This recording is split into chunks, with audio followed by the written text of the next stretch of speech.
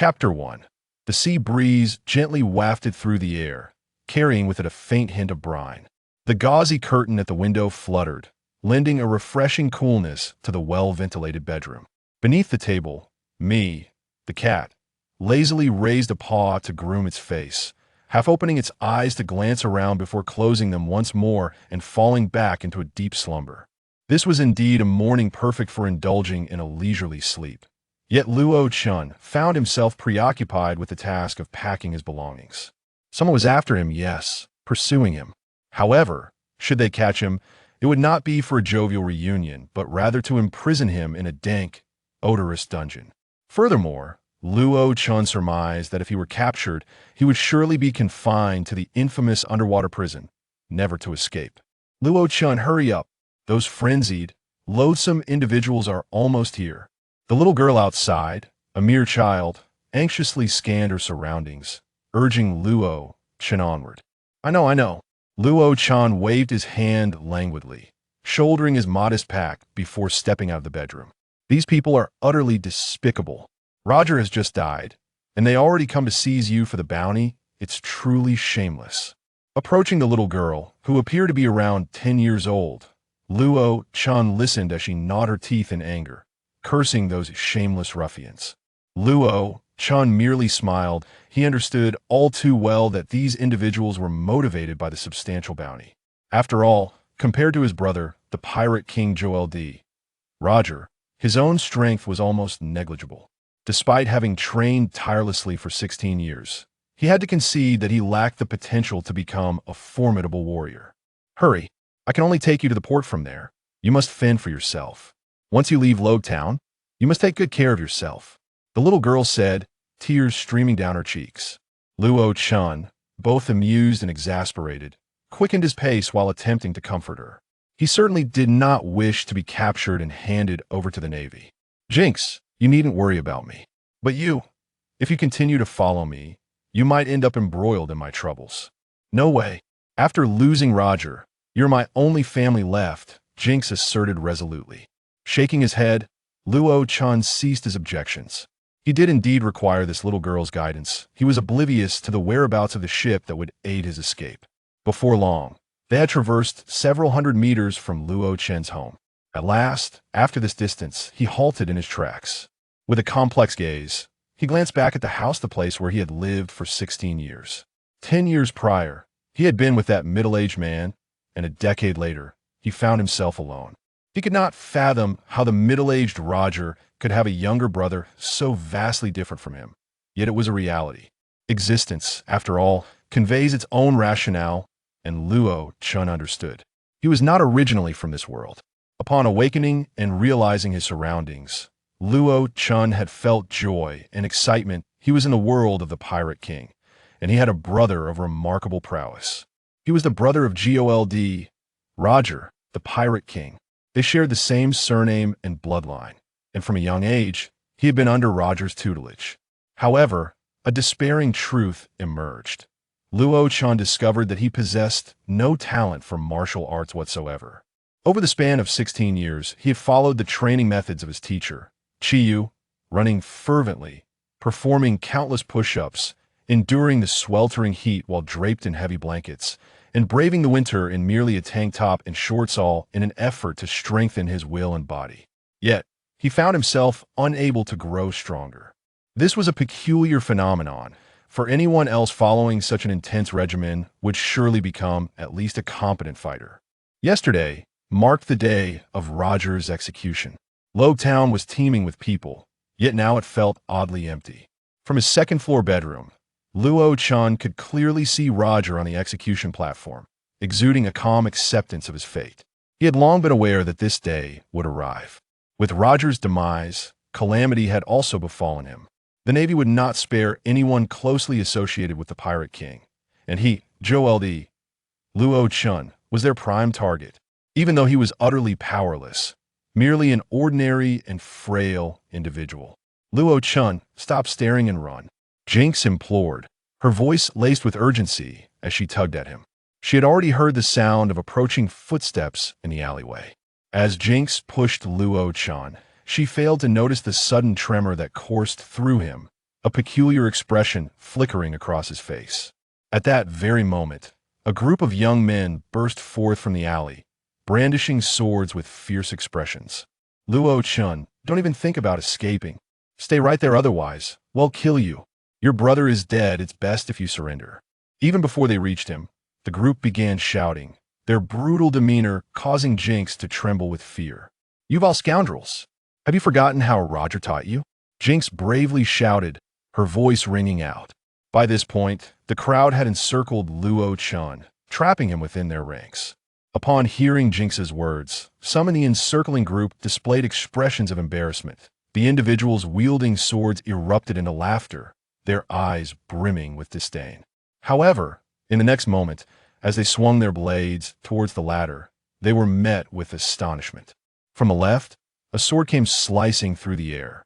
Luo Chun shifted his stance, his body gliding effortlessly, and then raised his elbow sharply, striking the assailant squarely on the nose, causing blood to spurt forth instantaneously. He then lowered his elbow, directing it towards the man's chest. Bang! The man collapsed to the ground, trembling briefly before losing his combat ability, wailing in agony. This scene left the onlookers in a state of bewilderment. Was this truly the Luo Chun who had previously displayed no prowess? Those two swift and decisive strikes had felled one of their own with ease. At that moment, Luo Chun extended his right hand and curled his fingers inward, beckoning, "Come, continue." Damn it, this kid. Anger surged among the crowd as they brandished their swords and charged forward. In mere moments, a throng of individuals rushed towards Luo Chun. His expression grew increasingly solemn, yet his movements quickened. Although he lacked the natural talent for martial arts, his dedication to physical training over the years had never wavered. In an instant, he engaged in combat reminiscent of Ip Man's Wing Chun, leaving the 5 assailants before him bleeding from their noses and sprawled on the ground. Wing Chun, while primarily a means of self-defense, is rooted in the principles of traditional Chinese martial arts. Where each move targets vital points, it is far from mere ornamental display. With every strike, Luo Chun aimed for critical areas, immediately stunning the spectators and prompting them to involuntarily retreat a few steps. Noticing their withdrawal, Luo Chun also ceased his assault. After a brief pause, the opposing group, now panting heavily, rallied with renewed shouts and charged again. At this juncture, Luo Chun's gaze sharpened as he stepped forward. Bang, bang, bang, bang. A series of muffled impacts echoed as Luo Chun advanced with purposeful strides. With each step he took, 2 opponents fell beside him, and by the time he had passed, only the groans of the wounded remained. Some were bleeding profusely, others had dislocated arms, and still others had twisted thighs. Luo Chun showed no mercy. The force behind his strikes was sufficient to render these individuals bedridden for over half a year. You are not Luo Chun. Who are you really? The fallen gazed up at him in terror, their memories of Luo Chun never encompassing such formidable strength. Wing Chun Ip Man. Casting a fleeting glance at the one who had spoken, Luo Chun turned and swiftly grasped Jinx's arm, making to leave the scene. In the blink of an eye, the two vanished from sight. As they traversed the streets, Jinx continually scrutinized Luo Chun, her eyes filled with confusion. What's wrong with you? Unable to endure Jinx's gaze any longer, Luo Chun inquired. Are you really that Ip Man, Wing Chun? Jinx asked, her voice tinged with disbelief. Luo Chun was momentarily at a loss for words.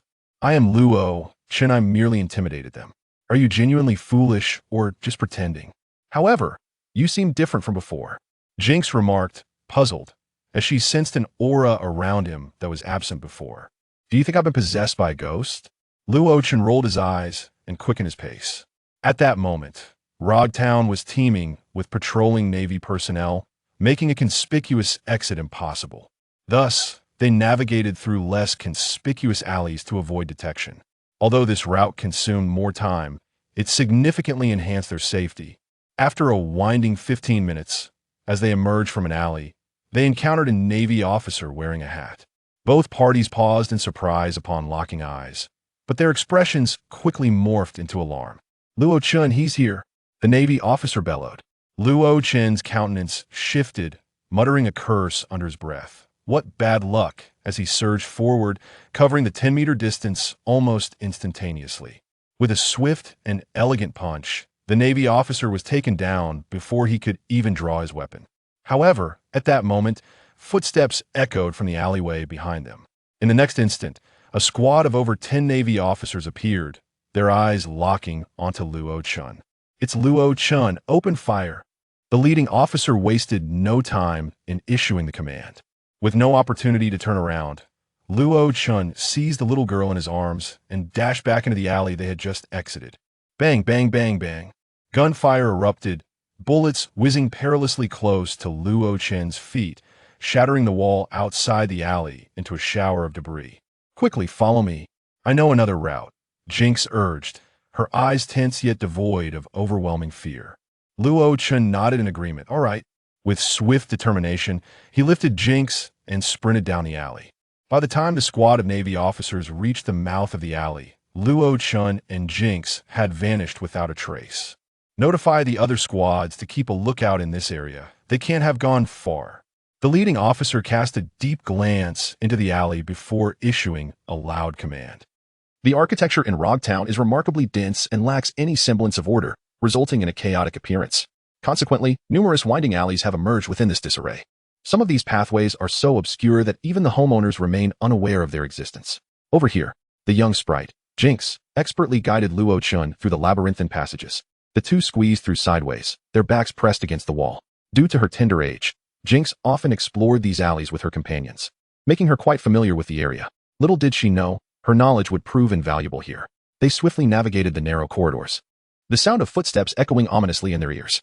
The Navy had significantly increased their presence in this vicinity, causing a ripple of tension within Luo Chun. After what felt like an eternity, approximately half an hour, he sensed the sounds of the Navy dwindling around them. "All right, Luo Chun, we are almost at the port." Jinx exhaled with relief, though a palpable sense of reluctance flickered in her eyes. "Are we there?" Luo Chun was taken aback. So soon? To his knowledge, they were still quite far from the port. It was impossible to arrive in half an hour unless they were heading to a different port in Rogue Town. Taking that route would not lead to escape. The Navy had imposed martial law there 5 days ago. Indeed, Jinx soon confirmed his suspicions, stating that she and that fellow had prepared a secluded location suitable for their departure.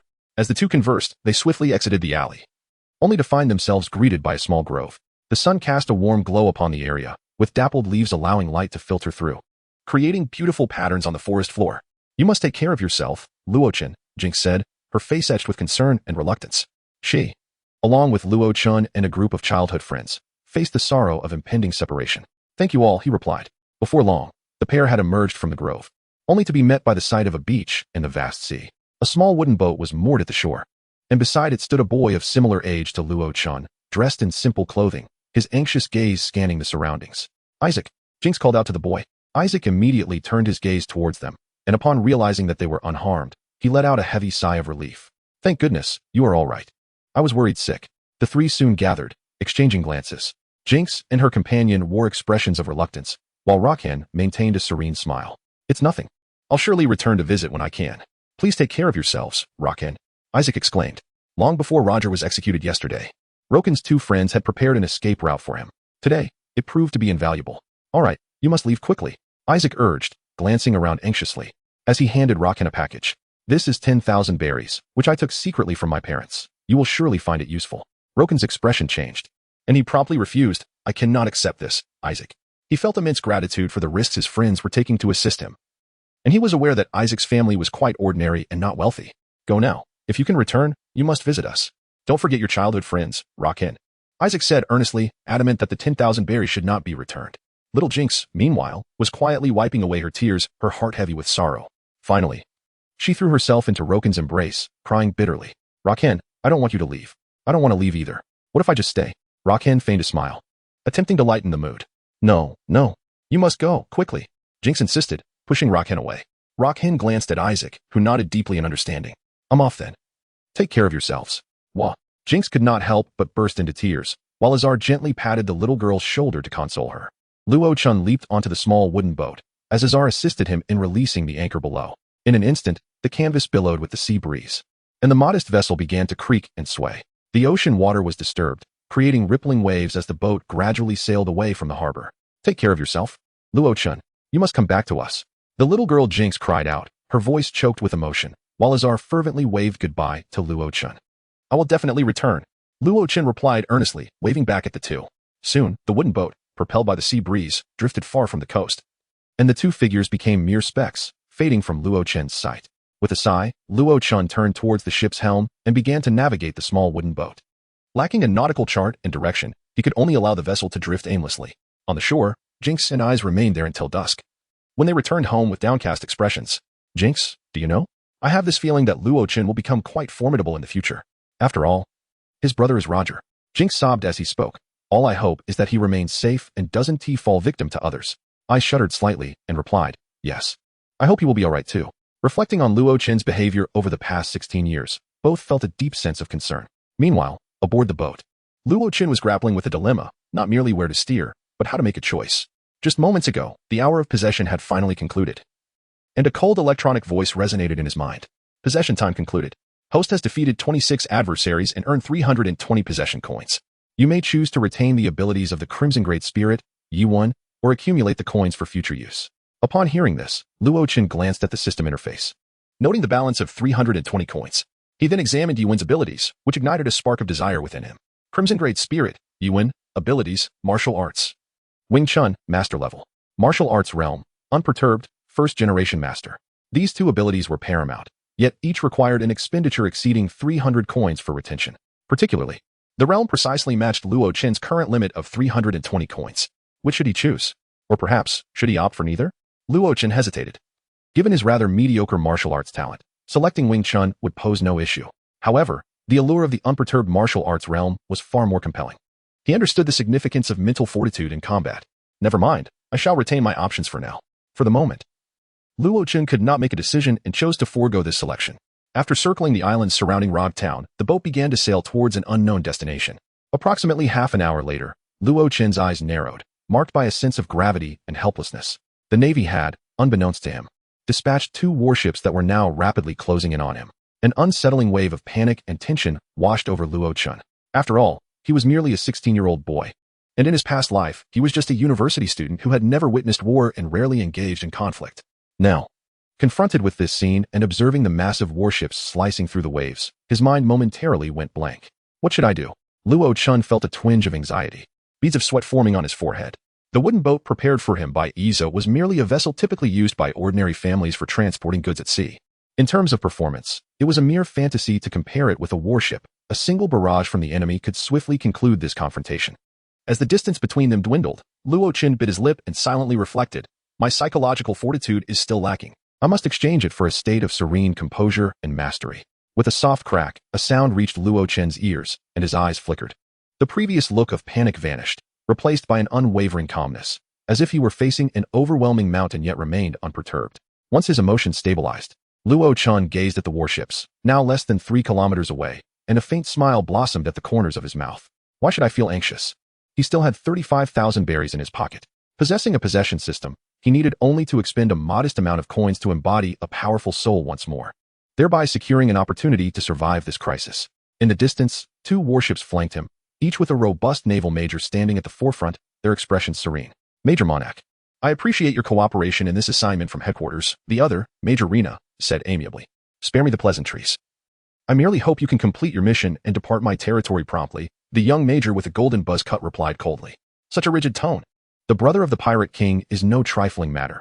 I have only employed some gentle methods, Major Rena retorted with a relaxed smile. If kidnapping civilians and threatening others for information constitutes gentleness, then I fear the Navy's justice will soon be thoroughly sullied by scum like you. Monak scoffed, turning his attention to the small wooden vessel ahead. Rogtown was not large, and finding acquaintances or relatives associated with the suspect was hardly a challenge. For the formidable Navy, threats were a common tactic for coercing confessions. Major Rena had come from headquarters specifically to apprehend Luo Chen, employing rather aggressive methods. He had abducted the families of Jinx and Izer to extract the information he sought. Convenient and swift, was it not? However, for Monak, such actions were despicable, leading him to disdain Rena's character. 5 minutes later, the 2 warships encircled the small wooden boat that Luo Chen occupied.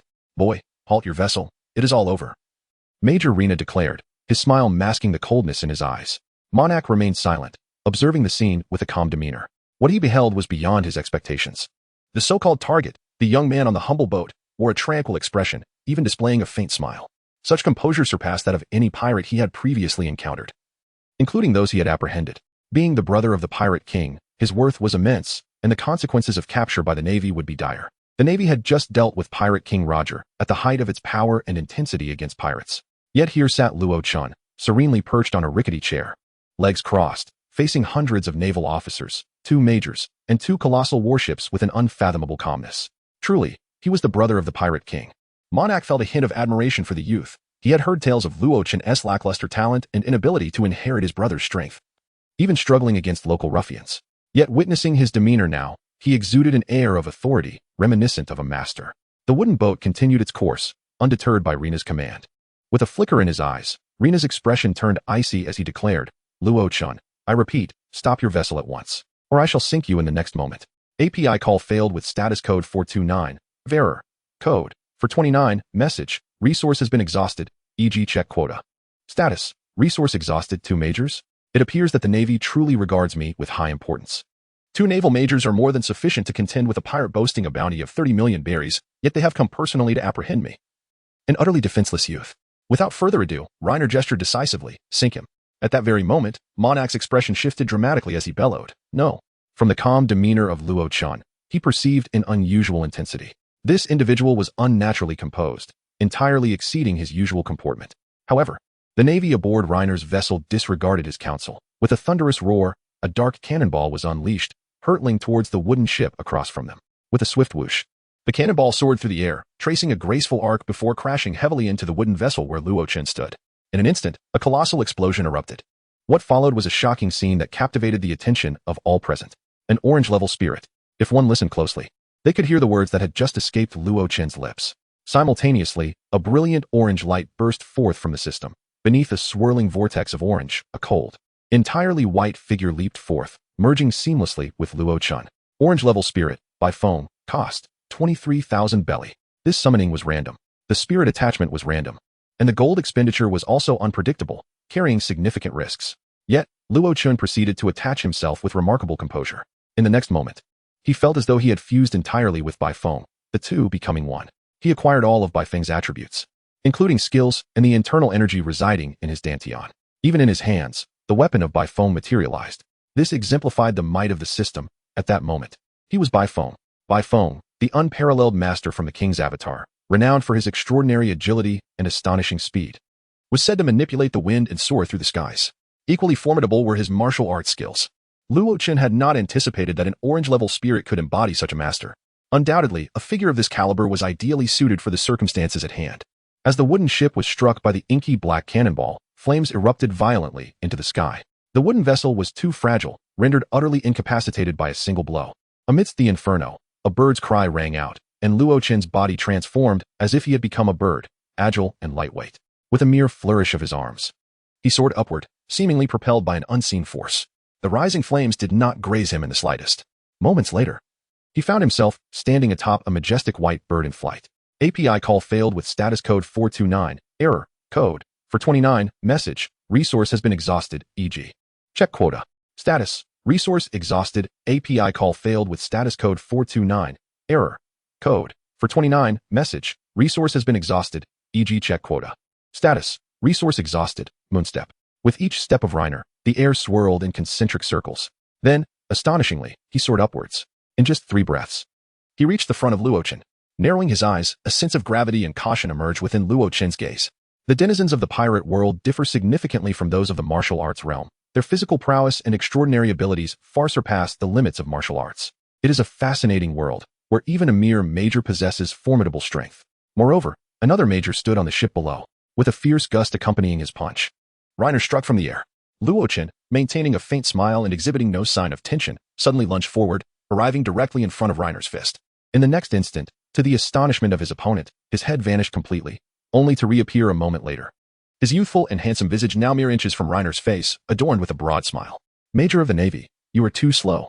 As the two passed each other, Reiner's punch connected with Luo Chun's illusion, while the former found himself standing behind Reiner, arms crossed, suspended in the void. The large white bird let out a sharp cry, gracefully soaring away, spiraling in the high skies. Bang, bang, bang. Reiner's footsteps reverberated in the void as he turned around. his eyes wide with astonishment at the sight of Luo Chun, a mere 5 meters away. A devil fruit ability? You can actually fly, he thought to himself, realizing. His speed is astonishing. Indeed, while he might have managed to engage on solid ground, in the air, he found it utterly impossible to grasp even a corner of his opponent's garment.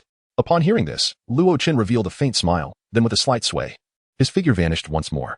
I told you, you are simply too slow. Before Reiner could even react, Luo Chin had already seized his right hand with both of his own and, with a powerful swing, sent him plummeting from the heights above. Shave. With a commanding shout, Reiner appeared on the deck of the warship, his expression grave as he gazed up at the figure of Luo Chun suspended in the sky. A cry. The magnificent white bird screeched, alighting once more at Luo Chin's feet. In that moment, Luo Chin stood upon the white phoenix, arms crossed, his expression adorned with a smile, exuding an aura of effortless grace and nonchalance.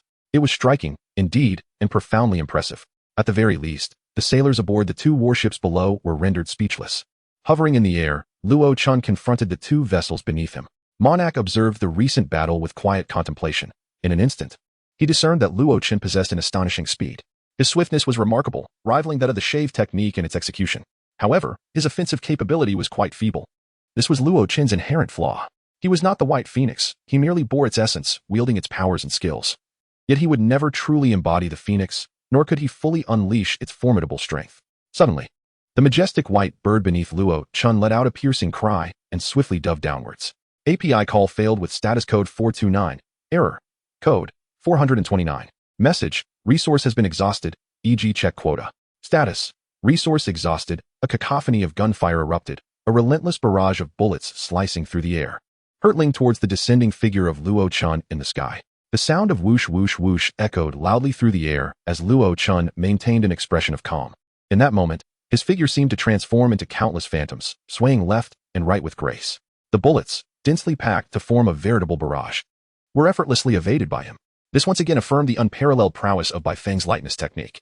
In but a fleeting instant, Luo Chun had already ascended to the deck of the Rainer warship.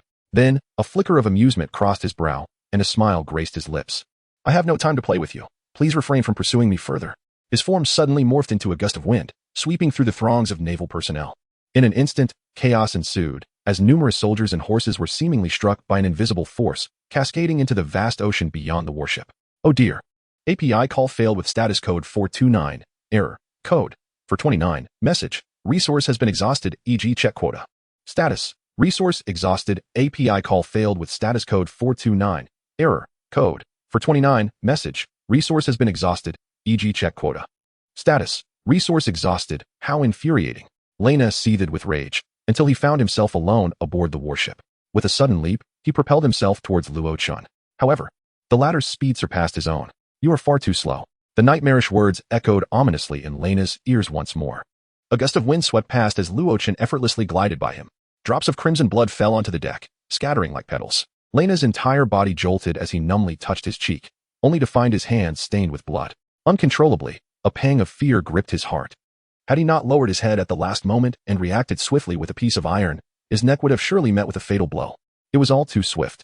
Clenching his fists, Luo Chun wore a faint smile, exuding confidence and disdain. In that moment, his demeanor bore an uncanny resemblance to that of a white phoenix. Behind him, Lena's eyes reflected a glimmer of trepidation. The two stood back to back, enveloped in an eerie calm. I do not wish to entangle myself with you further. Do not follow me again. Luo Chun uttered these words coolly, causing Lena's entire being to tremble. He tightened his fists, ultimately lacking the courage to charge at Luo Chun once more. You underestimate the Navy. Suddenly, a booming voice resonated from above. A robust figure descended from the heavens, propelled by a fierce wind, lunging towards Luo Chun. With a flash of his eyes, Luo Chun swiftly evaded the impending threat. API call failed with status code 429. Error. Code 429. Message. Resource has been exhausted, e.g. check quota. Status. Resource exhausted. API call failed with status code 429. Error. Code 429. Message. Resource has been exhausted, e.g. check quota. Status. Resource exhausted. Shave. In an instant upon landing, Monak let out a resounding shout, and his figure vanished abruptly. His speed was evidently much swifter than that of Reiner, as he almost instantaneously appeared before Luo Chun. API call failed with status code 429. Error. Code 429. Message. Resource has been exhausted, e.g. check quota. Status. Resource exhausted. API call failed with status code 429. Error. Code 429. Message. Resource has been exhausted, e.g. check quota. Status: resource exhausted, block of iron. API call failed with status code 429. Error. Code 429. Message: resource has been exhausted, e.g. check quota. Status: resource exhausted. With a sharp crack, the mast of the ship was severed. The force of the blow astonishingly immense. In an instant, Monak reappeared before Luo Chun, his fists moving like the wind, rapid and relentless, while his feet danced, continually launching assaults against Luo Chun. In a moment of overwhelming pressure, Luo Chun found himself retreating incessantly, acutely aware of the formidable force bearing down upon him. In stark contrast to Reiner, Monak's prowess and experience were leagues ahead. The two engaged in a whirlwind of motion upon the deck, their battle unfolding with astonishing speed as they retreated, maneuvered, and shifted positions. With each exchange, Luo Chen's eyes sparkled with determination. Undoubtedly, Monak's strength far surpassed his own. At this moment, he could only sustain the fight through the agility bestowed by Baifeng's lightness skill and the swift movements coupled with the masterful composure of Yuan. However, should time extend, he would surely exhaust his strength and face inevitable defeat. API call failed with status code 429. Error. Code 429. Message: resource has been exhausted, e.g. check quota. Status: resource exhausted. API call failed with status code 429. Error. Code 429. Message: resource has been exhausted, e.g. check quota. Status: resource exhausted. With a soft chuckle, Luo Chen's eyes sparkled in the next moment as he soared into the sky. Two ethereal wings materialized behind him, and his speed surged to thrice its normal pace. In an instant, as he ascended 10 meters into the air, Luo Chen's gaze sharpened, and he abruptly dove downward, harnessing the force of gravity to further amplify his velocity. Blade of feathers. In an instant, Luo Chun had arrived before Monak, and with a vigorous sweep of his hand, it was as if a fierce bird had unleashed its lethal talons. A chilling streak of light flickered through the air. Monak's eyes widened in astonishment as he bellowed. Iron block. API call failed with status code 429. Error. Code 429. Message: resource has been exhausted, e.g. check quota. Status: resource exhausted. API call failed with status code 429. Error. Code 429. Message: resource has been exhausted, e.g. check quota. Status: resource exhausted. Point the gun. In a flash, Luo Chen evaded the critical areas, but with a muffled sound, a gaping hole appeared in his abdomen.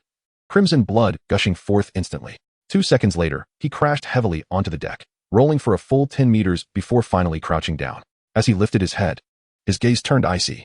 Before him stood Rainer, exuding a chilling demeanor. Monak frowned at Rainer, a look of discontent etched across his face. Major Rainer, don't you think this is rather despicable? What is despicable about confronting a criminal?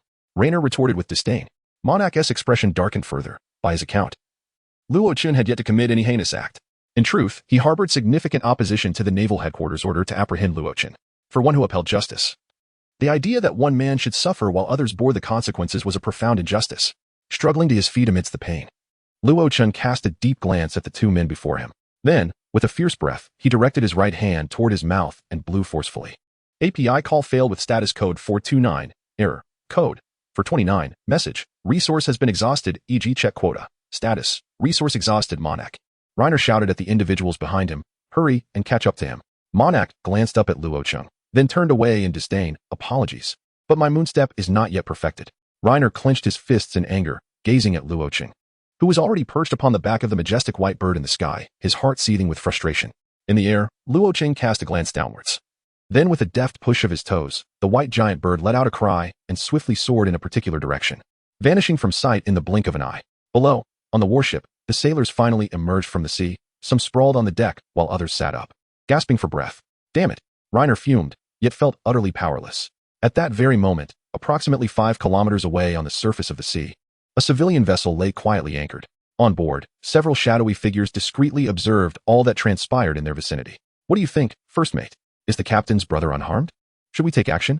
A white-haired man, middle-aged and bespectacled, stood at the forefront, his long sword sheathed at his side. With a profound gaze, he chuckled softly. He has already departed. Everything is safe. Furthermore, I am no longer your first mate. The first mate, the young man spoke, a hint of sorrow gracing his features. The boy with the red nose behind him tugged at his hand, shaking his head. Well, since Roger's brother has safely departed, it is time for us to leave as well, remarked the bespectacled middle-aged man, a knowing weariness gleaming in his eyes. It's time to disperse. You all have your own matters to attend to, and I must go visit someone whom I've long been unable to see. The others exchanged glances, but fell silent. The establishment of a pirate crew was imbued with aspirations and hopes for the future. Yet, an ending signified a separation among them. They would no longer stand side by side as comrades aboard the same ship. Perhaps, a bond of friendship would still linger. but it would never again possess the intimacy of days gone by. The modest wooden vessel gradually approached the shore. Subsequently, 5 or 6 figures cloaked in dark robes descended in succession, their garments voluminous enough to conceal their faces entirely. Take care. I wish for your future to be smooth sailing. Shanks and Buggy, strive diligently. The future belongs to you. The 2 slightly shorter youths nodded solemnly. In this moment of parting, everyone appeared profoundly serious and solemn. The youngest, Shanks and Buggy, had shimmering lights glistening in their eyes. Approximately 5 minutes later, the remaining individuals embraced one another, their eyes filled with a myriad of complex emotions. Subsequently, they nodded and turned away, each embarking on their separate paths, signifying that their journeys would no longer converge. From this day forth, the once united crew of a single ship would venture into their distinct futures. Go on, you two. What are you still doing here? Rayleigh's voice bore a weighty tone as he admonished the 2 young boys. First mate, Shanks and Buggy cried out, unable to forget the days filled with laughter and tears they once shared. Shaking his head, Rayleigh turned and walked away, gradually vanishing from Shanks and Buggy's sight. Buggy, let us embark together, become my companion, and form a renowned pirate crew, Shanks said earnestly and solemnly, wiping away his tears. In that moment, he made a decision. He would continue to be a pirate, carrying the glory of the Roger Pirates as he ascended to greatness once more. Who would want to accompany a guy like you? Buggy retorted, shaking off Shanks' hand. Don't forget, you still owe me a treasure map. Humph. With that, Buggy turned and dashed away. Shanks watched Buggy's retreating figure, shaking his head in resignation. He then gazed contemplatively at the vast ocean before him. The surface of the sea resembled an enormous, ferocious beast, with waves surging forward like a relentless tide, accompanied by thunderous roars. Such a monstrous ocean demands a challenger. In this reckless era, who can possibly restrain its relentless advance? Murmuring these words, Shanks turned and vanished from sight. Meanwhile, far above the horizon, a bird called out with all its might. A sharp cry of a bird echoed through the air as Luo Chen crouched atop the white phoenix, his right hand pressed against his shoulder. Vivid crimson blood seeped through his fingers, yet it proved futile to staunch the flow. Sweat trickled silently from his forehead, plummeting into the sea and swiftly becoming diluted in the vast waters. Time was running short. He needed to find a place to rest without delay. His expression was one of grim seriousness as he contemplated his predicament. He patted the white phoenix beneath him, prompting it to let out another cry as it spread its wings and accelerated forward. The possession system had only about an hour of duration, and so far, nearly 30 minutes had elapsed. Nevertheless, Luo Chen felt as though he could no longer harness the power of the white phoenix, and he understood why. The duration of this possession was intrinsically linked to his physical condition. Sweat continued to pour from him, and he sensed the phoenix's power starting to wane, gradually slipping away from his grasp. He needed to act swiftly. The vast ocean lay tranquil beneath the warm sunlight, presenting a facade of peace. Yet, Luo Chen could perceive the shadow of his impending fate. In this boundless expanse of water, if he failed to find a solid footing, no matter how formidable his strength, death would be inevitable. The wooden vessel had already been destroyed by the cannon fire of the 2 majors, sinking to the ocean floor. At this moment, he bore only eyes and his own gold coins. If he did not secure a refuge before the Phoenix's power faded, his demise was all but assured. The specter of life and death loomed ominously over Luo Chen, quickening the beat of his heart. Quick, quick. He exerted all his inner strength, and the white phoenix emitted a series of sharp cries as it soared high, diving towards the expanse of the sea ahead. 3 minutes later, Luo Chen felt his entire body growing weak. The power of the white phoenix had diminished to less than 50%. Exhaustion and pain threatened to deplete his energy. Pressing onward, he thought, I cannot perish here. Gritting his teeth, Luo Chen commanded the white phoenix to continue its flight. 5 minutes later, the turbulent waves of the sea still lay before him. A few fish joyfully leapt from their slumber, frolicking and dancing. Seagulls soared in flocks against the horizon. The scenery was enchanting, yet Luo Chen's heart had sunk to the depths of despair. He still had not spotted any land, and the time for descent was fast approaching. At most, he had no more than 5 minutes before the white phoenix's strength would dissipate, leaving him behind. Furthermore, the wound on his shoulder remained untreated and had become numb, signifying that his right arm had lost all sensation. Keep flying. It's not the final moment yet. Sweat streamed down Luo Chen's face, yet he refused to yield. The white phoenix advanced swiftly over the ocean, but its speed was gradually diminishing, and it was drawing closer to the water's surface. This magnificent bird, which had soared tirelessly, was now nearing its limit and could falter at any moment. 3 minutes later, Luo Chen's eyes suddenly brightened. In the distance, a small black dot appeared on the horizon. A ship. It was indeed a ship. The white phoenix let out a joyful cry, accelerating its flight towards the distant vessel. 1 minute later, the white phoenix emitted a mournful cry as it descended heavily towards the slowly moving ship below. At that moment, Luo Chen had reached his limit. The power of the white phoenix silently faded, and darkness enveloped his vision. The vessel was a modest cargo ship, manned mostly by sailors and workers. Most notably, the captain was a young woman, around 16 or 17 years old, with cascading pink hair and a delicate, pure visage. At that moment, She stood at the bow of the ship, quietly gazing at the tranquil sea ahead, her expression serene, lost in thought. Suddenly, a cry echoed through the sky. The young woman turned her head, her mouth agape in astonishment, her eyes widening in surprise. Indeed, before her eyes, a massive white bird plummeted from the sky. What astonished her even more was the sight of a young boy perched upon the back of this magnificent creature. A crisp sound resembling a swift rush pierced the air. And just as the man approached within a meter of the deck, the colossal white bird suddenly vanished like a mirage. API call failed with status code 429. Error. Code. For 29. Message. Resource has been exhausted, e.g. check quota. Status. Resource exhausted. What is this? I observed a bird descending. And in the blink of an eye, it transformed into a man. He appeared to be injured. Luo Chen's fall captured the attention of the sailors aboard the ship, and soon, a curious crowd gathered around him. A woman with pink hair scrutinized Luo Chen intently, her expression shifting dramatically as she exclaimed, "Where's the ship's doctor? Quickly! Summon the doctor! Someone is hurt!" In no time, the ship erupted into chaos as an elderly gentleman was being dragged over by a youth. "Zifia, what is the matter? My frail body cannot withstand your brother's rough handling." The old man grumbled while maneuvering through the throng. Zifia disregarded his complaints, her voice ringing clear. "Fred, please check on him. He appears to be gravely injured." Fred squeezed through the crowd, and, upon seeing the unconscious Luo Chen, was struck with confusion. Where did this boy come from? His attire is pristine. He does not seem to have been pulled from the sea. From the sky? He fell from the sky? Someone nearby pointed upward, exclaiming with delight. To them, the boy descending from the heavens, rescued by the beautiful woman, was undoubtedly a sensational event, ripe for a month of fervent discussion. Is it the sky? Fred cast a curious glance upward before shaking his head and crouching down to examine Luo Chen's injuries closely. After a moment, Fred shook his head again, furrowing his brow as he remarked, "His injuries are not particularly severe. It is merely the excessive blood loss that poses a threat. Fortunately, you encountered him in time. Had it been just a tad later, no one could have saved him. The human body has a critical threshold for blood. Surpassing this limit means even divine intervention would be futile. I shall first staunch the bleeding." His wound appears to have been pierced by a sharp object, striking precisely at the arterial location. This young man is indeed fortunate. A slight delay would have sealed his fate. Fred clicked his tongue and swiftly began to tend to Luo Chen's wound. After a full hour of diligent work, layers of bandages adorned the injury, and only then did he wipe the sweat from his brow, instructing those around him to carry Luo Chen into a room. As the others prepared to transport Luo Chen to the damp and dark basement, Fred frowned once more. Given the severity of his injuries, the musty and humid conditions of the basement would do little to aid in his recovery. A well-ventilated, sunlit space was imperative. The group exchanged glances, each unsure of what to do. The only room on the ship that received ample sunlight was Sophia's. However, she was a woman. "Let him stay in my room," Sophia declared decisively. "Saving a life is paramount." Amidst the ensuing flurry of activity, Luo Chen was placed in Sophia's chamber. Once all had departed, Sophia gazed with curiosity at the slumbering youth on the bed, her eyes sparkling with interest. A man standing upon a bird. And how did that bird vanish? Sophia pondered. For the next 3 days, Sophia devoted herself to caring for Luo Chen. The onlookers aboard the ship observed this scene, whispering amongst themselves. "I believe the captain has taken a liking to that young man. Given her attentive care," one remarked. "He is rather handsome, I must say." The blossoming feelings of youth are hardly unusual, are they? Amidst their chatter, the ship's old physician, Fred, cleared his throat twice to share his thoughts. The lad indeed possesses an appealing appearance, yet there is an elusive quality about him that is quite extraordinary. It is likely this charm that has captivated Sophia. Moreover, at her age, it is entirely natural to yearn for a beautiful romance, wouldn't you agree? 2 days later, Luo Chen opened his eyes, staring at the unfamiliar ceiling, his head pounding with pain. API call failed with status code 429. Error. Code. For 29. Message. Resource has been exhausted, e.g. check quota. Status. Resource exhausted. API call failed with status code 429. Error. Code. For 29. Message. Resource has been exhausted, e.g. check quota.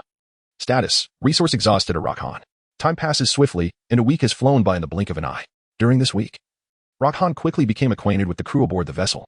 The sailors, who spent their days amidst the boundless ocean, were remarkably cheerful, embodying a spirit as expansive as the sea itself, and their demeanor was imbued with optimism.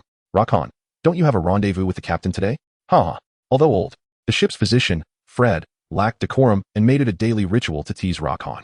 "Brother Rakhan, I can see that sister truly likes you. You must seize the opportunity." The speaker was Dolan, the 10-year-old brother of Sifia, whose childish voice elicited a hearty laugh from everyone on board. A flush crept across Rakhan's face, and he felt a twinge of annoyance. "Sifia is indeed wonderful, but there is no need for you all to jest about me incessantly. With this ongoing mockery, how am I to express my feelings naturally?" The atmosphere aboard the ship was vibrant, and Rakhan found himself relishing this way of life. This was his first voyage at sea, yet he had already grown fond of the sensation it brought him. He adored the feeling of the ocean. In the days that followed, Rakhan learned that the ship's destination was a small island in the East Sea named Nancy. Siphia's family engaged in trade, and she was the eldest daughter, still young yet entrusted with managing a family shipping route. The crew held Siphia's capabilities in high regard, and her noble lineage commanded their respect. The vessel sailed across the ocean for a month, pausing 3 times for resupply. Rakhan's camaraderie with the crew deepened, especially with Sifia. 2 young souls, the boy handsome and the girl radiant, having met by chance during their tender years of blossoming emotions, found their relationship flourishing unbeknownst to them. One day, after the ship had just completed its resupply and was slowly departing the port, the crew lounged in the sun, indulging in a midday rest. Suddenly, a few seagulls flew overhead, calling out as they carried curious bundles on their necks, each filled with stacks of documents. As they passed the ship, colorful pages fluttered down from the sky. One sheet landed directly on the face of a sleeping crew member, who, disturbed, opened his eyes and removed the paper from his visage. What is this? A flicker of bewilderment crossed his eyes as he glanced at the paper in his hand. Gordy, Roger, a bounty of 110 million. Caution, this individual is extremely dangerous. If spotted, report immediately to the Navy. Or take his head, life or death is of no consequence. After murmuring the words inscribed on the paper, he turned his gaze to the image of the person depicted. Yet in the next moment, upon recognizing the figure on the paper, his pupils immediately constricted. Rakhan. The young man was taken aback, utterly astonished. A look of indescribable horror spread across his face as, simultaneously, several others aboard the vessel held the newly issued bounty notice, their eyes wide with shock and dread. For the ordinary populace, individuals commanding such an exorbitant bounty were the stuff of legends, notorious pirates roaming the Grand Line. Yet, the amiable and cheerful Rakhan, whom they had spent countless days with, was revealed to be such a perilous figure. Their initial reaction was disbelief, but upon further reflection, an undeniable fear took root in their hearts. After all, a person with such a terrifying bounty could effortlessly obliterate them if he so desired. What should they do? Rakhan was, astonishingly, a fearsome criminal. They must urgently inform Captain Zifia and unveil Rokin's true identity. However, Rokin's behavior over the past few days had hardly suggested the nature of a villain. Some hesitated, voicing their doubts. How could the Rakhan they had known for so long possibly be a bad person? You can know a person's face, but not their heart. Do you truly understand him? Are you aware of his background? They recalled how he had arrived on their ship, clearly battered and fleeing after a fierce battle with the Navy. The crew began to murmur amongst themselves, and after half an hour of deliberation, they resolved to discreetly inform Captain Zifia of the situation. API call failed with status code 429, error, code, 429, message, resource has been exhausted, e.g. check quota. Status, resource exhausted, what is the matter? Setting aside her ledger, Shefia gazed quizzically at the newcomer. Hant, your expression suggests that something significant has transpired. She perceptively noted the tension etched on Hant's face, a tension that seemed to harbor unspoken words, as if he were hesitating. Captain Shefia, I must impart to you a matter of great importance, Hant declared, taking a deep breath as he approached her side and spoke in a grave tone. Shefia scrutinized Hant's demeanor, her expression turning serious as she replied, Speak, I am listening. You saved Luo Chun. He is a wanted criminal. Hant produced a wanted poster and placed it before Shefia. He has been deceiving us all along. His bounty amounts to a staggering 110 million. He is an exceedingly dangerous individual. Upon hearing Hant's words, Shefia remained impassive, for she understood that many rumors were not worthy of belief.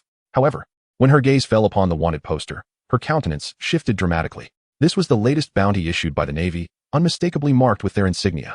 Luo Chun. He is indeed that notorious criminal, a veritable villain, a scoundrel. He has deceived you, and us as well. Shefia, you have been misled. Shefia's delicate hand clenched tightly, her expression wavering as she listened to Hant continue.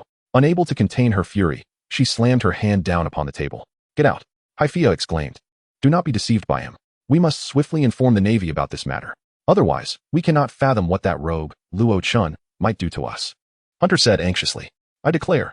The gaze of Sifia suddenly sharpened as she coldly fixed her eyes upon Hunter. You, leave. Hunter's expression faltered. He hesitated to respond, but after a deep sigh, he ultimately departed. It was only after his exit that Sifia's demeanor shifted to one of complexity. Staring at the bounty notice adorned with a smiling portrait of Luo Chun, she let out a heavy sigh. Alas, Luo Chun, are you truly such a malevolent individual? In that moment, Sifia found herself embroiled in an intense internal struggle. She realized that any decision she made would not only affect the nascent bond between the two of them, but could also have dire consequences for the lives of everyone aboard the ship. What manner of person is Luo Chun? Through their recent interactions, Sifia perceived him as a youthful spirit, cheerful, optimistic, humorous, and radiant. His face would light up with a clear smile upon seeing her, and he would engage in playful banter with the crew, creating a lively atmosphere. Yet, from every angle, it was evident that Luo Chun was far from a villain. As for the notorious bounty of 110 million, that individual could hardly best himself. How could he possibly resemble a feared pirate with such a staggering reward? I refuse to believe it. I refuse to accept that you are such a person. In the end, Sifia forcefully slammed her hand on the table and exited the room, making her way toward Luochin. Meanwhile, Hunter gathered the surrounding crew members. I just spoke with Sifia, and the captain disapproves of our plans. She is still too young, easily swayed by that rogue's sweet words. We must take action ourselves. Lovins has a telephone bug. We need to inform the Navy and have them deal with Luo Chun. The crew nodded in agreement. Acknowledging the peril of allowing such a dangerous individual to remain on board, it was also worth mentioning the bounty. A glimmer of greed flickered across Hunter's face. 110 million. The eyes of those around him lit up. For the average citizen, 10 million is already a significant sum. How much more so 110 million? Wealth has a way of stirring the heart. And such a monumental fortune was enough to entice these typically modest individuals to take a risk. Moreover, they had a compelling justification, in the name of justice. To assist the Navy in apprehending the world's criminal, GOLD, Luo Chun. A spark of excitement danced in their eyes as they exchanged glances, sharing a common understanding. Shortly thereafter, Hunter descended the ship's stairs to the basement, where Lovins was busily engaged in his work. Lovins, I believe you will find this matter quite intriguing. Lovins, a middle-aged man of modest stature with tousled blonde hair, looked up with a frown upon noticing Hunter's arrival. What do you want? Typically a taciturn individual. He held Sifia in high regard and was not fond of Hunter's erratic personality and petty nature. Luochin, do you know? Hunter stated bluntly. Of course I know. If you have something to say, just say it. I don't have time for small talk, Lovins replied impatiently. As he had much work to do and little patience for idle chatter. That fellow is a world-class criminal, with a bounty of 110 million. Hunter dropped this bombshell. Oh, and then what? Lovins paused in his work, a glimmer of interest crossing his face. What are you planning? To capture him? To become a bounty hunter? Not exactly. Although that lad appears clean and without an ounce of strength. Anyone with such a substantial bounty from the Navy is likely not someone we can handle. Hunter shrugged, demonstrating his self-awareness. Does Sifia know about this? Lovins inquired. Hunter's expression shifted, and he forced a smile. Of course she knows. Before coming to you, I spoke with her. The reason I sought you out is precisely because of this matter. Lovins scrutinized Hunter with a discerning gaze, then, with a hint of disdain, he remarked. Spare me your foolish schemes. If Sifia had something to discuss, she would come directly to me. If you wish to see me, what is it that you truly want? Spare me the roundabout. A flicker of anger crossed Hunter's face, but he suppressed it, then stated, I conferred with others, and we plan to report Luo Chun to the Navy, prompting them to take action against him. Even if we cannot claim the entirety of the bounty, we stand to gain a significant reward for our report. Aha.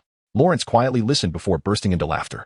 It was a commendable plan. That lad, Luo Chun, was indeed impressive. However, the allure of wealth was far more enticing. Casually, he tossed the communication device into Hant's arms, who, taken aback for a moment, soon wore a smile. Rest assured, Lawrence, we shall not forget your portion. Hant received the device without hesitation and promptly dialed the nearest naval division. Moses, Naval Division 73102, please speak. A clear male voice resonated from the other end. After clearing his throat twice, Hant spoke in a serious tone. Greetings, esteemed naval officer. I am Hant from the West Asia Chamber of Commerce, and I possess information regarding your recent bounty on Luochin. Luochin? Which Luochin? The naval voice conveyed a hint of confusion. Hant paused momentarily before responding. The one known as Gu Erdi, Luo Chun, with a bounty of 110 million. Gu Erdi. The name was only half uttered before it was abruptly halted, followed by the voice of another individual emanating from the communicator. Hello, I am Colonel Zongmo, the highest-ranking officer at the base. Please promptly report your location. And above all, do not alert him. Remain vigilant regarding his movements. The voice exuded a profound authority. Through the communicator, Hanty found himself intimidated by the commanding presence of the other party, meekly acquiescing to the request. The Navy will arrive in half an hour. Maintain constant communication until then. Zongmu concluded swiftly before disconnecting the call. Hanty could distinctly hear the sound of hurried footsteps on the other end. It was evident that the Navy was mobilizing swiftly. A smile inevitably crept upon Hanty's face. Once the Navy arrived, the substantial reward would soon follow, a bounty of 110 million. Even if it represented but a fraction of his aspirations, it would suffice for him to live a life of leisure, devoid of the need to wander the tumultuous seas day in and day out. In this world, there exist three types of individuals who traverse the ocean. One type comprises the laboring populace, who survive through arduous toil. Another consists of the ruthless pirates, who wreak havoc and plunder indiscriminately, and the final group is the Navy. Among these three, those like Handy, who are the most powerless yet face the least risk, endure the harshest existence while reaping the meagerest rewards. One cannot help but reflect on the profound inequity of the world. As Hanny hung up the phone, another figure stood beside Luo Chen. Luo Chen, I have something crucial to convey to you. You must prepare yourself. The speaker was Fred, the ship's doctor. A man typically jovial, now bearing an unusually grave expression. What troubles you, old fellow? Why do you look so grim? Luo Chen inquired with a smile, a hint of curiosity glimmering in his eyes. Your identity has been compromised. You must leave this place swiftly. The crew has conspired to inform the Navy about you. And once they arrive, your fate is sealed, Fred whispered urgently. My identity. Luo Chen was taken aback, and then his gaze instantly sharpened. You all know? Your bounty has already spread. Everyone is aware of it. Fred nodded in affirmation. Where is Shefia? Luo Chen inquired, biting his lip. At this moment, a peculiar sensation enveloped his heart. In their usual interactions, everyone enjoyed a harmonious camaraderie, their bonds appearing remarkably intimate. Yet, upon the revelation of his true identity, everything transformed. He could envision the tumultuous emotions of those around him, greed, hesitation, or perhaps fear. Shefia sent me. Fred intently gazed at Luo Chen. She instructed me to tell you to take care of yourself. A weight lifted from Luo Chen's chest, as if a profound relaxation cascaded through his entire being, lightening his previously burdened countenance. Though some might seek to harm him or harbor disbelief, there were those willing to believe and extend their aid. She said she will always believe in you. Fred sighed, patting Luo Chen on the shoulder. The latter shuddered slightly, feeling a renewed heaviness within his heart. The most challenging aspect of receiving a beautiful woman's grace is the complexity it brings. Luo Chen's eyes reflected an intricate mix of emotions, caught between words unuttered, unsure of how to articulate his thoughts. You must leave swiftly. If you linger, you may find it impossible to escape. At that moment, Luo Chen was engulfed in a whirlpool of emotions. Shefia's understanding brought him relief, yet a sense of confusion followed closely behind.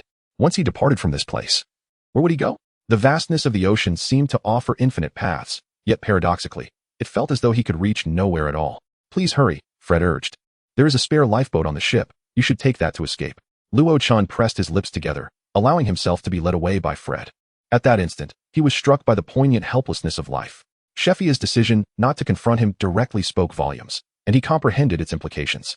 No matter how close their relationship had once been, an invisible chasm now lay between them. This divide, though seemingly thin, signified the possibility of an irrevocable separation in their futures.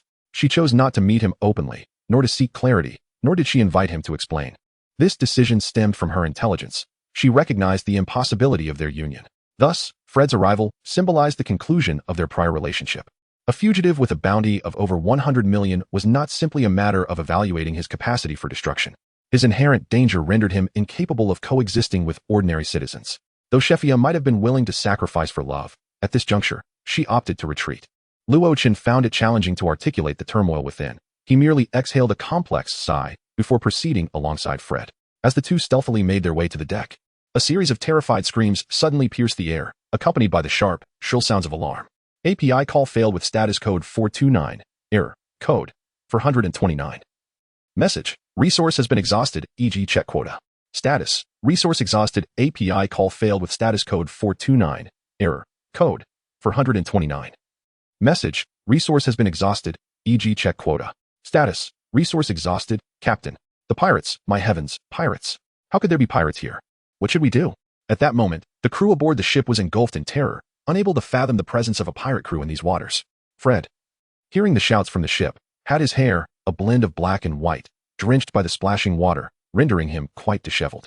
Yet, at that moment, he paid no heed to such trivialities and strode forward, gazing out at the sea. Luo Chen swiftly followed suit, also directing his gaze towards the ocean. There, a ship was racing through the waves with remarkable speed, accompanied by the raucous cries of its crew. The sails billowed high, and at the top of the mast perched a menacing skull.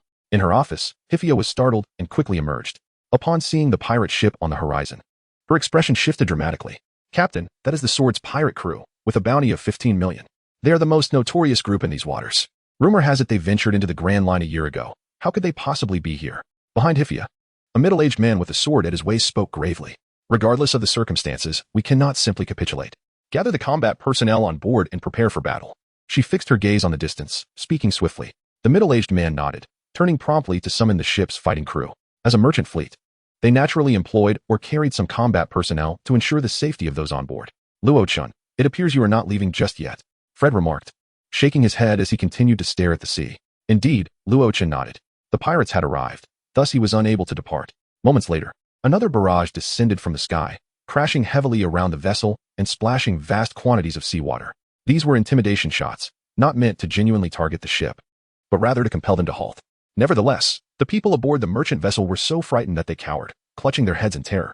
On board the Sodis pirate ship, a middle-aged man adorned with a captain's hat and bearing a long scar across his face exuded an air of menace. Fire another volley, this time aimed at their stern. Upon hearing this, the man beside him displayed a flicker of uncertainty. Captain, if we target their stern, this ship will be doomed. Do we not possess the resolve to seize their riches and eliminate their crew before they sink? Sodis replied coldly without turning back. The speaker paused, momentarily taken aback, but then swiftly dismissed his doubts, raising his hand and commanding with a fierce shout, "Fire!" A thunderous explosion reverberated through the air, and in an instant, the rear of the merchant ship was violently struck. The vessel began to sway violently, causing many to tumble to the ground, while a group of a dozen individuals at the stern was tragically reduced to mere flesh and blood. The stench of blood quickly permeated the ship, and the sight left the onlookers pale with horror. In that moment, they were reminded of the terror that pirates could invoke. The rear was ablaze, the keel fractured. This ship was on the brink of sinking. Among the crowd, an elderly man, his face a mask of dread, cried out in panic. His exclamation sent waves of fear through all aboard the vessel. "Fred, do you recognize this band of pirates?" Luo-Chen suddenly inquired. "I do. They are the Sodis pirates, led by Captain Sodis, who has a bounty of 15 million. It seems they entered the Grand Line last year. How could they possibly be here now?" Fred replied, his voice tinged with confusion. 15 million, you say?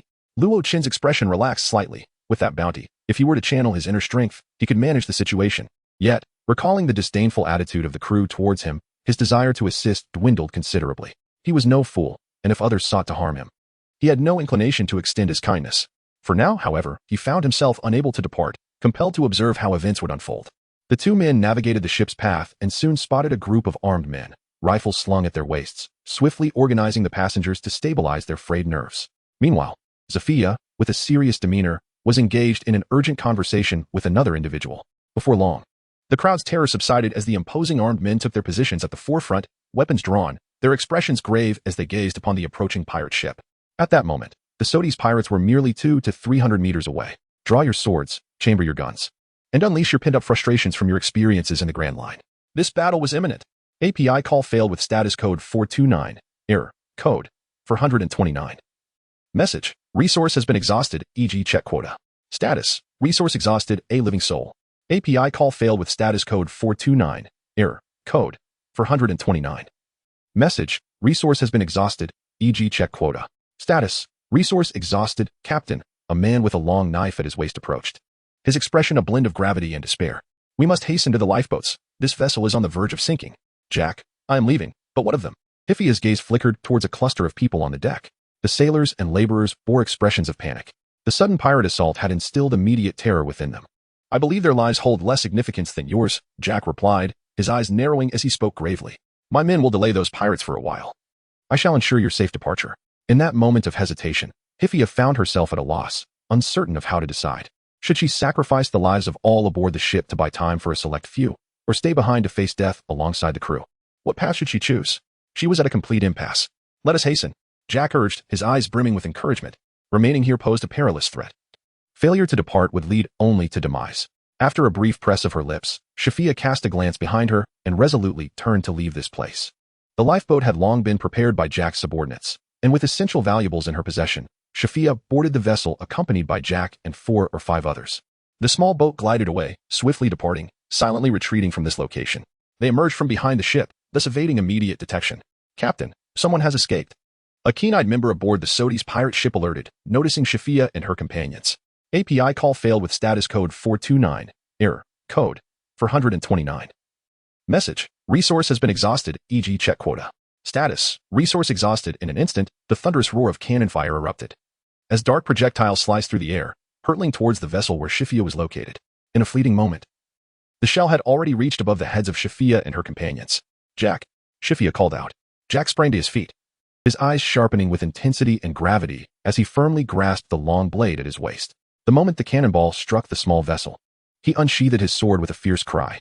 API call failed with status code 429. Error. Code 429. Message. Resource has been exhausted, e.g. check quota. Status. Resource exhausted. API call failed with status code 429. Error. Code 429. Message. Resource has been exhausted, e.g. check quota. Status. Resource exhausted, a thunderous explosion reverberated after a brief moment, sending water splashing everywhere, drenching everyone aboard the small vessel. Jack swung his sword with great effort. Gasping for breath, battling against the cannonball had pushed him to his limits. API call failed with status code 429. Error. Code 429. Message, resource has been exhausted, e.g. check quota. Status, resource exhausted, shall we pursue them? No need to concern ourselves with them any longer. Those who can withstand such a barrage possess a modicum of strength. Thus, we shall not squander our time. Direct our fire upon that vessel, before it sinks. Eliminate all aboard and seize every treasure. Sortis's voice was cold and ruthless, yet it ignited a fervor among the crew of the pirate ship. A minute later, the crew of Sortis's ship roared as they charged across the gangplank onto the merchant vessel. Panic erupted among the crowd, with screams and cries of terror resonating throughout. The remaining defenders fought valiantly against the pirates, but within mere breaths, they were utterly decimated. The guards of these civilians were no match for the seasoned pirates who had battled upon the high seas day after day. Help! The people aboard the ship ran frantically, yet found no place to escape. In the chaos, some leaped overboard, only to be instantly engulfed by the merciless sea. In this vast ocean, plunging into the water left one uncertain of any chance for survival.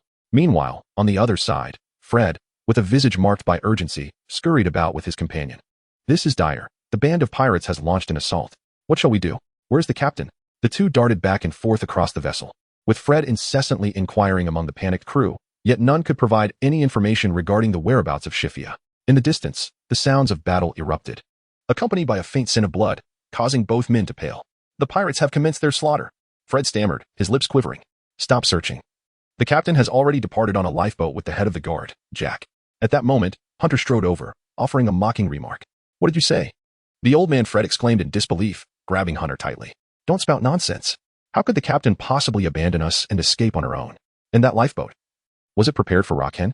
A mocking disdain crept onto Hunter's lips. She certainly did not leave alone. Her brother and those close to her accompanied her. As for us, we are merely the cannon fodder left behind to delay those brutes. Upon hearing these words, even Roken's expression shifted. He could not bring himself to believe that Sifio was such a person, yet it was undeniable that her presence had vanished from the ship moments ago. If you truly are a notorious pirate with a bounty of 110 million, then I presume these fellows before us should pose little challenge to you?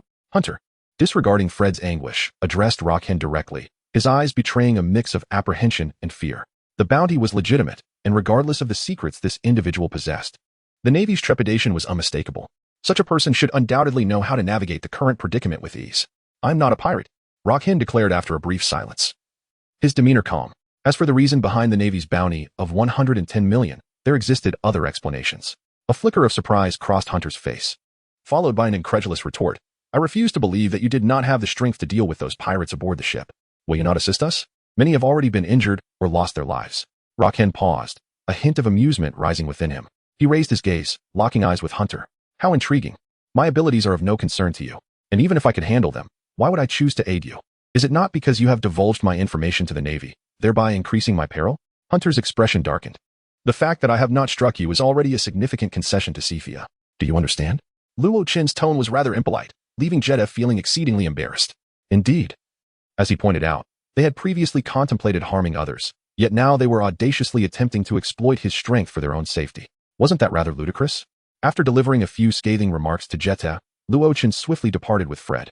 He cast another glance around the ship, but still failed to catch sight of Sifia, finally concluding that she had likely departed. Jeddah, ever astute, closely trailed behind them without missing a beat, though Luo Chin and Fred paid him no heed. There are still some who choose to trust you, Luo Chin, Fred remarked as the trio arrived at a secluded spot, glancing at Jeddah. Even if you are unwilling to save everyone aboard this vessel, there are innocents among them. Considering I once rescued you, if you truly possess the power, then act upon it. Fred's tone was heavy, his eyes brimming with hope. If survival were possible, he would willingly choose death. A flicker crossed Luo Chin's gaze as he observed Jeddah. Fred's unwavering stare was filled with anticipation. I do not possess the kind of power you envision, he slowly admitted, and the light of expectation in their eyes dimmed. Well then, it seems we are all destined to perish here. Fred sighed, concealed within their hiding spot. They could hear the chaos outside. The pirates had essentially seized control of the situation, gathering the crew in one location, while simultaneously hunting down others hiding aboard the ship. Hurry, flush out the rats hiding on the ship and execute them without hesitation. The pirates' voices resonated ominously, causing the hearts of the three to tighten with fear. The sounds were alarmingly close, prompting them to hold their breath. Observing Fred and Jete up close, Luo Chin noted the beads of sweat adorning their faces, a clear indication of their extreme anxiety. The trio remained motionless as footsteps hurried past outside. Only when the sounds faded did they exhale in relief and begin to shift their positions. 3 minutes later, they were located to another hiding place. However, just as they entered the room, a cacophony of frantic knocking erupted at the door. "Open up. Damn it, I see you." A thunderous roar pierced the air, followed by the violent thuds of the wooden door being struck, accompanied by a rapid succession of footsteps. API call failed with status code 429. Error. Code 429. Message. Resource has been exhausted, e.g. check quota. Status. Resource exhausted. With a resounding crash, the wooden door was finally forced open, and several burly, fierce-looking pirates surged inside. Jet gasped in fright, retreating further back. "Damn it, those bastards dare to hide. Kill them," bellowed the lead pirate, a muscular man whose face was contorted with rage. The pirates behind him brandished their cutlasses and charged forward, plunging the situation into a perilous crisis. As Luo Chun surveyed the scene before him, he distinctly perceived the terror and despair reflected in Fred's eyes, prompting a deep sigh from within. "Enough. Initially, I had merely intended to reserve some resources to navigate the days ahead, yet it seems I must now exert my utmost effort." Witnessing these pirates firsthand has completely obliterated Luo Chen's previous notion of discreetly setting aside some wealth and quietly slipping away. 30,000 gold coins should suffice to summon a formidable specter, should it not? With a self-deprecating smile, Luo Chen's eyes narrowed sharply. This time, expending 30,000 gold coins without demonstrating some formidable prowess to these pirates would undoubtedly be a tremendous waste. Summon an orange great spirit. Cost 30,000 gold coins. Silently, he communicated with the system. The moment the words left his lips, a vibrant orange vortex materialized within the system interface, from which emerged a tall, stern-faced man. He bore a long sword at his side, exuding an aura of chivalry. Within his eyes shone the essence of righteousness and concern for the nation. Yet beneath it all lingered a profound weight born from the trials of life. Summon the soul of the sword saint, Gainya. Cost 30,000 gold coins. In the blink of an eye, the sword-wielding swordsman stepped forth and merged with Luo Chun. An electrifying sensation coursed through Luo Chen's entire being, as an intangible force integrated into his body, sharpening his gaze. Simultaneously, a long sword, sheathed and formidable, appeared at his waist, seemingly materializing from thin air. In that instant, Luo Chun radiated an aura of piercing sword intent, transforming into a seasoned swordsman. Gainya, one of the male characters from Qin's Moon, was a disciple of the enigmatic Aguzi, renowned for his extraordinary swordsmanship and hailed as the strongest swordsman of the Qin state. At this moment, as Luo Chin and Gainya's souls intertwined, his eyes sparkled with brilliance, vividly recalling all the scenes associated with Gainya. Moreover, at his waist now rested the renowned sword, Yuan Hong. As if instinctively aware of how to wield a sword, Luo Chin's right hand instinctively grasped the hilt. Simultaneously, 4 to 5 pirates surged forth, splitting into 3 routes, advancing menacingly towards the trio. "Help! Someone save me!" Jet's voice rang out in terror. The faces of the pirates were adorned with disdainful and cold smiles, exuding an air of nonchalance. For them, taking lives was an all-too commonplace affair. Die. Without the slightest hesitation, the pirates swung their blades towards their target. In that fleeting moment, Luo Chen's right thumb suddenly brushed against the sword sheath. A sharp and resonant sound of a sword echoed suddenly within the confines of the small room. A gentle breeze surged forth, and the pirates standing there could only catch a fleeting glimpse of a bright light before it vanished. In an instant, the radiant glow dissipated, and the valiant warrior's body slumped lifelessly to the ground. The sound of the sword song lingered in the air as Luo Chun slowly sheathed the exquisite weapon, his eyes reflecting a glimmer of admiration. Truly, it was a remarkable sword.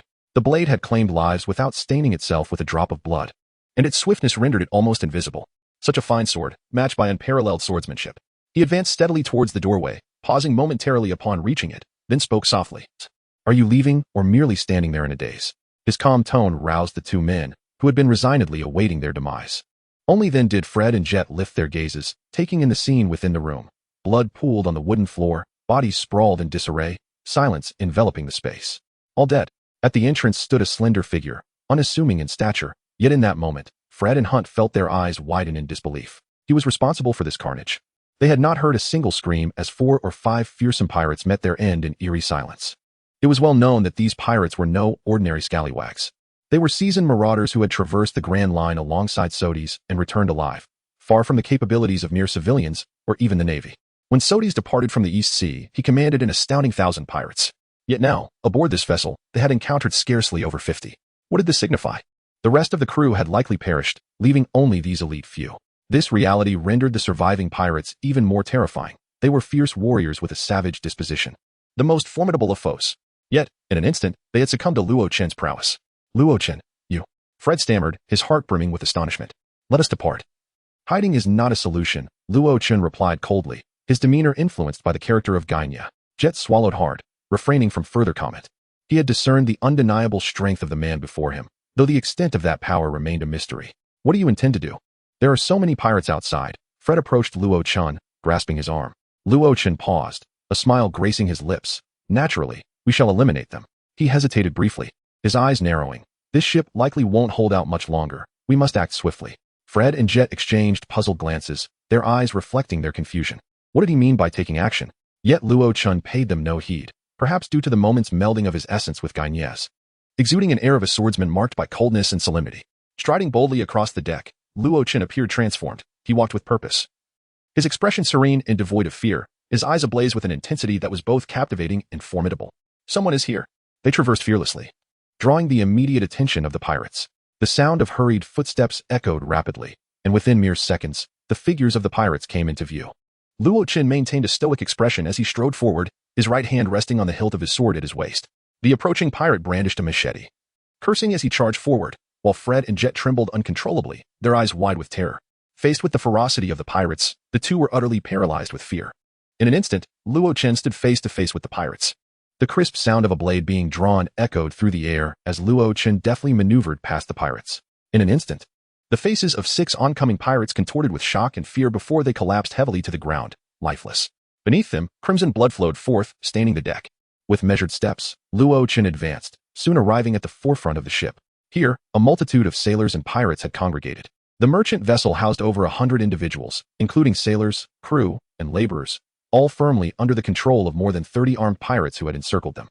Amidst the wooden planks of the 2 ships stood Sodis, the captain, adorned with a captain's hat, his expression as cold as ice as he surveyed the scene. A revolver was holstered at his left hip, while a western longsword rested at his right, exuding an aura of merciless brutality. Captain, everyone is secured. And we have extracted the location of their valuables from them. A tall, lean pirate reported with a grin, casting a glance at Lavins, who was bloodied and battered, responsible for overseeing the warehouse. Everyone has been captured? A sardonic smile curled at the corners of Sodi's lips as his gaze shifted directly toward the direction where Luo Chun and his companion stood. And what of those 3? I harbor considerable doubts regarding your competence in handling the situation. Should this continue, I would not hesitate to replace you with another crew. His tone turned icy as he paused. Do you comprehend my meaning? The pirate's countenance paled, beads of sweat cascading down his forehead as he bowed deeply. Understood, Captain. He swiftly turned, gesturing for 7 or 8 pirates to follow him as they hastened toward Luo Chun and his companions. Luo Chun, we have arrived at the pirate stronghold. Is everything all right? Fred trembled slightly, a hint of fear evident in his voice. Absolutely, there is no cause for concern. Your bounty is nearly tenfold that of this fellow.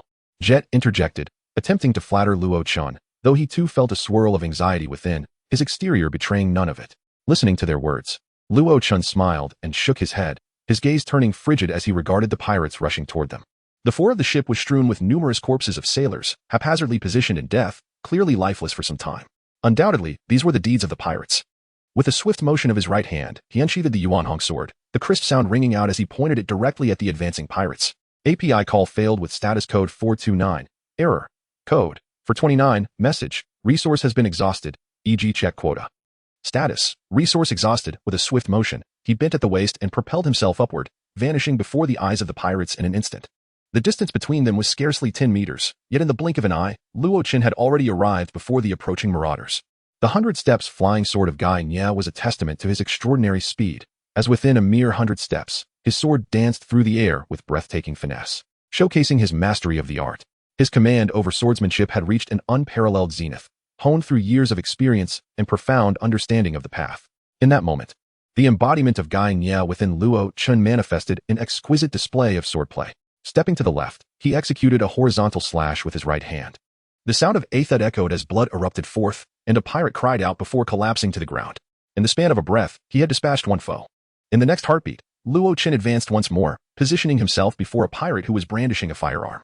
His piercing gaze radiated a brilliant light, striking terror into the heart of his adversary. The pirate, upon witnessing Luo Chun in that moment, felt his finger, which had previously rested on the trigger, tremble uncontrollably.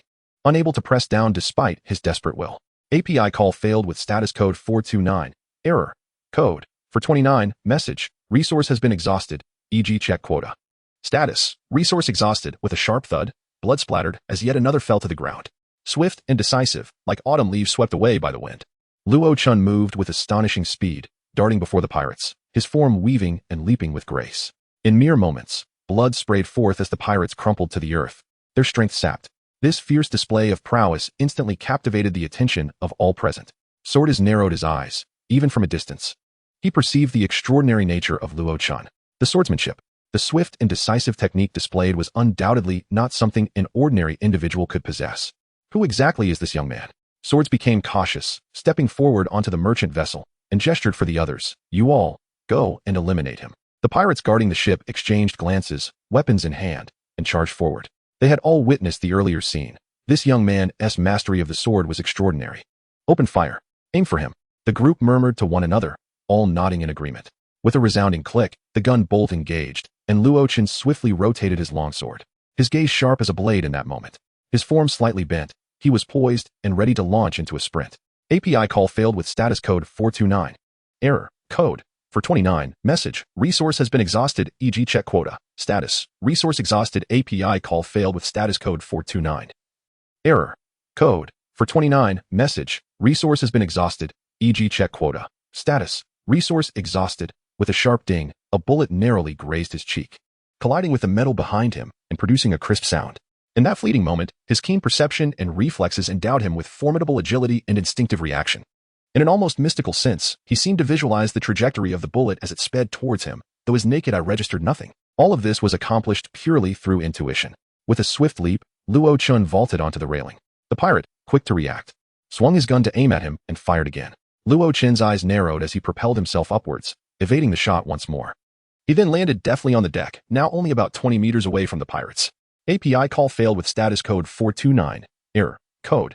429. Message. Resource has been exhausted, e.g. check quota.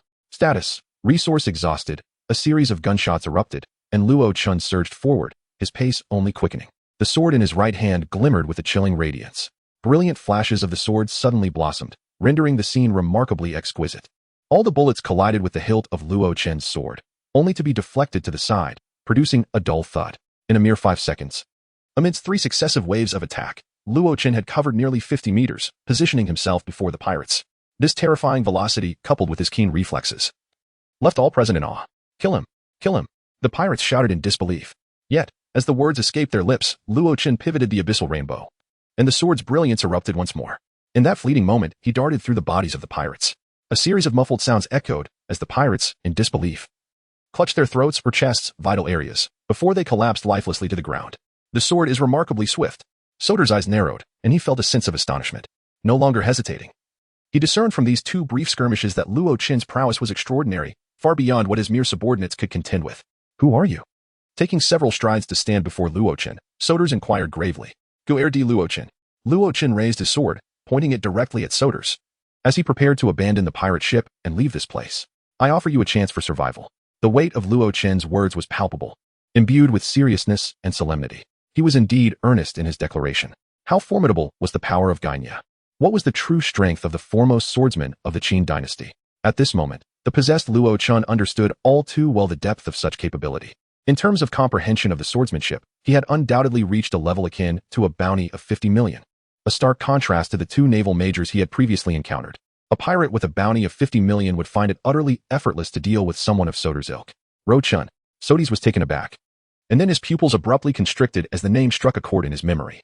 In the next moment, he meticulously scrutinized Ro Chun's visage, his conviction solidifying. Indeed, this face belonged to the infamous bounty poster, the notorious Ro Chun, with a staggering bounty of 150 million.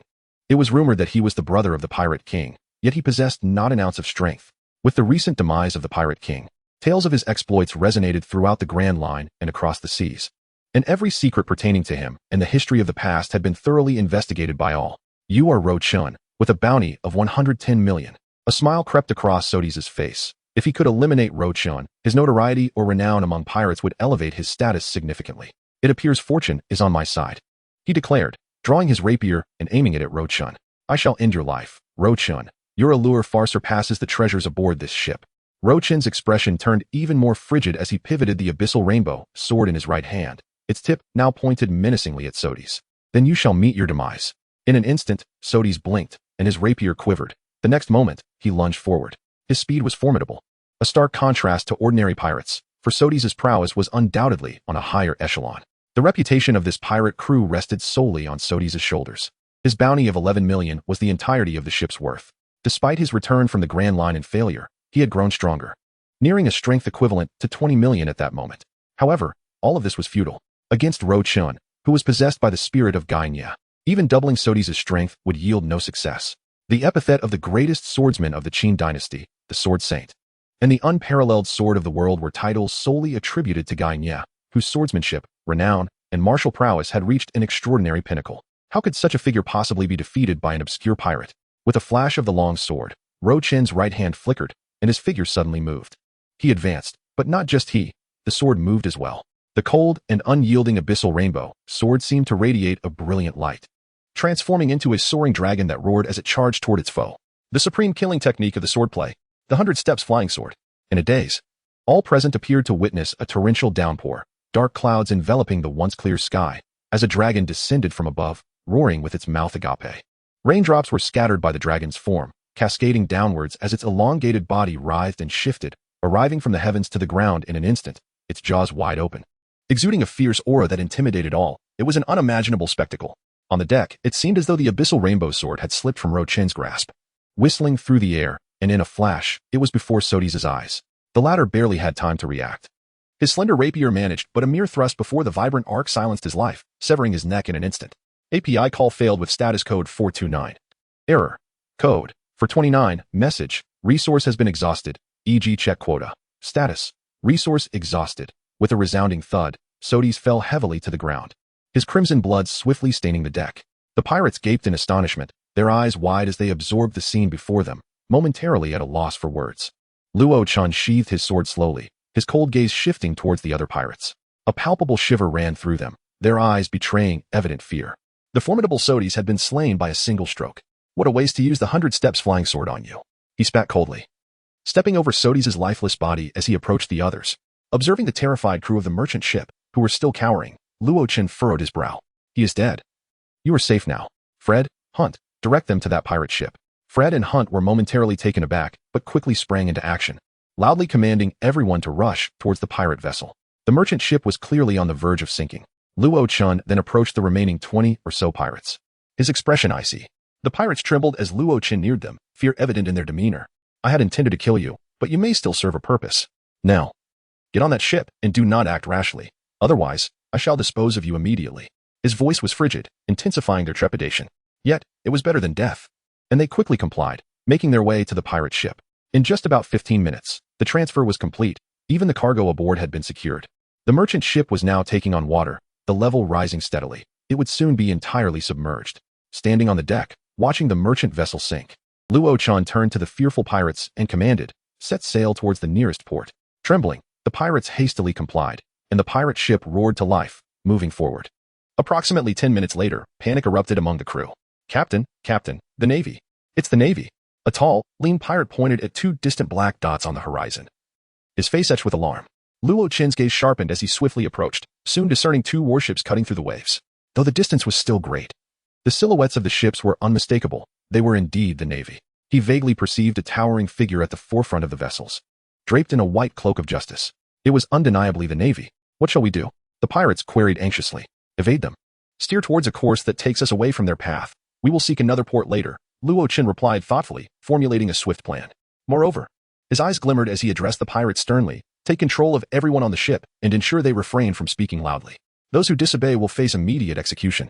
Luo Chen remained acutely aware of his current identity. He was a pirate recognized across the world, a notorious figure with a bounty of over 110 million. For his own safety, it was imperative to assert authority over the entire crew. The pirates were momentarily taken aback before complying and retreating.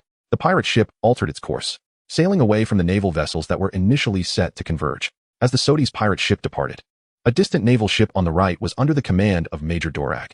It is quite astonishing to have stirred you from your duties, my lord, remarked Colonel Zamo, his tone laced with evident respect. The major's rank far surpassed his own, a distinction perhaps unattainable in Zama's lifetime. The mere presence of this man, with his prowess and stature, warranted an array of flattery. He had not anticipated encountering this esteemed major while pursuing the world criminal Luo Chun. What a fortuitous coincidence. Naturally, the naval forces would not let a criminal apprehended by headquarters slip through their fingers. With a smile, Dorag replied, "After all, I am still a member of the Navy." As he spoke, Dorag's gaze turned towards the distant pirate ship. Due to the vast distance, he could only discern the pirate emblem on the sail. "That is the Sodis pirate ship, a mere failure of a crew that recently returned from the Grand Line," Colonel Zama quickly explained, noting Dorag's expression. "Shall we deal with them?" Upon hearing this, Dorag shifted his focus and shook his head. "There is no need to waste time on them. Now that we have spotted them, we can apprehend them when the opportunity arises. We must accelerate our pursuit of Gold. Luochen, he must not escape." Zamu's demeanor grew serious as he snapped to attention, legs together, saluting. "Yes, Major." He had resolved to obey the orders of this major without question. The arrival of a major from headquarters in the East Sea clearly signaled the directives from above. Although the East Sea was currently the most formidable maritime region, it paled in comparison to the notorious pirates of the Grand Line and the New World. Yet, in this moment, Dorag had appeared. Casting one last glance at the receding pirate ship, Dorag returned his gaze. He had been dispatched to the East Sea to lead the cleanup operation in this area. The territory of the Pirate King, Roger, must be targeted. This was the firm directive from Fleet Admiral Kong at the naval headquarters. The operation, codenamed East Sea Cleanup, was led by Monkey D. Dorag. Gradually, the two groups distanced themselves, ultimately fading into mere specks upon the ocean's surface. On the pirate ship, Luo Chun and the crew exhaled in relief.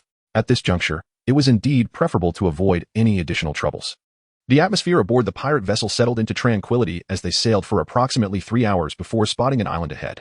Luo Chun instructed the crew to dock swiftly, and within 15 minutes, they approached the port.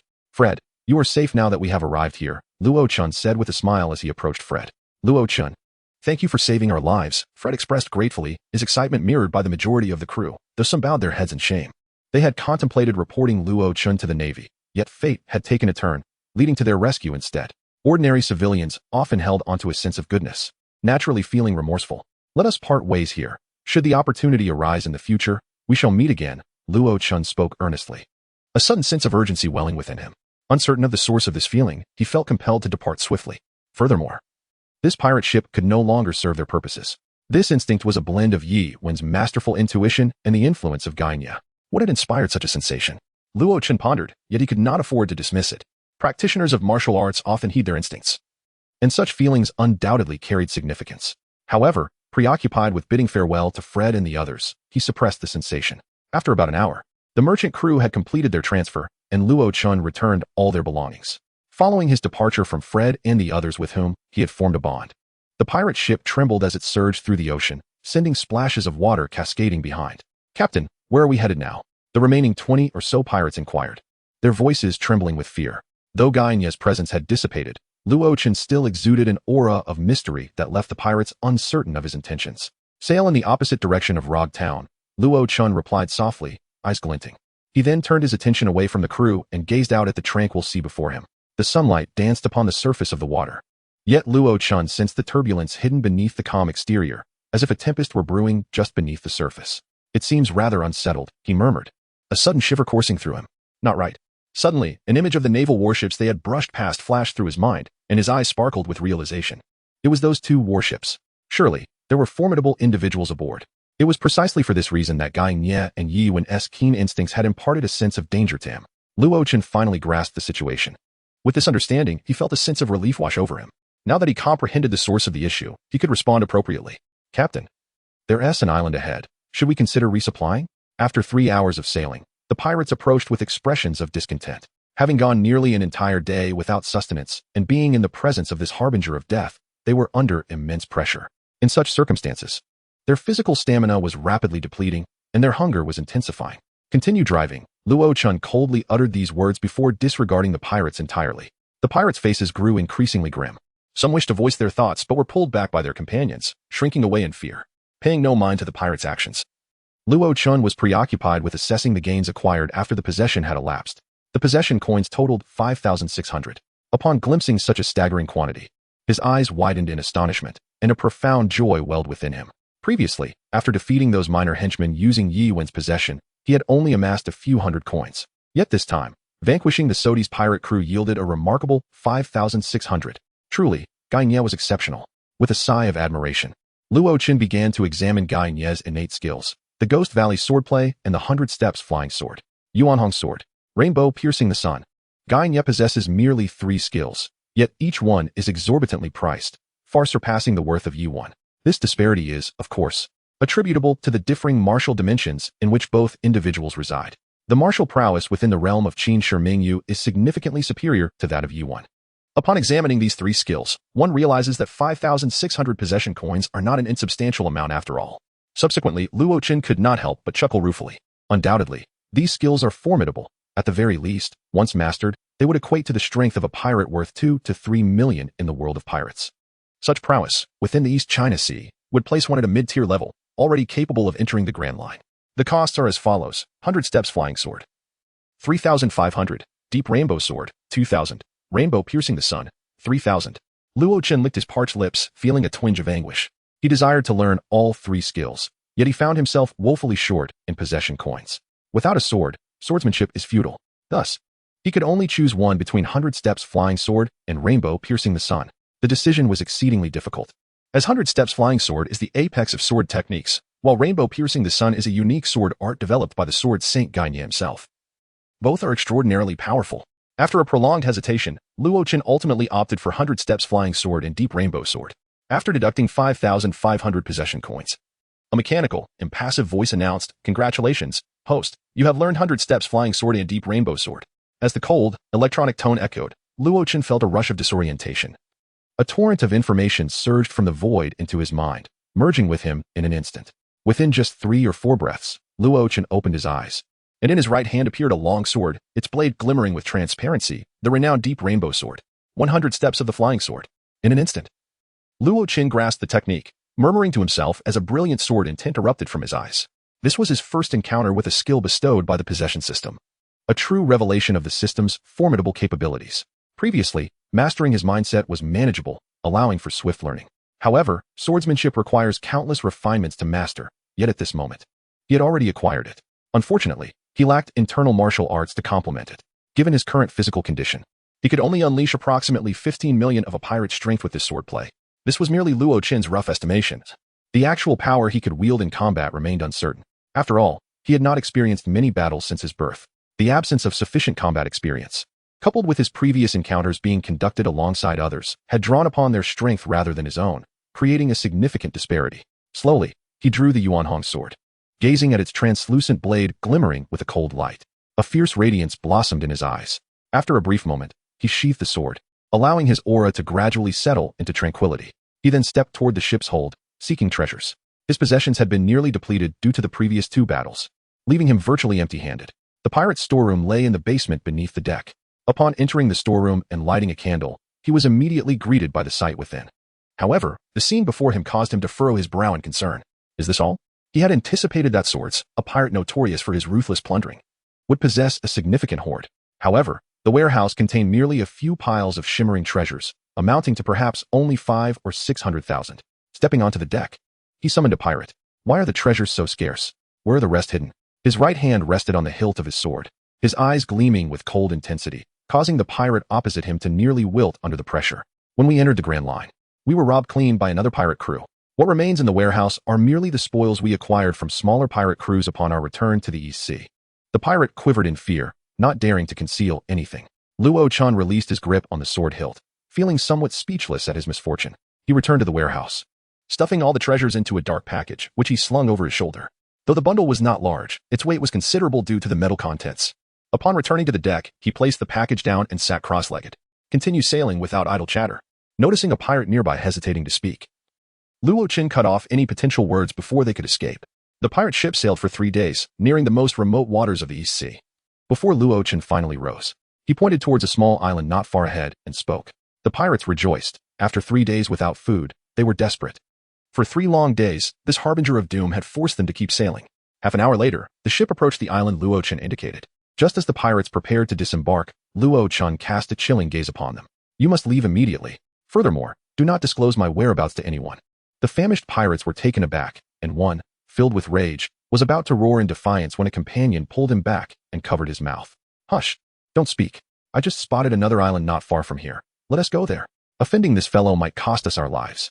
The man froze, realizing Luo Qin's sword was already half drawn, and his eyes widened in fear, swallowing his angry words. Rest assured, Captain, we will keep your secret. We're leaving at once.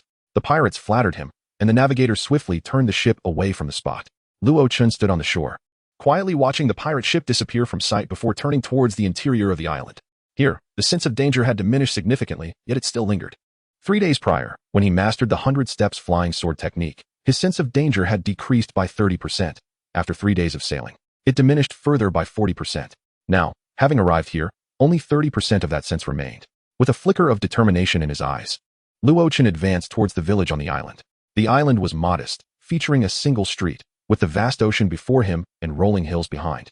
Upon reaching the village, his first order of business was to exchange a portion of his treasures for 100,000 berries, as the system recognized only currency, leaving Luo Chen feeling helpless. In the vast ocean, currency was essential. Fortunately, the villagers valued hard currency over paper notes. His second task was to locate a tavern where he could indulge in a hearty meal. After 3 days without food, he was just as starved as the pirates. Following a satisfying feast at the tavern, Luo Chen found a nearby inn and indulged in a restful sleep. When he opened his eyes the next day, it was already afternoon. Now, I must find a ship. Narrowing his eyes, he began inquiring among the villagers about available seafaring vessels. A seafaring ship? Planning to venture far? A villager replied. If so, a mere fishing boat won't suffice. You'll need at least a sailing ship. The village chief pondered for a moment before speaking again. Yes, I require a vessel capable of sailing, Luo Chen confirmed with a nod. Then I believe only the Rasta family has one. I recall they possess a sailing ship. Though it hasn't been used in many years, the chief remarked thoughtfully. Thank you, chief. With that, Luo Chen made his way to the Rasta residence. The Rasta family was evidently the wealthiest in the village, their estate surrounded by walls, with a sprawling garden of 400 to 500 square meters, pathways laid with bluestone, and a charming 3-story villa. Luo Chen approached Rasta directly, stating his purpose. You wish to use my sailing ship? Rasta's eyes glinted with curiosity as he scrutinized Luo Chen. Yes, my ship is damaged, and I only arrived here yesterday, Luo Chen replied. I see you bear a sword. You're adrift at sea, yet you don't appear to be a pirate or a naval officer. Are you perhaps a pirate hunter? Rasta inquired, intrigued. Luo Chen's eyes sparkled as he smiled. Indeed, I am a pirate hunter. I encountered a formidable pirate last time, which led to my ship's damage, and I barely escaped. Being a pirate hunter is perilous. Rasta sighed. Very well. I will sell you the ship for 200,000. My father paid 700,000 to construct it. Its keel is robust, and its durability is unquestionable. However, since my father passed, our family has had no one to sail it, which is why it has lain idle. Luo Chen nodded. 200,000 for a ship was indeed reasonable. Where is the vessel? It's in the small harbor behind the island, though it has been used. I often send someone to maintain it, as it was a gift from my father. After all these years, it remains in nearly the same condition as when it was first brought here. With that, Rasta led Luo Chen towards the small harbor he mentioned. Minutes later, they arrived at the back harbor. Although referred to as a harbor, it was merely a section of the island's coastline, shaped such that a natural inlet formed where the sea met the land. The ship lay quietly anchored in the inlet. From a distance, Luo Chen scrutinized the vessel, satisfaction gleaming in his eyes. Externally, Rasta had spoken truthfully. The ship's sails and structure were intact, devoid of any dust from disuse. Instead, it appeared clean and well-kept, almost as if it had never been used. Its retro design featured a bow and stern that curved inward, creating an intriguing silhouette. At the ship's prow, a sculpture of a dragon leaping was embedded. This dragon was added by my father. The ship is named the Flying Dragon Logan, Rasta explained. Then produced a whistle and blew into it sharply. Shoo! A sharp whistle pierced the air, and the Logan ship trembled in the distance before slicing through the water, creating ripples as it approached the two men. It has arrived. Let us board and take a look. Luo Chen nodded, and as the Logan drew nearer, he realized that the vessel was not particularly large, measuring merely around 20 meters in length. However, it had a substantial draft, appearing robust and stable upon the water's surface, making it difficult to perceive any tremors once aboard. The Logan was crafted from silkwood, a material sourced from the depths of the sea. Known for its remarkable strength and resilience, having been immersed in seawater for an extended period, Luo Sida provided a brief introduction. Nodding in agreement, Luo Chen followed Luo Sida as he surveyed the ship. He tapped on several vulnerable areas, each producing a solid sound, which elicited a nod of approval from Luo Chen. He was not entirely ignorant of ships. His brother, Luo Jia, was quite an exceptional individual, well-versed in world history and various trades. This knowledge had influenced him, and in many aspects beyond martial skills, he often surpassed Luo Jia. Half an hour later, the two settled on a price. The vessel was ultimately purchased for 200,000 berries, and since Luo Chen lacked cash, he exchanged it for equivalent treasures. Both parties achieved their desired outcomes in the transaction, leaving them quite satisfied.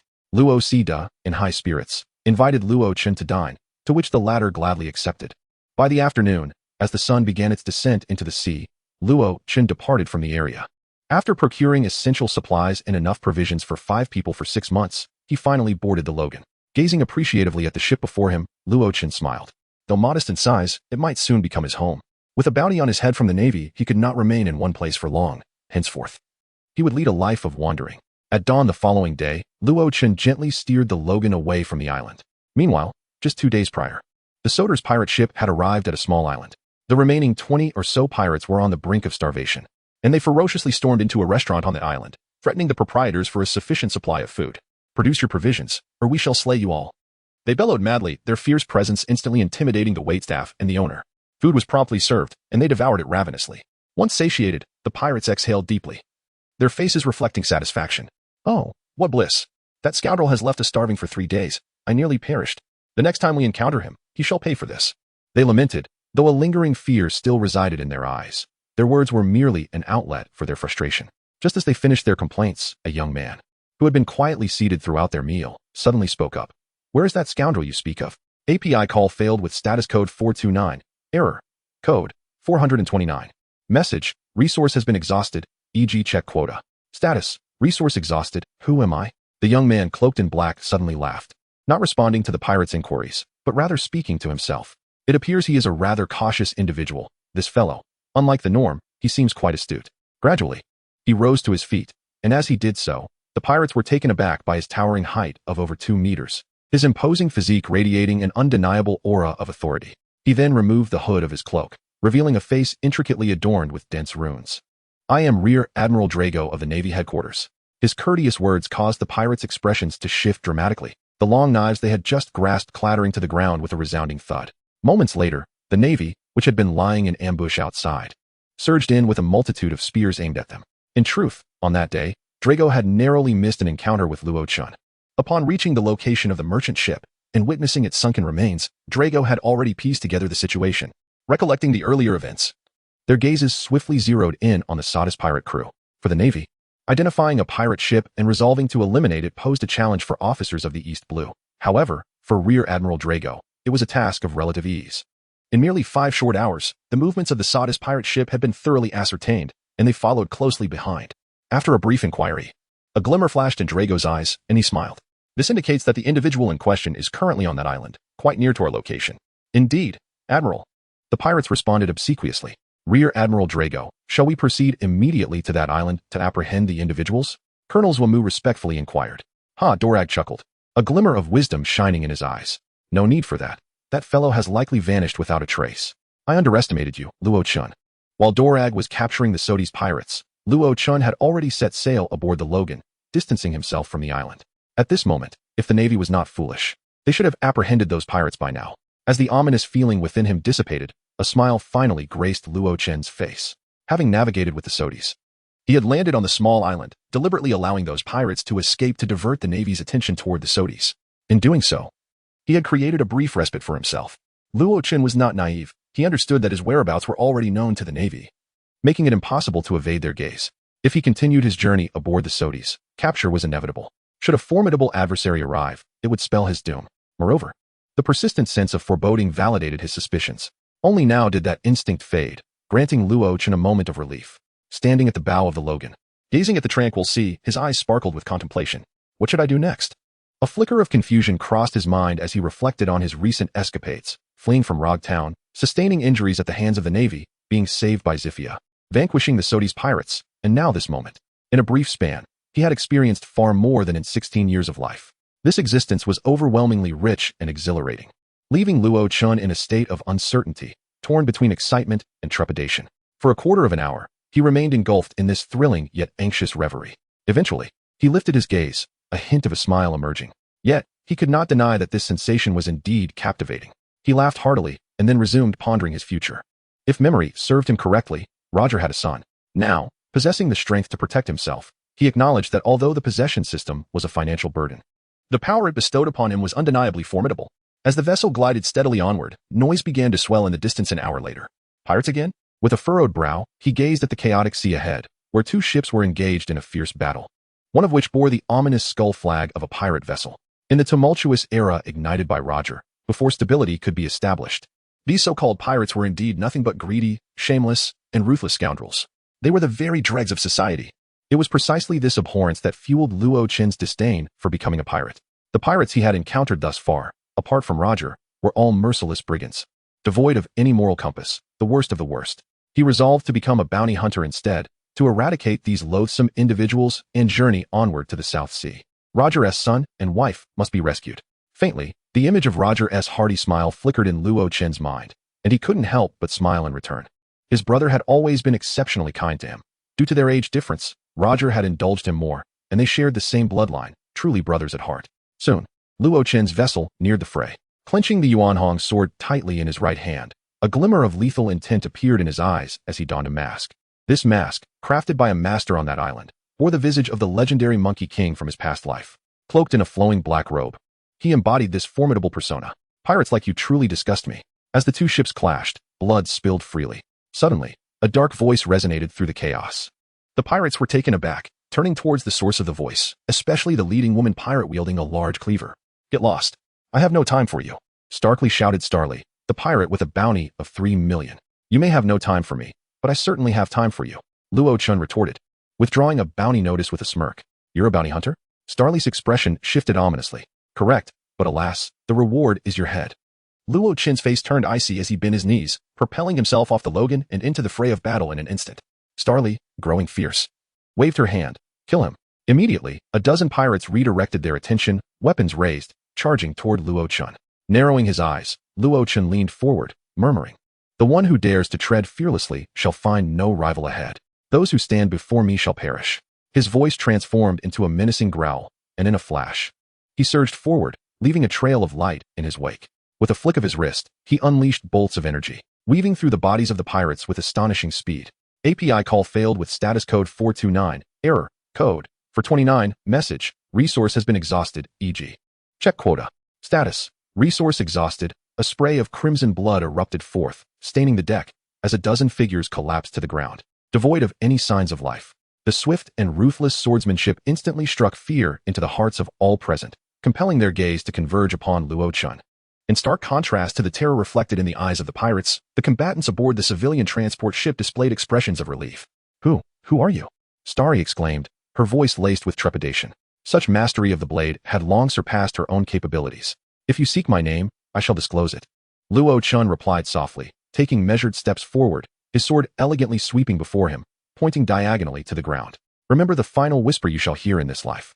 API call failed with status code 429, error, code, for 29, message, resource has been exhausted, e.g. check quota. Status, resource exhausted, named.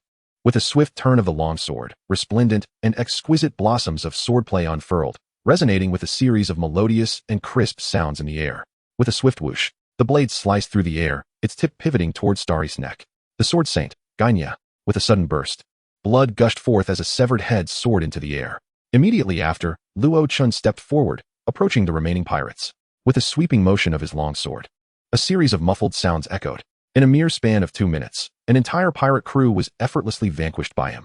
This marked the first pirate he had dispatched, yet certainly not the last. His monkey-faced mask and formidable swordsmanship left an indelible impression on those he had rescued. After eliminating all the pirates, Luo Chun departed quietly, shrouded in anonymity, leaving behind only the name of the sword saint, Gainya. 3 days later, he arrived at the naval base. Gazing at the military camp ahead, the expression beneath his mask grew profound. The safest place is to stand directly under their watchful eyes. No one would suspect that I have become a pirate hunter. Striding towards the naval division, Luo Chun was met at the entrance by 2 solemn-faced sentinels who obstructed his path. Who is it? The sword saint, Gainya. Luo Chun coldly uttered these 4 words, resonating like the clang of gold and iron, causing the 2 naval officers to shudder and regard him with grave solemnity. Pirate hunter? Recently, they have heard whispers of a renowned pirate hunter named Sword Saint Gainya, who roams these waters. To date, he has eradicated 4 or 5 notorious pirate crews that plagued the region. Thus, upon hearing these 4 words, the Navy personnel regard him with utmost respect. He is a true formidable force, upholding the justice of the Navy, and stands as a natural ally against pirates. Indeed, this is the head of Starly, Luo Chun coldly declared as he unveiled a package, revealing the visage of Starly, causing the 2 Navy officers to gasp in astonishment. It is rumored that although Starly is a female pirate, she is notoriously ruthless, having taken countless lives. Some even allege that she has partaken in cannibalism, displaying extreme savagery. Her formidable prowess rendered many pirate factions utterly powerless against her. Yet, the slender figure before them, donning a monkey-faced mask, had vanquished such a fearsome adversary with a single sword stroke. Power commands respect. The two Navy officers now held Luo Chun in awe. Where shall I deliver the head? Where is the bounty to be claimed? His voice remained icy, devoid of any emotion. Please follow me. Two esteemed naval officers respectfully ushered Luo Chun inside. The latter, concealed by a mask, left his expressions shrouded in mystery. After a brief moment, the officers led Luo Chun to the office of the sergeant at the division. Is this the legendary sword saint, Gainia? The sergeant inquired, scrutinizing Luo Chun intently. From Luo Chun's stature, the sergeant sensed the formidable sword aura emanating from within him, as if it were on the verge of breaking free, instilling a sense of dread. Indeed, a master, the sergeant mused inwardly, elevating Luo Chun's significance in his mind considerably. You two may leave. He gestured for the two officers to depart, inviting Luo Chun to take a seat. This is the head of Starly. Where do I collect the payment? Luo Chun resolutely placed the package on the desk, revealing Starly's visage before the sergeant. The latter's pupils constricted as he confirmed the identity. A tremor of realization coursing through him. It is undoubtedly Starly. 3 million berries, and not a single coin, less shall be yours. The sergeant affirmed with a nod. Then let us expedite this matter. Luo Chun replied coldly, preparing to rise. Wait a moment, Your Excellency Gainia, the sergeant suddenly interjected, forcing a smile. Might you be interested in joining the Navy? With your capabilities, I assure you, upon enlisting, you would directly attain the rank of sergeant, and given your prowess, achieving military merit would be a mere formality. Simply dispatch a few pirates, and promotion would swiftly follow, paving the way for an illustrious future. A glimmer of intrigue flickered in Luo Chen's eyes beneath the mask, yet his voice remained chillingly indifferent. Not interested. I am only interested in money. With that, he turned and departed, accompanied by the sergeant, heading towards the place to collect his funds. The Navy's financial office was not far. In a short while, he secured 3 million berry in his grasp. During this time, the sergeant persistently urged and enlightened Luo Chen on the myriad benefits of joining the Navy. The Navy was preparing to conduct a thorough cleansing of the East Sea, necessitating the inclusion of capable individuals. Now was the opportune moment for him to showcase his talents. You must cherish this opportunity. I assure you, in 3 years, no, in 2 years, you will certainly attain the rank of major. Even in the entire East Sea, holding the rank of major is quite esteemed. Trust me, Gainia, you are destined for greatness. However, in the face of the sergeant's expectations and persuasion, Luo Chen merely replied coldly, I am solely interested in money. With wealth, one can wield influence. All he sought was money. With ample riches, he could acquire formidable strength, offering him a glimmer of hope for survival in this chaotic world. Thanks to the sergeant's interference, Luo Chen delayed for a good 15 minutes before finally exiting the naval base. Observing the sergeant's reluctant gaze, he felt a tremor in his heart. Shaking his head, he took a step away from that place. Too much involvement is counterproductive. I conceal my identity behind a mask, relying on strength to intimidate. They will have no interest in the face behind the mask. Yet, should I truly join the Navy, there would be greater restrictions, and the powerful above may one day grow suspicious of me. It is best to maintain my distance from the Navy. This is the most prudent course of action. This marked the first transaction with pirates. Over the next 3 months, Luo Chun sailed towards Lo Town, slaying dozens of pirates, each with bounties exceeding 1 million. Such achievements amplified his notoriety among the populace and within the Navy. The higher echelons of the division had begun to take notice of him. After all, slaying a pirate with 1 million bounty might be attributed to luck, but achieving this multiple times without sustaining injury demonstrated genuine strength. Such talent was precisely what the Navy required during this period. Simultaneously, pirates began to take heed of this cold figure. Donned in a monkey-faced mask and wielding a long sword, a formidable bounty hunter posed a significant threat to pirates. At this moment, Luo Chen sat alone on the deck of his ship, savoring fine spirits sip by sip. After several bouts of carnage, his wealth had accumulated to 35 million. He had swiftly transitioned from poverty to a modestly affluent status. Without strength, becoming a bounty hunter would be tantamount to courting death, yet with strength, this was indeed the path to wealth. Standing on the deck, Luo Chen exuded confidence, gesturing grandly as if to command the world. In his previous life, he had been a destitute youth, never having amassed savings in the 4-digit range. He had never experienced the sudden transformation into a wealthy individual with tens of millions in savings. I must save money. Relentlessly save money. Only with wealth can one attain a sense of happiness. With a flush of excitement on his face, Luo Chen proclaimed. The intoxication of the moment liberated him, allowing him to exuberantly vent his feelings towards the vast expanse of the sea. In recent days, he had endured a plethora of tumultuous events, the death of his brother, the relentless pursuit by the Navy, the separation from friends, and the abrupt arrival of a possession system. From a state of utter powerlessness, he suddenly transformed into a formidable force, capable of traversing these waters as a pirate hunter.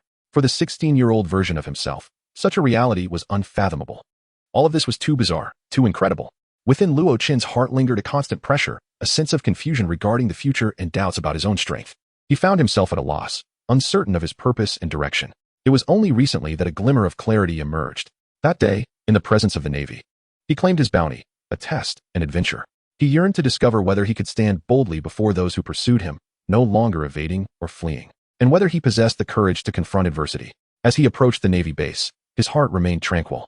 Thus, he finally affirmed the potency of the possession system. He too had undergone a transformation. The mastery of his mind rendered him unflappable, enabling him to face any peril and challenge. Consequently, he felt elated, almost delirious, not solely for the tangible bounty, but for his newfound strength. He was truly joyful, profoundly so.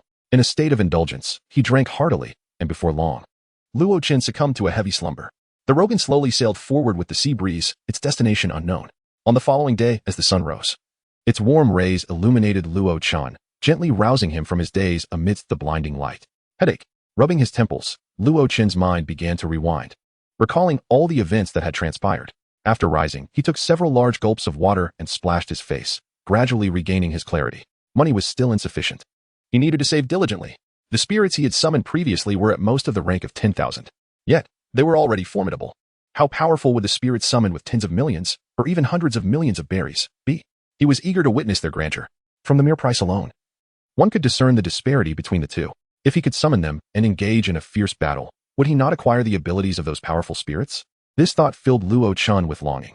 Subsequently, he set sail aboard the Rogan, navigating the waters of the East Sea. Time flew by, and before he knew it, 3 months had passed. During these months, Luo Chen's reputation had soared. His immense strength enabled him to vanquish 3 pirate crews, each with bounties around 5 million. This totaled 15 million, while most other weaker pirate crews fled at the mere sight of him. The feeble pirates dared not confront him for 3 months. There had been no business. Shaking his head in resignation, Luo Chen felt for the first time that his fame was not entirely beneficial. It made accumulating wealth increasingly challenging. One day, he headed towards the nearest naval base, needing to exchange the bounties from the pirates he had slain in recent days. After 3 days of sailing, he finally arrived at the nearest naval facility. In truth, after such extensive navigation, Luo Chen had nearly traversed every expanse of the East Sea, carrying a dark package. He donned his monkey-faced mask as he entered the naval base. The personnel at the East Sea Navy bases were already quite familiar with him. Whispers circulated within the Navy about this pirate hunter with the monkey mask, renowned for his exceptional swordsmanship and unfathomable power, instilling fear in many. Making his way to the finance office, Luo Chen was well acquainted with the layout of the naval bases. Most of their setups were quite similar, with only special bases differing according to their terrain. Bounty of 5,500,000 for slur, he stated in a cold tone, placing the dark package on the table. As the black cloth unfurled, it revealed a grotesque visage. The examiner scrutinized it closely before nodding in affirmation. When Slur had perished, his pirate crew had already disbanded, a significant event that swiftly spread through the Navy. Thus, the authenticity of the news was beyond doubt. And the severed head bore an unmistakable resemblance to the bounty poster. "It is him," exclaimed the inspector, subsequently presenting 5,500,000 berries to Luo Chen. "Thank you for your hard work, pirate hunter Gainya." With a smile, the inspector added another remark. Luo Chen nodded in acknowledgement, choosing silence as he prepared to turn away. "Please wait a moment. Our esteemed colonel has taken an interest in you. Might we invite you for a cup of tea to engage in conversation?" At that instant, the inspector spoke again, his words laced with mirth. Luo Chen furrowed his brow, as he had no intention of engaging in excessive interaction with the Navy. "I have no interest." With a shake of his head, Luo Chen turned to leave. However, just as he reached the doorway, 2 soldiers abruptly blocked his path. Their right hands rested on their firearms. A subtle yet threatening gesture that caused Luo Chen's pupils to constrict. "What do you mean by this? Please do not misunderstand. Esteemed Colonel Xiu Ross merely wishes to meet you. He is quite eager to witness the renowned sword saint, Gainya." The inspector maintained a cheerful demeanor. Yet an ominous premonition stirred within Luo Chen's heart.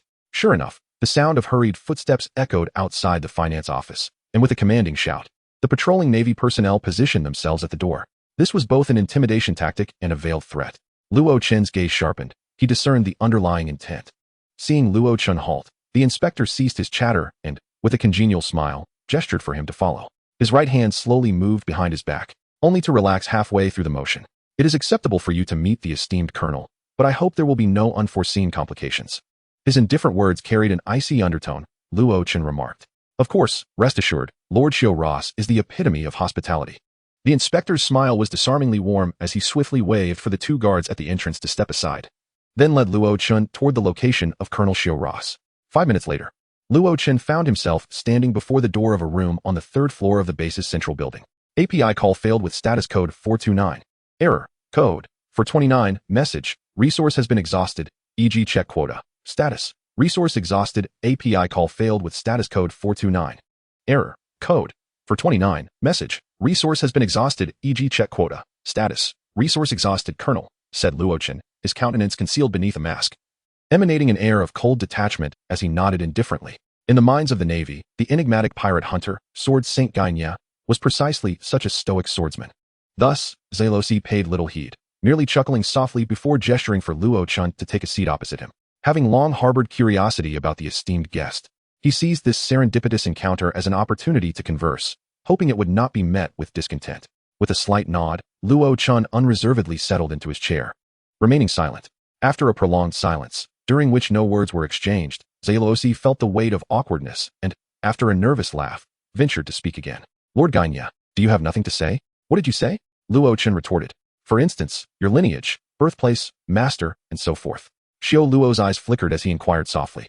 In truth, the Navy routinely seeks information about these formidable hunters of pirates.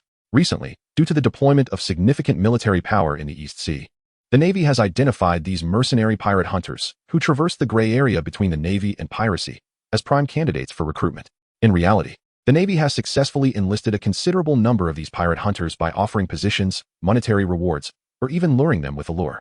Among the various divisions, many have expressed great curiosity regarding the enigmatic and powerful Sword Saint, Gainia, often gathering information and investigating his origins.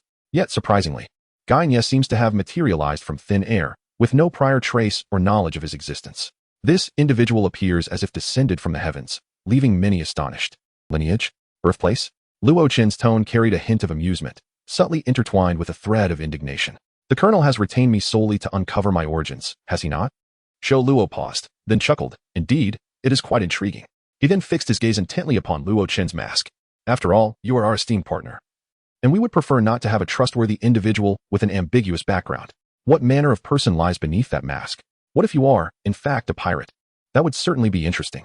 API call failed with status code 429. Error. Code 429. Message. Resource has been exhausted. E.g. check quota.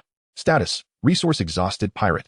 A chuckle escaped his lips, for it was well known that I, Gainia, showed no mercy when dealing with pirates. Luo Chen spoke coldly, adding, as for your curiosity regarding my identity, I can oblige. My homeland lies not in the East Sea.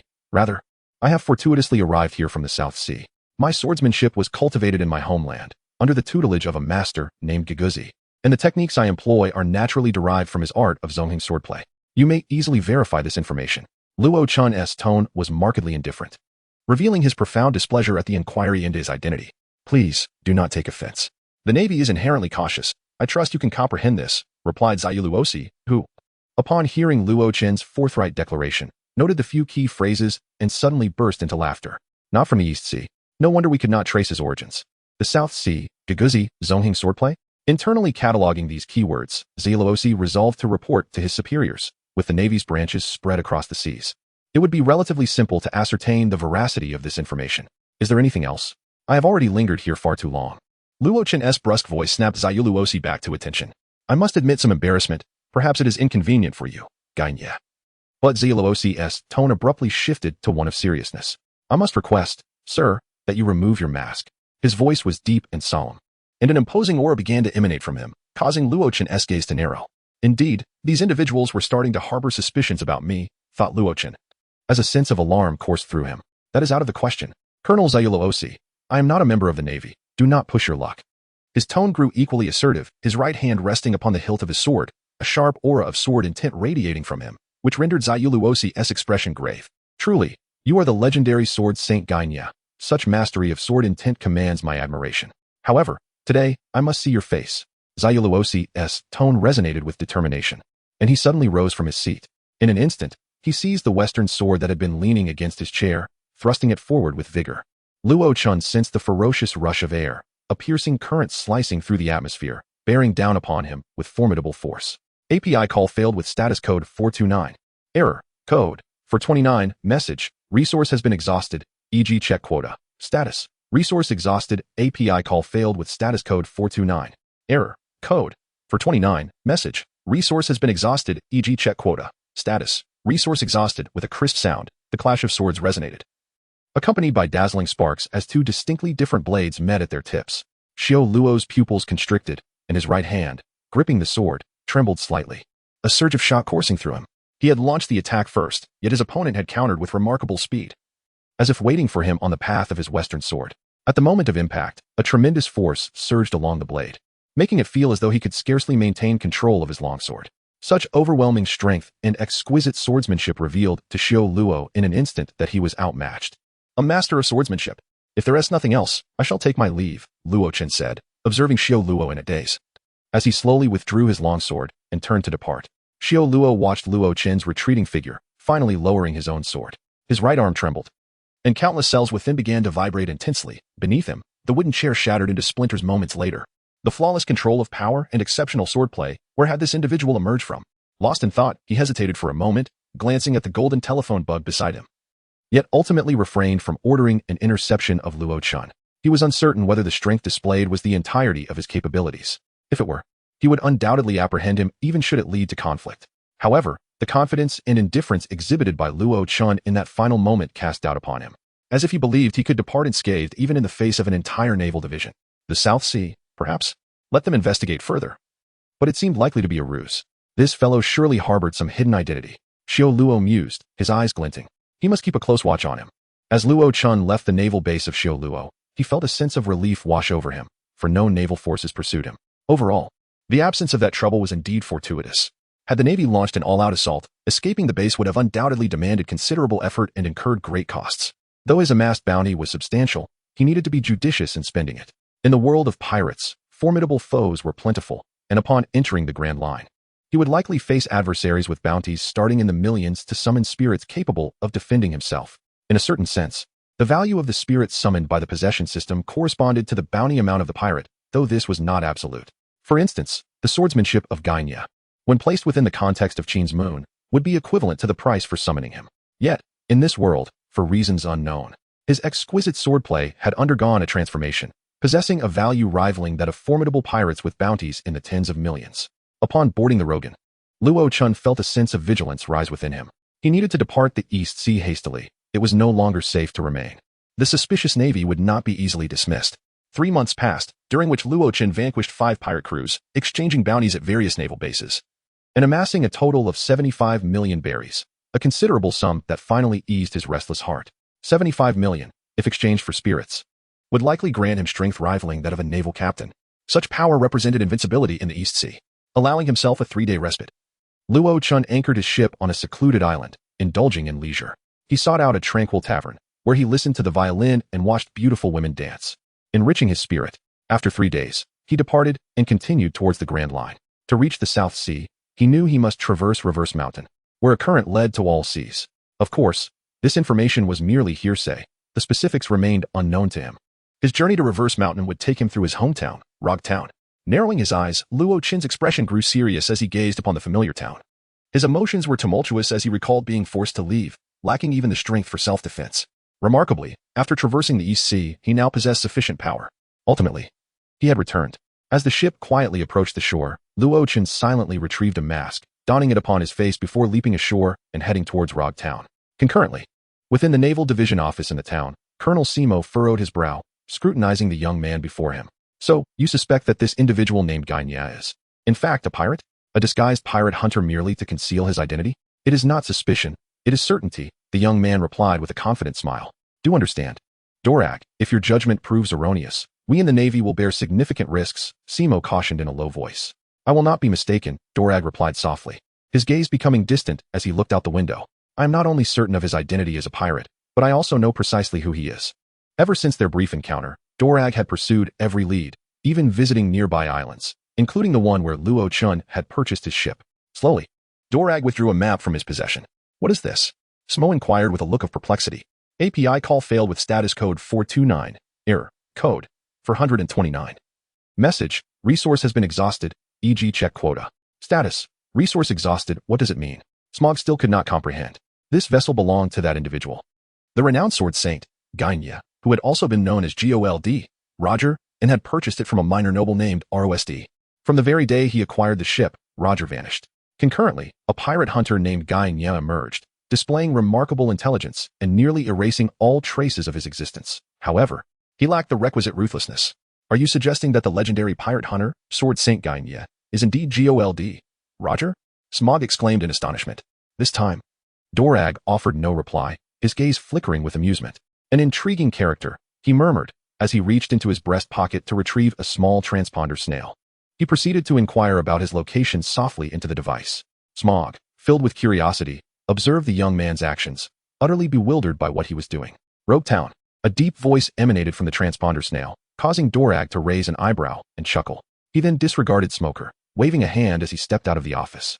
He had stared at the latter for quite some time, yet received no response. That fellow was far too clever, seemingly vanishing into thin air.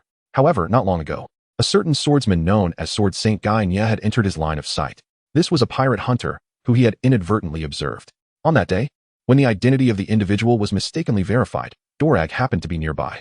In the South Seas, there was no swordsman by the name of Giguzi, let alone someone like Guy Nya. The assurance from the South Sea Division was still vividly etched in his memory. Indeed, Guy Nya's identity was a fabrication. This piqued his curiosity. Why would a pirate hunter don a mask and conceal his identity? There had to be a secret behind this, and surely it would be intriguing. He first investigated the swordsman's technique, but found no leads. Subsequently, he turned his attention to the ship. It was this vessel that illuminated the previously perplexing issues for Dorag. As it turned out, this was a tale of one person transforming into another. Following the threads of evidence, he connected with the bystanders from that day's business meeting, obtaining confirmation that the so-called Sword Saint Guy Nya employed a swordsmanship strikingly similar to that of Luochin. They were essentially the same individual. Today, Dorag finally arrived at a conclusion, for the figure he sought was presently in Roguetown, specifically in the very house he once called home. How fascinating, how utterly captivating. Such an intriguing character. I truly hesitate to apprehend you for the Navy. Yet, it is precisely your allure that renders you all the more perilous. In comparison to Roger, your penchant for lurking in the shadows makes you far more unpredictable. Gordy, Luochin. Standing upon the street, Luochin's expression was a tapestry of complexity. The time since leaving the home of his upbringing for 16 years was not extensive. Yet, the events that transpired during this interval felt like a lifetime ago. Battles against the Navy, a contest of wits, and the rescue of the business association. None of this could have been imagined by the boy he once was. During this period, it was not merely his strength that transformed. His very spirit had grown resilient. The subtle influence of the Master's mindset had shaped him, guiding him toward a mature and refined self. The loft before him stood 2 stories tall, with a living room on the first floor and his bedroom above. The house, though small and constructed of wood, exuded warmth. Luochin lifted his feet. Slowly entering the abode, the door was unlocked, as he had left in haste, without a moment to attend to it. Upon stepping inside, he surveyed the room and noted that the furnishings had undergone little alteration. It appeared much as it had prior to his departure. Save for one peculiarity, the cleanliness of the space. Typically, an uninhabited wooden house would gather dust and potentially harbor pests. Yet, this room was immaculate. Clearly, someone had taken the time to tidy it. Who could it be? Luochin pondered, quickly arriving at an understanding. A warmth filled his heart, even in his absence. Jinx and Izzy had not forgotten him. He recognized their gesture of cleaning as a prayer for a companioness return, a form of hope. Silently ascending the staircase, he reached the 2nd floor and entered his room. The space remained simple, furnished with a single bed, a modest table and stool, and a wardrobe. On the table rested a picture frame. Luochin's gaze shifted to the frame, and his expression darkened. Within it were 2 figures, one, a young man, and the other, a child appearing no older than 3 or 4, exuding an air of innocence. The young man sported a mustache and bore a cheerful smile, while the child sat atop his shoulders, his expression markedly awkward. "Brother," murmured Luochin, his eyes involuntarily moistening. The man captured within the frame was none other than his brother, Gerdi, Roger. This photograph was taken when Luochin was merely 3 or 4 years old, alongside his brother. Since that moment, they had not shared another picture together.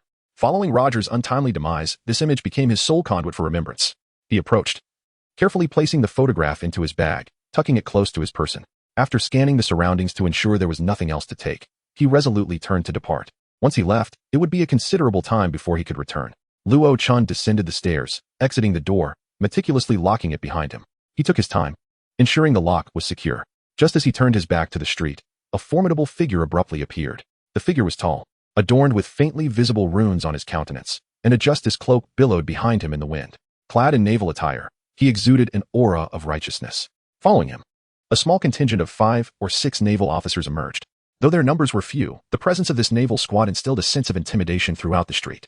As they appeared, an eerie silence enveloped the area. It was a rear admiral from the Navy headquarters.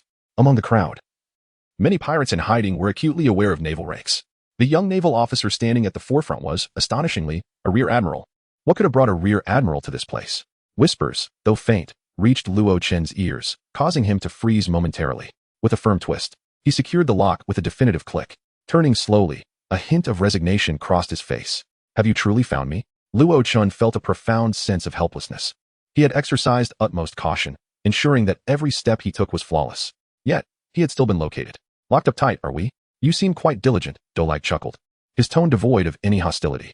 He was intrigued and somewhat impressed by the young man before him. This mere 16-year-old had managed to elude the entire East Blue Navy. And had it not been for a stroke of luck, even he would not have uncovered the boy's true identity. One must take their home seriously, Luo Chen replied earnestly. Will you have a chance to return? Dolag inquired casually. Indeed, those who venture out will inevitably return. Luo Chen remained earnest, as if he were wholly responsible for every word he uttered. Oh, you exhibit quite a confidence. Dorag raised an eyebrow slightly, then chuckled. Roger's brother is indeed extraordinary. Over the years, the Navy has focused solely on your brother, thus neglecting your presence. In fact, many are unaware that he has a sibling. I am Roger's brother. Yet I am merely Luo Chen. My brother's glory and fame belong solely to him, and have no bearing on me. Luo Chen suddenly spoke with a blank expression. You will witness my extraordinary nature, but in the future, not in the present. These two statements were made with unyielding conviction, brimming with an unparalleled confidence. In the brief exchange, Dorag's eyes narrowed sharply. You are quite dangerous, young man. Today, I fear you cannot be allowed to leave this place. Come with me back to Navy headquarters. Luo Chen's gaze sharpened as he fixed his eyes on Dorag, then smiled. Major General, I belong to the sea, to the land, but I shall never belong to the Navy. Throughout my life, I may traverse anywhere, but the Navy shall be the one place I will never go. Dorag paused, then laughed. An intriguing young man, but you have no choice in the matter. With that, Dorag waved his hand, and 5 or 6 figures behind him sprang into action. Upon witnessing the enemy's movements, Luo Chen's eyes narrowed as well. The disparity in strength between the two sides was not immediately apparent in such circumstances. Only by elevating his own power to its utmost could he hope to escape. The opposing force, having brought only this squad, was evidently brimming with confidence, undoubtedly fueled by their formidable strength. The soldiers rushing toward him were not truly fearsome. Rather, it was the Major General that posed a genuine threat. His confident demeanor, stern expression, and flawless composure all signified his formidable prowess.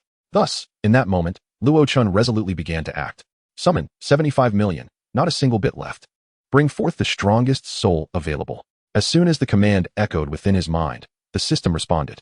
75 million berries expended, summoning a green-level soul.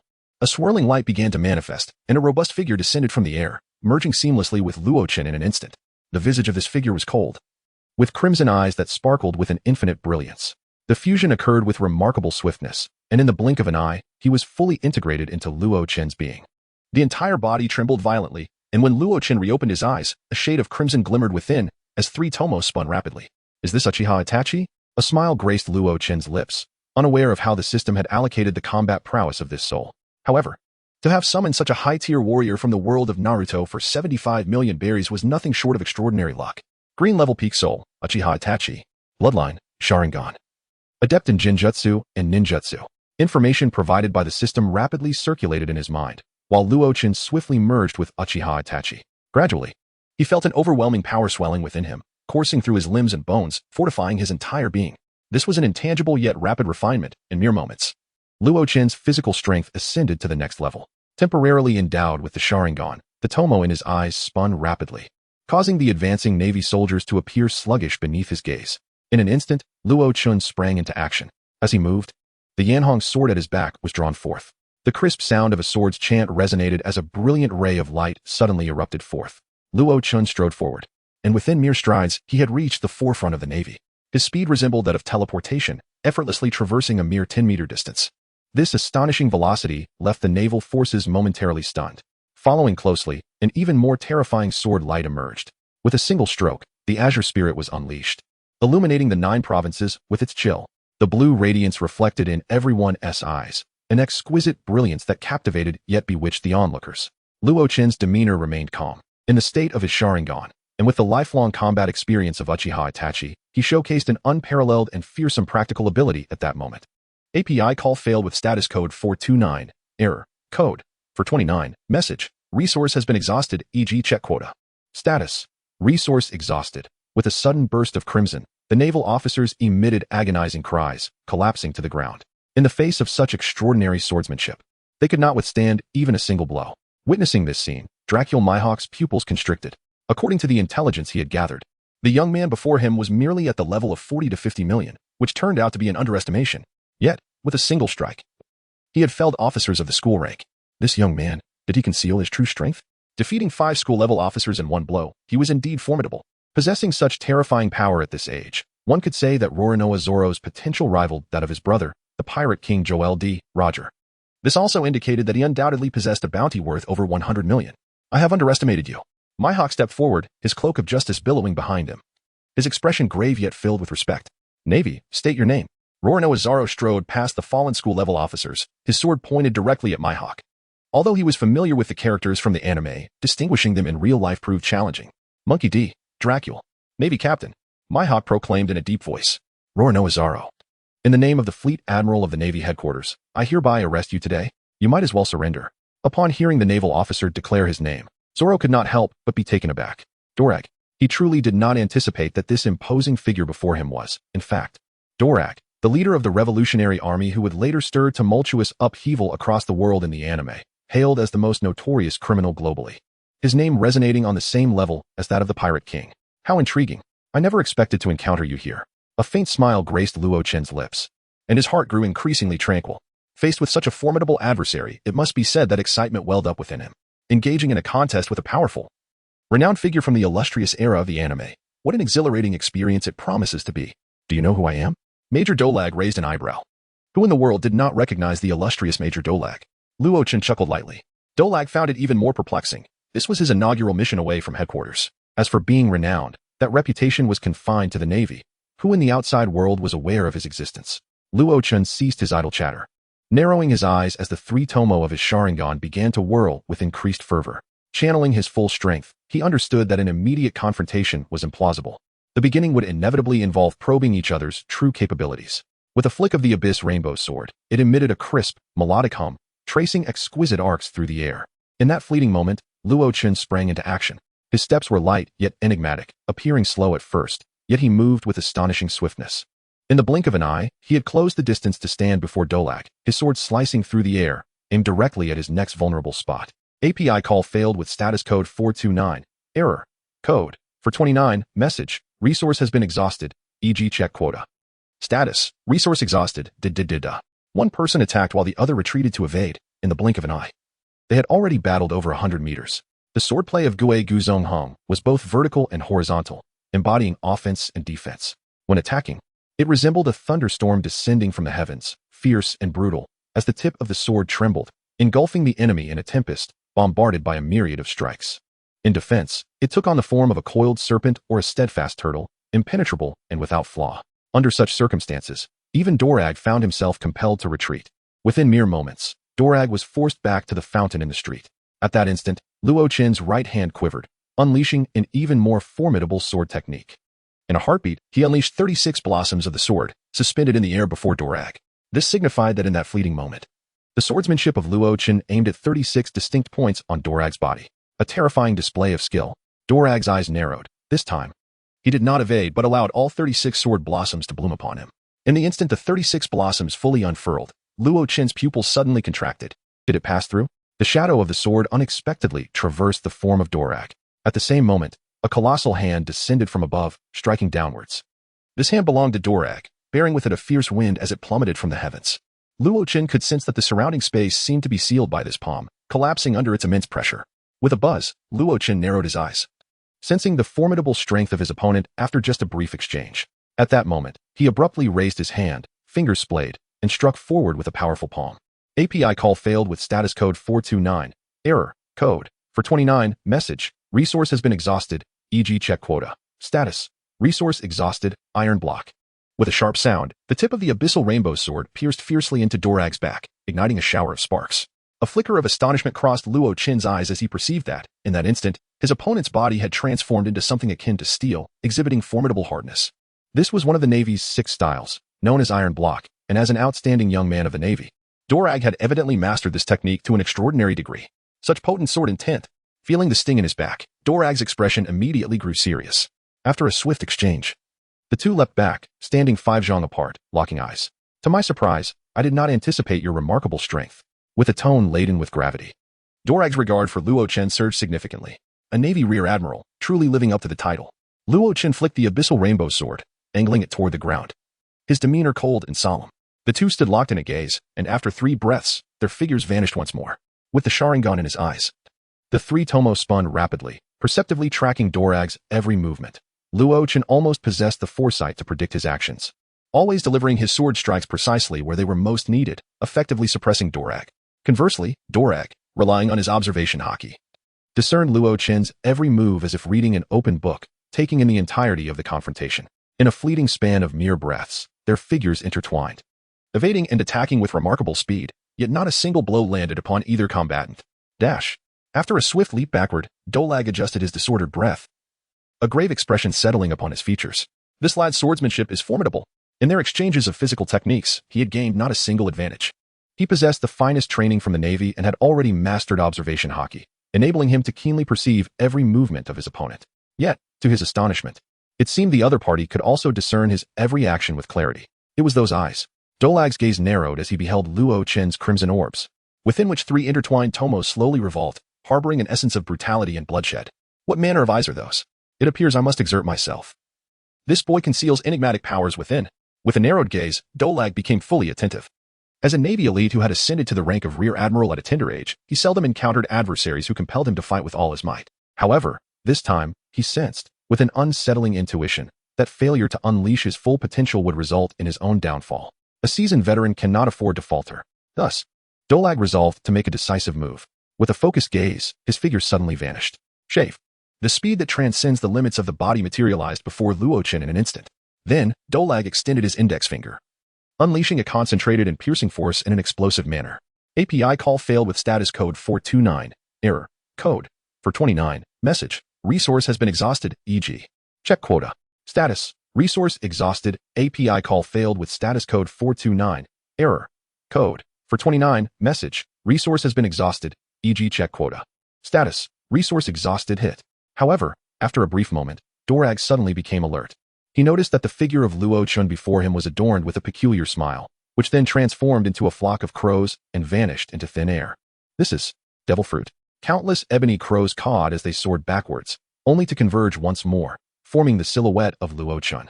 If you perceive it that way, then so be it, Luo Chen remarked with a smile. His eyes. Dorag gazed into Luo Chen's eyes, a tremor coursing through him once again. They resembled a dart-like triangular windmill, slowly rotating amidst an endless sea of blood, evoking an aura of ominous foreboding and dread as if mere contact with those eyes could bring about misfortune. Who exactly are you? At this moment, Dorag began to question Luo Chen's identity. To his understanding, Luo Chen was a person devoid of any talent in martial arts, utterly incomparable to his brother. Yet, what could possibly account for this transformation, enabling this individual to become a formidable opponent capable of confronting him head-on in such a brief span of time? What? Haha, I am Gold. Rogan. Rogan laughed heartily, but his laughter abruptly ceased as he sheathed his sword, the abyssal rainbow, behind his back. Dralog, you are formidable. You warrant my full strength. Observing the sudden gravity in Rogan's demeanor, Dralog felt an increased sense of vigilance. He was no longer wielding his sword. What other hidden techniques might he possess? It is well known that Uchiha Itachi's life was fraught with adversity, yet his innate talent was extraordinarily potent. His prowess lay not only in his astonishing Jinjutsu, but also in his formidable ninjutsu, coupled with the Mangeki Sharingan, rendering him exceedingly fearsome. With a rhythmic da-da-da, Luo Chen let his arms fall and began to dash forward in an erratic manner, heading towards Dolag. Employing the shadow clone technique, he swiftly formed hand seals.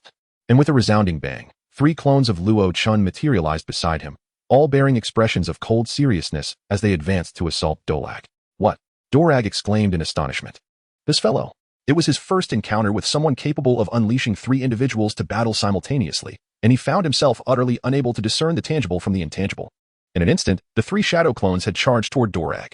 Kunai were wielded, their icy glint radiating an overwhelming sense of pressure through their fierce assaults. The speed of these attacks was astonishing, and the force behind them was relentless. Dorag rapidly evaded, then leaped backward into the sky. However, at that moment, the final figure concealed behind him emerged, cold and ruthless, as their hands swiftly intertwined to form a series of seals. The chilling and merciless words flowed from Luo Chen's lips. Fire release. Great fireball technique. API call failed with status code 429. Error. Code. 429. Message. Resource has been exhausted, e.g. check quota. Status. Resource exhausted. With a decisive thud, Luo Chen's feet met the ground. Flanked by 3 shadow clones standing back to back, each observing their surroundings with clarity. As his Sharingan whirled, the figure of Dorag gradually materialized in midair once more. His attire immaculate and unscathed by the flames that had previously engulfed him. Similarly, Dorag descended from the sky to the earth. A devil fruit? Flames? The ability to manifest 3 identical selves? In this moment, Dorag's regard for Luo Chen had escalated significantly. Within such a brief span of combat, this young man had continuously astonished him. The terrifying mastery of close combat swordsmanship, the capability to conjure countless crows, and immunity to harm, the creation of 3 indistinguishable replicas. And finally, the ability to unleash fiery assaults. All these attributes bore the hallmarks of both Paramecia and Logia-type devil fruits. In this instant, even he found himself at a loss as to how to swiftly subdue and capture this remarkable youth. I concede, I underestimated you and your abilities. Dorag's gaze sharpened with intensity. API call failed with status code 429. Error. Code. 429. Message. Resource has been exhausted, e.g. check quota. Status. Resource exhausted. Strange. Luo Chen smiled faintly. The bloodlines and ninjutsu from the realm of Naruto indeed appear peculiar within the world of pirates. However, what he had just demonstrated was merely a trifling fraction of Uchiha Itachi's extraordinary abilities. This formidable ninja, among the ranks of Hokage, possesses his most potent techniques in the form of Jinjutsu and the unique bloodline limit bestowed upon him by fate. So, what do you wish to do, Admiral Dorag? How? Dolag inquired with a grave and earnest expression, articulating each word with precision. Naturally, we must take you into custody. How could we allow such a dangerous individual to roam freely? Uninteresting. Luo Chen scoffed with a mocking smile. Do you truly believe that your solitary strength can thwart the heart of a man yearning for the sea? Dolag was momentarily taken aback, and in that fleeting instant, Luo Chen's figure had already blurred. For manifestations of Luo Chen moved in unison, their forms twisting and undulating through the air as he hurled his shurikens with remarkable precision. These shurikens were tightly interlinked, forming an unyielding chain that swiftly approached Dolag. Yet, in the face of this imminent onslaught, Dolag exhibited no inclination to evade. With a sudden flash, his entire being seamlessly passed through the shurikens, and in another blink, he had traversed beyond them. Luo Chen's expression shifted dramatically, completely unprepared for Dolag's audacious breakthrough. In another instant, Dolag's strike was upon Luo Chen. His right hand extended, transforming into a claw, and with ferocity, he lunged toward Luo Chen's head. Dragon's claw. Hook. As if a genuine dragon's talon had descended, the air began to surge relentlessly. In an instant, the very space and time beneath Luo Chen seemed to slow, as if ensnared, leaving no opportunity for evasion. Not good. A tremor coursed through Luo Chen's heart as that claw suddenly descended. The fierce momentum and the ferocious claw resembled a genuine dragon soaring through the sky, launching an onslaught against him, exuding an overwhelming force that rendered resistance utterly futile. API call failed with status code 429. Error. Code. 429. Message. Resource has been exhausted, e.g. check quota. Status. Resource exhausted. Is that so? At this very moment, Dorag's mind was racing with thoughts. He was recalling every detail of the battle, from its inception to the present. Where was the anomaly? He could not possibly be invincible. A devil fruit? No. That was also implausible. No devil fruit possesses such a multitude of abilities. Dorag, being a person of discernment, understood that despite the grotesque nature of a devil fruit's powers, each one is inherently unique. In other words, consuming a particular devil fruit grants only a singular ability. What Luo Chen exhibited at this moment was simply impossible. This implied that the power he demonstrated was not derived from a devil fruit at all. Suddenly, Dorag's eyes widened, his expression growing grave. His right hand transformed into a claw once more, as he forcefully pulled at the empty air before him. API call failed with status code 429. Error. Code. 429. Message. Resource has been exhausted, e.g. check quota. Status. Resource exhausted. API call failed with status code 429. Error. Code. 429. Message. Resource has been exhausted, e.g. check quota. Status. Resource exhausted. With a swift gust of wind, Dolag's figure abruptly vanished, dissipating before Luo Chen's eyes. Such terrifying speed. Luo Chen activated his Sharingan and abruptly swung his kunai backward. With a resounding clash, the sound of metal striking metal echoed as the kunai met its adversary, producing an unexpectedly crisp tone. The immense force propelled Luo Chen backward, causing him to stagger several paces. The once sturdy kunai shattered into fragments with a sharp crack. Terrifying. Luo Chen stared in astonishment at Dolag, realizing that only through personal experience could one truly comprehend the sheer magnitude of such terrifying power. Just as Luo Chen was engulfed in shock, Dolag's figure vanished once more. A fierce wave of energy swept past Luo Chen's body simultaneously, leaving his astonished expression unchanged. Before transforming into a sky filled with cawing crows that soared away into the distance. API call failed with status code 429, error, code, 429. Message, resource has been exhausted, e.g. check quota. Status, resource exhausted, useless. The crows once again converged into Luo Chen, and Dolag moved slightly. Then, Luo Chen transformed once more into a sky, filled with crows. The cacophony of cawing crows gradually reassembled into Luo Chen's form. Dolag's gaze grew grave. He could even perceive the mocking essence in the eyes of those crows. This astonished him further. What kind of method did this individual employ to manifest a phenomenon akin to a natural-type devil fruit? With another charge forward, his dragon claw transformed into a hook, grasping through the void. The fierce cold wind sliced through the air like a blade, swiftly targeting Luo Chen. However, the latter appeared to be completely unresponsive, shattering once again into a multitude of crows. This cycle continued, and the brilliance in Dolag's eyes intensified. Gradually, he unleashed his observation haki, sensing an unusual presence. During this time, Luo Chen was diligently familiarizing himself with the myriad skills or talents embodied by Uchiha Itachi. The Manjiki Sharingan, formidable illusions, terrifying ocular techniques, and his exceptional fire-release ninjutsu, all were formidable weapons in combat. In the world of Naruto, such a figure was undoubtedly powerful. To be able to exchange for such an individual at the price of 75 million was a stroke of incredible fortune for Luo Chen. Thus, he cherished this opportunity immensely. If he could obtain even a fragment of Uchiha Itachi's skills, it would be a tremendous boon. However, acquiring these depended on the outcome of this battle. With a focused gaze, Luo Chen activated his Sharingan, the three tomos spinning rapidly, his crimson eyes fixed intently on Dolag, causing a chill to run through his opponent. Dolag, for certain reasons, I can no longer indulge you here, Luo Chen spoke in a low tone, his expression gravely serious. Playing? Dorag raised an eyebrow. Sensing that the other party seemed to underestimate him, a faint smile unconsciously gracing his lips. It appears you have underestimated the capabilities of this generation's rear admiral. A look of bewilderment crossed Luo Chen's face as he perceived that Dorag seemed to have grasped something. If my conjecture is correct, I must have fallen prey to an illusion-like ability, right? Dorag's eyes shimmered with a fierce brilliance, and in an explosive surge, he broke free from Luo Chen's illusion. This revelation took Luo Chen aback, yet it soon transformed into an amused smile. Truly, he is Dorag. With a swift flick of his sword, the abyssal rainbow blade danced through the air, creating a cascade of sparkling sword flowers. Then, with his other hand, he formed a single hand seal, and after 3 breaths, 3 copies of Luo Chen emerged, each wielding a long sword, encircling Dorag from all sides. You've grown rather arrogant. Having strength is commendable, but lacking clarity of self-awareness complicates matters. As Luo Chen charged forward, Dorag shook his head, displaying no intention to evade the impending assault. Within the brief span of 3 breaths, Luo Chen had already closed the distance, and the 4 figures suddenly flickered, thrusting their swords through Dorag's form. For streaks of brilliant sword light erupted, cleaving through Dorag's figure entirely. However, at the moment Luo Chen's blade grazed Dorag, his Sharingan spun rapidly, a sudden alertness igniting within him. Do you comprehend the swiftness of the wind? Just how fast is the wind? Luo Chen was taken aback. In the blink of an eye, his 3 shadow clones dissipated into wisps of white mist. Immediately, a warning rang in his heart, goosebumps rising on his skin as an unexplainable dread enveloped him. Silently, a towering figure had appeared behind him, cloaked in an imposing presence, the Justice Cape billowing fiercely, bearing a resolute expression filled with authority. It was none other than Dorag. API call failed with status code 429, error, code, 429, message, resource has been exhausted, e.g. check quota.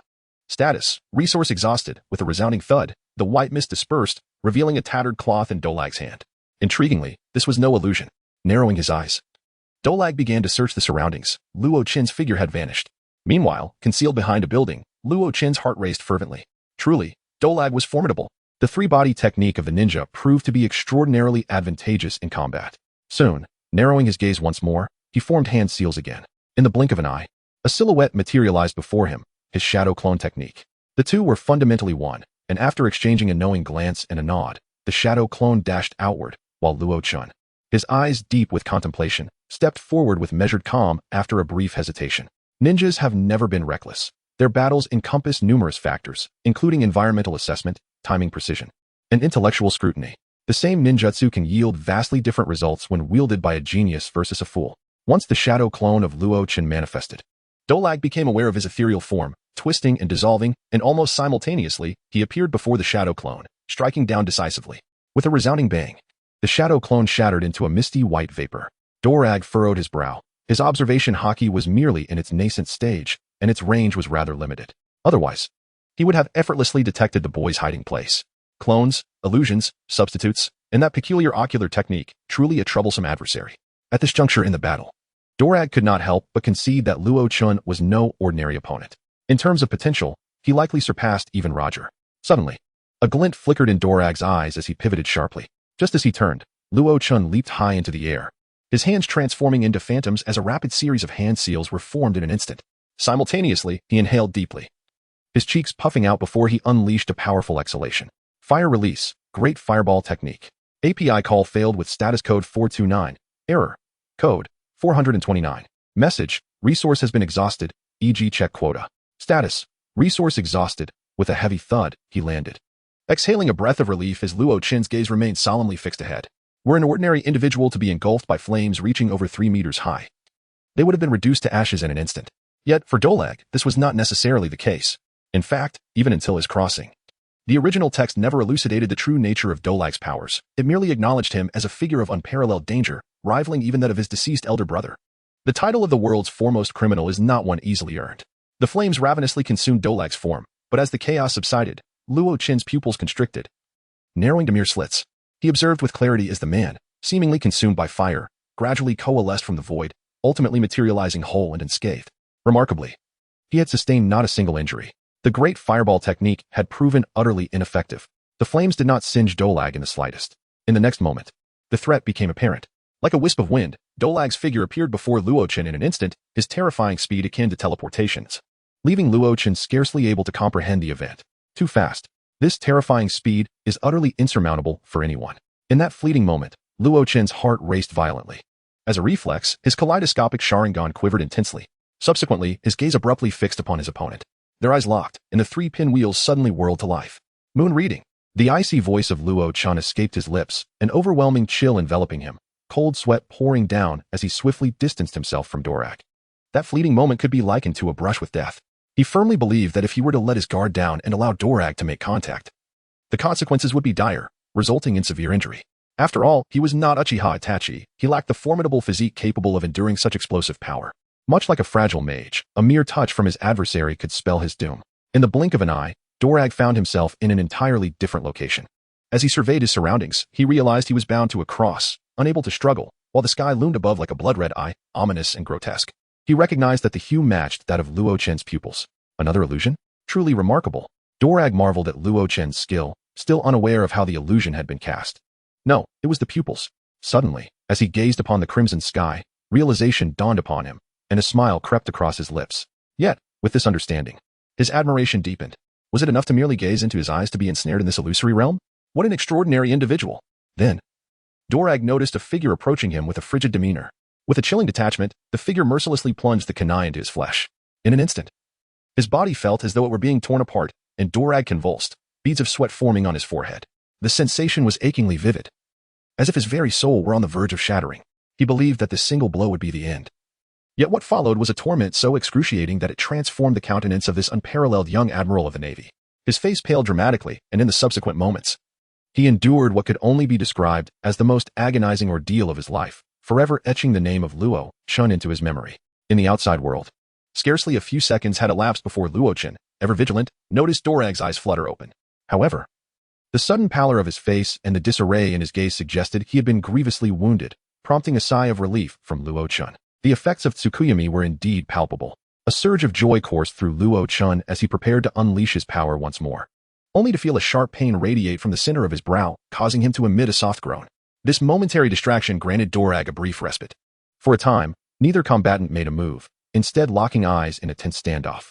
As moments slipped away like sand through an hourglass, Luo Chun eventually lowered his hand from his right eye, only to glimpse a trickle of blood between his fingers, sending a chill through him. The backlash of the Sharingan was indeed formidable. In stark contrast, Dorag maintained an appearance of weakness. You are far too perilous, Luo Chun reflected. It seems that you must be eliminated here today. Should I allow you to escape, it may unleash a catastrophe upon the world far more terrifying than this. API call failed with status code 429. Error. Code 429. Message. Resource has been exhausted, e.g. check quota. Status. Resource exhausted. The heavens roared ominously as dark clouds suddenly enveloped the skies above Rog Town. With golden lightning crackling and weaving like a wild dragon in a furious dance, a storm was poised to descend. The spectacle was breathtaking. The swirling clouds had swiftly shrouded the entirety of Rog Town. How could the weather change so abruptly? Observing the sky, it seemed that the tempest would soon arrive. Yet, the sea beyond the island remained tranquil. The inhabitants of the island were oblivious to the unfolding situation, gazing up at the heavens in confusion. With a sharp focus in his eyes, Luo Qin leaped forth, sprinting towards the coastline. Having merged with Uchiha Itachi, his speed had surpassed all limits. His hands hung low as he deftly navigated the rooftops of the buildings, transforming into little more than a fleeting shadow. In mere moments, he had vanished from Dorag's sight. You cannot escape, Dorag thought, narrowing his eyes at Luo Qin's retreating figure. His pallor remained, a testament to the toll inflicted by Tsukuyami, which had severely compromised his mental state. That attack was directly aimed at the spirit, and even someone of Dorag's caliber found it difficult to defend against. With a swift motion, Dorag vanished like a gust of wind, leaving no trace behind. As the scene shifted rapidly, Luo Qin finally halted upon reaching the golden sands of the beach. A quick scan revealed a ship approximately 2,320 meters away. If he could eliminate Dorag, he would make his swift exit from this place. Just then, Dorag's form materialized in the void, distorted and menacing. Luo Qin drew a deep breath. He had hoped to conserve his strength, but it seemed that was no longer an option. Dorag, indeed a notable rear admiral of the Navy, had managed to unravel Luo Qin's illusion, easily evading typical assaults. Yet, Luo Qin found himself unable to counter any of Dorag's strikes. It was a most awkward predicament. What had begun as a favorable confrontation for him was now tilting unfavorably. Time slipped away slowly, and the duration of Uchiha Itachi's possession would not last much longer. The battle must be resolved swiftly. With narrowed eyes, Luo Qin's aura intensified dramatically. Dorag keenly sensed a shift in Luo's demeanor, his gaze narrowing as he fixated intently on the movements of the individual below. In the blink of an eye, Dorag's form quivered, a fleeting moment of confusion flickering in his eyes. Unbeknownst to him, he had fallen victim once more to the opponent's illusion. It seemed prudent to avoid gazing into those eyes. Closing his eyes, Dorag relinquished his reliance on sight entirely. Nevertheless, this did not impede his combat prowess. Utilizing his heightened senses, he remained acutely aware of every action taken by his adversary. At that moment, Luo Qin's voice resonated from below. Dorag, this is my final strike. If you can withstand it, I concede. If not, then I must apologize. The gravity of Luo Qin's tone, coupled with the utmost seriousness etched upon his visage, rendered it impossible for anyone to disregard his words. Upon hearing this, Dorag's eyes narrowed further. One move to determine the outcome? You underestimate me. As one of the strongest of the young generation within the Navy, Dorag's pride was formidable. He did not perceive himself as inferior to anyone. With a subtle tremor, a gentle breeze began to emanate from him, swirling around his form, almost imperceptible in its transparency. Below, Luo Qin paid Dorag no further heed, instead closing his own eyes, his spirit extending outward, attuned to everything within his vicinity. Suddenly, it seemed as though the world around him slowed to a standstill. The roaring thunder above, the undulating waves of the sea, all vividly imprinted upon his mind, rendering every detail crystal clear. Simultaneously, the entirety of Uchiha Itachi's abilities rapidly unfolded within Luo Qin's consciousness, intertwining with his thoughts in deeper resonance. Abruptly, Luo Qin opened his eyes. The three great windmills spun swiftly. His once crimson gaze intensified, appearing even darker, akin to deep-hued blood. Amaterasu, he whispered softly, his gaze suddenly fixated on the void where Dorag was situated. Before the naked eye, a cluster of pitch-black flames spontaneously ignited, enveloping Dorag in an instant. What is this? Dorag exclaimed in shock. Upon the slightest contact, the flames began to consume his garments. The searing heat contorted his skin. An agony rapidly spread from the surface of his body, instilling a profound sense of terror within him. In a heartbeat, Dorag's figure became ethereal. He commenced a frantic escape through the void, desperately trying to evade the terrifying flames, yet an even more astonishing occurrence unfolded. Below, Luo Qin's gaze darted swiftly, tracking the almost wind-like movements of the fleeing Dorag. To his astonishment, clusters of blazing black flames emerged rapidly, enveloping Dorag. Within mere moments, the entirety of the area surrounding them was encircled by a relentless expanse of black fire, the scorching intensity even igniting the very sand beneath them. The residual heat from the flames inadvertently lapped at the undulating waves, leaving Dorag utterly aghast as he witnessed the horrifying flames capable of igniting seawater itself. What kind of infernal flames are these? Dorag pondered in disbelief, only to realize that the flames igniting on his arm were relentless, refusing to extinguish despite his efforts, spreading with alarming swiftness. In a mere 3 breaths, they had already reached his arm. How terrifying! With a sharp glint in his eyes, he activated his power, and it seemed as though an invisible blade had effortlessly severed the fabric of his sleeve. It then fell, consumed by flames in the void, reduced to nothingness. His gaze shifted towards Luo Qin. There, he beheld the other's eyes, aflame with a crimson hue, as the inky black flames surged forth, coalescing into a terrifying onslaught. This young man was utterly formidable. The obsidian flames possessed the terrifying ability to incinerate all, reducing anything to mere ash. He made several attempts, dashing towards Luo Chen with all his might. Yet that dreadful fire stood resolutely before him, akin to an impenetrable wall. What sent chills down his spine was the realization that the black flames were multiplying, enveloping his entire form within a mere span of 10 breaths. Panting heavily, Luo Chen's eyes were clouded with crimson, his complexion pale as he fixed his gaze on Dorag, who was held at bay 20 meters away. Not daring to relax for a moment, Dorag's speed was astonishing, and his formidable offensive strength could swiftly close the distance, potentially leading to Luo Chen's demise in an instant. Luo Chen was acutely aware that being driven to this extent, Dorag's full force assault would unleash a terrifying level of power. However, from the very beginning of his strategic planning to this moment, calculating positions and the velocity of flame release, every detail meticulously arranged, Luo Chen firmly believed that in this final moment, he would be able to vanquish the formidable foe before him. Give me death, with a low roar. The crimson in his eyes deepened, and 2 streams of blood tears burst forth, cascading down his cheeks. In that moment, Luo Chen's expression was exceedingly ferocious, even contorting into a mask of rage. API call failed with status code 429, error, code, for 29, message, resource has been exhausted, e.g. check quota. Status, resource exhausted, not good. Upon witnessing the blazing inferno before him, and the surrounding dense, inky flames, Dorag felt a surge of trepidation coursing through his heart. Sensing an imminent peril, in the next moment, the sky was engulfed in the ominous black flames, completely enveloping Dorag in their grasp. Ha, ha, ha. Luo Chen gasped frantically, the crimson hue in his eyes swiftly receding into an abyssal black. He cast a lingering glance at Dorag, who was enveloped in inky flames merely 20 meters away, before abruptly pivoting and sprinting in another direction. In just 3 fleeting moments, Luo Chen's figure vanished from sight. 15 breaths later, he had distanced himself from Dorag by a full kilometer, channeling chakra into his feet as he propelled himself forward with fervent urgency. Flee. He must escape this place. The distinguished young admiral of the Navy, Dorag, was undoubtedly formidable. Despite unleashing Amaterasu, he harbored no illusions of triumphing over Dorag. After 30 breaths, however, Luo Chen's peak velocity began to wane. The area where his vessel was anchored was heavily fortified, with 3 layers of guards composed of 3 officers bearing the insignia of the Navy, their expressions grave and resolute.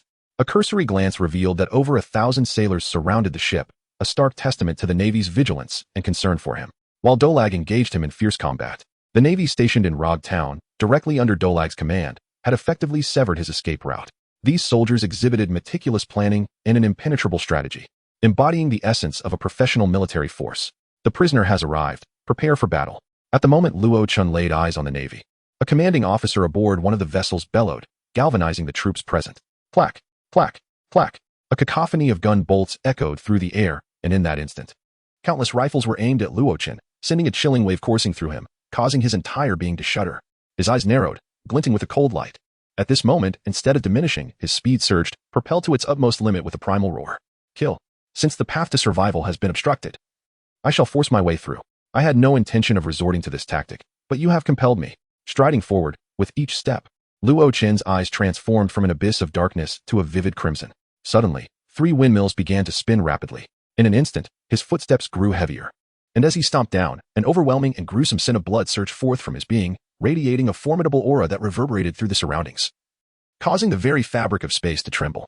In that fleeting moment, this terrifying presence surged forth like a tidal wave, leaving the naval soldiers stationed before his vessel in a state of profound alarm.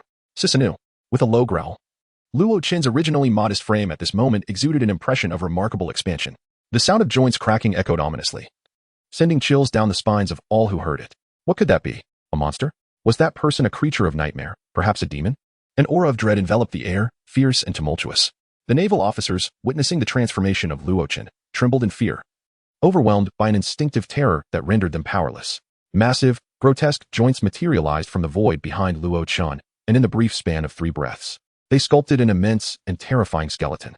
With a resounding boom, as Luo Chen took his 5th step, the white skeleton behind him had transformed into an astonishingly robust figure, towering at a height of 50 to 60 meters. It was enveloped in a crimson aura, radiating waves of intense heat that distorted the very air around it.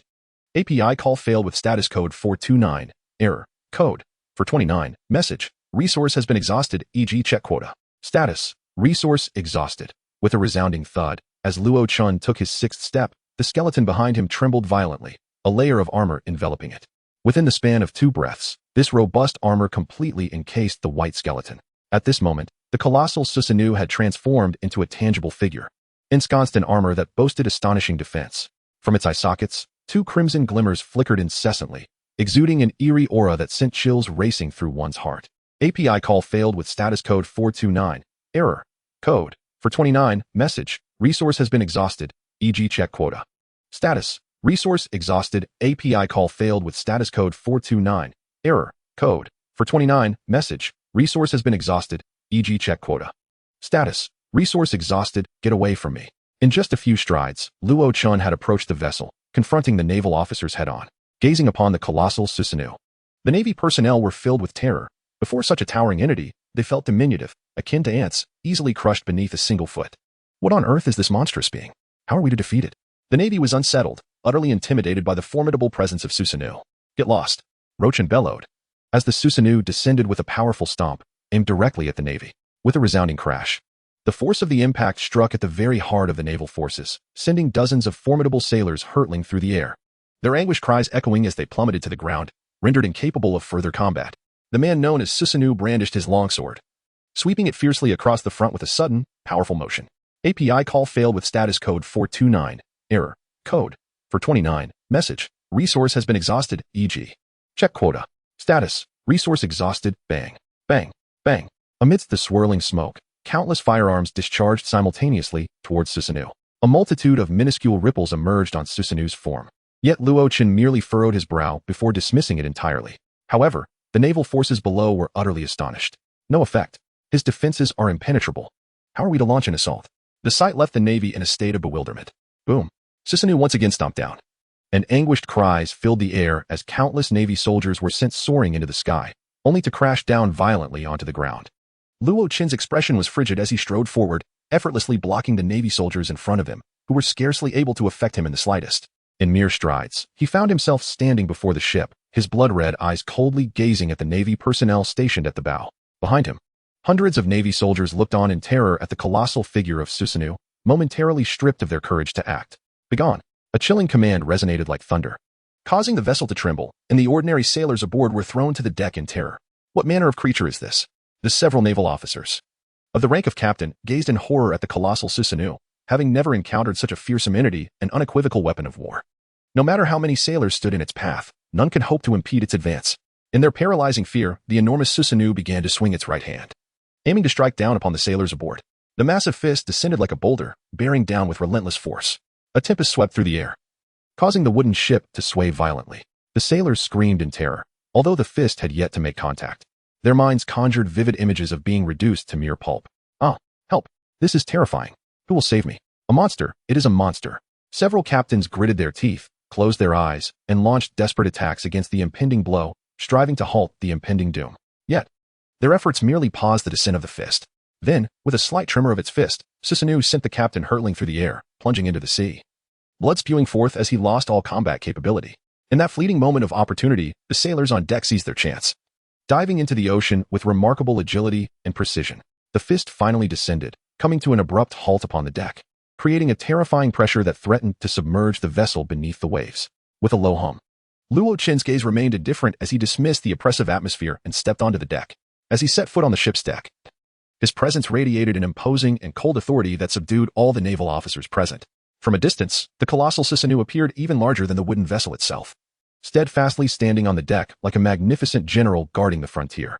In that moment, the sea breeze blew fiercely, tousling Luo Chen's hair as he coldly regarded the terrified naval officers below. The sailors ceased their attacks, utterly awestruck by the terrifying combat prowess of Susanoo. With a flick of his right hand, the ship's anchor lifted away from the shore. With a resounding creak, the colossal Susanoo swung his massive arm, forcefully smashing down toward the shore. The terrifying power descended like a mountain, and with a thunderous roar, it struck the beach, sending shockwaves that propelled the remaining Navy personnel into the air, only to crash heavily back to the ground. Meanwhile, the wooden vessel harnessed the recoil from this tremendous blow, its sails billowing as a fierce wind propelled it swiftly away from the coastline. In a mere 5 heartbeats, it had already distanced itself by several hundred meters. Observing the immense Susanoo retreating rapidly, the remaining sailors displayed evident relief upon their faces, exhaling deeply. Aboard the Logan, Luo Chen maintained an unwavering expression, leveraging the force of that strike as Susanoo again pounded the sea with fervor. The resultant force further accelerated the ship, allowing it to dart away like a swift arrow.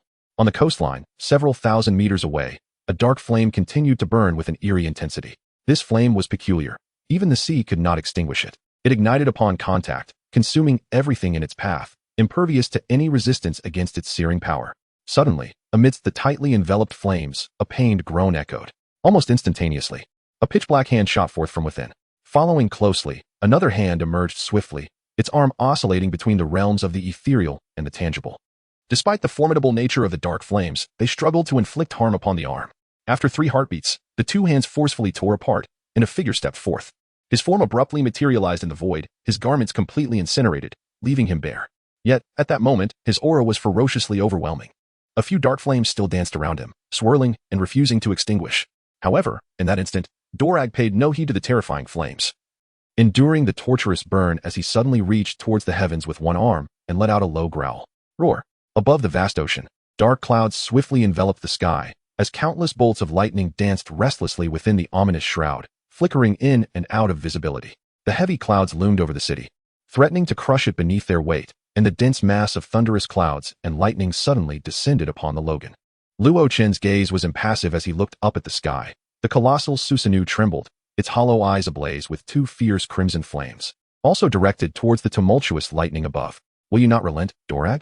he murmured softly, remaining still, yet the brilliance in his eyes grew ever more piercing. API call failed with status code 429, error, code, for 29, message, resource has been exhausted, e.g. check quota. Status, resource exhausted, API call failed with status code 429, error, code, for 29, message, resource has been exhausted, e.g. check quota. Status, resource exhausted, API call failed with status code 429, error, code, for 29, message, resource has been exhausted, e.g. check quota. Status, resource exhausted, API call failed with status code 429, error, code, for 29, message, resource has been exhausted, e.g. check quota. Status, resource exhausted, API call failed with status code 429, error, code, for 29, message, resource has been exhausted, e.g. check quota. Status, resource exhausted. With a resounding boom, the 2 attacks collided abruptly. A tremendous explosion ensued, unleashing a myriad of lightning that surged across the Kusanagi sword. In that fleeting moment of contact, countless bolts of lightning were cleaved asunder. However, some errant arcs of electricity surged along the Kusanagi sword, hurtling towards the formidable figure of Susanoo. As these bolts reached Susanoo's robust wrists, his powerful arms quivered violently, shattering the remnants of the assault. Subsequently, in a fit of rage, Susanoo unleashed a thunderous roar. Roar! The sound reverberated through the heavens, causing even the clouds above to tremble. Following this, he brandished his sword once more, aiming directly for the layers of clouds.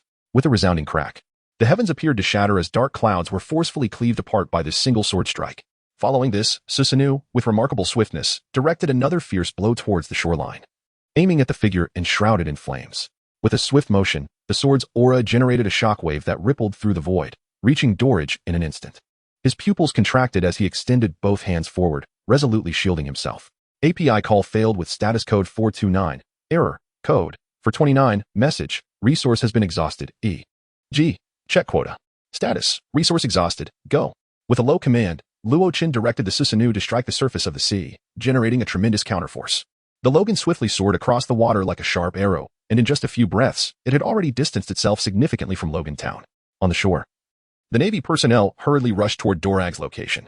Upon reaching Dorag, they beheld the ominous black flames engulfing him and instinctively sought to extinguish them, only to be halted by Dorag's weak but forceful shout. "Do not touch. This flame can incinerate everything. It is extremely perilous." In an instant, the hands of the Navy members froze in midair. API call failed with status code 429, error, code, for 29, message, resource has been exhausted, e.g. check quota. Status, resource exhausted, General Dolag. The naval officers exclaimed anxiously. This was a rear admiral from the naval headquarters, and if he encountered peril here, they would bear an inescapable responsibility. "I am fine, merely a bit injured," Dolag waved his hand dismissively, though his gaze turned complex as he regarded the inextinguishable black flames still consuming him. The true dilemma lay in these flames and that escaping individual. Indeed, the greater threat was not his severe wounds, but rather the one who had fled. It was unfathomable how someone as young as Luo Chen possessed such formidable power. Meanwhile, Luo Chen, having distanced himself from Roger Town, was now utterly exhausted, his Susanoo completely disassembled behind him. "Damn it, I nearly lost my life." He coughed up blood thrice, his complexion turning ghostly pale. Although the time for his possession had not yet arrived, it felt interminable. Yet, Scarcely half an hour had passed since his encounter with Dolag and the conclusion of their battle. Approximately 20% of his chakra remained. However, the strain on his Sharingan had severely impacted both his mental and physical state. Within this brief span, he needed to utilize chakra to mend his injuries. Otherwise, it would significantly hinder his forthcoming actions. His eyes flickered as the mastery of his mind came into play, allowing Luo Chen to meticulously devise his next steps. At that moment, he could no longer concern himself with where the Logan would sail. Closing his eyes, within mere moments, Luo Chen descended into a profound state of meditation. He was uncertain how long remained before the time for his possession, but he had to hasten his recovery. Simultaneously, as Luo Chen began to heal, the naval headquarters was abruptly roused by the sharp ring of a telephone bug. Brew brew. The naval officer stationed at the post grasped the telephone bug firmly, his voice steady and composed. "Hello, naval headquarters. This is Dorag." The voice emanating from the telephone bug was distinctly feeble, lacking vitality. Upon hearing the other party's self-identification, the officer's demeanor shifted, his attention peaked. "Greetings, Major General Dorag. Please request the headquarters to dispatch support. API call failed with status code 429, error, code 429. Message, resource has been exhausted, e.g. check quota. Status, resource exhausted, speed." With just a few words, Dorag swiftly terminated the call. He had not intended to seek assistance from headquarters, but upon glancing at his subordinates and then at the eerie black flames enveloping him, he felt utterly powerless. Indeed, this terrifying fire still clung to him, refusing to extinguish. Throughout this ordeal, he had been maintaining his fruitability at the sites of combustion, preventing it from truly searing his flesh. However, a few areas had begun to smolder, the skin wrinkling under the intense heat. This dreadful flame seemed capable of consuming even intangible elemental abilities, sending a chill of trepidation coursing through Dorag's heart. He had no choice but to summon the Navy headquarters for assistance. Otherwise, he could not fathom when he might recover from these injuries. Meanwhile, the Navy headquarters was in a state of turmoil. The esteemed Vice Admiral Dorag, one of the most formidable figures in combat, had sustained severe injuries during his expedition in the East Sea, necessitating a call for support. This was an unfathomable scenario. It is essential to understand that the Navy headquarters dispatched these vice admirals on missions primarily to enhance their merits, thus facilitating their future promotions. In any given region, these remarkable naval officers could effortlessly resolve issues. Conversely, seeking assistance would be a significant blow to one's prestige, potentially adversely affecting future promotions. Yet, this was Dorag, a vice admiral of unparalleled strength, and he had requested aid. Within the marshal's office at headquarters, the news of Dorag's plea for help was met with a calm demeanor from the imposing figure of Fleet Admiral Kong, who, while uttering these words, cast a glance at a middle-aged rear admiral present. The admiral, sensing the gaze, casually looked up at Kong before resuming his enjoyment of the donuts on his desk. Beside him, Admiral Sengoku wore a grim expression as he nudged the rear admiral, offering an apologetic nod to Kong. Seated in the room were the Navy's most formidable forces, including 3 admirals and numerous rear admirals. Given Dorag's prowess, he would likely encounter formidable foes in the East Sea, but it should not have escalated to the point of requiring assistance. This indicated that an adversary had emerged in the East Sea, one that even Dorag deemed troublesome. Sengoku spoke gravely upon receiving Dorag's call. We had already gathered intelligence regarding the origins of this incident. Kong's gaze flickered as he extracted a document from the files before him and tossed it forward. The others leaned in, revealing a bounty notice. The most striking detail was the staggering bounty of 110 million. While the portrait depicted a youth of approximately 16 or 17 years of age, this was the boy who had engaged Dorag in battle, a mere 16 years old. What? Upon uttering this phrase, all the generals, both major and lieutenant, once again directed their gazes towards the bounty notice on the table. If there is anything that can signify a person's innate talent, it is undoubtedly their age, which serves as the most evident proof. At merely 16 years of age, the bounty amounts to an astounding 110 million, and what is even more frightening is the fact that he can contend with Dolag. This 110 million is not merely a reflection of his combat prowess demonstrated today. Rather, it is based on his previous bounty, at a time when we were unaware of his formidable strength. Squinting his eyes, he spoke in a low voice. This lad possesses such a bounty, partly due to his identity. Identity. A group of lieutenant generals and admirals turned their gaze toward the face on the table. The youth, with his jet black hair, slender physique, and delicate features, wore a gentle smile that belied the terrifying bounty associated with him. Yet, despite his neighborly appearance, none of the esteemed generals could discern who he truly was. Who is he really? A lieutenant general inquired. Sengoku stared at the bounty notice on the table. His mouth moved as if to speak, yet silence prevailed, leaving him in shock. Meanwhile, Karp also scrutinized the bounty, his eyes reflecting a tangle of emotions. Why bother? He is already dead, he murmured, as if he had grasped a deeper truth. Be quiet, Karp, Sengoku admonished sharply. Karp shook his head, choosing not to respond further. It seems you are entirely unconcerned about these inconsequential criminals, Kong remarked softly, eliciting a slight flush among the assembled officers. His name is Gold. Roger. If this name fails to evoke any recognition, surely you are familiar with his brother. Upon hearing the name, all Navy personnel were taken aback, and as Kong continued, they held their breath in disbelief. His brother is none other than Roger. With that proclamation, the office fell into a profound silence. A smirk of irony graced Kong's face as he surveyed the naval officers present. Indeed, he is the pirate king we recently executed. With that, the entire Navy headquarters erupted into chaos. Roger, the pirate king. If there was a prevailing topic of discussion during this period, it was undoubtedly the Navy's execution of the contemporary pirate king. The demise of this legendary figure elevated the Navy's stature to unprecedented heights. This was a momentous occasion, expanding the Navy's power to levels previously unimagined. However, simultaneously, the pirate forces surged to new heights, spurred by Roger's final words before his death. Roger, a name that resonated with unparalleled glory in this era, became synonymous with an entire epoch, the Roger era. Whenever this name was uttered, it sent shivers down spines, igniting a fervor that coursed through the veins of all who heard it. This name possessed an almost mystical allure, uniting people from all corners of the globe. He propelled this era to its zenith, reaching heights never before attained, intensifying the conflict between the Navy and pirates to an unprecedented degree. It is crucial to note that this was not the age of Luffy, which would unfold over 2 decades later. In this moment, the impact of Pirate King Roger on the world was profoundly significant. Following Roger's demise, the Navy prioritized the eradication of his former crew, affiliated factions, and even his relatives. It was imperative that if Roger had any heirs or close kin, the world would be thrust into tumult once more. Though Roger was gone, his comrades and the pirate crews that once shared allegiance with him still existed. At this critical juncture, should a figure closely linked to Roger emerge, the allegiance of these formidable pirate crews would be undeniable. These crews were among the most formidable in the Grand Line and the New World, poised to create a massive upheaval in the world. He is Roger's brother? I am aware Roger had a sibling, but didn't intelligence report him as a useless individual? Murmured one of the admirals. He never inherited Roger's formidable strength, and our forces have long been dispatched to apprehend him. How could he possibly possess the power to contend with Drag Zero in? The atmosphere grew tense as the attending lieutenant generals recognized the gravity of the situation. It was not just his strength that posed a threat, it was his identity. The brother of Roger, and so very young. No one could predict whether this Gold. Roger would become the next Roger. Now that you understand his identity, what do you propose we do? Kong raised an eyebrow and queried. He tossed the question to the assembled naval officers, then fell silent. The room was enveloped in contemplation, for the sensitivity of this individual's identity weighed heavily on their minds. A misstep could incite global turmoil. Gold.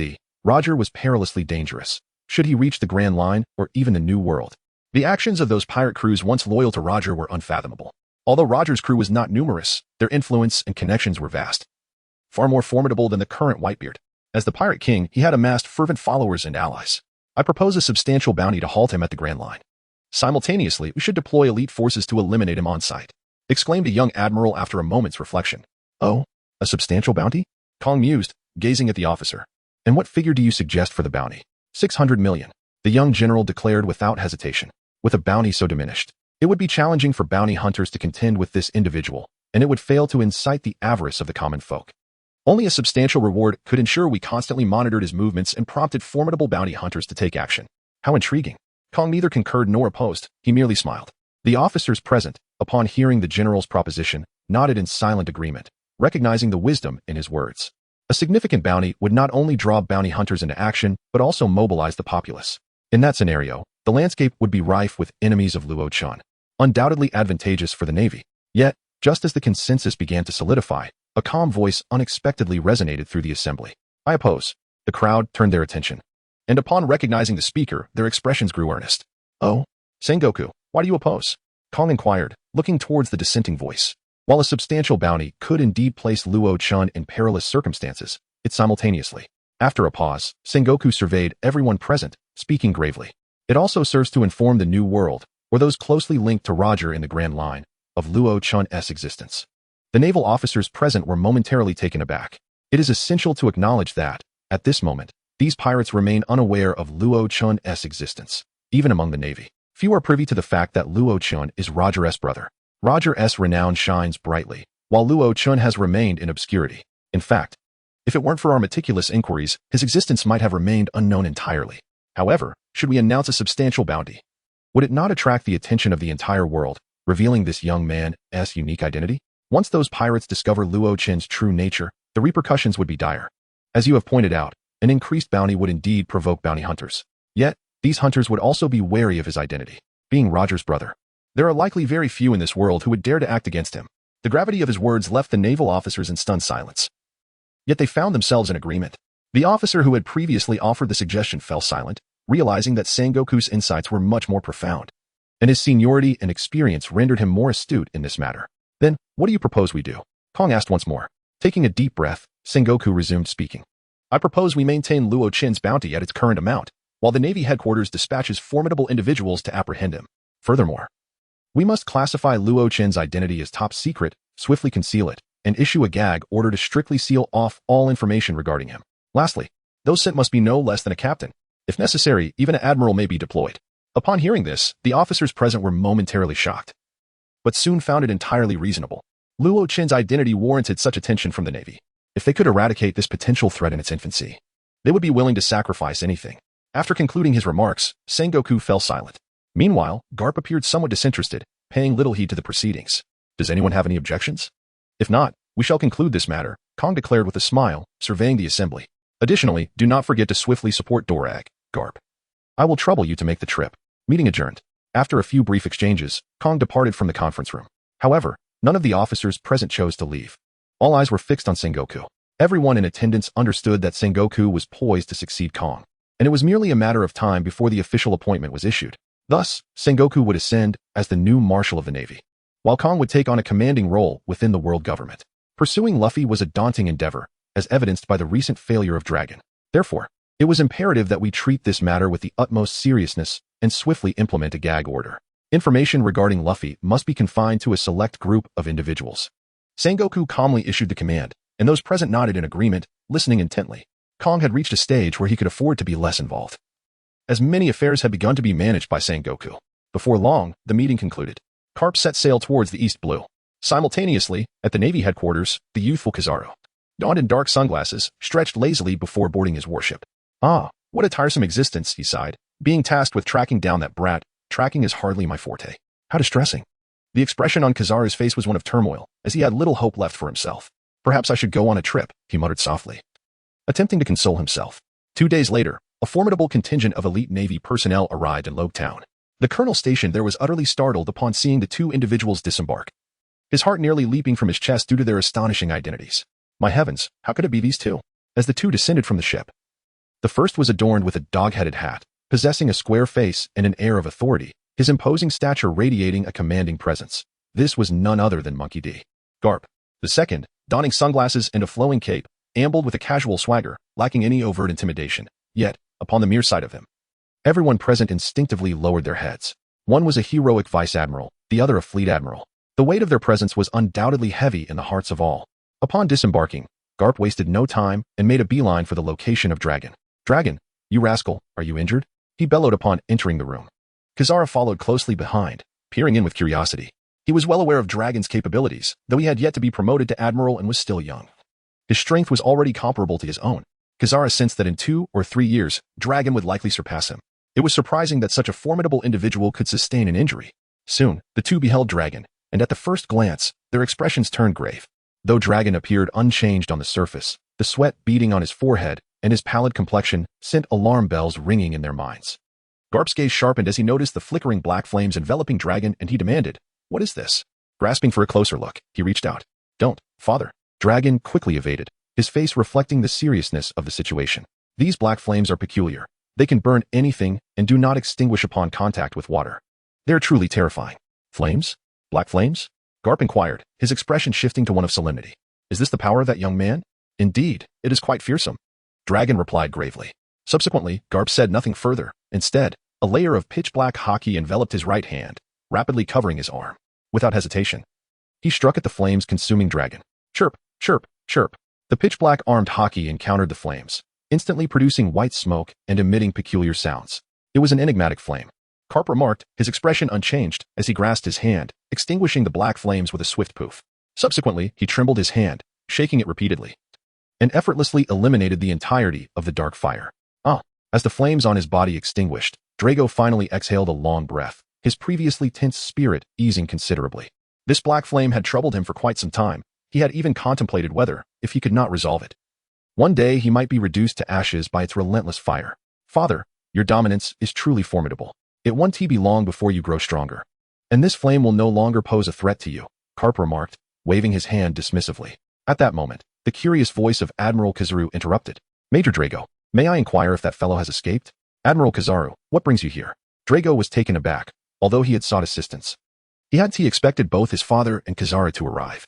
Together, these two constituted an overwhelming force of admiral-level strength. I am here on orders to capture that fellow. Sigh, what a nuisance, Kizaru replied, shrugging his shoulders in exasperation. That fellow is quite powerful. Even Admiral Kizaru must exercise caution, Drago advised after a moment's reflection. Kizaru's eyes glimmered as he nodded with a smile. Very well. He too harbored curiosity about Luochen. He had witnessed the eerie black flames, which appeared terrifying even from mere observation, leaving him uncertain of how effective his abilities would be against it. Nevertheless, he was not overly concerned. His fruit powers granted him astonishing speed, and few in this world could react in time. Prepare yourself. Accompany me to the Navy headquarters. Given your injuries, you will likely need to rest for a while, Karp stated, pulling out a donut and beginning to eat. Meanwhile, a distance away from Logtown, Luo-chan's sharp gaze fell upon several nearby pirate crews. With just a glance, he slowly approached his pirate ship before directing his attention to the magnificent mountain before him. Reverse mountain, we have arrived. It was beyond description. This mountain was truly extraordinary. Water flowed upward against gravity, propelled by tremendous force, splashing violently and perpetually releasing an aura of terrifying energy. At first glance, it seemed boundless. 2 days prior, Luo-chan had entered a state of recovery with grave injuries. This time, the duration of his embodiment had not diminished due to his wounds, lasting a full hour before finally concluding. API call failed with status code 429. Error. Code. For 29. Message. Resource has been exhausted. E.g. check quota. Status. Resource exhausted. Drag. Gazing at the vast sea, Luo-chan's expression grew somber. The ocean was infinitely expansive, and the world was overwhelmingly large. Merely encountering a drag had driven him into such a state. While Drag was indeed a formidable figure in the future, he had yet to fully mature at this moment. Despite his strength, he had not reached his pinnacle. Moreover, upon regaining consciousness, Luo-chan realized another crucial matter. He was utterly out of money. The hard-earned 75 million had been entirely spent in a single battle. This meant that if he were to encounter a powerful foe now, he would be faced with certain doom. He lacked the financial means to summon a strong soul, rendering him incapable of confronting formidable adversaries, which was utterly devastating. What a predicament! One could only imagine the repercussions of summoning Itachi to deal with Drag. The Navy would undoubtedly seek retribution, thrusting him into a relentless cycle of troubles. Changing ships was out of the question. He had no funds, and summoning a powerful spirit was a distant dream. It was all about money, money, money. Luo-chan felt himself on the brink of insanity. Having escaped from a society so heavily reliant on material wealth, why was he still ensnared by financial woes? Sighing, he decided to assess the spoils of this battle. Uchiha Itachi was a powerful soul. Surely, this encounter would yield substantial rewards. After all, 75 million was no trifling sum. The thought of such a vast fortune made Luo-chan's heart swell with emotion. Defeating 650 members of the Navy had earned him 65,000 possession coins. Yet his defeat at the hands of Rear Admiral Drag had garnered him a mere 300 coins. Upon reading the system's cold statement, Luo-chan was left dumbfounded. What the hell? I actually lost. How could this be? I had Drag in such a state, and yet I still lost. Even worse, I only received 300 possession coins. After exerting so much effort, I ended up with less than the pitiful Navy crew. It was undeniable. Luo-chan was utterly enraged. He had anticipated victory. Although he had expended 75 million, he expected a significant reward. He had even considered exchanging for the Sharingan or powerful jutsu. Those seemed well within reach. Yet, he never imagined the reality would be so disheartening. Can we not engage amicably, system? Luo-chan felt an overwhelming urge to destroy the system. Continue fighting, and you will surely meet your demise. The possession coins I have granted you are merely a consolation prize to soften the blow of your inevitable death, the system retorted without hesitation. Luo-chan was rendered speechless. Although the truth was undeniably harsh, at the very least, he had appeared mighty and invincible throughout the battle, hadn't he? Of course, the arm cannot outmuscle the thigh. Ultimately, Luo-chan had no choice but to accept the outcome with resignation. In total, he had 66,300 possession coins, combining the new coins with his previous balance. After examining the system's balance, he calculated it was the remainder from defeating enemies without redeeming skills. The system's mechanism wasn't entirely malicious. Defeating foes always yielded some reward. Luo-chan noted that summoning spirits for battle had undeniably provided the greatest returns. What could he exchange for with 66,300 coins? After some contemplation, he found himself feeling a sense of joy.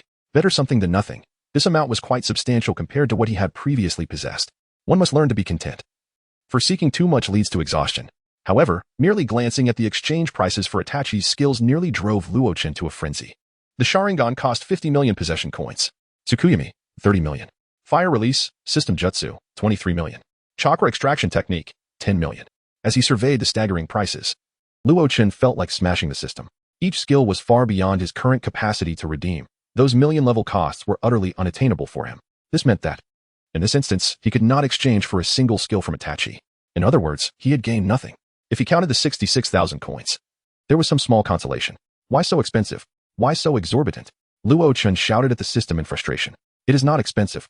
You perceive it as such only because you have lost. Should you have prevailed, you could have redeemed any skill you desired. The system's cold response left Luo-chan speechless. Damn it. Does losing strip one of their rights? Luo-chan ceased his quarrel with the system, coming to a realization. If he could defeat Drag this time, he would at least acquire over 10 million possession coins. How astonishing.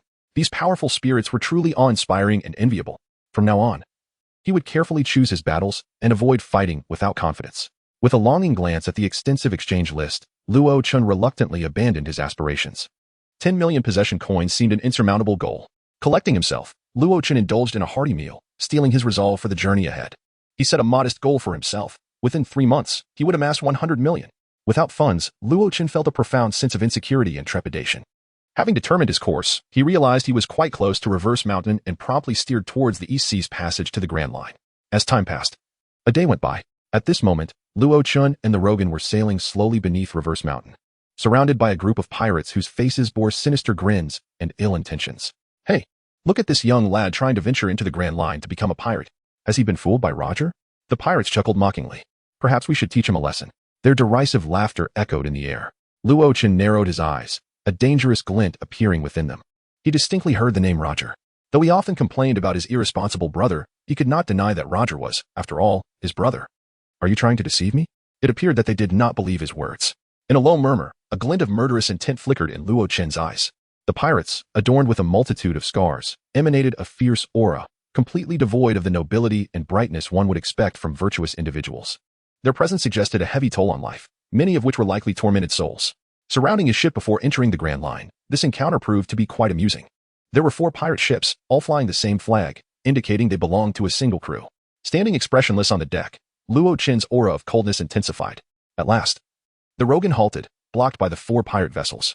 The pirates, grinning maliciously, leaped onto the deck with a heavy thud. Hey, lad, where do you think you're going? A portly, jolly-faced man inquired mockingly, brandishing a long knife. Luo-chan merely cast a glance at the rotund figure, choosing to remain silent. I asked you a question, kid. If you don't respond, I'll cut you down and toss you to the sea to feed the fish, a burly man growled, radiating a menacing aura. Haha.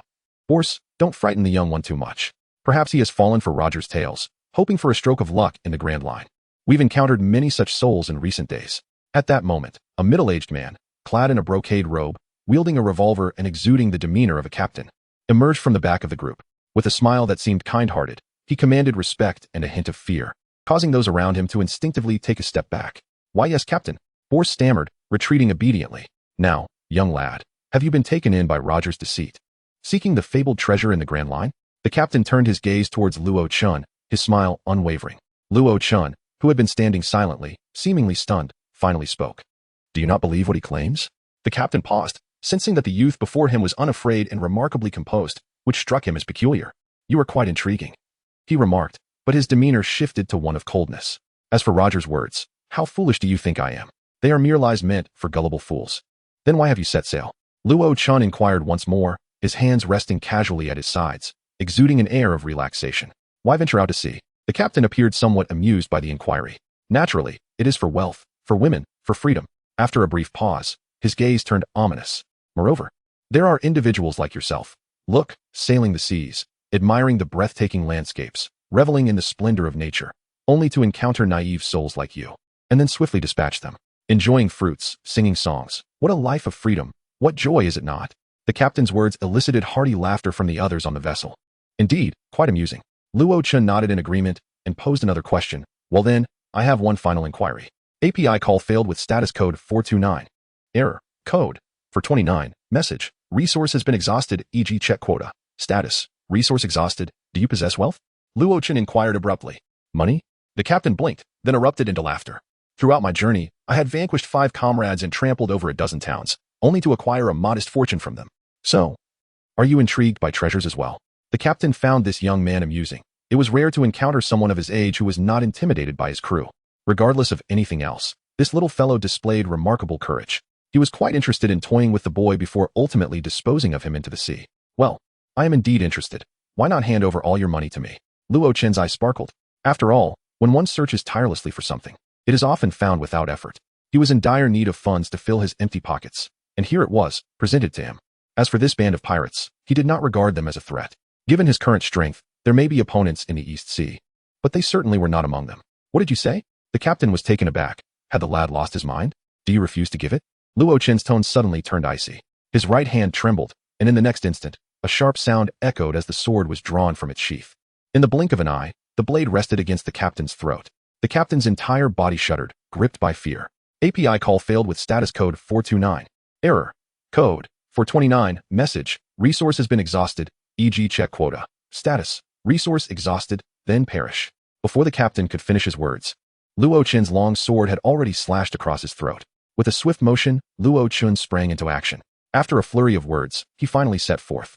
His sword moved with astonishing speed, each elegant flourish accompanied by a spray of crimson. The blade, cold and merciless, transformed the pleas and terror of his enemies into lifeless corpses beneath its edge. Step by step, Luo Chen advanced, his path littered with the fallen. A group of pirates scarcely had a moment to react before being dispatched by a sword. 5 minutes later, a faint metallic scent of blood wafted up from the base of the inverted mountain, sharp and penetrating. Standing atop the captain's flagship, Luo Chen felt a pang of solitude. It was time to part ways with the Logan. Murmuring softly, he stepped forward and cast the bodies with a resounding crash. The Logan ship ignited. From the moment it was sighted by Dolag, it was fated that this vessel would not remain in his possession for long. Turning away, Luo Chen no longer gazed upon the Logan. His silhouette bore an air of melancholy and solitude. Sometimes, life forces one to confront the very tasks one wishes to evade. Certain matters can only lead to maturity when faced head-on. With determined strides, Luo Chen approached the flag of the pirate ship. In a swift motion, he unleashed a flurry of sword strikes, shattering the menacing skull flag into tatters that drifted downwards. From now on, you shall be known as the Logan, he proclaimed, his voice tinged with a subdued tone, reflecting his troubled emotions. The legacy of being Roger's brother had granted him much, both favorable and unfavorable. Since the moment of Roger's demise, it signified that he would embark on an endless flight from his pursuers. In this odyssey, he could either grow increasingly powerful, overturning all forces that sought to capture him, or succumb to his enemies, meeting a grim fate. Luo Chen had never relinquished hope for survival, nor would he remain weak indefinitely. He yearned for strength. Aspiring to follow in Roger's footsteps and become a renowned pirate king, celebrated across the globe. Though their natures and methods differed significantly, both harbored an insatiable desire for global recognition. Roger was boisterous and acted with brazen integrity, while Luo Chen preferred a more understated and contemplative approach, addressing challenges with intellect to evade discord.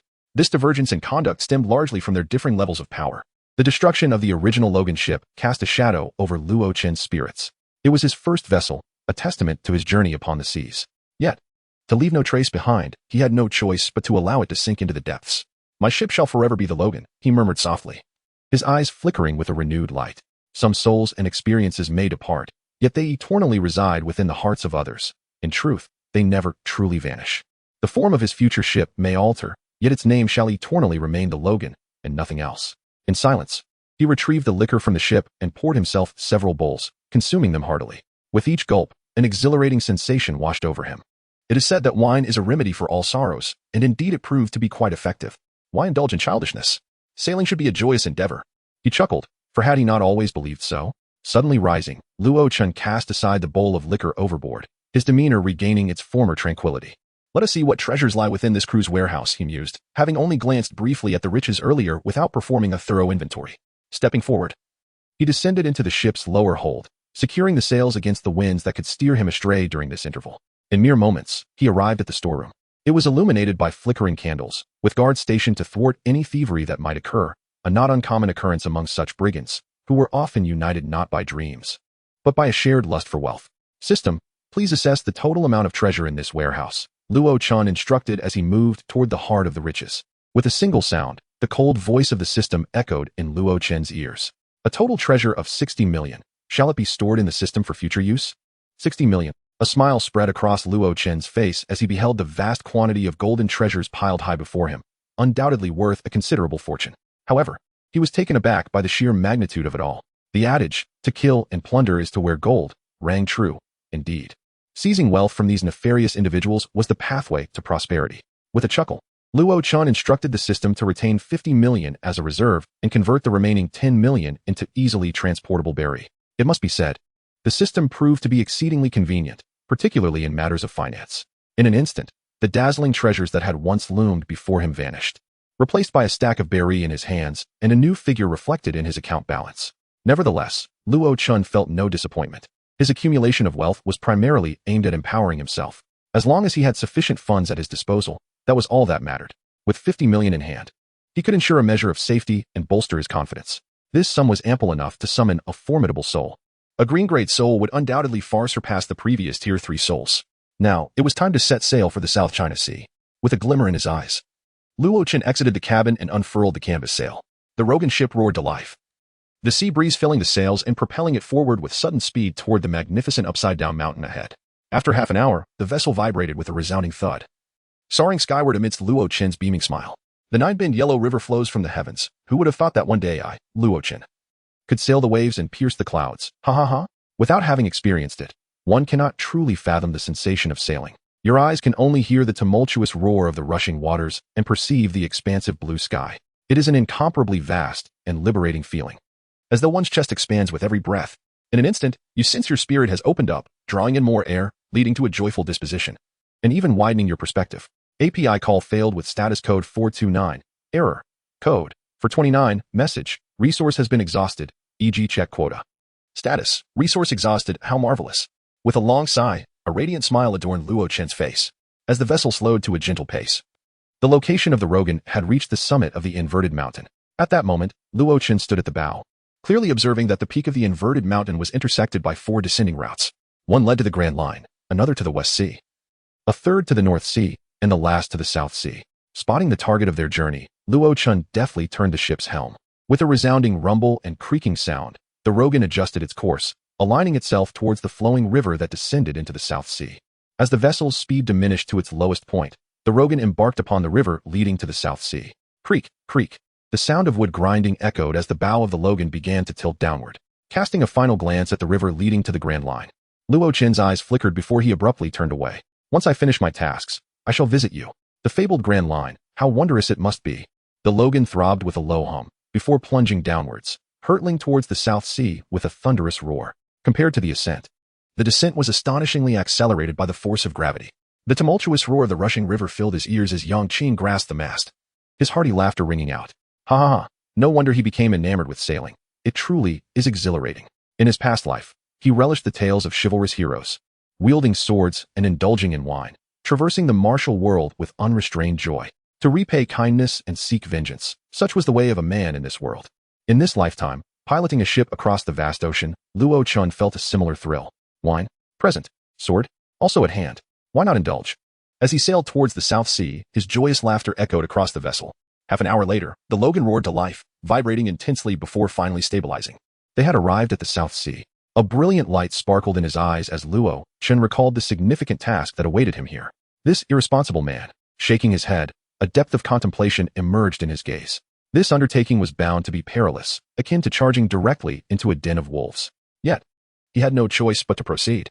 A man must navigate the world, facing certain responsibilities, even at the cost of his life. If you cannot handle it, allow me to assist. As for the others, why burden them? A chill flickered in his eyes. He could tolerate much. However, in this matter, he would not yield an inch. The sails swelled abruptly as the Logan rocked, steering towards the South Sea, approximately 20 miles from their current location. The air was filled with the cacophony of battle cries, as fierce pirates surrounded a merchant vessel, clamoring loudly. Occasionally, a faint scent of blood wafted through the air, attracting carnivorous fish from the depths.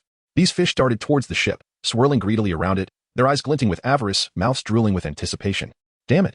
I told you to surrender your treasure long ago, yet you refused. You dare speak of trade? Trade my foot. I'll end you.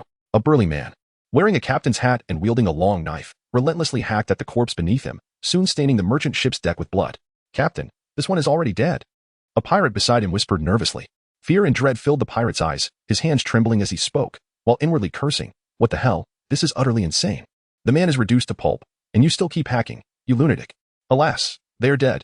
The captain seemed to finally grasp the situation, scratching his smooth, reflective bald head with a seemingly innocent expression. With a chuckle, he brandished his large cutlass and began to swagger away. As he walked, he bellowed, "Brothers, let us slay. Take all the treasure, spare neither woman nor man. Let them be cast into the sea to feed the fish." His tone was unexpectedly jovial, yet the underlying brutality sent shivers down the spine. Before long, the cries of anguish aboard the ship ceased abruptly. Aside from the curses of the pirates, silence reigned supreme. "Captain, we have finished off all the people," exclaimed a clever-looking pirate, grinning as he approached. "Good. Move all the treasure onto the ship, and then we shall depart." "And what of these corpses?" The pirate glanced at the bodies strewn nearby, chuckling again. "The brothers are weary." "Weary indeed? Then let us disregard them. We shall leave at once. Let the Navy deal with the aftermath." With a stroke of his smooth bald head, the captain waved his hand grandly. As his crew busied themselves transferring the treasure onto the pirate ship, it withdrew, leaving the cargo vessel enveloped in silence. Suddenly, a figure leaped forth. "API call failed with status code 429. Error. Code 429. Message. Resource has been exhausted, e.g. check quota. Status. Resource exhausted, meow." The timid creature cast a glance at the receding pirate ship, confusion evident in its eyes. Standing dazed at the bow, it gazed into the boundless sea. Engulfed in a haze of uncertainty, it was oblivious to its destination and purpose. Suddenly, a vessel emerged on the horizon, bravely cutting through the waves and sailing towards it. In an instant, excitement sparked in its eyes. "API call failed with status code 429. Error. Code 429. Message. Resource has been exhausted, e.g. check quota. Status. Resource exhausted, meow." It seemed to murmur softly, as if in lamentation. Gradually, that vessel drew ever closer.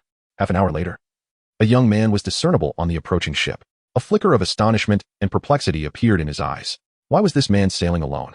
There were no sounds emanating from the rather sizable ship to suggest the presence of others. Standing on the deck, though he bore a smile and exuded an aura of cheerfulness, the creature could acutely sense the solitude that enveloped him. At that moment, the young man glanced over. Upon realizing it was a feline, he paused momentarily, then broke into a broad smile. "A cat," he exclaimed. In an instant, he leaped, not particularly robust in stature. Rather slender, yet that leap brought him directly beside the creature. With a single glance, he took in the grim state of the ship. "Is it just you?" he inquired softly, though inwardly he had already come to a conclusion. After surveying the cargo vessel, a torch appeared in his hand. The timid creature retreated, hiding in a corner, furtively observing the man's every action. As he lit the torch, the man seemed poised to cast it onto the ship, but hesitated upon glancing back. Then, addressing the hidden observer, he spoke. "These people are dead. I must incinerate them, lest their bodies decay and emit foul odors. You shall accompany me henceforth." With that, flames erupted, and the man turned to return to his own vessel. His ruthless actions ignited a simmering resentment within the observer. "Who wants to accompany you?" they thought. "How dare you burn my ship over a mere disagreement?" After a moment's contemplation, witnessing the flames engulfing the vessel, the creature, with no other choice, leaped to follow the man. Aboard Luo Chen's ship, an unexpected guest had joined him. Perhaps it was the glimmer of confusion and pity in the cat's eyes that had tugged at his heartstrings when he first saw it on his vessel. Yet, once the cat was aboard, he realized it was anything but ordinary. Had you ever encountered a cat that shunned raw fish, opting instead for delectable braised fish? And if the braised fish fell short of its standards, would it not express its disdain with a most displeased countenance? Had you ever witnessed one that, every morning, would rise at a fixed hour, climbing onto your face and scratching you to rouse you from slumber? Or one that, upon your irritation, would muster a greater fury than your own, incessantly meowing? Meow, meow, meow. This was no ordinary feline. It had ascended to a level of sophistication. Was it not decreed that after the founding of the nation, such transformations were forbidden? Rubbing his temples, Luo Chun gazed at the cat sprawled on the deck, exuding an air of aloof arrogance, feeling somewhat at a loss for words. Lately, he had been subjected to scorn. Indeed, he was being looked down upon by a meerkat. This creature harbored a severe disdain for his culinary skills, even resorting to fasting at times. What an absurdity! It truly has become extraordinary, he thought. In the past, whenever he had kept pets, they consumed whatever he provided without complaint. Yet now, in this world of piracy, was he to believe that even animals could cultivate abilities to defy the heavens? Ultimately, unable to endure the humiliation of being scorned by a cat, Luo Chen spent 10,000 berries to summon a spirit. "Summon a rank red soul for me. I desire one skilled in culinary arts," he declared through gritted teeth. "Designated spirit type summon. The cost of summoning is doubled. Please confirm," came the cold, mechanical voice of the system. Luo Chun, without hesitation, opted to proceed with the summoning. With a swift motion, vibrant hues flickered before Luo Chen's eyes as a figure stepped forth, instantly merging with him. In that fleeting moment, an epiphany surged within his mind, illuminating his gaze with clarity. However, just a minute later, a wry smile crept across his face. To his astonishment, this was indeed the case. Wealth could indeed summon the extraordinary. The spirit conjured by the system was rather intriguing. Anyone from his previous life would undoubtedly recognize that visage. The god of cuisine, Stephen Zhou, mastery, culinary arts. His singular skill, the soul-devouring palm. The information was clear and concise, and Luo Chun grasped it at a glance. The spirit he had summoned was none other than the protagonist from Stephen Chow's early film, The God of Cookery. This film, while not renowned for martial prowess, showcased Stephen's culinary expertise. After glancing at the price of Stephen's culinary skills, Luo Chun did not hesitate to exchange for them. Congratulations, host. You have spent 300 embodiment points to learn the culinary arts of the God of Cookery. The system's icy voice resonated, causing Luo Chen's entire being to tremble as he mastered the culinary techniques. With the spirit of Stephen possessing him, he promptly made his way to the kitchen. Subsequently, the rhythmic clang of pots and pans echoed as Luo Chun began to showcase his skills. This time, he was determined not to let this little spirit mock him. Prepare to be astounded, you little rascal. With remarkable knife skills, unparalleled ingredient pairing, and an unflappable demeanor, within a brief period, a plate of freshly braised fish was ready. It must be said, the culinary prowess of the God of Cookery was extraordinary. A simple combination of a few ingredients and seasonings transformed the fish on the plate into a vibrant dish. An enchanting aroma wafted through the air, presenting the delectable essence of the fish, as if a single whiff could grant eternal life. Eagerly lifting the plate, Luo Chun made his way to the cozy nook. This was no ordinary creature. It required its own bedroom and even bathed independently. At that moment, the sound of running water echoed from the room, indicating its cleaning duties were underway. Hey, are you becoming sentient? This time, I shall surely astonish you. Come and taste my culinary skills. Luo Chun called out as he swung open the bedroom door. Instantly, a flurry of startled exclamations erupted from within. Meow. She glared at Luo Chun with indignation, wishing she could sink her teeth into him. Ah, she's even shy. How amusing. You're merely a cat, yet you can feel bashful. How delightful. Luo Chun chuckled heartily, carrying the plate as he strode forward with purpose. API call failed with status code 429. Error. Code. For 29. Message. Resource has been exhausted. E.g. check quota. Status. Resource exhausted. With a sharp clap, Luo Chun struck his paw, and then said solemnly, Napkin. Use a fork. API call failed with status code 429. Error. Code. For 29. Message. Resource has been exhausted. E.g. check quota. Status. Resource exhausted. Meow? Meow? It seemed to express delight in the delicacies, prompting Luo Chun to burst into hearty laughter. This system offers more than mere combat capabilities.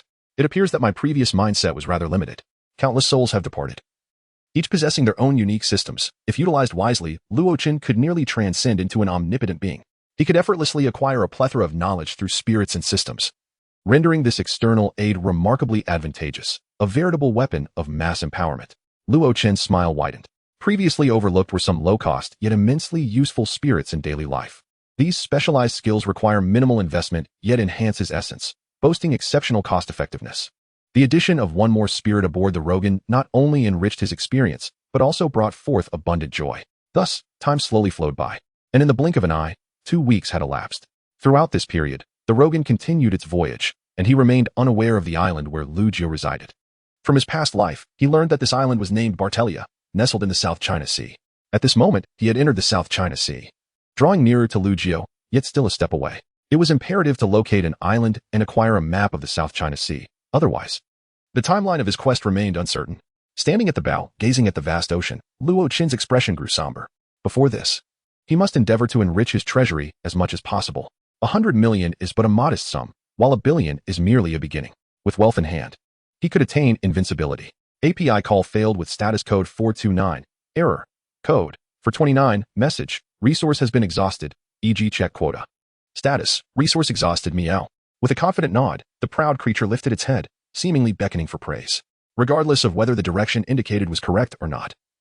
Luo Chin had no particular destination in mind, so he followed where the creature pointed. Approximately 2 days later, Luo Chin regarded this creature with newfound respect. It turns out you are not entirely without merit. Remarkably, you can discern the direction over the vast sea. Luo Chin marveled at this.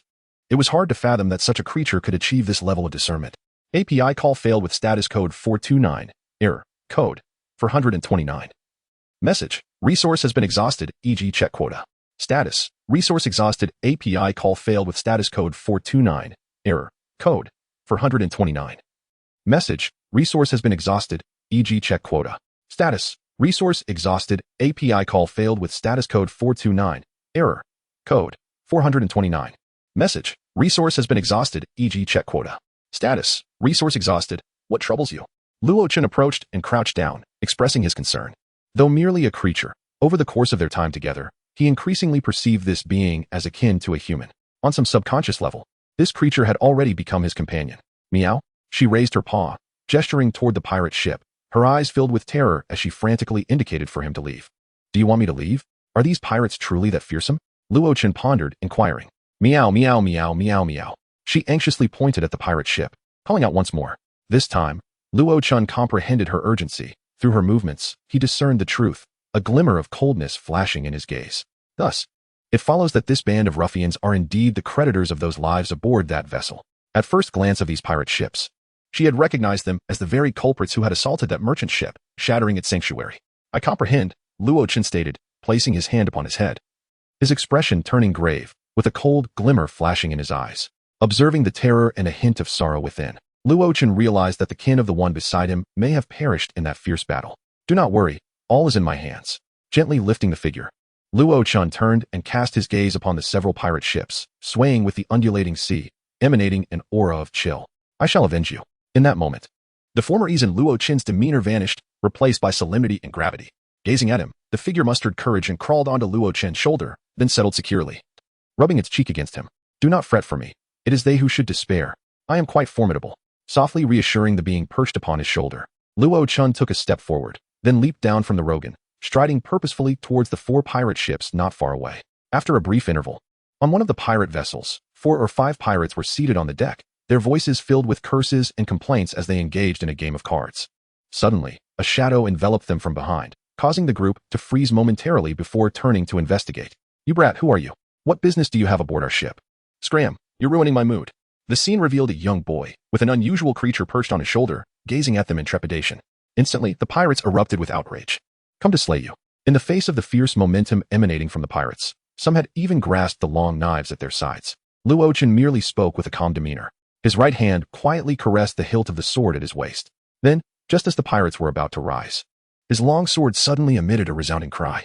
With a sharp sound, a brilliant flash of swordplay sliced through the air as Luo Chen sheathed his longsword. The pirates, still rising to their feet, were overtaken by an expression of sheer terror. Panic-stricken, they clutched at their throats in a futile attempt to halt the flow of their own vitality. Yet, within a single breath, darkness enveloped their vision. In one stroke, every pirate present met their demise. Next ship, Luo Chen leapt down from the vessel with purpose, subsequently boarding the other 3. In less than half an hour, the once lively clamor emanating from the 3 pirate ships had transformed into an eerie silence. At this moment, Luo Chen stood upon the largest of them. Was this the captain's ship? As he gazed upon the corpse sprawled beneath him, a flicker of intrigue passed through his eyes. On this vessel, the combat prowess of the pirates was evidently superior to that of the other 3. Notably, the body beneath him had required 3 strikes to fell, whereas an ordinary pirate would succumb to a single blow. However, it mattered little. A strike or 3, the distinction was negligible. Both resulted in death. API call failed with status code 429. Error. Code. For 29. Message. Resource has been exhausted. E.g. check quota. Status. Resource exhausted. Indeed, it exists. The feeling of being driven to desperation by poverty is beyond imagination. The only source of happiness for him lies in continually filling his coffers, deriving joy from the increase of his wealth. As he surveyed the scene before him, Luo Chen estimated that the treasures he beheld this time surpassed those he encountered previously at the entrance of the upside-down mountain in the East Sea. Does this mean my modest goal is on the verge of realization? A broader smile graced his face as Luo Chen stepped confidently into the heart of the treasure. System, convert all these treasures into my balance. After a brief moment, the treasures on the floor rapidly diminished until nothing remained, and the system's cold notification resonated through the air. Total treasure amount, 75 million. Would you like to convert it into system balance? 70 million to my balance, and convert 5 million into berries, Luo Chen replied nonchalantly. Moments later, a stack of berries appeared in his hand, while his system balance surged to 120 million. This amount surpassed any previous fortune and solidified Luo Chen's resolve to target pirates.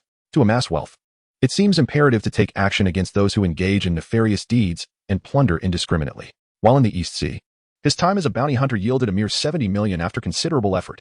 Yet now, after only 2 successful heists, he had already amassed a staggering 120 million in riches.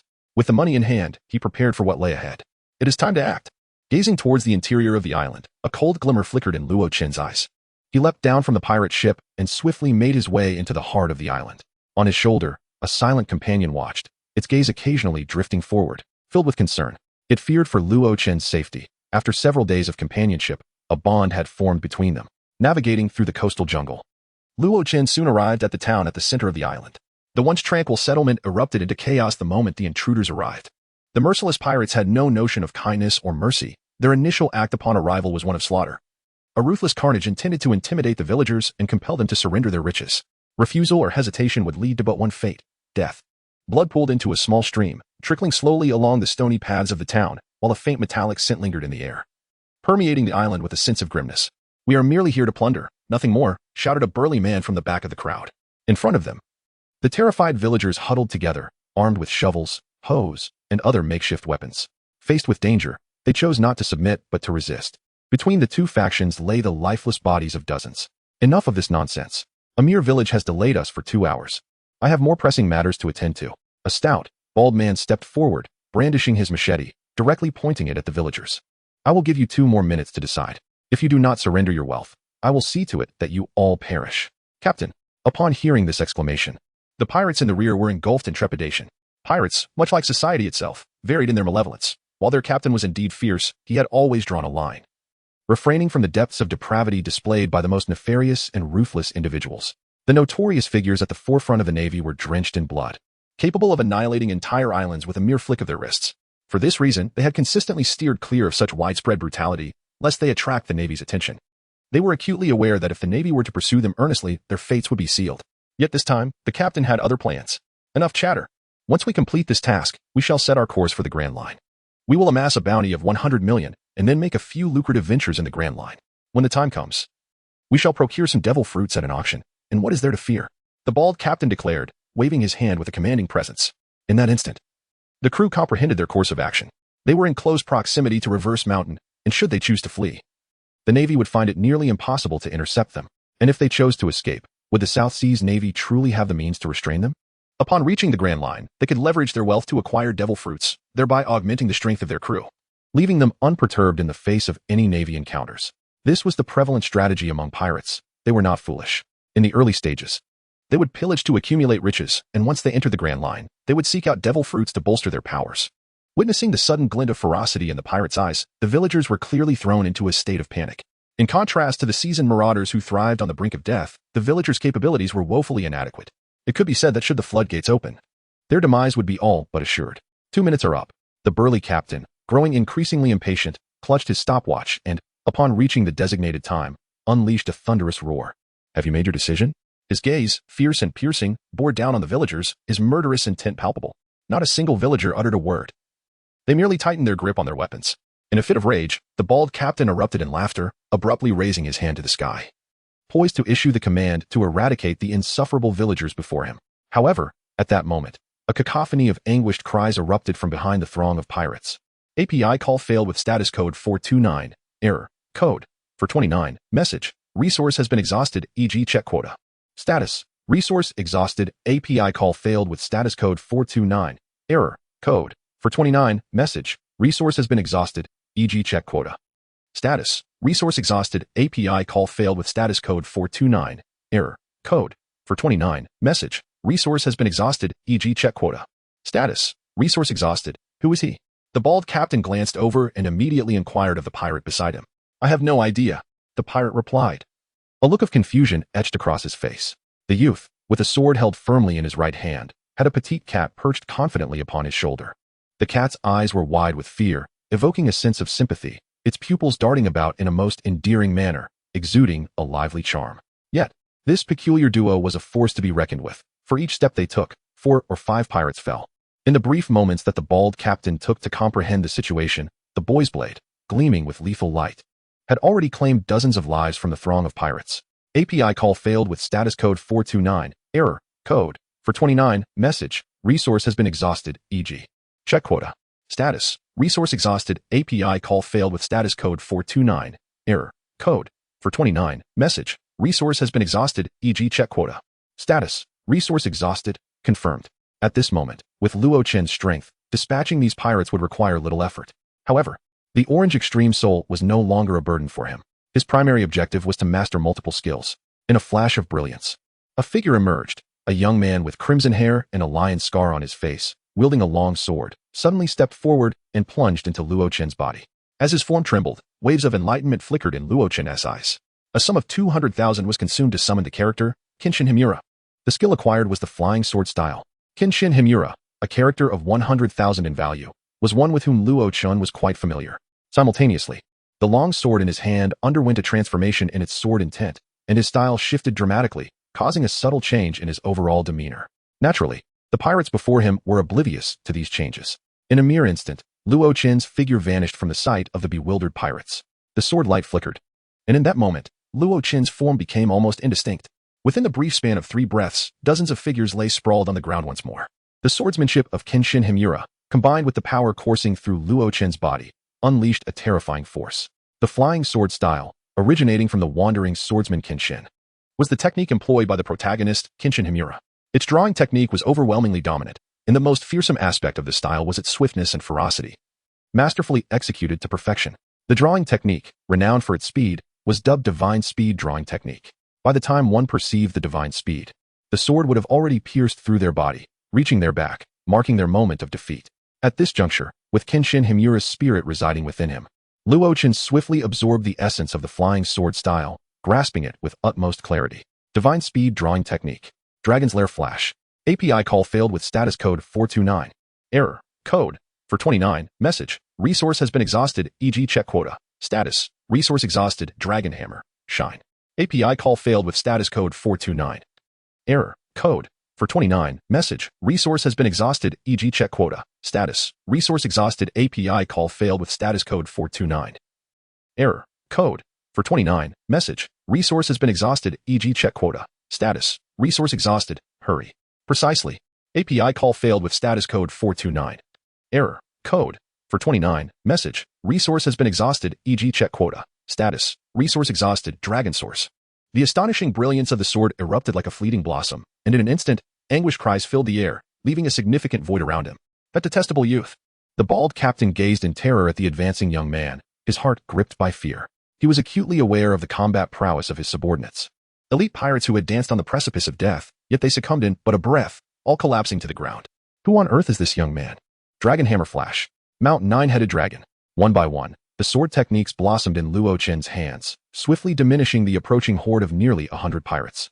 His exceptional swordsmanship and rapid movements rendered him akin to a tiger amidst the crowd, unstoppable and fierce. In the presence of this tiger, the pirates were but lambs. After several breaths, Luo Chen's mastery of the flying sword technique reached an unparalleled zenith, seamlessly merging with the essence of the Scarlet Village sword heart. With each step he took, anguished cries echoed around him. Ultimately, when the number of pirates dwindled to a mere 30, they gazed upon the sea of corpses in terror. Ah, he is no man, but a demon. So formidable. We stand no chance. Under such exquisite swordplay, they were utterly powerless to resist. Captain, what shall we do? A pirate trembled, his voice quivering. The bald captain, with a fierce glint in his eyes, rubbed his bald head and strode forward, wielding a hefty blade.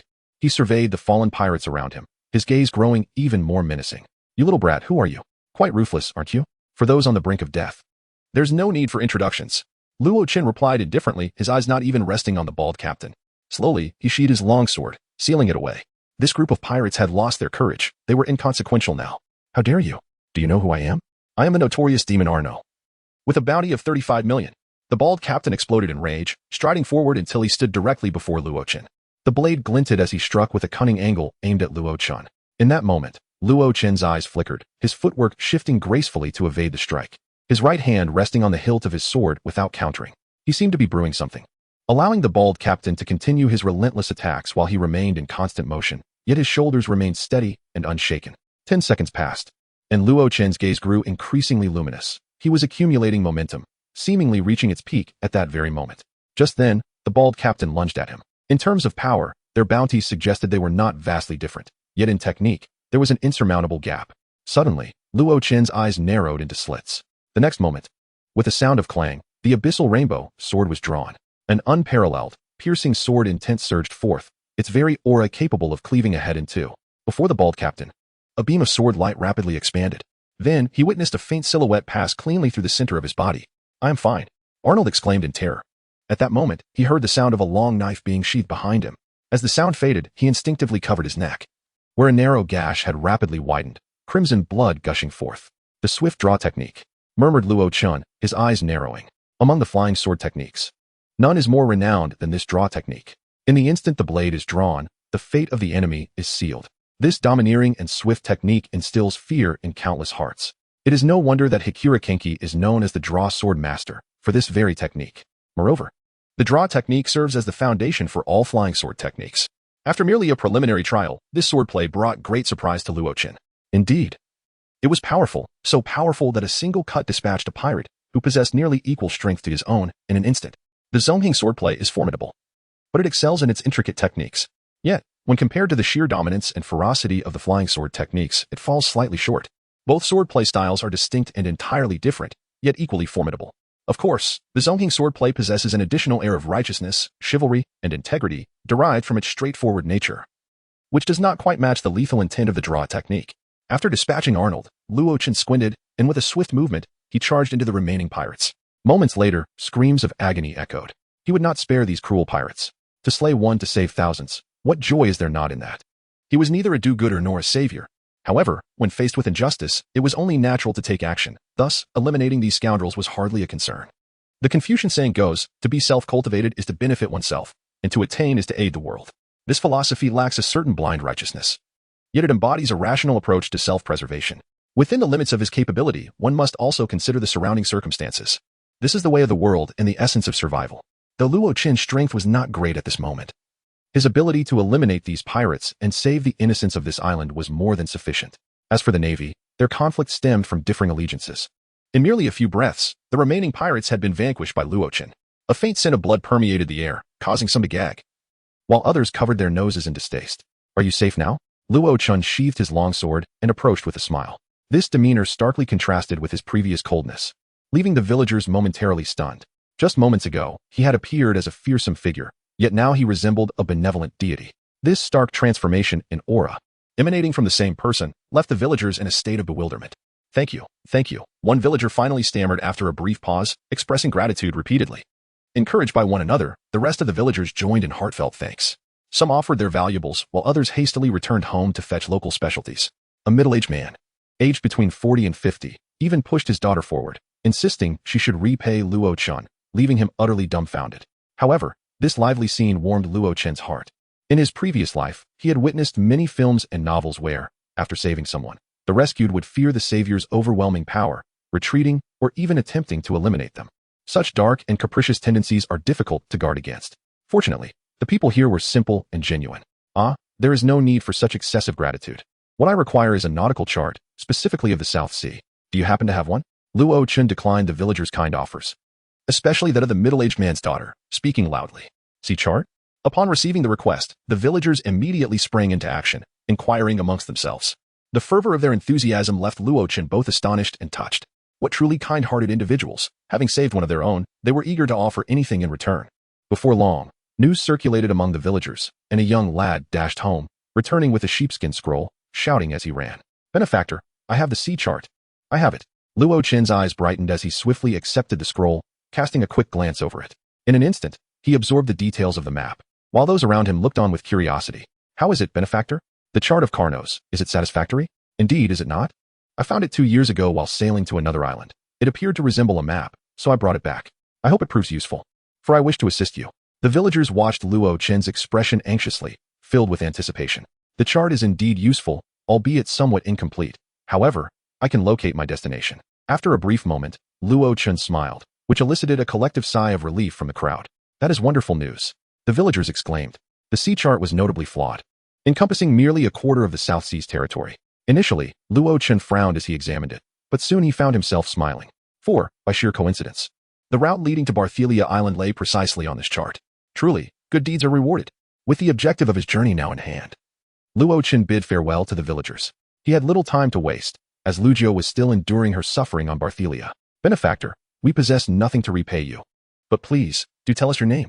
The villagers implored him repeatedly, but Luo Qin gently declined their offers, leaving them with no choice but to inquire after his name. API call failed with status code 429. Error. Code. 429. Message. Resource has been exhausted, e.g. check quota. Status. Resource exhausted. With a disdainful glance at Luo Qin, the cat flicked its tail and leaped off his shoulder. Soon, the Logan ship departed from the island. And through the villagers' chatter, Luo Qin learned that this island was named Sane Island. In the subsequent hours, the Logan sailed smoothly over the sea. Luo Qin settled himself cross-legged on the deck, contemplating the fruits of this venture. He had vanquished 123 pirates, claiming the bounty of 30 million on Arno, and acquired a total of 3,200 embodiment coins. His system gold balance stood at 120 million, while his remaining embodiment coins totaled 69,200. This represented the entirety of Luo Qin's current assets, with a clear understanding of his wealth. Luo Qin narrowed his eyes, focusing on the technique he had observed from the sword master of Fei Village. The flying sword technique required 3,000 embodiment coins for exchange. Without a moment's hesitation, he made his choice. The flying sword technique, as demonstrated by the sword master, exhibited formidable power, showcasing exquisite, precise, and ruthless moves. As his strength increased, this swordsmanship would undoubtedly manifest even greater potency within him.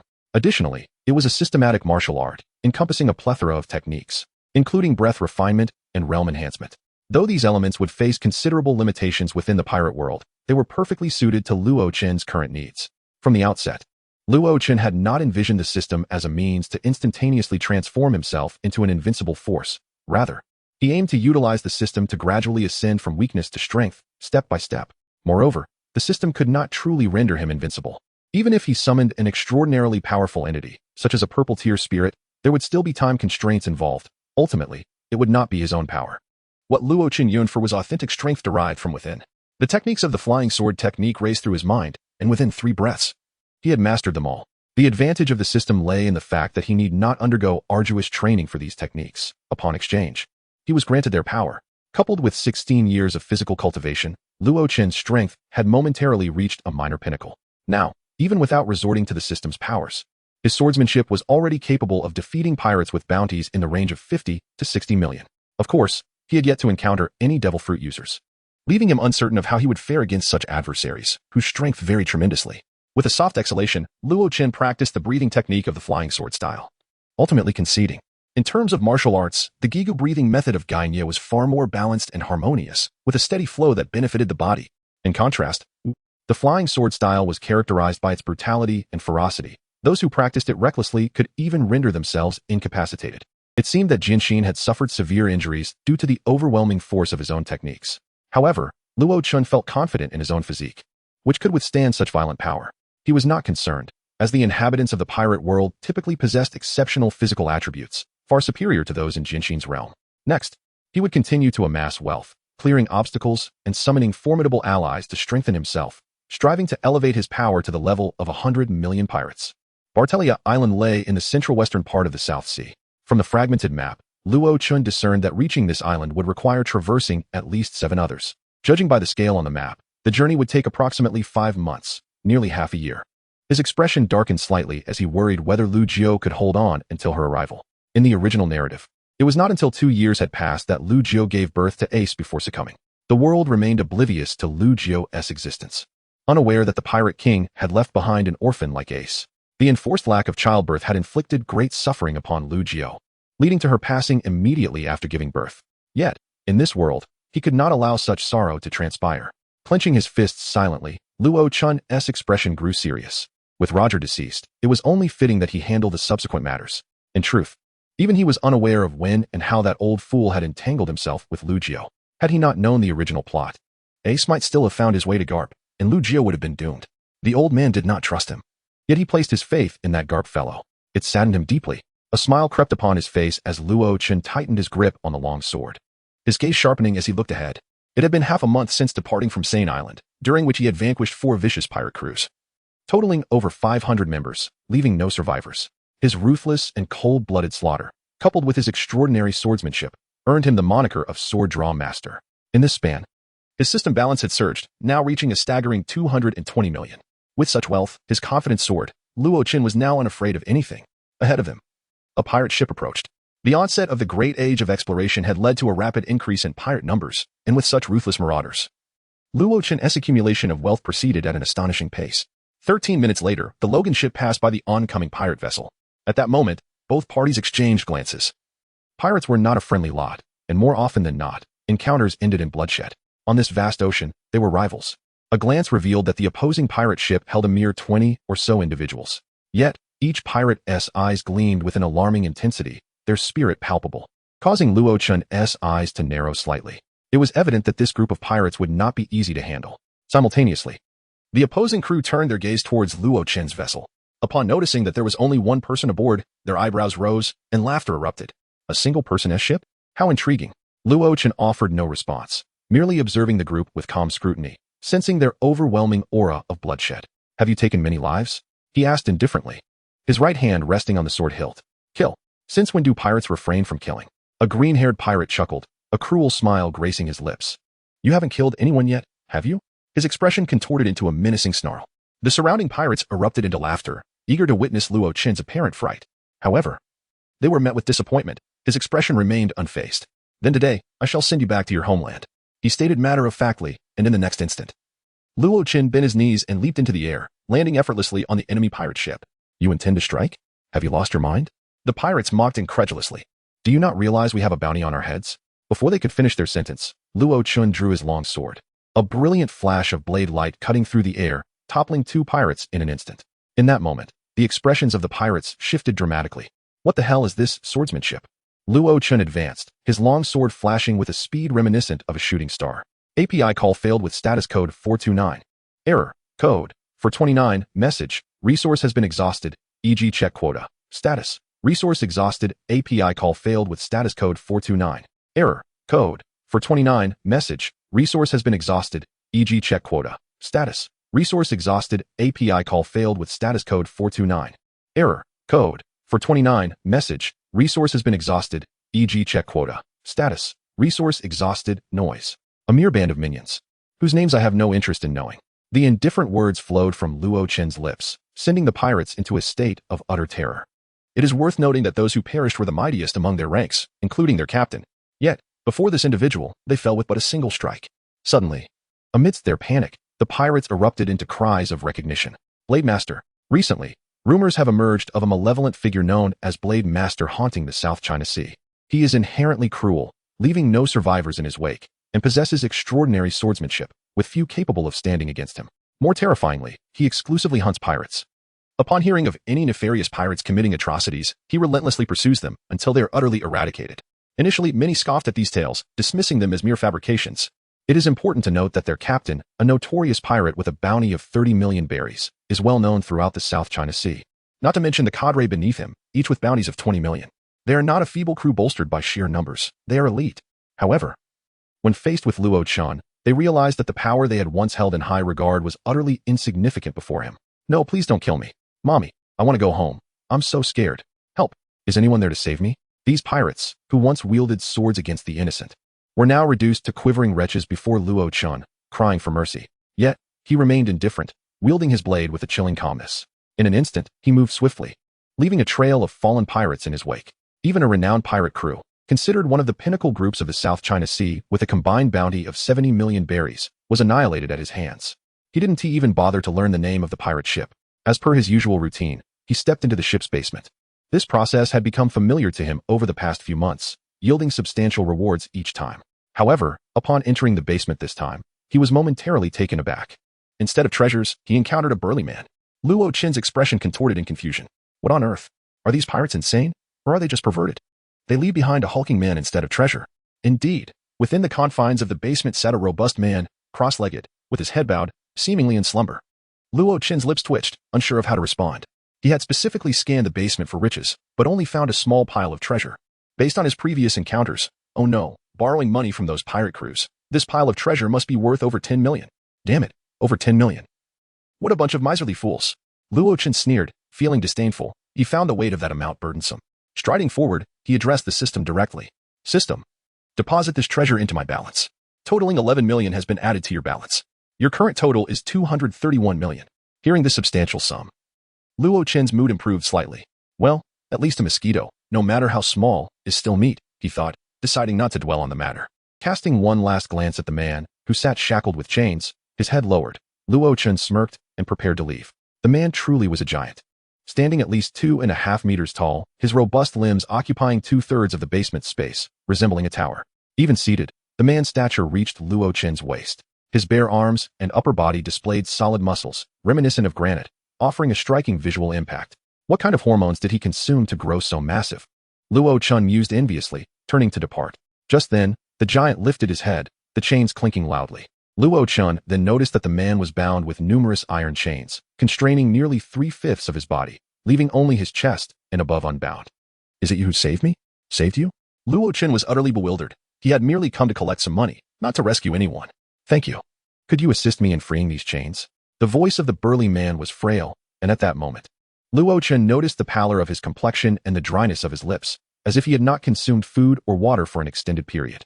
However, Luo Chun did not refuse. It was simply a trivial task.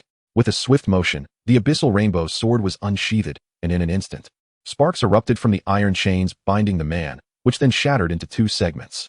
All right, you may rise now, Luo Chun remarked with a slight grimace, preparing to depart. The muscular physique of the man was indeed enviable. Wait a moment, could you also sever this iron rope interwoven with sea prism stone on my hands? The man extended his arms, revealing his robust wrists ensnared by a thick iron rope, at least 5 centimeters in diameter. Witnessing this scene, Luo Chen's mouth twitched. What in the world? Such a thick rope. Who is this person to be treated with such seriousness by that group of weaklings? A sense of gravity flickered in his gaze. This towering figure was not only bound by the sea prism stone, but also encircled by layers of iron chains, affirming that he was no ordinary individual. This fellow must be a devil fruit user. With a swift gesture, the sword gleamed once more, precisely severing the ropes. And the man's hands were freed from the sea prism stone's grasp. Slowly, he began to peel off the remaining chains, attempting to rise. However, he was far too weak and stumbled, collapsing back onto the ground. With a resounding thud, the basement trembled, causing Luo Chen's eyes to flutter in disbelief. Just how heavy could this individual be? Merely the force of their sitting shook the entire vessel. I apologize. I have not consumed food or water for an entire month and truly lack the strength.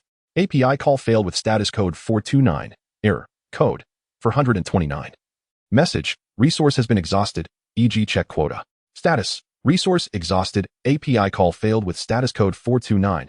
Error. Code 429. Message. Resource has been exhausted. E.g. check quota. Status. Resource exhausted. Come up. The burly man grinned, his smile somewhat awkward yet undeniably earnest. He leaned heavily on Luo Chen's shoulder, and in that instant, Luo Chen felt an unexpected weight descend upon him. You're quite heavy. How much do you weigh? He could not help but remark. Perhaps around 400 or 500 pounds, the man replied with a hint of embarrassment. You really ought to consider shedding some pounds. Luo Chen responded, rolling his eyes in exasperation. The burly man, though somewhat awkward, possessed a well-proportioned physique. It was merely his large frame that contributed to the weight. As Luo Chen bore the hefty man out of the basement, they emerged to find the deck strewn with corpses. The man's gaze narrowed slightly, and he cast a surprised glance at Luo Chen. I'll go fetch you something to eat, Luo Chen declared before making his way into the kitchen. Shortly thereafter, he returned, laden with food. The burly man's mouth visibly watered, a testament to the prolonged hunger he had endured. Is there any water? A burly man asked, his mouth full of food, without turning his head. Thud. Luo Chen placed 2 jars of wine on the deck, gesturing nonchalantly. While there was a lack of water, there remained 2 jars of wine. The burly man paused momentarily, then broke into a hearty grin. Wine can indeed serve as a substitute for water. Subsequently, he grasped the jar with one hand, lifting it effortlessly to his lips. Luo Chen's eyes twitched in disbelief. This fellow truly treated wine as if it were water. Moreover, the most astonishing aspect was that Luo Chen's pupils constricted. This man's recovery speed was astonishingly rapid. Mere moments ago, he had been too weak to move.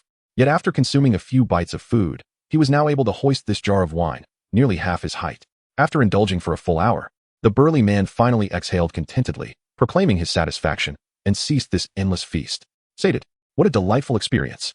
API call failed with status code 429. Error. Code 429. Message. Resource has been exhausted. E.g. check quota. Status. Resource exhausted. Luo Chen. Luo Chen extended his hand and exchanged a brief handshake with Jason, yet inwardly he couldn't help but express his disdain. Jason Statham.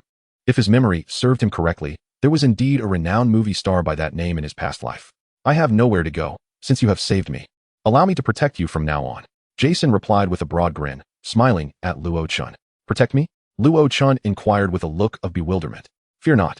I am quite capable. Safeguarding you is absolutely no trouble at all. Jason grinned widely, flexing his fist, which resembled a sandbag in size. Then, as if to demonstrate his strength, he swept his gaze over the corpses of the pirates strewn across the ground, his expression one of disdain. Against foes such as these, I could take on 1,000. He then added, a hint of shyness creeping into his demeanor as he turned to Luo Chen. Just ensure I am well fed. As if to further emphasize his point, he added, I have quite the appetite.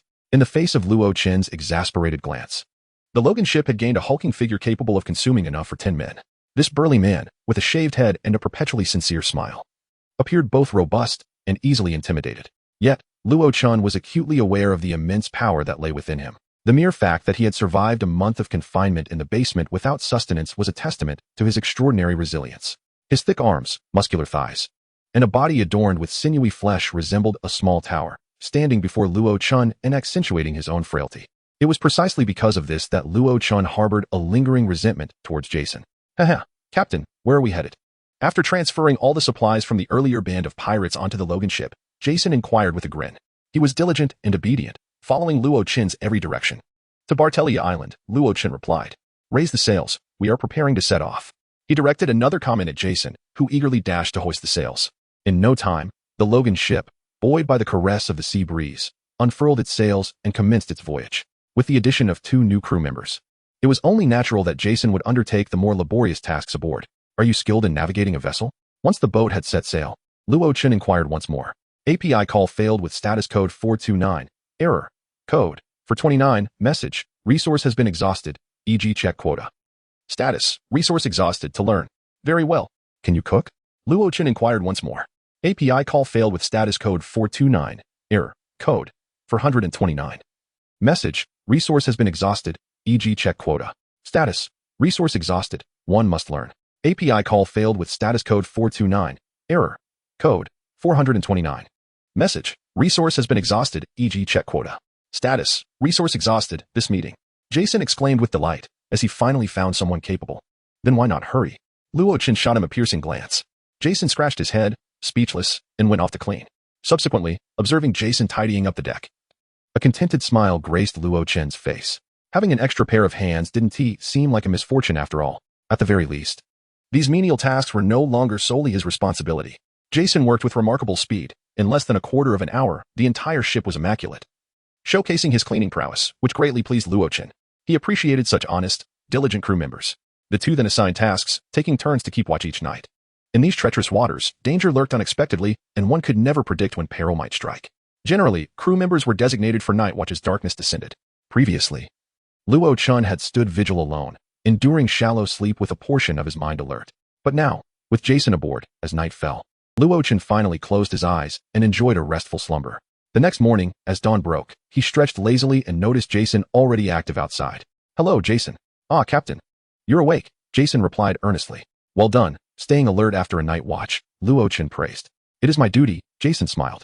At that moment, his eyes sparkled, revealing no trace of fatigue from a sleepless night. In 2 days, we shall reach the next island, Luo Chin remarked, glancing at the map. It will take approximately 5 months to reach Lugio. I am striving to shorten this duration as much as possible. Throughout the journey, he had scarcely paused. Apart from the occasional skirmish with ruthless pirates, and he had barely resupplied the ship. However, this time, a stop was imperative. According to the nautical charts, Alistair Island was the only resupply point within this stretch of voyage, which constituted a third of his journey to Barthelia Island. This meant he would be adrift at sea for at least a month. Jason, call me when we reach the island, Luo Chin instructed. To which Jason responded before retreating to his cabin. He seemed somewhat melancholic these past few days, not quite himself. 2 days swiftly passed, and during this time, the sea remained calm, devoid of any pirate encounters, which left Luo Chin feeling somewhat bored. He had hoped to confront some pirates to augment his system balance, but alas, that opportunity seemed lost. 2 days later, with a loud call from Jason, Luo Chun turned his gaze to the bow of the ship. Captain, we have arrived. Alistair Island lies ahead. Since Luo Chun had mentioned learning to navigate, Jason had diligently applied himself to the task. Now, standing at the helm, he appeared relaxed and content, swaying gently as he steered the ship, seemingly entranced. It was hard to fathom that a burly man could stand at the wheel, squinting his eyes while humming a cheerful tune. What a picturesque scene it was. Suddenly, Luo Chun felt as though the very essence of piracy had transformed. Indeed, Luo Chun approached the bow of the ship and gazed into the distance. As he peered across the vast expanse of the sea, a distant island came into view. Compared to the islands he had previously glimpsed, this Alestra Island appeared to be more than twice its size, bustling with a vibrancy and prosperity that was undoubtedly greater. If one were to draw a comparison, perhaps only the limited island of Rog Town could rival it among those Luo Chin had encountered. We have arrived. Let us procure some supplies and rest aboard the ship for the night before we set sail, Luo Chun called to Jason. Huh, aren't we going to stay and explore for a few days, Captain? Jason inquired, puzzled. There are pressing matters to attend to. We cannot afford to linger. Luo Chin replied succinctly, falling once more into silence. The Logan slowly approached the shore, and Jason cast the anchor, securing it firmly to the dock. "All set, Captain," Jason shouted, waving from below. "Indeed." Nodding slightly, Luo Chen leaped down, with Xiao quietly perched upon his shoulder. Once they both landed on the shore, they gazed towards the interior of the island. The atmosphere was vibrant, with voices mingling and people bustling about, creating a scene of constant movement. A mere glance across the modest shoreline revealed no fewer than 4 vessels docked nearby. "What a bustling little town this is," Luo Chen sighed, a smile gracing his face. "Indeed, Arist Island must be one of the most prosperous islands in the South Sea," Jason remarked with a grin, nodding in agreement. Luo Chen and Jason ventured deeper into the island. As they entered the heart of the town, seeking items essential for their maritime journey, Luo Chen's shoulder grew restless. "What is the matter, Meow?" With outstretched claws, she pointed towards a confectionery shop on the side of the street, her eyes sparkling with anticipation. He chuckled softly, bemused by the dynamic between them. "I truly cannot comprehend who the real master is here. Perhaps from now on, I shall call you Little Master." Luo Chen laughed helplessly. "Meow?" Innocently gazing at Luo Chen, the small face bore an adorable expression, seemingly in a state of endearment. Jason observed the duo with curiosity through their time together. He had become acutely aware of the captain's extravagant affection for this creature. Moreover, the intelligence and cunning of this being surpassed his wildest expectations, evoking the impression of a human. Eventually, the two settled into a quaint pastry shop, indulging in the sweet delicacies. However, Luo Chen found himself unable to appreciate the sugary treats. Frowning at the confections before him, he came to a halt. Unlike him, Jason and the little master across the table savored their desserts with evident delight, relishing every bite. "Truly delightful," Jason exclaimed. "Meow." The young master also let out a sound, his face brimming with contentment.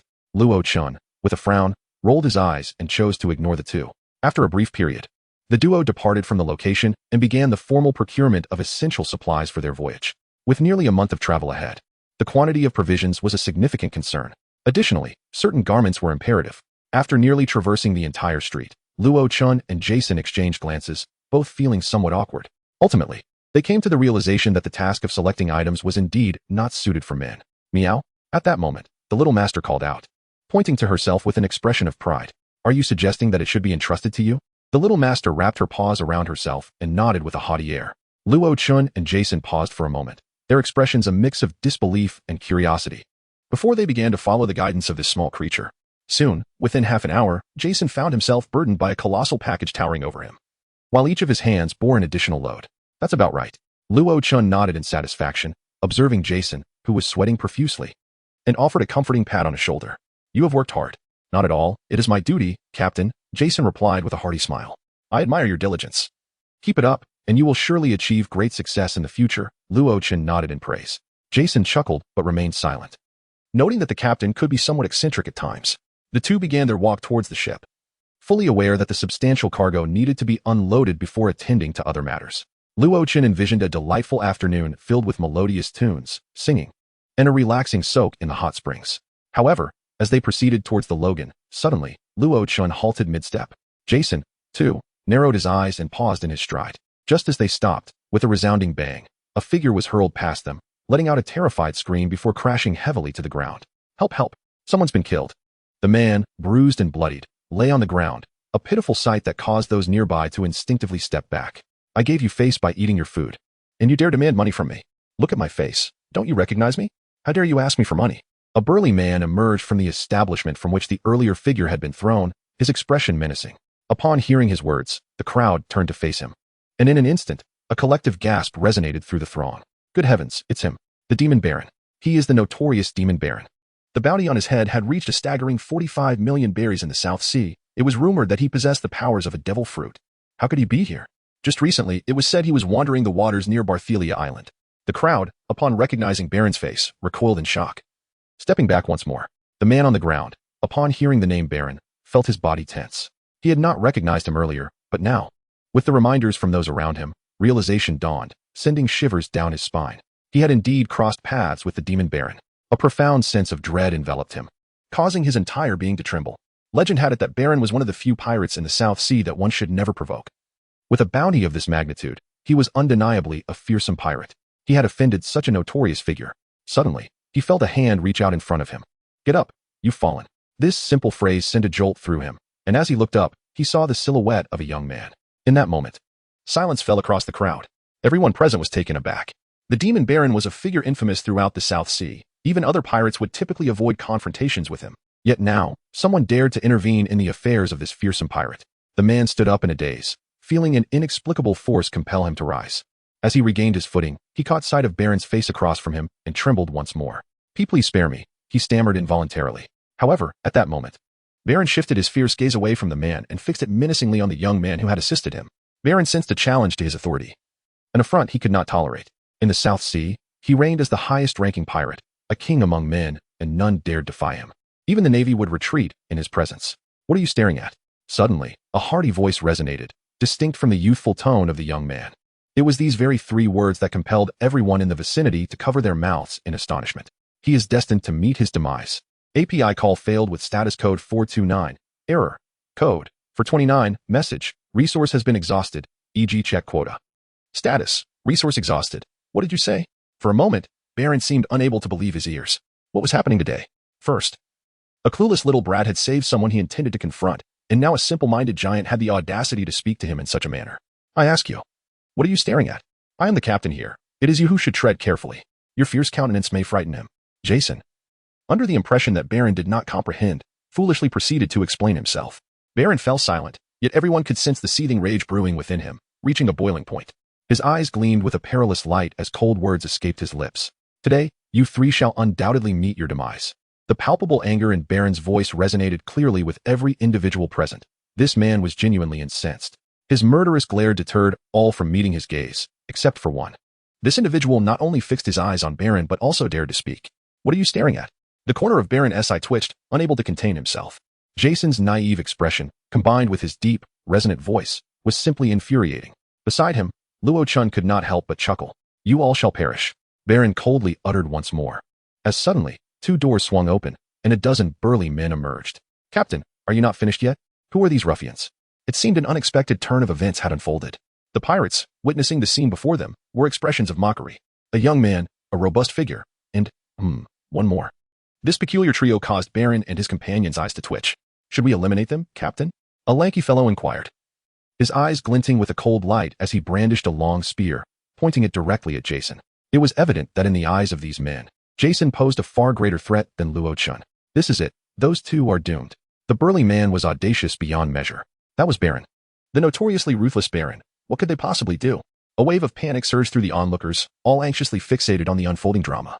In the midst of this, Jason's gaze suddenly turned icy.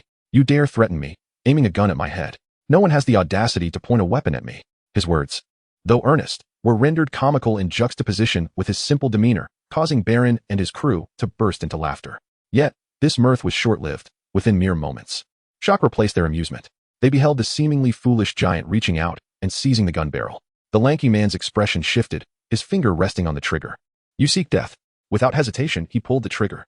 A resounding gunshot echoed, prompting some onlookers to shut their eyes in distress. You dare to fire at me? I shall end your life. Jason's hand pressed against the muzzle. His previously amiable expression abruptly turned cold. What? The tall, lean figure was taken aback. This gunshot had failed to eliminate the burly man. What filled him with even greater dread was the fact that his firearm had misfired. How could this be possible? Jason's palm had directly sealed the muzzle, preventing the bullet from ever being discharged, leaving it stillborn within the chamber. With a sharp crack, Baron and his entourage were left utterly astounded by the spectacle before them. The long spear, forged from steel, was effortlessly crushed and twisted in Jason's grasp, disintegrating as if it were mere dough. The tall, slender man staggered back in fear, having never encountered such formidable strength. I warned you. I will end your life. Jason's voice dripped with menace as his massive hand seized the tall man's head.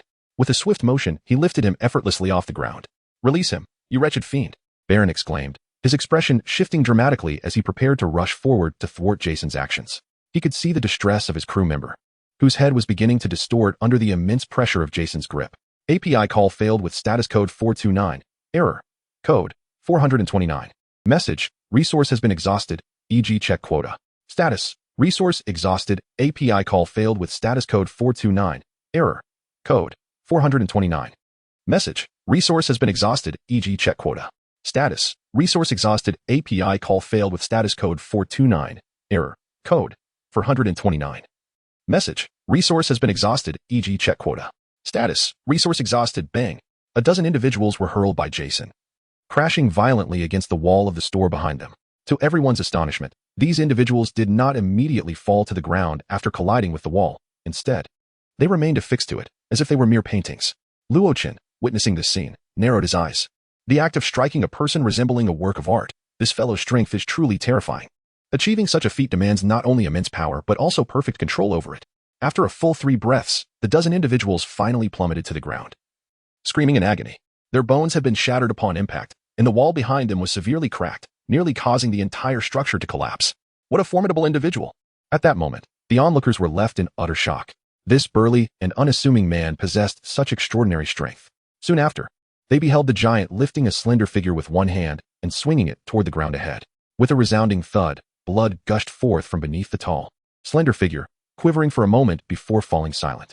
Jason showed no mercy. When he decided to kill, he did so without hesitation. You wretched scoundrel. Baron S. complexion paled as a chilling dread enveloped him. He was acutely aware of the formidable strength possessed by his crew. Each member a formidable powerhouse with bounties exceeding millions. Yet, in a mere flick of this man's wrist, they were rendered utterly powerless. Although their lack of vigilance played a role, ultimately, it was the overwhelming might of this seemingly simpleton, brawny individual that proved insurmountable. What are you staring at? This phrase once again reached Baron S.'s ears, igniting a spark of fury within him. How despicable! Baron S. wrath surged as he abruptly rose to his feet, momentarily disregarding his own disheveled appearance. With a shudder, he coldly declared, "Allow me to demonstrate my true power." In the blink of an eye, amidst the astonished gazes of the onlookers, Baron S. form began to swell. Brown fur sprouted across his body, his feet transformed into clawed appendages, and his hands morphed into the forelimbs of a beast. A long, whip-like tail extended from his rear, enhancing his grotesque visage. This monstrous transformation instantly instilled fear in the hearts of everyone present. This is the power of a devil fruit. Luo Chan's eyes narrowed as he fixed his gaze upon Baron. Animal type, he murmured. With this transformed appearance, one could ascertain that Baron had indeed consumed an animal-type devil fruit. Such fruits significantly enhance human speed, strength, and reflexes. It can be said that a master of physical combat, when paired with an animal-type fruit, becomes nearly invincible. The reason Baron commands a bounty exceeding 40 million is undoubtedly due to his remarkable capabilities. Merely possessing a devil fruit places him at a considerably higher starting point than other pirates. However, what followed was an utterance from Baron that took everyone by surprise. Meow? This. It is indeed a cat. Luo Chen's lips quivered as he glanced at the small creature crouching on his shoulder. The latter merely pursed its lips, ignoring him. I will kill you. Baroness' voice was sharp and menacing. If this were indeed a cat, without a doubt, it was a ferocious one. Its claws tapped rapidly on the ground, its form becoming as agile as a swallow. With a mere bend of its knees, it had already leapt to the rooftops flanking the alleyway. Jason looked up, observing Baron darting and leaping swiftly between the buildings. At this moment, as Baron accelerated, his speed became increasingly astonishing. After just 10 meters, he had transformed into a mere blur, moving so swiftly that he was nearly invisible. Impressive, exclaimed the onlookers in astonishment. The sheer velocity was such that they could only perceive a fleeting shadow. Baron and Jason were approximately 50 meters apart, and in merely 2 or 3 seconds. The speed at which Baron moved was not only astonishing, but also filled Jason's vision with the afterimages left in his wake. Suddenly, a piercing cry echoed through the air. Meow? Jason looked up towards the open space before him. There, 2 sharp claws gleamed with a brilliant light. The claws struck, shattering everything in their path. With a low growl, Baron utilized the momentum from his previous sprint, unleashing the full force of his strike. You are doomed. No one has ever survived my ultimate move. He recognized Jason's formidable strength, thus he immediately unleashed his most powerful attack. In a mere breath, Baroness' figure swiftly shifted through the air. Though the movement was minimal, it rendered his adversaries bewildered as to his point of origin. Suddenly, he swayed his body. Jason instinctively directed his gaze to the left, yet at that moment, Baron's form emerged directly from the center. Haha, you guessed wrong.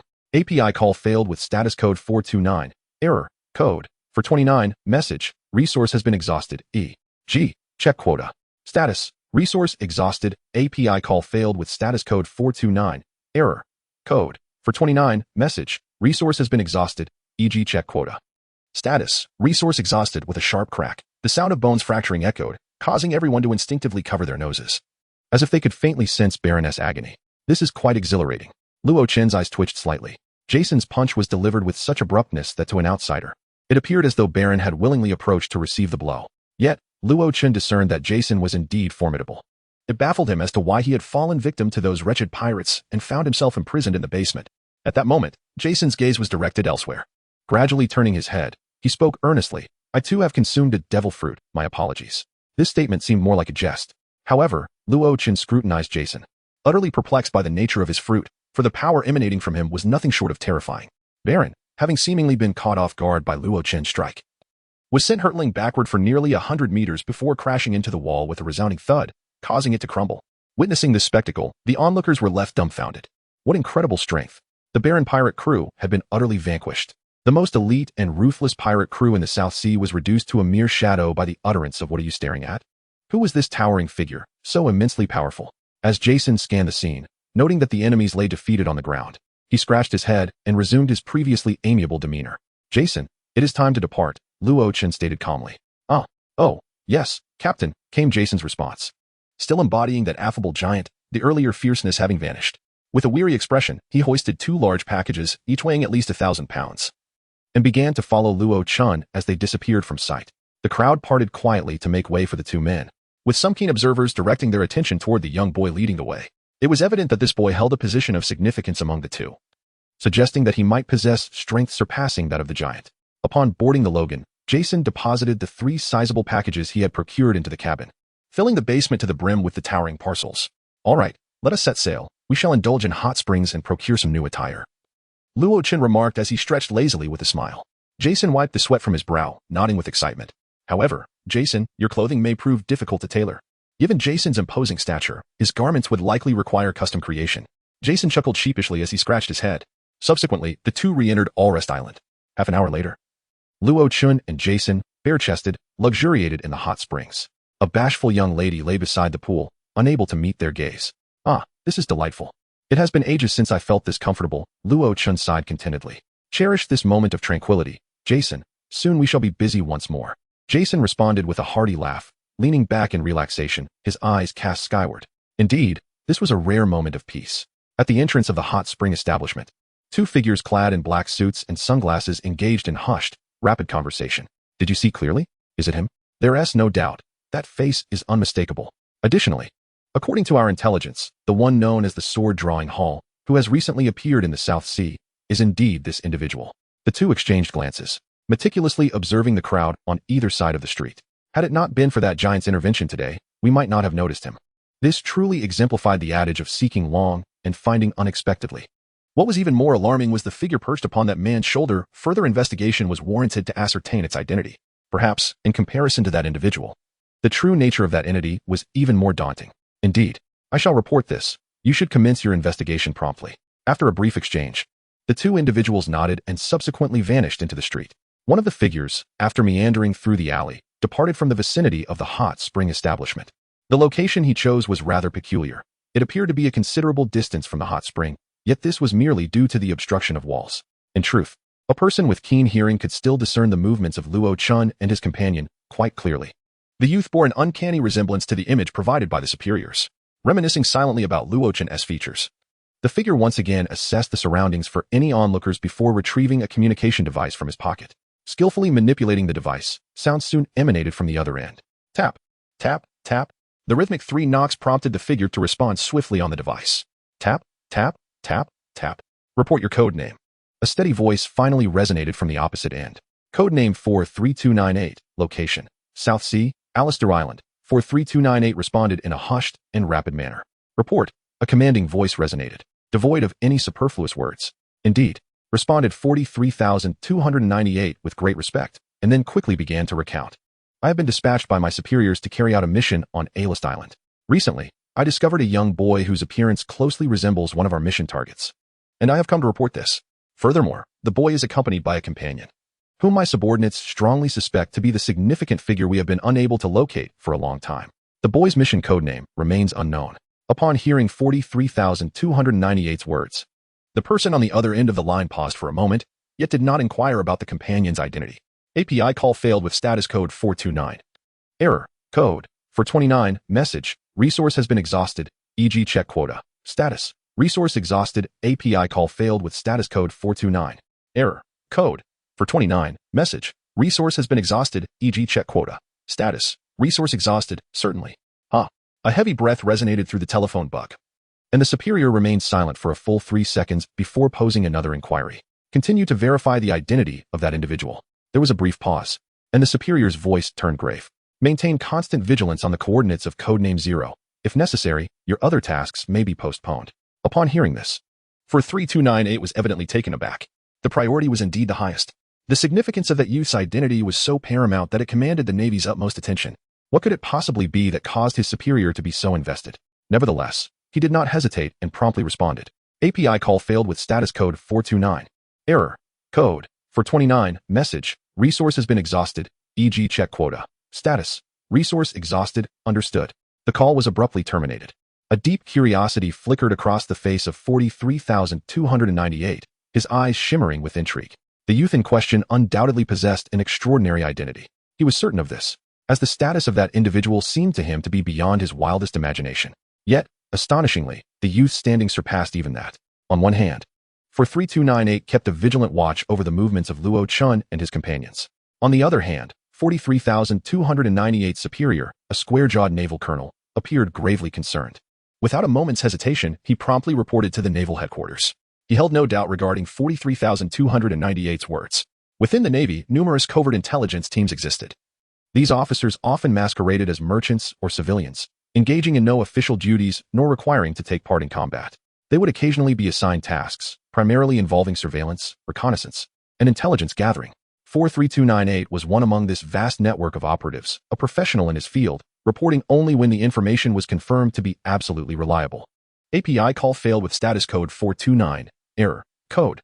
429. Message. Resource has been exhausted, e.g. check quota. Status. Resource exhausted. API call failed with status code 429. Error. Code. 429. Message. Resource has been exhausted, e.g. check quota. Status. Resource exhausted. API call failed with status code 429. Error. Code. 429. Message. Resource has been exhausted, e.g. check quota. Status. Resource exhausted, rock on. And what about that entity the world government emphasized we should pay attention to? Two consecutive questions left the naval headquarters somewhat bewildered. Are they all in the South China Sea? Indeed, when Rakhan appeared, that entity was by his side. Following the issuance of a more detailed written report by 43,298, Leon was well aware of this intelligence. Moreover, among them was a formidable figure named Jason, whose combat prowess was truly astonishing. Jason. The naval headquarters was momentarily taken aback. Had Luo Chen already begun to gather his allies in such a short span of time? Could it be that he had enlisted the members of Roger's pirate crew? Lost in contemplation, the naval headquarters remained silent for a moment. Lion, displaying commendable patience, awaited their response, fully aware of the gravity of the situation, while it might not alter the world at large. It was undoubtedly poised to significantly impact the forthcoming military strategies of the Navy. A full 10 seconds later, the naval headquarters finally regained their composure and responded swiftly. Understood. I shall inform the Marshal. Lion nodded in acknowledgement before promptly ending the call, a bright glimmer illuminating his eyes. He foresaw that the South China Sea was on the brink of a seismic upheaval that would astonish both the Navy and the pirates alike. The efficiency of the naval headquarters was remarkable. Upon confirming Luo Chen's location, orders were rapidly disseminated and enacted. In truth, following the severe injury of Dorag and the enforcement of Sangoku's gag order, Luo Chen's bounty had not been rescinded, yet it had only circulated within a limited scope. Subsequently, the Navy and the world government had ceased the issuance of any further bounties on Luo Chen. This exorbitant bounty had been halted before it could be broadcasted to the world, as the Navy wished to keep any information regarding Roger's brother from the public eye. Only a fraction of the populace in the East Sea was aware of Roger's sibling. However, these individuals were predominantly civilians who seldom ventured out to sea or had turned to piracy themselves. Relying on such individuals to relay Luo Chen's whereabouts would take no less than 2 to 3 years, if it were even possible at all. On a day when Kizaru was still leisurely roaming the East Sea, his golden transponder snail suddenly rang. Stifling a yawn, Kizaru lethargically answered the call, his demeanor reflecting his disinterest.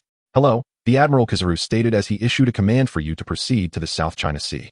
The South China Sea? For what purpose? Kizaru inquired with a hint of confusion. We have located the target, Luo Chen, who is currently situated in the Yellow Sea.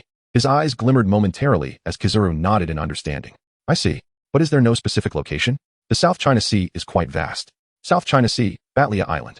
With that, the call ended, and Kizaru leisurely rose, stretching his limbs. After such a prolonged period of rest, it was refreshing to engage in some physical activity.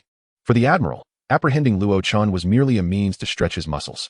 At this point in his life, Kizaru was at the pinnacle of his combat prowess. His physical skills were in impeccable condition, placing him among the elite of the Navy, particularly with the powers granted by his light-speed devil fruit.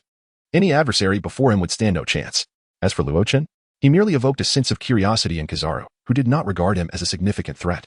The Navy handled the discovery of Luo Chen with utmost discretion, swiftly making decisions within a limited scope, avoiding any substantial commotion.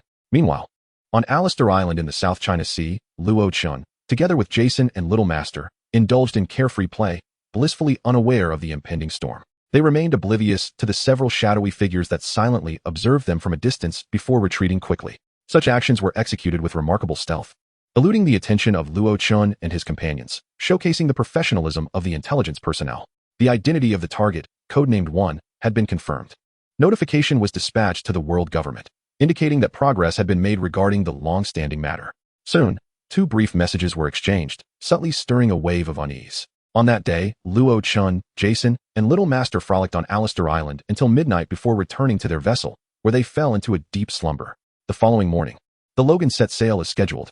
The Navy refrained from taking any unilateral action, striving to keep the situation regarding Luo Chun as concealed as possible.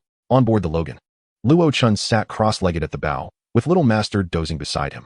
Facing the tumultuous waves of the sea, their expressions were serene, as if savoring an unspoken connection. Behind them, Jason's tall frame moved swiftly across the deck, wielding a mop and broom, diligently tending to the ship's cleanliness. "Oh, Jason." Luo Chun suddenly recalled something and called out to him. "Yes, Captain," Jason replied loudly.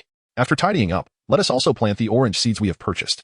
Indeed, Jason diligently toiled at the most arduous and laborious tasks. Observing Jason's demeanor, Luo Chun felt a profound sense of satisfaction. This fellow is bound to achieve great success in the future. He is remarkably capable. It is impossible to find such an exemplary crew member again. He is truly a sincere individual, and Luo Chun found himself rather fond of him.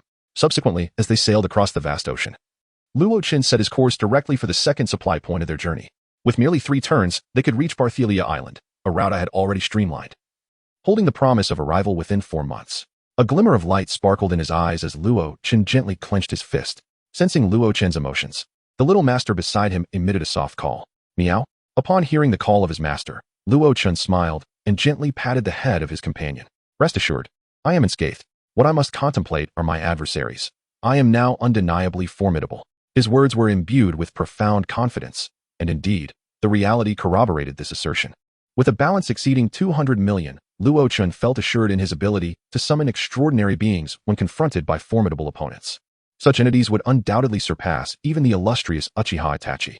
Their journey was marked by tranquility until 3 days later, when they encountered 2 factions of pirates embroiled in fierce combat. "Should we steer clear of them?" Jason inquired innocently. "Why should we evade them?" Jason. "Sail directly into the fray. I intend to seize their spoils." Luo Chun observed from a distance that both groups of pirates were reeking of bloodshed, clearly not strangers to nefarious deeds.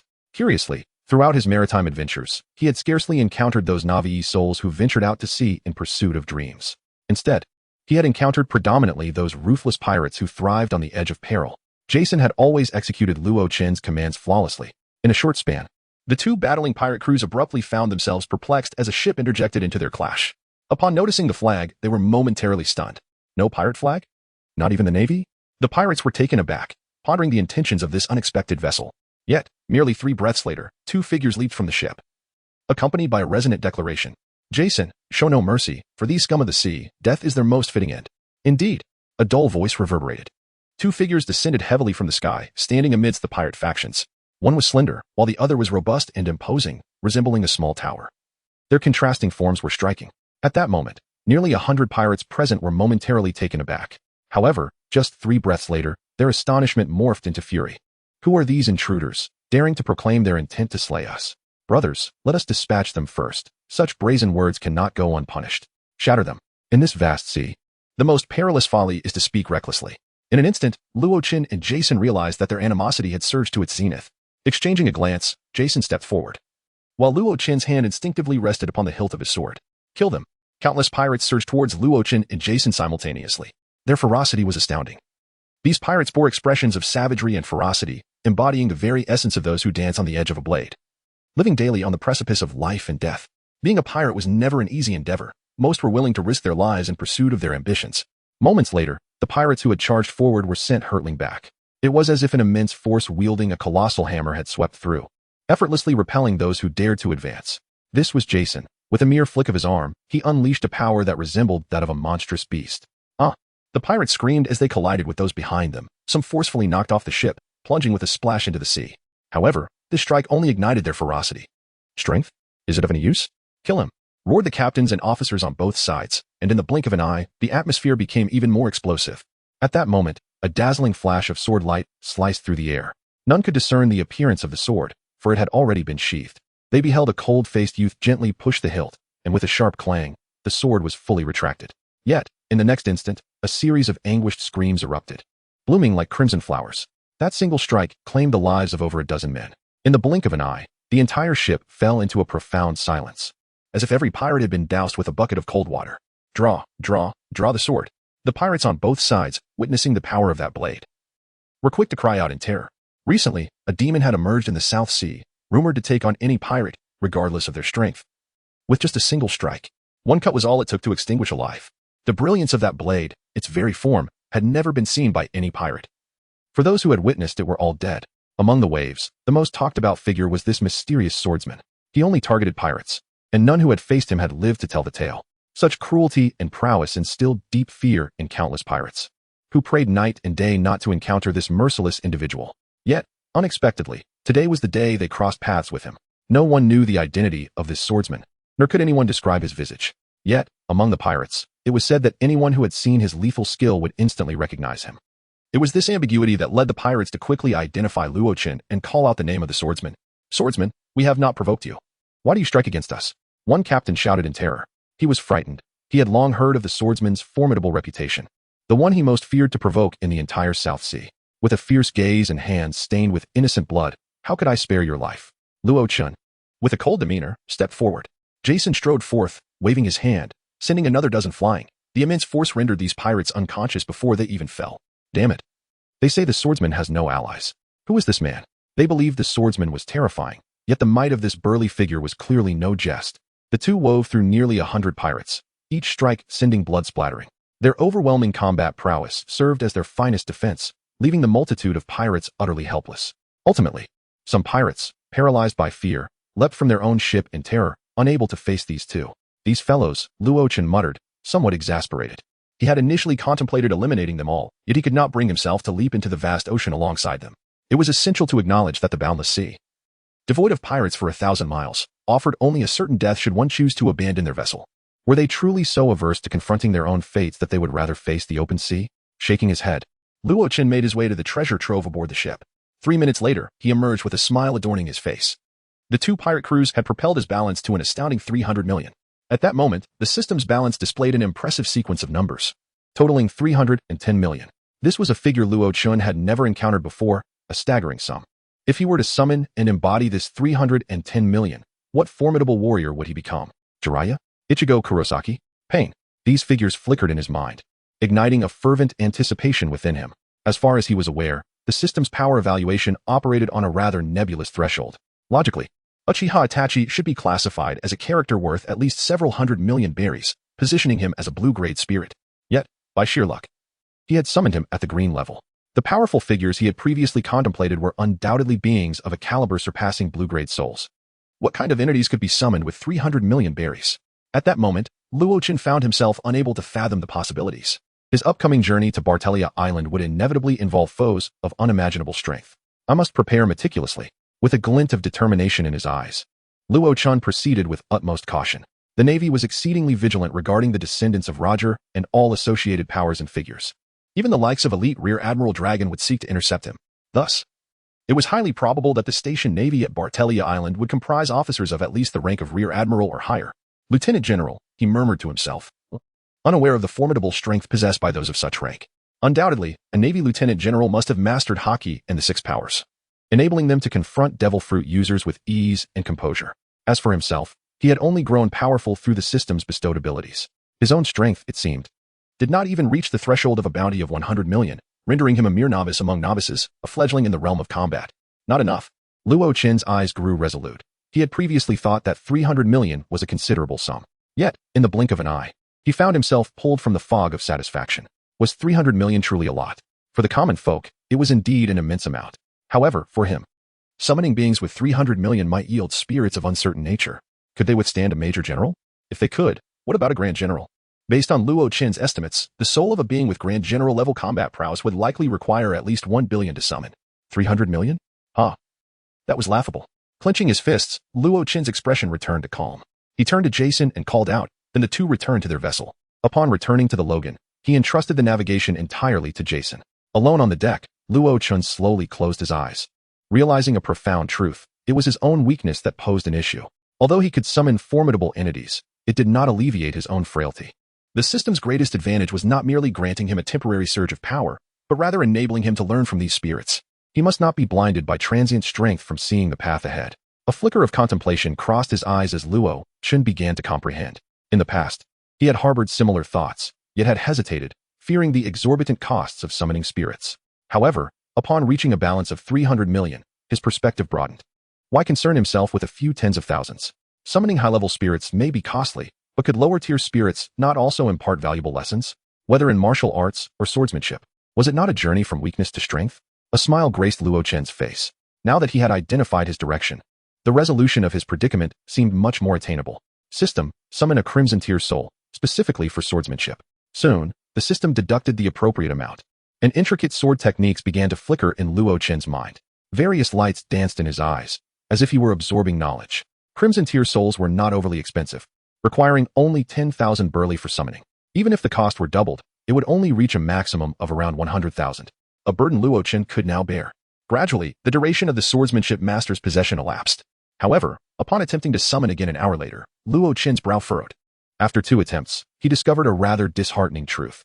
His mastery over the summoned swordsmanship masters was painfully slow. An hour slipped by. Yet he was unable to fully grasp even the simplest techniques. What was he to do? With limited possession tokens, he had hoped to save them for summoning more powerful beings to learn from their skills, but now he could not afford to squander them. Yet, these foundational sword techniques were essential for him to learn. A towering skyscraper must have its foundation. No matter how formidable the swordsmanship, it required a solid base. For instance, what could a primary school student expect from tackling high school or university courses? Could they comprehend or follow along?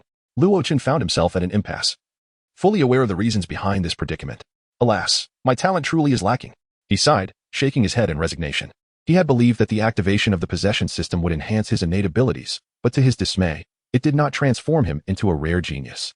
His talent remained what it was, and even the most basic martial and sword techniques were challenging to master. What was he to do? Mere moments ago, he had harbored grand ambitions to learn all foundational sword techniques in the world and reach enlightenment, ultimately crafting his own ultimate swordsmanship. Yet now, he realized that his inherent talent was inadequate, rendering such aspirations utterly impossible.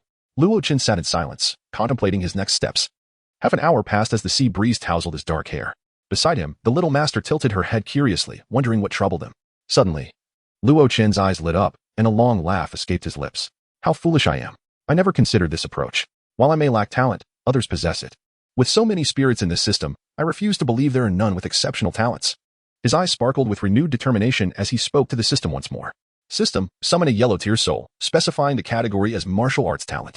Understood. Summoning a yellow-tier martial arts talent will consume double the normal random amount. 3 breaths later, brilliant light flickered before him as a figure stepped forth, merging seamlessly with Luo Chen's being. Summoning a yellow-tier soul, Xing Zi, martial arts prodigy. Unique skill, Buddha's palm. A smile spread across Luo Chen's face. He was pleasantly surprised that the system had chosen such an individual. From the film Kung Fu, the character Ah Xing was a layabout with aspirations of joining the Axe gang to become a villain.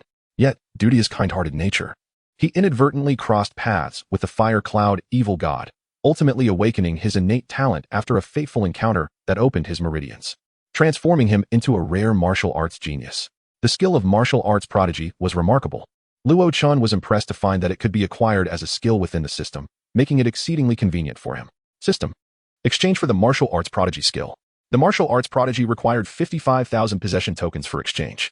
Exchange successful.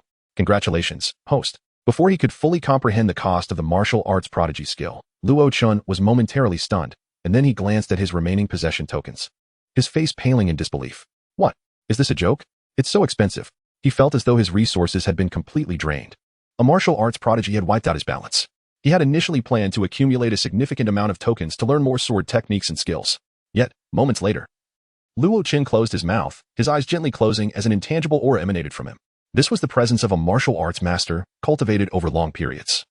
His every move resonating with the principles of the universe, standing there as if impervious to criticism. 5 minutes later, a smile crept across Luo Chen's lips.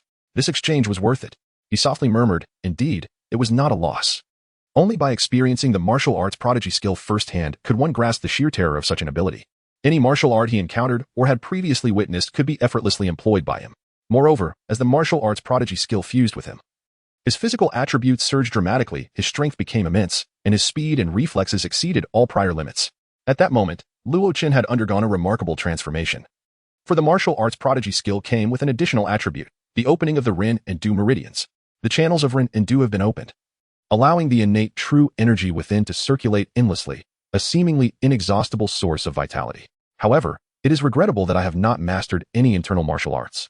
Shaking his head, Luo Chen felt no remorse. He wore a smile.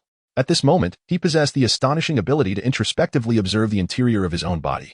Noticing in his dantian and various meridians residual true energy, along with some dark blue spots on his limbs. He understood that these dark spots were impurities resulting from prolonged poor diet, late nights, and inhalation of toxic air. With this newfound skill, his innate talent had reached its zenith. He merely needed to exchange for formidable internal martial arts to swiftly cultivate them to perfection. Perhaps the impact of internal martial arts in the world of pirates is not as significant. Yet it could still strengthen his physique and enhance his combat prowess at this moment. Moreover, he now, with a slight narrowing of his eyes, Luo Chen gradually closed them. Yet there was something more pressing to attend to. As he fell into silence, Luo Chen's entire being seemed to wither.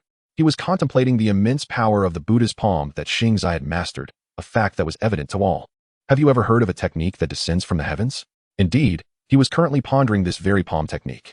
Had it been his former self, he would have been deemed unworthy to learn such a technique. His aptitude was so poor that even the system chose to ignore him. And Roger had given up on rescuing him. Yet now, he was a prodigy in martial arts. As the hour approached, Luo Chen opened his eyes, which sparkled with brilliance, and his right palm moved in an almost imperceptible manner. At that moment, a cacophony of noise erupted ahead. "Captain, our luck is not so great. We've encountered a band of pirates. They intend to rob us," came the clumsy and awkward voice of Jason. Luo Chen opened his eyes, a light smile gracing his lips. "Perfect timing. I shall test my newly acquired palm technique." Rising slowly, a glimmer of excitement flickered in Luo Chen's eyes. With the hour drawing to a close, Xingzai's possession would soon end. Coupled with the skills of a martial arts prodigy, he had flawlessly mastered the Buddha's palm technique in this brief period. Before the rogue, two small ships surrounded them, bustling with noise. These vessels belonged to the pirates who had come to plunder Luo Chen. The vast sea teemed with powerful pirates, numerous in number, raiding islands and merchant ships. Naturally, there were also smaller pirate crews, consisting of only 20 or 30 members, though their scale was modest. They often took advantage of the winds, accumulating a fair amount of wealth over time. Such pirates typically vanished after some time at sea.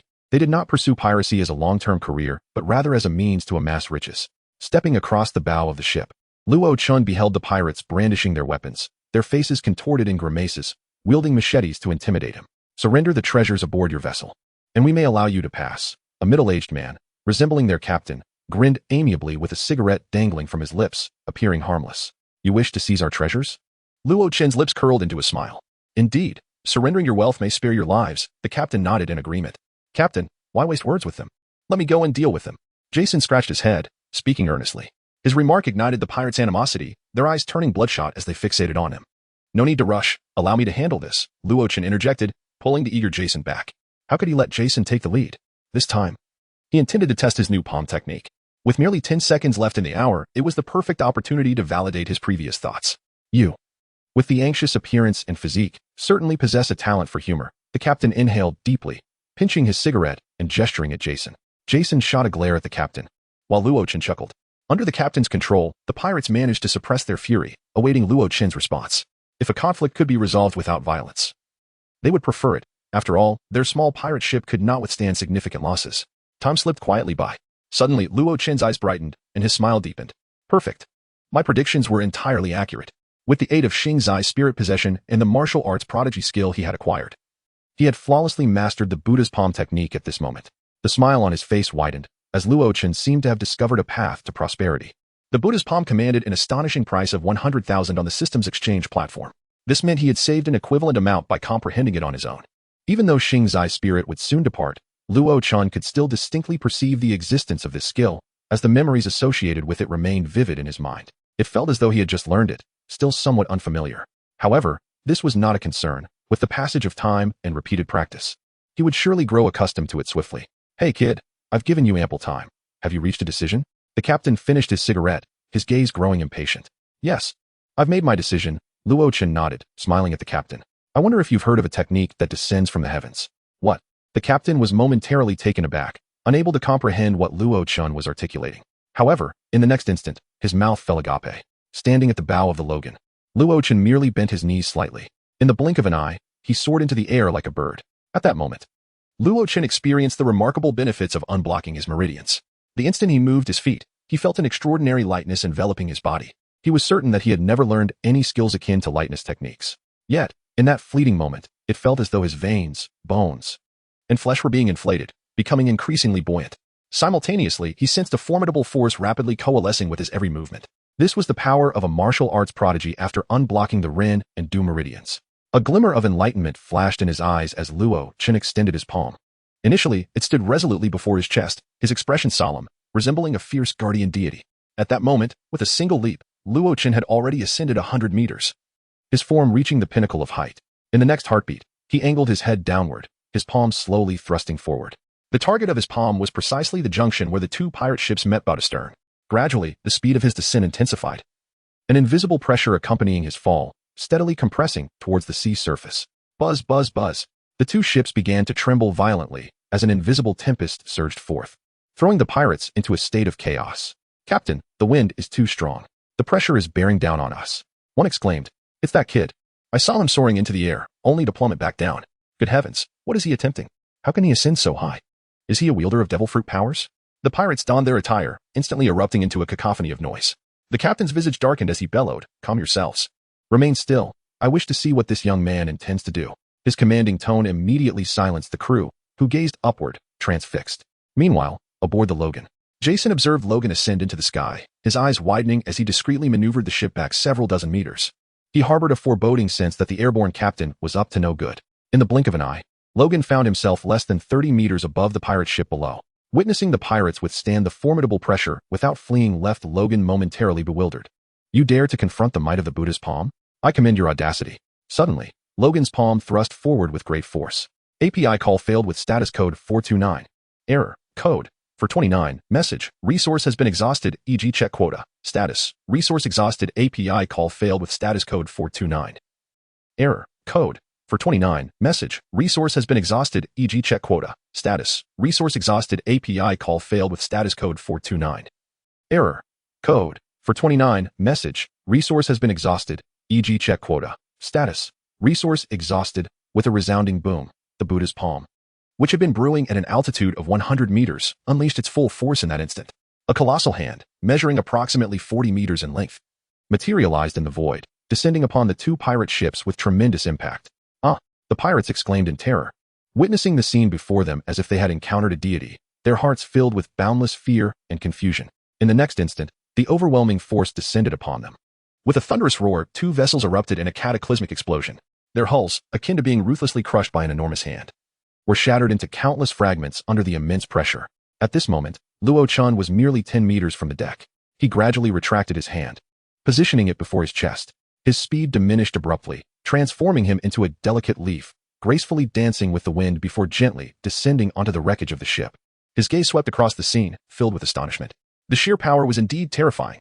Two small ships had been rendered utterly useless by a single strike, and nearly 30 members of a pirate crew had been incapacitated in an instant.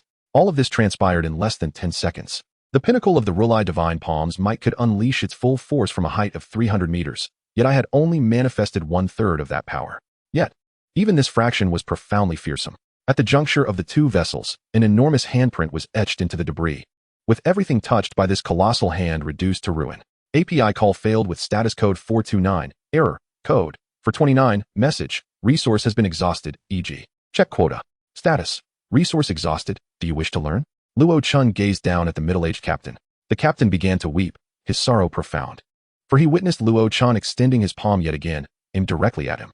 Indeed, he nodded emphatically, his heart brimming with indignation, as he discerned Luo Chun's subtle encouragement to articulate such a response. "If you wish to learn, I shall teach you," Luo Chun declared with a radiant smile, extending his palm once more in a decisive motion. With a resounding crash, a colossal handprint appeared once more upon the hull of the ship, causing the entire pirate vessel to shudder and creak ominously, on the verge of sinking. The captain, alas, was crushed beneath that singular blow. The might of the Buddha's palm was truly terrifying. In a graceful leap, like a bird in flight, Luo Chun ascended back to the Rogan, where he began to savor the fruits of his conquest. The bounty of this pirate crew was a mere 10 million, negligible in the grand scheme. Yet what captivated his attention was the sheer power of that blow and the formidable skills of the martial prodigy. By opening the run and do meridians, his internal energy now flowed ceaselessly, allowing Luo Chen to masterfully control all the power within his own body. Thus, the explosive force of his strike was born. It was evident that during this brief period, Luo Chen's strength had undergone a magnificent transformation. His combat prowess had ascended to the realm of bounties exceeding 100 million. When the Buddha's palm was unleashed, without any preparation, it could shatter everything within a 10-meter radius. However, should he take the time to cultivate the energy, the potency of his combat capabilities and the extent of destruction would only amplify further. Perfect, murmured Luo Chen, his joy unmistakable. At that moment, Jason, filled with curiosity, hurried over. Captain, that last strike. How is it? Luo Chen inquired with a smile. Impressive, Jason exclaimed. Do you wish to learn? I can teach you. Luo Chen replied with a grin. Can I really learn? Jason's excitement surged. The terrifying palm technique capable of annihilating a pirate crew had been a dream of his. As long as you can soar 100 meters into the air, I will teach you. Luo Chen maintained his cheerful demeanor. However, Jason's expression darkened. He turned away and tossed a dismissive glance at Luo Chen. He knew the captain would not be so generous. As he closed his eyes, he revisited the insight he had gained from executing the Relay Palm. Luo Chen's understanding of this technique deepened as time passed. A martial arts prodigy like him grasped any skill with astounding speed. Every form of martial art felt like a divine gift in his hands, effortlessly mastered. Moreover, he could draw from one skill to innovate another. Having mastered the Relay Palm was of little consequence. The crucial point was that his hypothesis had proven correct. A smile radiated from Luo Chen's face. Swordsmanship, internal energy cultivation, lightness skills. Every martial arts manual was now at his disposal. In the ensuing hours, Luo Chen fervently summoned spirits of varying ranks, crimson and orange, the two least costly. He continuously summoned them, absorbing their skills and integrating them into himself. Huichou, Duganine swords. Learn. Yonghua, the unfettered heavy sword. Learn. Duanyu, 6 meridians divine sword. Learn. Lin Pingji, evil repelling sword technique. Also learn. He was relentless, learning. Each spirit associated with sword techniques was summoned one after another, and he swiftly absorbed their knowledge. By the end of the afternoon, Luo Chen had mastered 23 sword techniques. He felt his reservoir of knowledge swelling, his vitality surged, and his understanding of the sword path became increasingly lucid. It was as if he glimpsed a realm filled with swords. With his innate talent, no sword technique, be it Taiji sword, Huashan sword, or the 5 mountain sword sect, could hinder him. Like a ferocious tiger descending a mountain, he swept through all techniques with ease. Each one before him akin to a shy maiden, defenselessly yielding. His swordsmanship advanced rapidly, his foundation solidified with each learning experience. This was a remarkable elevation, laying a robust groundwork for his future strength. Subsequently, he delved into the internal arts of formidable martial figures. Zaiyozi, Northern Darkness Divine Skill. Comprehend. Huang Chong, 9 Yin Manual. Comprehend. Zhang Wuji, 9 Yang Manual. Comprehend. Wang Chonong, Innate Skill. Comprehend. Luo Chen absorbed these teachings effortlessly, even wishing for more. The world of pirates and that of these martial heroes existed on entirely different planes. The power of these formidable figures in this realm could perhaps only rival that of pirates with bounties in the hundreds of millions. After all, the disparity in world attributes was vast. Sunflower Manual? Comprehend. Wait, why bother? Luo Chen dismissed it outright. Suddenly, after another random summoning, a figure appeared before Luo Chen, igniting his interest. King of the Golden Wheel, Dragon Elephant Prajna Skill. The figure summoned was none other than the antagonist from the Legend of the Condor Heroes. This muscular monk, with a formidable physique and an imposing presence, stepped forward and merged with Luo Chen in an instant. What a powerful physique. In a fleeting moment, Luo Chen felt his body being fortified. He had previously possessed numerous spirits, and while they had enhanced his physical attributes to varying degrees, this time, he could distinctly sense an immense surge of strength. Was this the essence of the Dragon Elephant Prajna skill? The enhancement from possessing a spirit did not instantaneously equate to matching the spirit's power. The amplification depended on Luo Chen's own physical condition. Despite having years of physical training, if the strength of the summoned spirit surpassed what he could bear, the spirit's power would likely diminish significantly. Luo Chen had always aspired to strengthen his physique and had never ceased his training endeavors. However, he lacked a scientific training regimen and had not been raised with such discipline. Compared to the protagonists like Ace and Luffy, his physical prowess was undeniably lacking. Yet this randomly summoned figure filled him with joy. This renowned martial arts world-S body refinement technique was tailored for human bodies. The Dragon Elephant Prajna skill, a supreme protective skill of the Tantric school, was divided into 13 levels, with the King of the Golden Wheel having cultivated it to the 10th level. This method was specifically designed for the practice of external martial arts. The King of the Golden Wheel, a natural talent, wielded the power of 10 dragons and 10 elephants with every strike. Those who have seen an elephant understand the sheer terror of such a creature. Its strength is truly astonishing. Luo Chun had witnessed Asian elephants in a zoo in his past life. Merely standing there, they resembled small mountains, and when they moved, the ground trembled with their might. The power was indeed formidable. And dragons? They were even more fearsome. Of course, the claim of 10 dragons and 10 elephants in this technique may be somewhat exaggerated, yet the strength it promised was undeniably real. With this technique, my physical prowess could rapidly escalate. Closing his eyes, Luo Qin began to comprehend the sacred protective skill. In truth, even the legendary Shaolin temples, Yi Jin Jing and Shi Sui Jing, could significantly enhance physical attributes. The Yi Jin Jing and Shi Sui Jing could transform one's innate qualities, elevating the human body to a state of perfection. Indeed, techniques concerning the body are inherently complex. A smile crept onto Luo Qin's lips. Compared to the internal energy cultivation methods, external martial arts techniques were notably fewer. Yet, in terms of strength and physical refinement, they were far more challenging. Throughout history, the human body has remained an unfathomable treasure, harboring immense potential yet to be unlocked. As he gradually absorbed the essence of the dragon-elephant prajna skill, Luo Qin's understanding of the human body deepened. An hour later, he opened his eyes, a smile illuminating his face. The dragon-elephant prajna skill was now thoroughly mastered, and he began to practice it immediately. As soon as the technique commenced, every muscle, meridian, and even his bones seemed to spring into action, producing a sound akin to popping beans.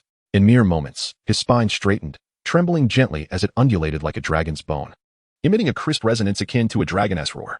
Half an hour later, Luo Qin ascended through the ranks of the dragon-elephant prajna skill. First level, second level, third level. He surged through to the fifth level in one breath. My body has progressed further. API call failed with status code 429. Error. Code 429. Message. Resource has been exhausted, e.g. check quota. Status. Resource exhausted. Some meaning, he remarked. He discerned the remarkable nature of this technique. Although he had been diligently training in the world of pirates, it lacked a scientific and systematic approach. At that moment, upon practicing this set of skills, his entire physique appeared more harmonious. The flexibility between joints, the elasticity of muscles, the resilience of cells, and the toughness of tendons had all significantly enhanced. Each part of the human body resembled a component of a machine. The strength of these components elevated his overall power to new heights. Subsequently, he continued his training, advancing the dragon-elephant prajna technique by 3 more levels, reaching the 8th tier. This meant that with a single strike, he wielded the power of 8 dragons and 8 elephants. Slowly lifting his palm, Luo Qin smiled. He suddenly thrust his hand down towards the deck, the small palm crashing against the Logan ship. API call failed with status code 429. Error. Code 429. Message. Resource has been exhausted, e.g. check quota. Status. Resource exhausted. API call failed with status code 429. Error. Code 429. Message. Resource has been exhausted, e.g. check quota. Status. Resource exhausted. Terrifying. With a gasp of admiration, a broader smile appeared on Luo Qin's face.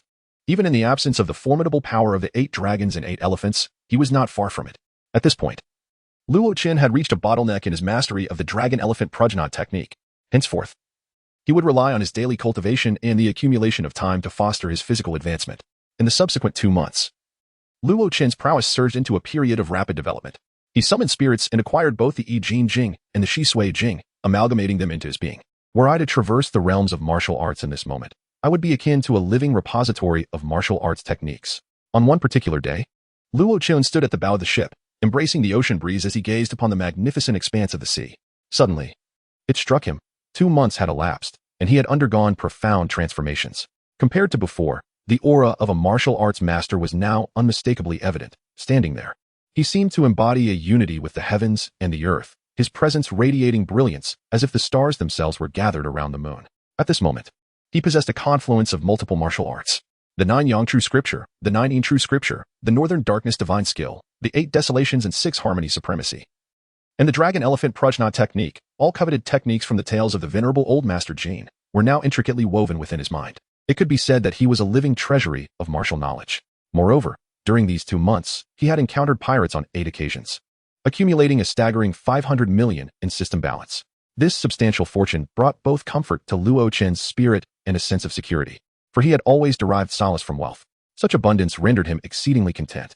Of course, all of this was in preparation for the colossal storm that loomed ahead. Intuitively, Luo Qin sensed that he was on the brink of facing the most arduous battle of his life. With the Dragon-Elephant Prajna Technique, the Yi Jin Jing, and the Shi Sui Jing, his physical condition had transcended anything he had previously known. In terms of swordsmanship, he had mastered multiple schools, and with the innate talent of a martial arts prodigy, he seamlessly integrated these techniques, wielding them with effortless grace. As for internal martial arts, Luo Chun pondered deeply. The realm of martial arts, which stems from the mysterious power of the human body, has always been exceedingly difficult to cultivate. If Luo Chun were to select a method for his practice, he would have undoubtedly mastered it to an extraordinary degree within these 2 months. His meridians had already been unblocked, allowing him to access his innate energy. Thus, with diligent practice, he could swiftly fill his body with vital energy. Yet, Luo Qin contemplated the future, gathering the talents of martial arts and the numerous classics of internal cultivation within himself. Why could he not forge his own understanding and create a unique internal martial arts manual? Over these days, he meticulously studied a total of 306 internal martial arts systems, committing each to memory while thoroughly understanding the internal structure of his body. Through introspection, he concentrated all his internal meridians at the back of his mind, creating a detailed diagram of his energy pathways.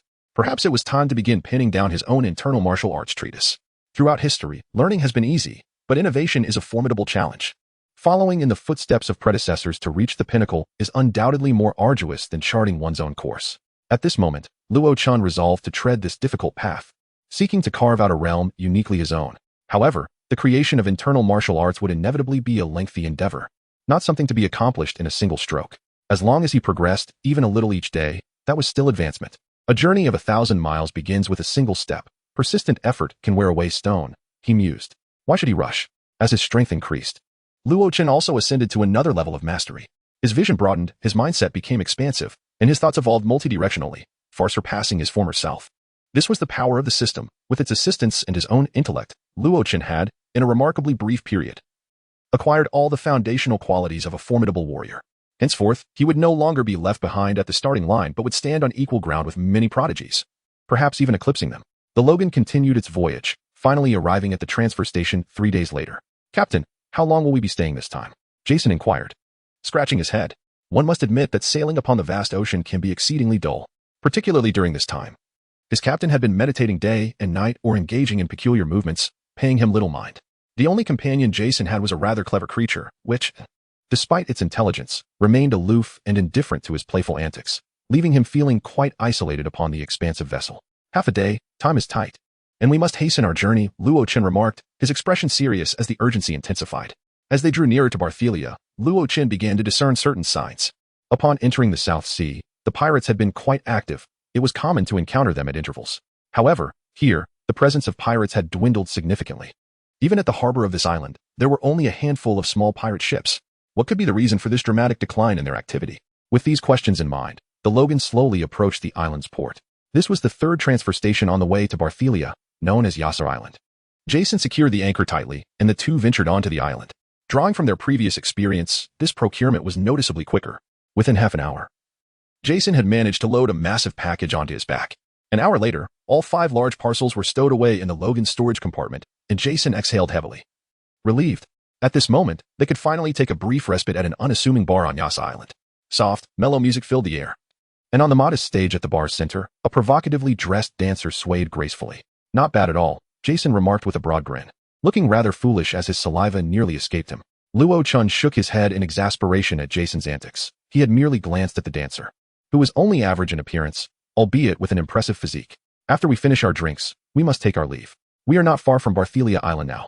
Upon hearing Luo Chin's words, Jason wiped his mouth and nodded, reluctantly casting one last glance at the dancer. You are heading to Barthelia Island? Suddenly, a man at a nearby wooden table interjected. Indeed, what of it? Luo Chin responded. It is not a safe place at the moment, the man cautioned, shaking his head. Another voice chimed in from the side. A considerable number of naval forces have gathered there, and it appears that even high-ranking officers from the naval headquarters have arrived. The pirates in the surrounding waters have been thoroughly swept clean by these fellows. Damn it, just thinking about it makes me furious. I was minding my own business in that area, and they forced me out. A burly man slammed his cup down, cursing vehemently. Haha, old Reyes, you idle pirate. You almost got caught by the Navy, didn't you? Someone nearby laughed. What's so funny? You have no idea. Being a pirate is a dream, a pursuit of the sea, a chase for freedom. You wouldn't understand, old Reyes retorted. Once I rest for a while, I will set sail again. This time, I intend to venture into the Grand Line. Despite the banter with these civilians, old Reyes, as a pirate, remained unfazed. Luo Chin's eyes glimmered as he observed old Reyes closely. This robust man radiated the essence of the sea, yet bore no menacing demeanor. It was the first time he had encountered a genuine pirate in such a long time. Dreams, the sea, freedom? Luo Chin murmured to himself, recalling the words spoken by a certain individual before setting sail. Luo Chin, ha ha ha, do not hinder me. Pursuing the sea is to chase dreams, to pursue freedom. Such was the longing of a man for freedom. API call failed with status code 429. Error. Code. For 29. Message. Resource has been exhausted, e.g. check quota. Status. Resource exhausted. You shall perish. Yet that individual would rather embrace death, for he yearns for the ocean. This is the pursuit of freedom. This is the chase of dreams. Once, Luo Chun was oblivious to what dreams truly were. What can one do in the pursuit of dreams? In his previous life, he struggled in futility primarily for survival. Where was there time to contemplate dreams? When one frets over a meager sum of hundreds for rent. When one is torn between consuming a single bun or 2 steamed buns. When one toils tirelessly yet still faces reprimands from a superior. How can one find the leisure to seek dreams? Dreams, more often than not, are merely fleeting thoughts. Too many live only to survive, enduring a harsh existence. However, upon arriving in this world, from the moment of his birth, when he was nurtured by that person to be self-sufficient, he began to comprehend and understand. He learned what it meant to dream and witnessed the lengths to which one could go for their aspirations. Luo Chen asked his brother, "What is your dream?" That night, as the candle flickered, Roger's expression grew solemn, his gaze fixed intently on Luo Chen's eyes. The less than 10-year-old Luo Chen was taken aback. He vowed he had never seen Roger so serious. After a moment of contemplation, Luo Chen spoke. "I wish to save the world. Yes, to unify the world. To create a single landmass surrounded by the vast ocean, where the sea is inhabited by mermen." At that moment, Luo Chen vividly remembered Roger's expression. It was one of utter bewilderment, a mixture of confusion and disbelief. Perhaps he could not fathom the meaning behind Luo Chen's words. "As long as you have a dream, strive for it," Roger finally remarked. Perhaps he was taken aback by Luo Chen's ambition. The world government is a colossal alliance comprising over 300 nations, representing the authority of the entire globe. Who could dare to voice dreams of ruling the world, to conquer the Grand Line, to unravel the secrets of history? To become the Pirate King before his brother's dream, those aspirations seemed to pale in comparison. A faint smile emerged on Luo Chen's face as he returned to the present. The bar's soft music swayed on, while old Reyes continued to banter with his crew against a group of commoners. If one has a dream, pursue it. What if it becomes a reality? Setting sail upon the seas, inhaling the salty air, singing the songs of pirates, sipping the sharp sting of rum, joyfully dancing. Doing as one pleases. We breathe the essence of the ocean, the taste of freedom, walking the path of dreams. Pirates symbolize freedom. As these thoughts tumbled from his lips, Jason noticed a sudden hush enveloping the bar. Old Reyes and the commoners ceased their banter. All eyes turned to scrutinize the 16 or 17-year-old youth. "Boy, are you a pirate too?" Old Reyes inquired, taking a hearty swig of his drink. API call failed with status code 429. Error. Code. For 129. Message. Resource has been exhausted, e.g. check quota. Status. Resource exhausted, perhaps. You must be a pirate. Old Reyes took another sip of his drink, asserting confidently. What makes you say that?" Luo Chun inquired with curiosity. "There is a scent of freedom about you, a fragrance of the sea. You are unlike those pirate hunters or the Navy," Old Reyes proclaimed. Luo Chen's lips curled into a slight smile as he nodded gently. That individual had instilled the essence of piracy within him since childhood, and his own experiences seemed to impart some wisdom as well. Freedom? It was something he neither desired nor could escape from. "However, I do not recognize you."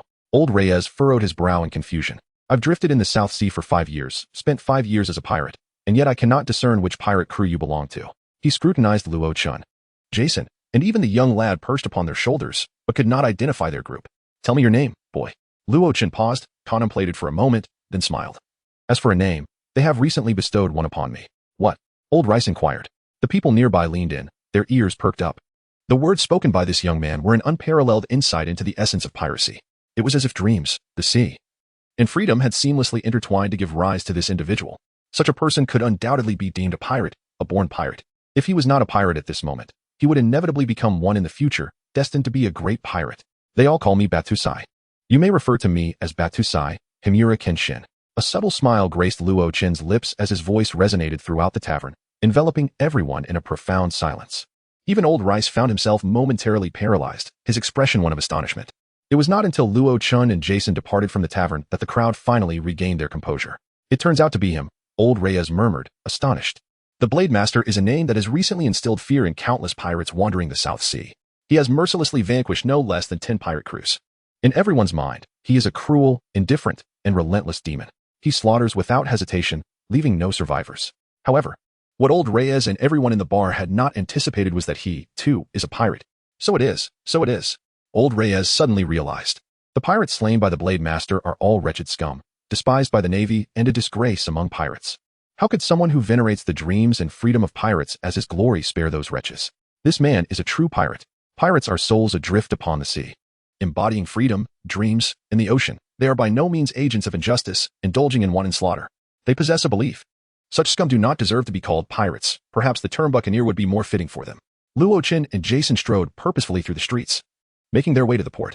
We must board the ship. Time is of the essence, Luo Chen stated, his expression grave. The intelligence gathered from the bar weighed heavily on his mind. The Navy has already mobilized. They must have a general idea of Lu Jio's presence in these waters of the South Sea. Yet, they have not encountered her and remain unaware of her exact whereabouts. For the time being, Lu Jio remains safe. However, the child within her cannot be delayed any longer. Normally, a full term lasts 10 months. But Lu Jio has defied this norm for Ace's sake, extending it for nearly 2 years. By then, she herself will be utterly exhausted. Indeed, Captain, Jason exclaimed loudly.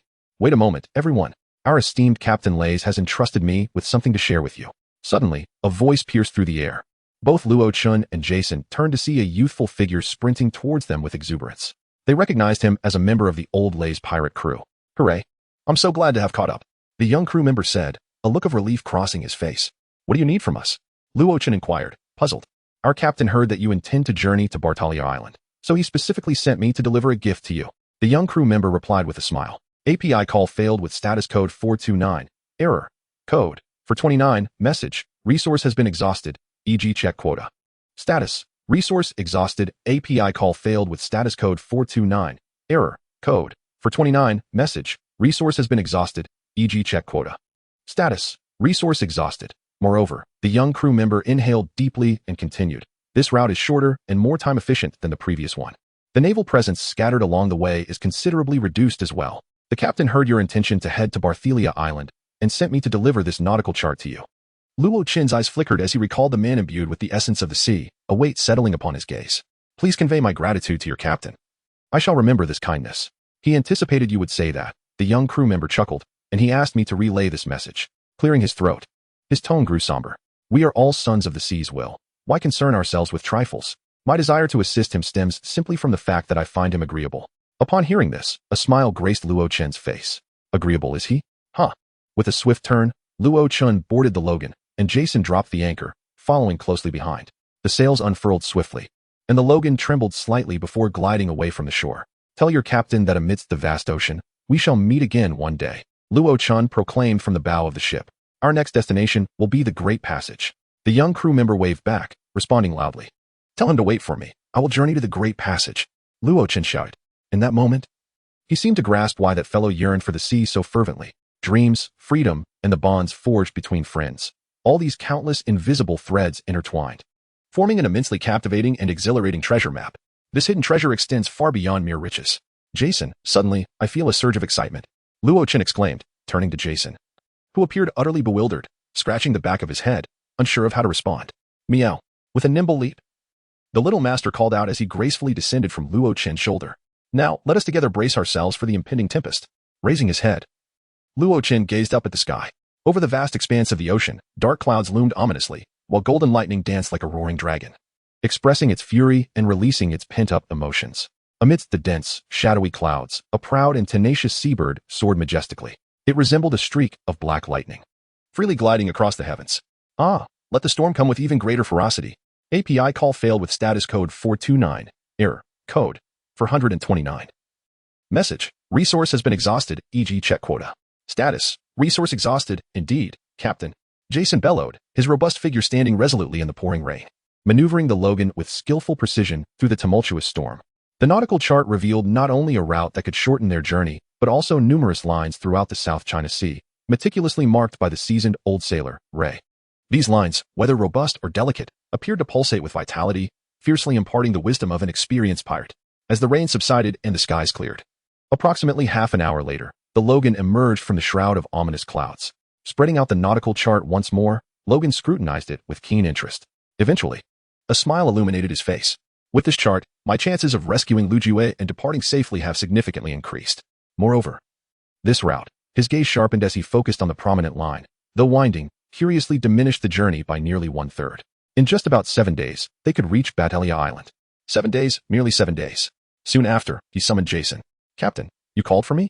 Jason scratched the back of his head, beaming with an earnest smile as he plopped down on the deck. I have a request to make of you. Fixing his gaze upon Jason's face, Logan spoke with gravity. Upon noticing the seriousness in Logan's expression, Jason too became earnest. Speak your mind. First, I need to ascertain your strength. Just how powerful are you? My strength. Jason paused, taken aback, before contemplating for a moment and responding, as for what my strength truly entails, I cannot say. However, I am a power man who has consumed the strength fruit. I can amplify my own strength by up to 500 times. And I also possess the ability to weaken the strength of my adversaries, or so it should be. API call failed with status code 429, error, code 429. Message, resource has been exhausted, e.g. check quota. Status, resource exhausted, powerful beings. Luo Chen was momentarily taken aback, yet recalling Jason's formidable strength. It seemed rather unsurprising. In truth, I have yet to engage in a full-scale battle. The last time, I was utterly drained of energy by that group of individuals and subsequently ambushed, which led to my fainting. Upon regaining consciousness, I found myself inexplicably aboard the ship of those pirates. Rubbing his head, Jason felt a tinge of embarrassment. At present, I require your assistance with a matter of utmost importance. Luo Chen promptly conveyed to Jason. Leave it to me, Captain. You saved my life. For you, I would willingly sacrifice everything. Jason declared solemnly. It's not that severe. If everything proceeds as planned, our chances of success are quite substantial. Luo Chen waved his hand dismissively. Just then, a small creature approached, chirping. Indeed, you too, little master. This time, I must rely on both of you. Luo Chen chuckled. Subsequently, the trio began to engage in rapid discussions aboard the Logan, which was sailing steadily and swiftly across the ocean. In the blink of an eye, 3 days had passed. During this time, Luo Chen rehearsed the impending plan repeatedly in his mind and conferred with Jason and the little master until they reached a consensus. The Navy remained oblivious to Lu Jiu's appearance and her precise whereabouts. They had only managed to narrow down a general area. This area centered around Bartelia Island, spanning a vast expanse of the surrounding seas. Under such circumstances, the probability of safely extracting Lu Jiu was exceedingly high. However, the foremost concern was their own concealment. The Navy was unfamiliar with every detail concerning Lu Jiu. At this moment, they had merely obtained preliminary information, lacking any specific details. Thus, our first task must be to conceal ourselves. Yes, after ensuring Lu Jiu's safety, their next destination would be the Navy stronghold at Bartelia Island. And foremost in their minds must be their own safety. Throughout, I have been a primary target of the Navy's scrutiny, and those accompanying me have undoubtedly drawn their attention as well. This need not be deliberated. Upon entering the South Sea, it became apparent that most individuals there did not recognize me, Luo Chen, leading to an implicit conclusion that the Navy had implemented a unique strategy regarding me. Defeating Dorag and escaping the Navy's pursuit, a figure of such strength would logically warrant an increased bounty, with the Navy eager to see me captured worldwide. Yet, this was not the case. In fact, since my arrival in the South Sea, I had not even encountered a single bounty notice of myself. The Navy had purposefully concealed all information about me. With a deep gaze, Luo Chen quickly deduced this fact. What were they fearing? Were they anxious about the world learning of my existence? After pondering for 2 whole days, Luo Chen arrived at the answer to this question. Roger. The Navy's pursuit of me was due to him. Thus, their trepidation towards me must undoubtedly stem from him, or more precisely, from those who once served under him. Luo Chen understood that without power, his influence, while considerable, was still limited. How could a rebellious pirate heed the commands of someone lacking strength? Yet, were he to showcase formidable power, the situation would be entirely different. How would those individuals react upon discovering that Roger's brother was also a powerful pirate? Such repercussions were beyond what the Navy could bear, or even dare to confront. Consequently, they recoiled, concealing all information regarding me, silently enduring while preparing to resolve any troubles I might cause. This, without a doubt, would heighten their focus on me. Indeed, at this very moment, the Navy could be tailing me. Throughout the journey, he had not made any effort to conceal himself, not even donning a mask. Far too many had seen his true visage. Therefore, how could the Navy remain unaware of his exact location? Their inaction was merely indicative of their understanding of his intentions. The Navy truly was formidable. Luo Chen sighed. A powerful force is not solely defined by its strength, its intellect and cunning are equally formidable. By tracing his movements, the Navy had inferred his objectives, which aligned with their own. Consequently, they had intensified their patrols around Bartelia Island, bolstering their forces. They were lying in wait, anticipating his arrival. Through subtle clues, information gleaned from taverns, and observations of the Navy's activities, Luo Chen had deduced so much, demonstrating his own astuteness. Bartelia Island, at this juncture, posed a significant danger to me. With narrowed eyes, Luo Chen recognized this fact. However perilous it may be, he must proceed. This was a war. His own war. It was a confrontation he needed to face, and one he must confront. Captain, the Navy is approaching. Suddenly, Jason dashed over, speaking in hushed tones. Luo Chen cast his gaze forward, spotting a warship swiftly traversing the undulating sea. Do not concern yourself, continue sailing. With a flicker of his eyes, Luo Chun replied nonchalantly. Since the Navy anticipated his arrival, they must surely have prepared for all his forthcoming actions. Indeed, Jason exclaimed loudly, his eyes gleaming with determination as he gazed at the Navy, devoid of any fear. Soon, the Logan vessel passed by the Navy ship, both sides exchanging glances from a short distance apart. Major, should we inspect them? A soldier on the Navy ship inquired loudly, his cheeks flushed from drink, addressing the colonel. Inspect? Inspect what? The major retorted, pointing at the Logan vessel and cursing vehemently. Look at those two ships, just two people aboard. What is there to inspect? It's plainly visible. The soldier's eyes reflected resignation. This drunken fool had somehow ascended to a high rank. Recently, a new batch of commanders had arrived in the South Sea, all hastily reassigned from the Navy headquarters. They shared a common trait of being offspring of high-ranking officials. With varying personalities, some were serious and diligent, while others were cunning and astute. Yet, some, like this individual before him, were lackluster, spending their days in a drunken stupor and pursuing frivolous pleasures, truly the epitome of a slothful existence. Do you know why my rank surpasses yours? As the Logan vessel gradually drifted out of sight, the major's words reached the soldier's ears. Because I am not as clever as you, the soldier replied through clenched teeth, bowing his head. Fool, it is because you are dim-witted. There are matters you ought to oversee, and others you should leave be. You cannot discern the balance between what requires attention and what does not. After uttering this muddled statement, the major closed his eyes and fell into slumber. Scoundrel! The soldier spat as he gazed at the drowsy major. On board the Logan, now merely a distant silhouette, Jason observed the increasingly remote warship, scratching his head. Captain. They didn't even acknowledge us. Yes, I am aware, Luo Chen nodded, his eyes deepening with contemplation. That naval vessel was merely a small craft, manned by a mere dozen sailors. However, its commanding officer was of a rank worthy of scrutiny.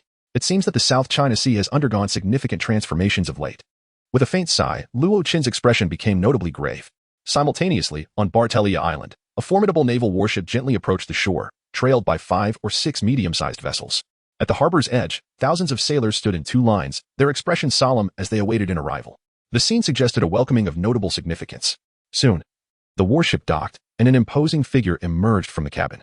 The Justice Cape billowed in the sea breeze, and with each step, an aura of formidable power radiated outward, causing every sailor present to tremble and bow their heads in reverence. Is this the might of a naval admiral? Such an overwhelming presence. Countless thoughts echoed within the sailors, who stole sidelong glances at the figure descending with increasing respect. Have we finally arrived? Slowly, the figure spoke, a hint of amusement lacing his voice. Admiral Paulicelino. We are indeed on Bartelia Island. Beside him, a robust vice-admiral spoke in a low tone. Is the heir of the pirate king present here? Curiosity flickered in Kizaru's eyes as he raised an eyebrow. The information is not confirmed, but the Navy will overlook no detail, the vice-admiral replied coolly. Furthermore, Admiral Kizaru, this is not the place for such discussions. With a disdainful smirk, Kizaru expressed his boredom and leapt from the ship. His form descended gracefully through the air, and midway down, he suddenly shimmered with blinding golden light. This radiance was so dazzling that the sailors, who had been observing him, instinctively shut their eyes. Just then, the brilliant glow surged forward, traversing thousands of meters in the blink of an eye, arriving at Bartelia Island. The golden light dissipated, gradually revealing Kizaru's figure. Is this the power of an admiral? How astonishingly swift. The realization struck, it was the Logia type, light fruit, moving at a speed akin to that of light itself. How extraordinary. When shall I wield such strength? The sailors buzzed with excitement, whispering among themselves. The vice-admirals accompanying Kizaru darkened in countenance, yet felt powerless to intervene. After all, he was the Navy's most formidable force, and they were merely accompanying him on this mission. Is the wife of the pirate king on this island? Kizaru murmured, a smile gracing his face. How intriguing. I had no idea that the deceased Roger left a legacy in this world. However, Kizaru paused. It was merely a seed of malevolence, truly regrettable. Most of the Navy were unaware of the source of this intelligence. They only knew that the pirate king, Roger, had a wife, and that she was about to give birth during this period. With such information, the Navy could undertake numerous actions. They could delineate a rough area, and then focus on pregnant women who were due soon, meticulously analyzing and assessing the likelihood that they were carrying Roger's offspring. Kizaru's purpose for being here, aside from capturing Raken, who was expected to appear in Sengoku's analysis, was to hunt down the so-called heir of Roger. The world would not permit that individual, nor their descendants, to exist. Justice, too, is not required. API call failed with status code 429, error, code 429. Message, resource has been exhausted, e.g. check quota. Status, resource exhausted, The major expressed a look of confusion. Primarily, observe the pregnant woman who will give birth in a month. Huang Yuan commanded with a wave of his hand. Indeed, the major acknowledged the command and proceeded to relay the orders to the general. According to the analysis by warring states and others, The possibility of the Pirate King's offspring giving birth would only arise after a month. Therefore, those present before that time could be directly ruled out. Soon, Kizaru and others settled on Bartolomeo Island. The greater objective of their presence here was none other than the elusive rock hen. Naturally, such matters were not to be disclosed to outsiders. Many citizens were only aware that the Navy was in pursuit of the Pirate King Roger's relatives. Meanwhile, on a street in Bartolomeo Island, a woman with a gentle countenance and a slightly protruding belly occasionally caressed her abdomen, her eyes glimmering with maternal affection. At that moment, she was following the procession ahead. "All right, you have completed your checks. You may return home now." Suddenly, a voice rang out from the front. The pregnant women in line collectively sighed in relief, having endured the discomfort of carrying their heavy bellies while repeatedly facing the Navy's inquiries. Upon hearing this voice, the woman visibly relaxed as well. In accordance with higher orders, those due to give birth within this month are required to report here. You are free to go. Immediately, another voice followed, causing many expectant mothers in the queue to express their joy. "Wonderful. We have finally cleared our names. I was terrified. What if we were wrongfully accused? What would happen to our babies?" As the pregnant women reported and underwent another round of checks, the line grew shorter. "I have a premonition that he will be born in 2 months. Under such scrutiny and examination, one day, he will be discovered. What should I do?" A gentle woman felt a wave of sorrow within her, anxiously caressing her belly. The remaining time was to return home. Reminding herself not to stray or leave the Navy's line of sight. She must cooperate with the Navy's efforts. Once the search was completed, they would be free of worry. After all, the Navy were not villains. They would not act against civilians without concrete evidence. Heavily burdened, she returned home, shut the windows, drew the curtains, and secured the door. Step by step, she made her way to the bedside and slowly sat down. "Ace, don't worry, Mother will not give up on you. No matter what, I will ensure your birth. You are the hope of this world and the continuation of his life," she murmured softly, resolutely stepping outside despite being alone. She had yet to eat lunch. She needed to procure some food for herself. During pregnancy, she could not neglect her child's needs. Opening the door, she glanced at the concerned man nearby, watching over his wife, and a faint smile appeared on her face as she picked up her basket and wobbled away. Shadows of the Navy appeared intermittently at the street corner. Under such close surveillance, any slightly fragile woman would have crumbled long ago. But Lu Jiao was a strong woman. For the sake of her child, she was willing to sacrifice everything. The Navy searches were ongoing, and on Bartolomeo Island, every pregnant woman was under their watchful eye. Time passed slowly, and in the blink of an eye, for days had gone by. On this day, a vessel approached the secluded jungle shore of Bartolomeo Island. Subsequently, 2 figures silently ascended the land. An hour later, 2 masked figures appeared on Bartolomeo Island. "I don't know where she is, but we must find her at all costs. Please," the burly man urged, nodding to me as they swiftly departed, each bearing a pencil sketch. The drawing depicted a woman, a gentle and beautiful figure with a pronounced belly. In the dark alleyway, a towering man cloaked in a cape emerged, his face obscured by a peculiar mask. Perched on his shoulder was a small me, whose curious eyes scanned the surroundings. The streets were bustling, filled with throngs of people. In the blink of an eye, the masked man blended into the crowd, attracting little attention. The island was not particularly prosperous, yet it was not lacking. Individuals like the masked man were not uncommon. Most were simply astonished by his imposing stature. What a robust fellow. As the chatter surrounded him, the man surveyed the area from his elevated position. And the voice of Luochen echoed in his mind. "Our target is a woman, specifically a pregnant woman, and she is alone. Therefore, your primary focus should be the vegetable market or places selling baby supplies. Given the time, it is lunchtime, so head towards the market first." Jason scanned his surroundings and, upon spotting the bustling farmer's market, flashed a grin. That's out the place. He had memorized the image of the woman and was confident he would recognize her at once upon her appearance. Soon, Jason found himself in the market. His towering figure standing at the entrance like a small tower, drawing attention from passers-by. Little Master called out and leaped from Jason's shoulder to his head, also scanning the area in search of the woman. Gradually, half an hour passed. Jason and Little Master had scoured the entire market, but still found no sign of their target. Nothing.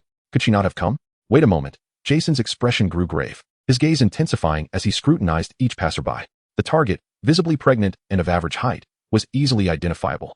However, half an hour had elapsed, and they had yet to locate her. This predicament was troubling.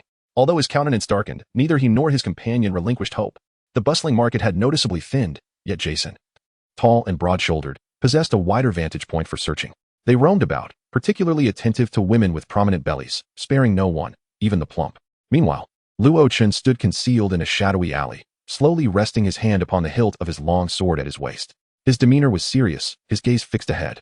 Like Jason, he shrouded himself in a dark cloak and donned a mask. The alley was deserted, yet Luo Chen's expression was fearfully solemn. "Come forth. I can sense your presence." Silence enveloped the surroundings, with no response to his call. Luo Qin's expression deepened in gravity as he took a step forward, advancing into the heart of the town. Just 7 steps later, his right hand trembled abruptly. API call failed with status code 429. Error. Code 429. Message. Resource has been exhausted, e.g. check quota. Status. Resource exhausted naval. Gazing silently at the lifeless body on the ground, Luo Qin's expression sharpened. The aura he had sensed earlier was undoubtedly more than just this one. This indicated that there were additional naval forces that had fled. Indeed. Have they already grasped my movements? He murmured, tightening his grip on the long sword at his waist. After a brief pause, he resumed his steps, swiftly exiting the alley and melding into the throng of people. Yet, perhaps this was for the best, as it drew their attention away. Speaking softly, Luo Qin's gaze swept around. Faintly, the presence of the Navy continued to manifest, encircling him. They either donned disguises or concealed themselves, making them difficult to detect. These pests must be eradicated. With a fierce glint in his eyes, Luo Qin quickened his pace. Half an hour later, his figure flickered and suddenly vanished from the sight of the naval personnel. These specialized intelligence agents dispatched by the Navy had been trailing him without pause since the moment he set foot on Bartelia Island. Has it vanished? Where has he gone? In an instant, the concealed Navy personnel, momentarily taken aback, quickly regained their composure and resumed their pursuit, guided by instinct. They raced through 3 streets, finally revealing their presence. Where could he be? They were at a loss. Anxiety etched on their faces. The Navy could hardly fathom that their quarry possessed such acute intuition, enabling him to elude them so effortlessly. They scoured the vicinity, yet Luo Qin seemed to have vanished into thin air. They could no longer sense his presence. Moving forward, the Navy refused to relent, striving to uncover Luo Qin's trail, but after several breaths, disappointment set in. He was truly gone. With no other option, they were compelled to concede. However, just as they turned away, their pupils abruptly constricted. A figure cloaked in black emerged before them, its cold, indifferent gaze piercing through the mask. Looking for me, Navy? The voice was soft, yet it sent a chill down the spines of the exposed intelligence officers gathered in a cluster. Lo, Luo Qin. Unable to contain themselves, the intelligence officer exclaimed. It is I, but alas. The hand pressed against the waist suddenly trembled, and a glimmer of sword light flickered as Luo Qin's figure transformed from utter stillness to frenetic motion. In the next heartbeat, he stood behind the naval officer. The art of swift sword drawing.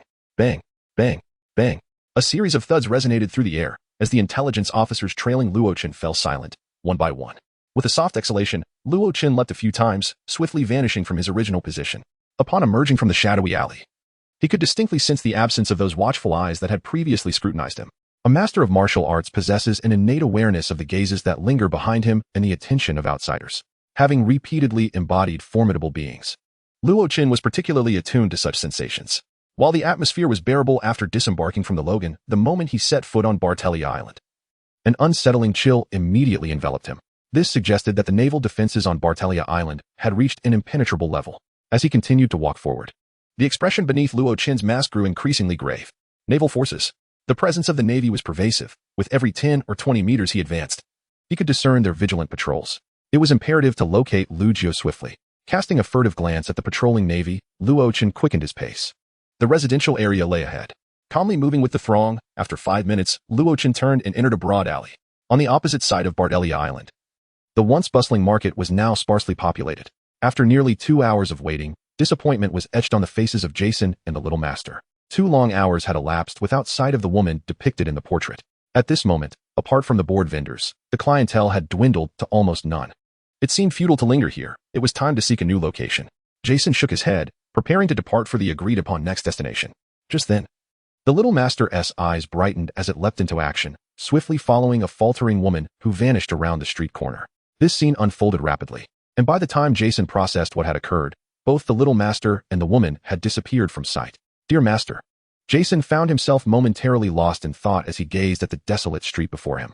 The little one was nowhere to be seen. After a brief pause, he once again scanned every corner of the market, yet his search yielded no results.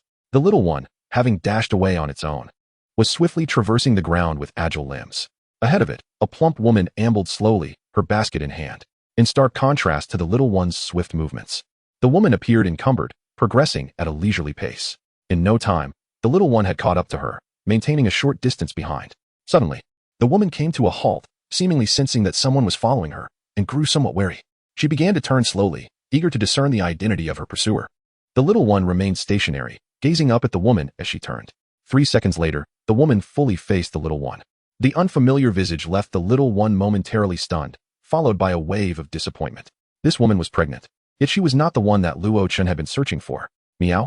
With a sigh of disappointment, the young master prepared to turn away. At that moment, the woman spoke up with delight. It's just a cat. If my memory serves me correctly, my neighbor Jiao Lu has always been alone. She is also pregnant. Having a companion should make things much easier for her. Upon hearing these two sentences, the young master hesitated and paused in his departure. Luju? Jiao Lu? These two names sounded remarkably similar, undoubtedly indicating some form of connection. Moreover, they were both pregnant. In that instant, the young master resolved to follow the woman to investigate further. Thus, when she bent down to pick it up, it offered no resistance, merely meowing softly before curling back into her embrace. In the residential area of Bartelia, Luo Chun turned a corner and found himself within its confines. In stark contrast to the bustling city center, the residential neighborhood exuded a tranquil atmosphere, with pedestrians silently hurrying home. As he stepped along the street, Luo Chen scanned the nearby dwellings with keen eyes. Through the window panes and his acute auditory perception, he could swiftly ascertain the number of individuals inside each room and their activities. With the channels of energy unblocked and possessing the prowess of the dragon elephant Prajna, the Yi Jing Jing, and the Shisui Jing, Luo Chen's physical capabilities had already surpassed those of many. The serenity of the street facilitated his discernment of these nuances. Gradually, as he walked, Luo Chen closed his eyes. The sounds of quarrels, playful banter, joyous laughter, and the rhythmic breaths of slumber soon filled his ears. Initially, he analyzed the quantity and behaviors through sound, and upon confirming the presence of only one individual, he would then verify with his sight. This meticulous process became increasingly familiar to him. Before long, he had traversed an entire street. No, with a slightly solemn expression, he did not succumb to despair. Bartelia Island, though not extensive, was sufficiently sizable, with at least 8 residential districts. Turning away, he departed from this place and ventured onto the next street. Time drifted slowly, and before long, a day had elapsed, cloaked in darkness. He quietly sought refuge in a modest tavern, settling in a secluded corner to rest. A day had passed without any fruitful discoveries, and no word had arrived from Jason. Patience was essential. The Navy's jurisdiction far exceeded his own, encompassing numerous nearby islands they needed to eliminate. This island was all he had, and he should be able to navigate it more swiftly than them, maintaining a calm demeanor. He downed the drink on the table in one gulp. The persistent nuisances that had dogged him throughout the day were now eradicated, for the time being. He must exercise greater caution to evade the Navy's scrutiny. This meant that, for a temporary period, he was safe. Moreover, he had not discerned any signals indicating that those individuals were relaying information to the outside world. After casually selecting a nearby inn, he began to rest. Meanwhile, in another part of the island, beneath a robust tree, Jason voraciously devoured his food, his expression one of frustration. A full day had passed without a single lead, and losing the young master would surely incite the captain's wrath. No, after finishing this meal, I must continue my search. After a few hearty bites, he downed an entire jug of liquor and stood up once more. Simultaneously, at the Navy's outpost, a young man adorned with a colonel's insignia furrowed his brow as he questioned the soldier before him. Are you saying that a group of our intelligence operatives was silenced during the day? Indeed, the number was approximately 13, with clean cuts, likely inflicted by a sword. The soldier replied in a low voice. Taking a deep breath, the colonel pressed his forehead, clearly troubled. Heightened security. This area of the sea has been restless lately. The Navy's purge of pirates had similarly incited retaliatory actions from them. Numerous Navy personnel stationed on nearby islands had also met with grim fates. Ensure the soldiers remain vigilant. While the search for crucial information is paramount, their lives are equally important.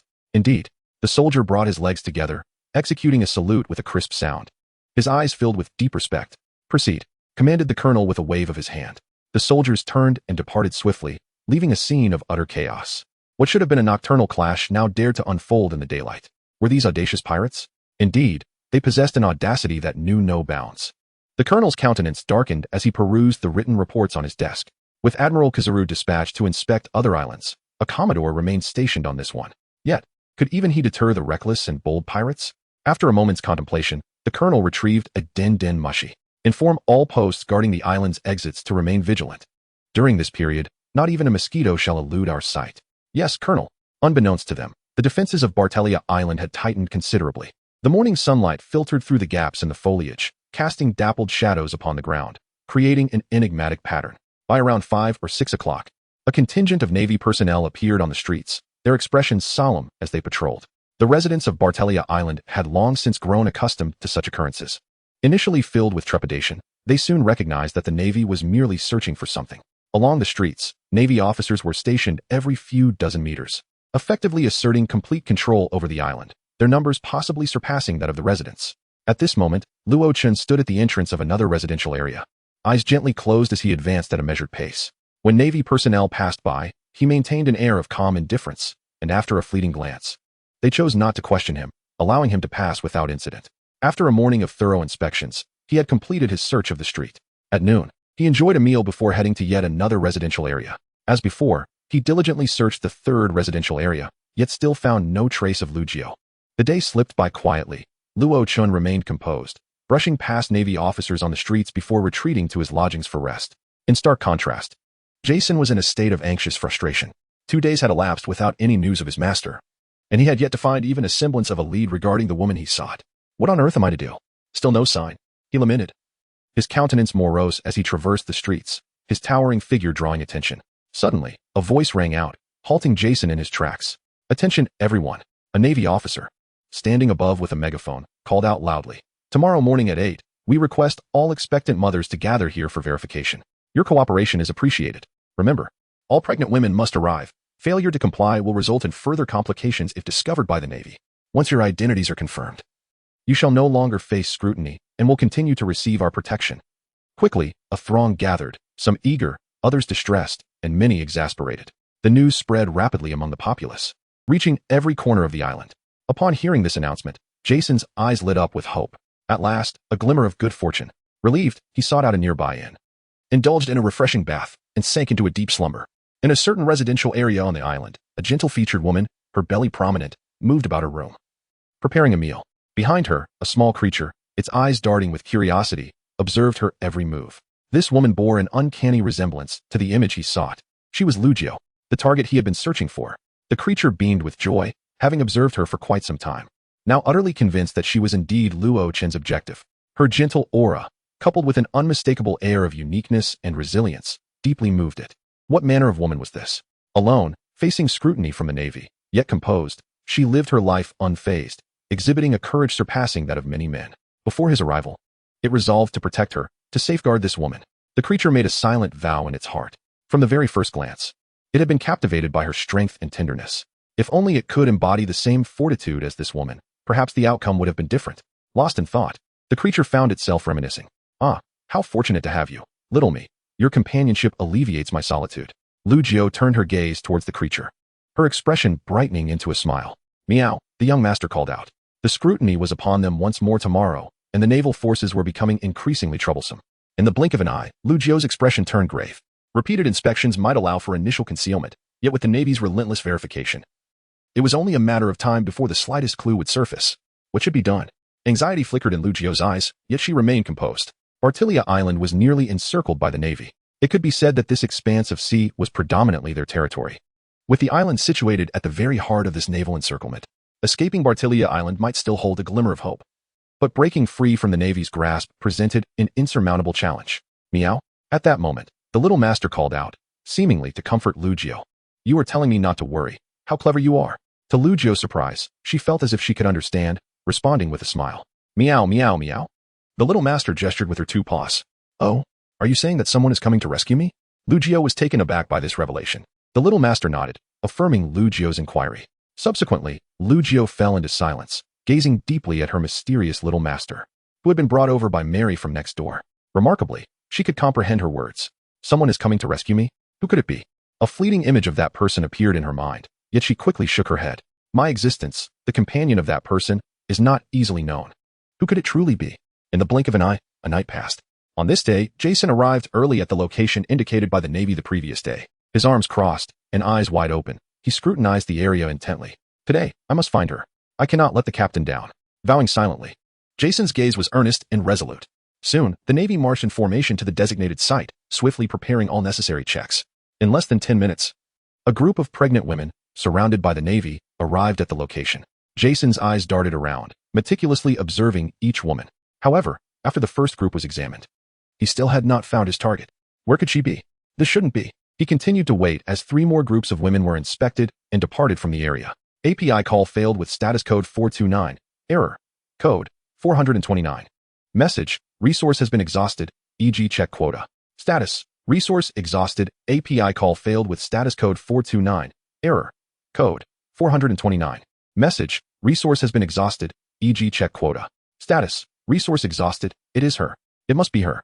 Jason followed the sound of the call and immediately spotted a procession of pregnant women slowly advancing with the Navy towards his direction.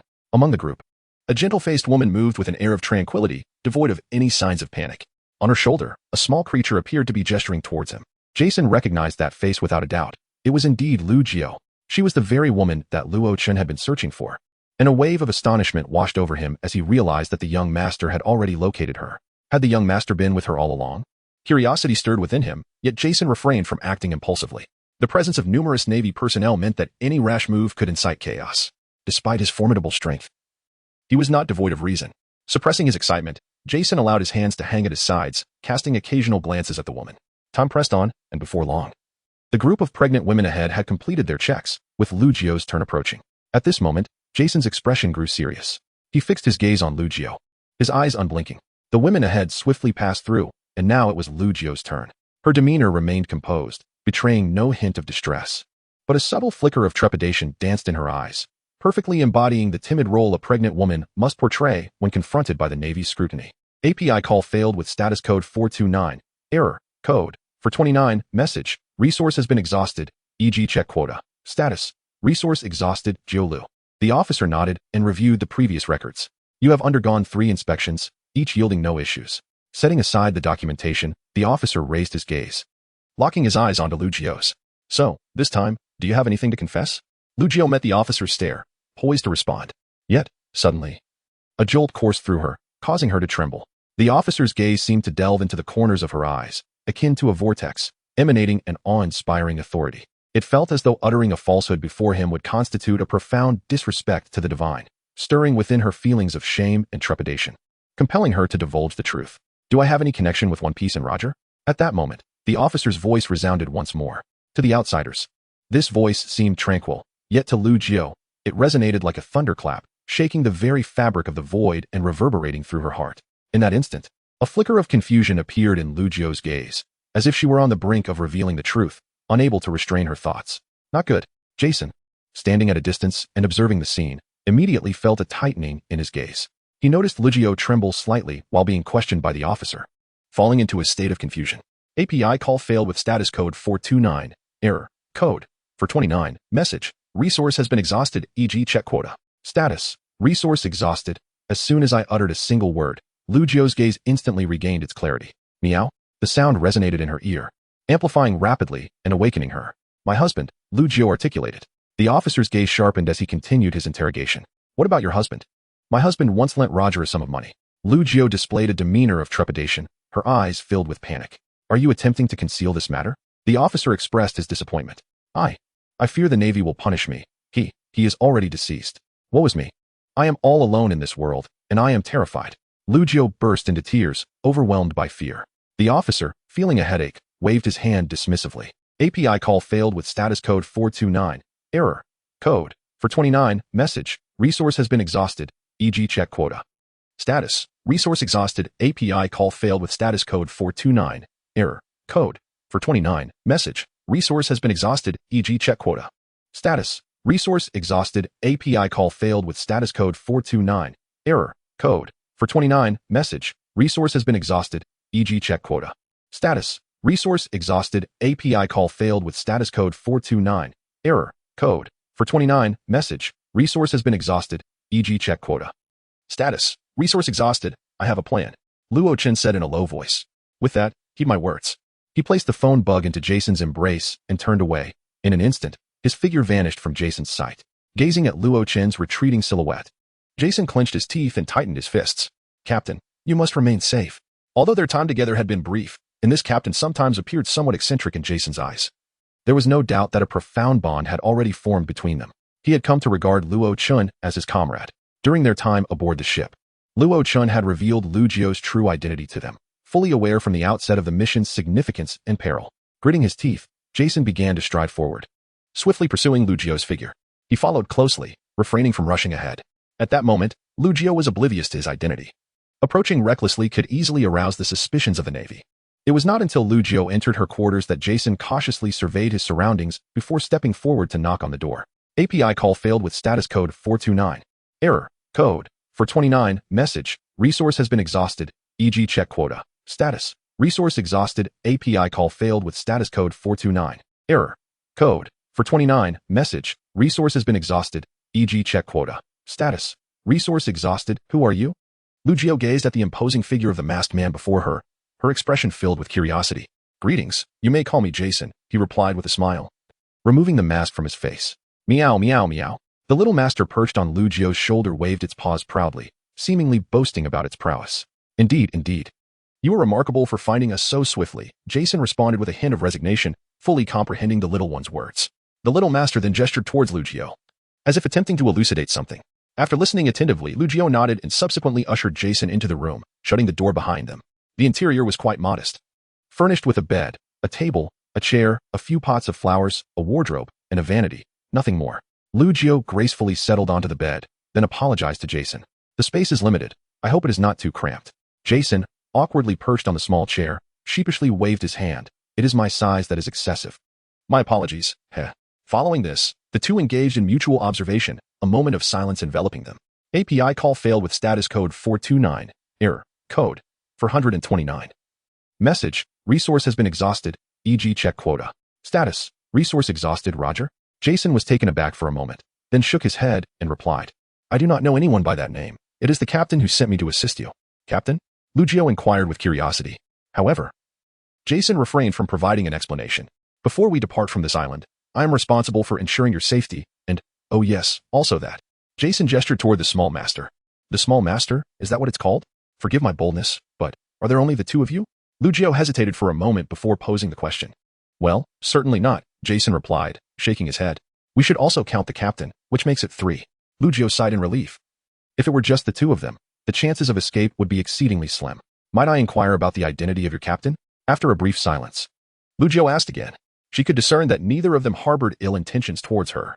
In fact, she acutely sensed a faint respect emanating from the imposing figure before her, piquing her curiosity. Who, she wondered, could possibly be aware of her plight and come to her rescue? After a brief hesitation, Jason spoke. The captain did not specify whether to disclose his identity. But I can answer that question. His name is Gurdi. Raken. Upon hearing this name, Lugio was taken aback. Gurdi. Raken. She softly murmured the name, and a beautiful smile blossomed on her face. So it was him? Very well, I shall heed your words. With a decisive resolve, Lugio made her choice. She had heard this name before. Her husband once shared with her, Lugio, I have a younger brother named Raken. If you ever meet him, you will surely recognize him at first glance. He looks very much like me. However, that lad is far more handsome than I am, haha. She had indeed heard this name. It turned out that the one who came to rescue her was the brother of that very person. Lochin, she murmured, never anticipating that in this lifetime, she would be fortunate enough to meet the brother of that person. Even amidst the encircling navy, he managed to approach her. It seems that her little uncle is not an ordinary character. Outside Lugio's door, in a secluded corner, a figure cloaked in black sighed in relief. With Jason safeguarding them, they should be safe now. Slowly removing the mask, Lochin's eyes sharpened. It is now my turn to act, with distinct roles assigned. Jason and the young master were tasked with staying closely by Lugio's side to ensure her safety, while his role was to divert the attention of all the navy, creating an opportunity for their escape. This navy comprised soldiers, officers of various ranks, and even admirals, up to the highest rank. He was well aware of the admiral he would soon confront. Borsalino, the yellow monkey, is it? A grave expression crossed Lochin's face, as a weight settled in his heart. If he were to choose one of the 3 admirals he least wished to face at this moment, it would undoubtedly be this individual. Having ascended to the rank of admiral at around 30, the current yellow monkey was in the prime of his life, far more formidable than the character who would emerge 2 decades later at the story's beginning. Perhaps he lacked some experience, but the sharpness of his presence was at its most fierce. Moreover, his fruit, the Glinklant fruit, possessed speed comparable to light and elemental transformation abilities, making it exceedingly difficult for Lochin to counter. He had no means to restrain the powers of a Logia user. How troublesome, Lochin thought, hoping fervently that the system balance of 500 million would conjure a formidable figure. With a heavy heart, he turned and departed from the scene. Having confirmed Lugio's safety, his current objective was to gradually divert the Navy's attention onto himself. A day swiftly passed, and night fell upon the land. The crescent moon cast a silvery frost upon the ground. Troops of the Navy patrolled the island of Bartelia, their shifts ensuring that the island resembled an impregnable fortress.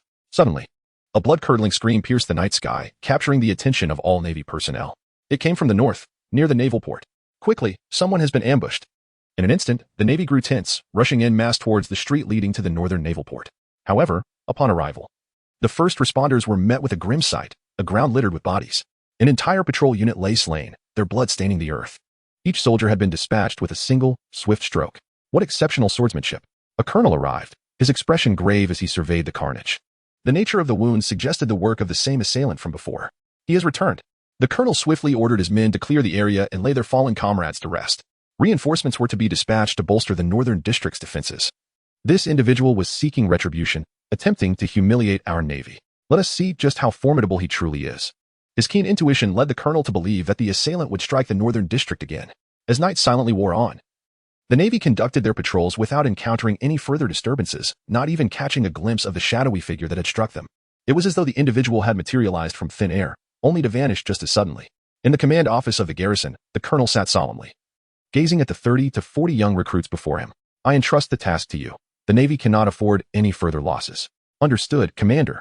They chorused, raising their hands in salute. These young individuals were the latest cohort of Naval Academy cadets, nearing graduation and now out in the field to hone their skills. Each bore the insignia of a major. In essence, these youths, merely 17 or 18 years of age, were scions of high-ranking officials, embodying the new generation of naval officers.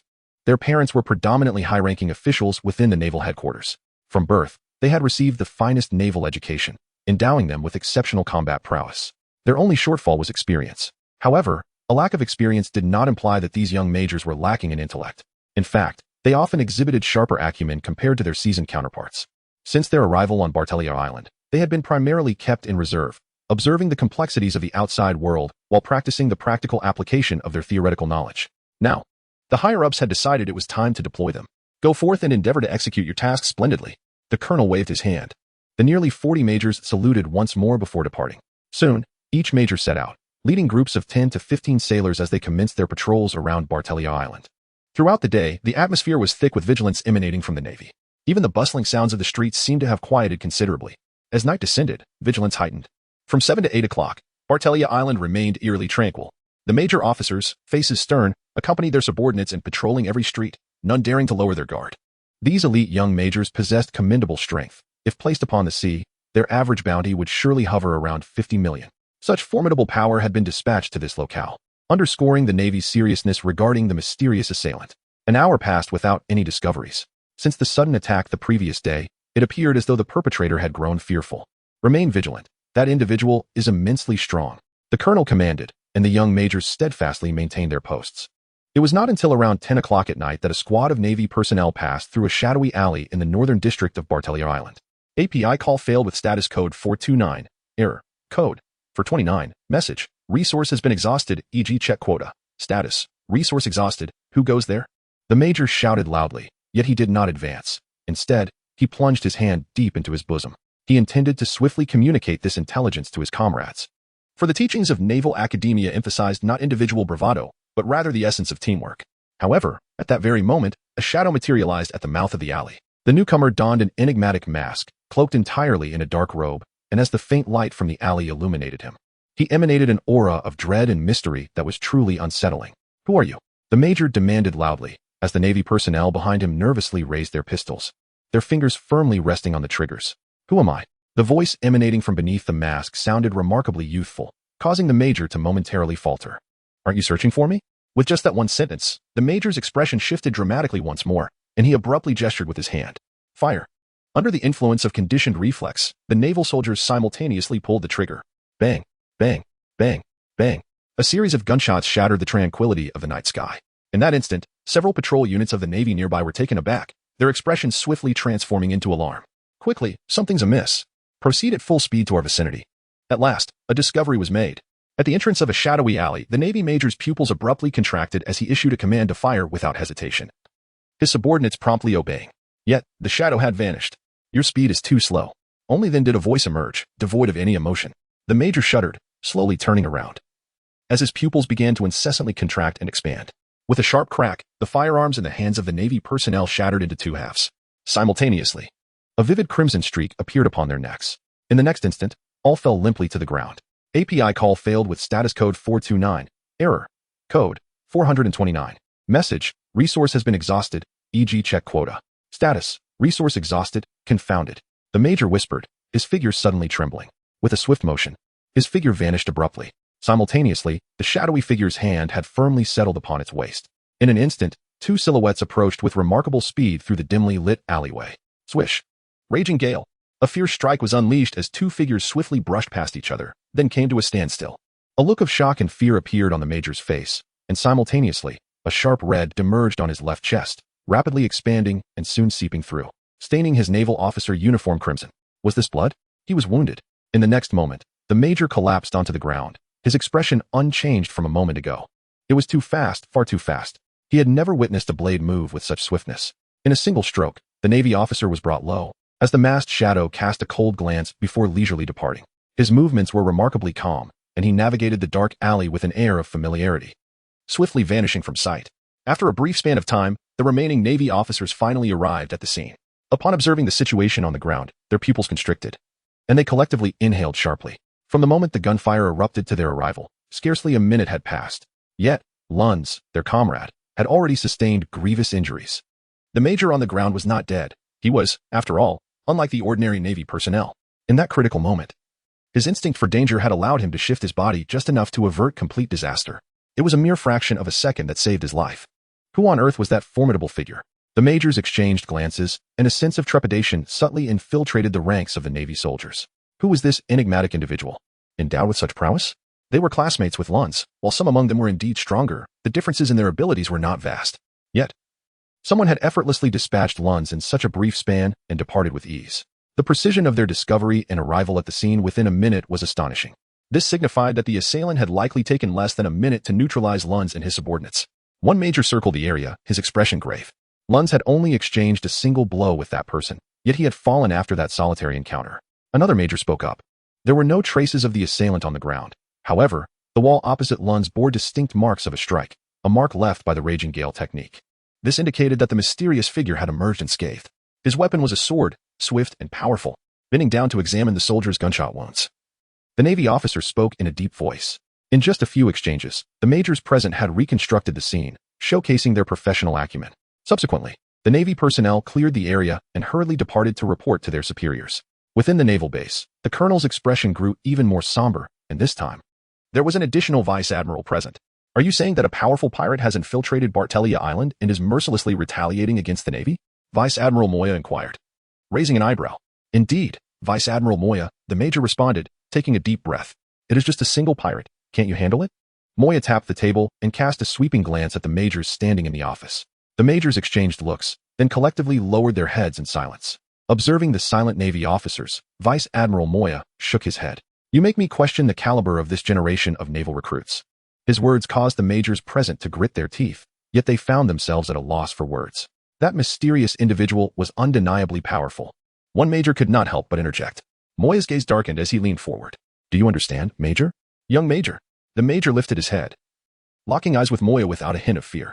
Perhaps you have just graduated and are yet unaware of how the Navy operates. Moya's eyes bore an oppressive weight. And to the Major, it seemed as though the very air was thickening with pressure. Instantly, his heart began to race, and a sense of dread towards the Vice Admiral engulfed him. Let me tell you, and inform all of you. His voice resonated like thunder, and the Major could no longer withstand the psychological strain. With a loud thud, he collapsed onto the ground, gasping for breath, his face pale. The Navy only ever seeks results. The Vice Admiral's voice suddenly boomed. And you, on your very first mission, have returned empty-handed. Your outcome is API call failed with status code 429, error, code 429, message, resource has been exhausted, e.g. check quota, status, resource exhausted, of course. It is formidable. The Majors lowered their heads, their eyes brimming with shame, the disgrace of failure indelibly etched upon them from that moment forth. At this juncture, I could hardly be bothered to hold you, a band of fledgling recruits, to account. Right now, gather your wits and depart at once. Pay heed and search diligently among your injured comrades for any fragments of information. Regardless of the source, ascertain the identity of that individual swiftly and bring him to light. MOU cast a cold glance over all present before continuing. The Navy is quite preoccupied and has no time to indulge you children in your simulated training games. With that, MOU glared at the colonel one last time before rising to leave. The Major scratched his head, offering an awkward smile. He then redirected his gaze to the recruits in the presence of the Admiral. I trust you now comprehend your course of action. In the eyes of the youthful recruits, determination, fury, and the deep-seated shame began to ignite. Witnessing such resolve, the colonel smiled with satisfaction. Just the night before, he had distinctly perceived the fear reflected in the eyes of these individuals upon their return. How could this be? A Navy soldier, a beacon of the future, reduced to trembling by a mere pirate? That scoundrel shall not evade my grasp. Damn it, Lund should be awake by now. I must extract useful information from him. I am determined to capture that wretch myself. Shame must be expunged. The Navy never concedes defeat.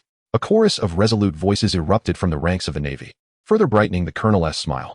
Thus, the majors, emboldened, withdrew to recommence their duties. Unbeknownst to them, the Navy's forces began a large-scale redeployment towards the northern district. In a secluded corner, a masked figure shrouded in darkness observed the swift movements of the Navy, a smile gracing his lips. However, moments later, his expression tightened as he murmured, "Not sufficient, still not enough." On the third day, the Navy bolstered its forces, passing a day of quietude. This day and night saw no naval encounters, yet the faces of the sailors were grim. They feared that the elusive figure might slip away. If he vanished, whom would they hold accountable for their disgrace? On the fourth day, the figure reemerged, this time in daylight, boldly cloaked in black robes and a mask. He wielded a sword alone. He swiftly dispatched 2 elite naval teams before departing with an air of nonchalance. Yet the Navy felt no fear. Instead, they were invigorated. It became evident that the individual had not fled. He audaciously sought to confront the Navy directly, intent on striking them down and humiliating them. On the fifth day, the enigmatic figure appeared once more, decimating 3 teams and leaving the Navy with grave casualties before vanishing. The sixth day brought another encounter. 5 teams of Navy soldiers crossed paths with him, and in their fury, they launched an attack.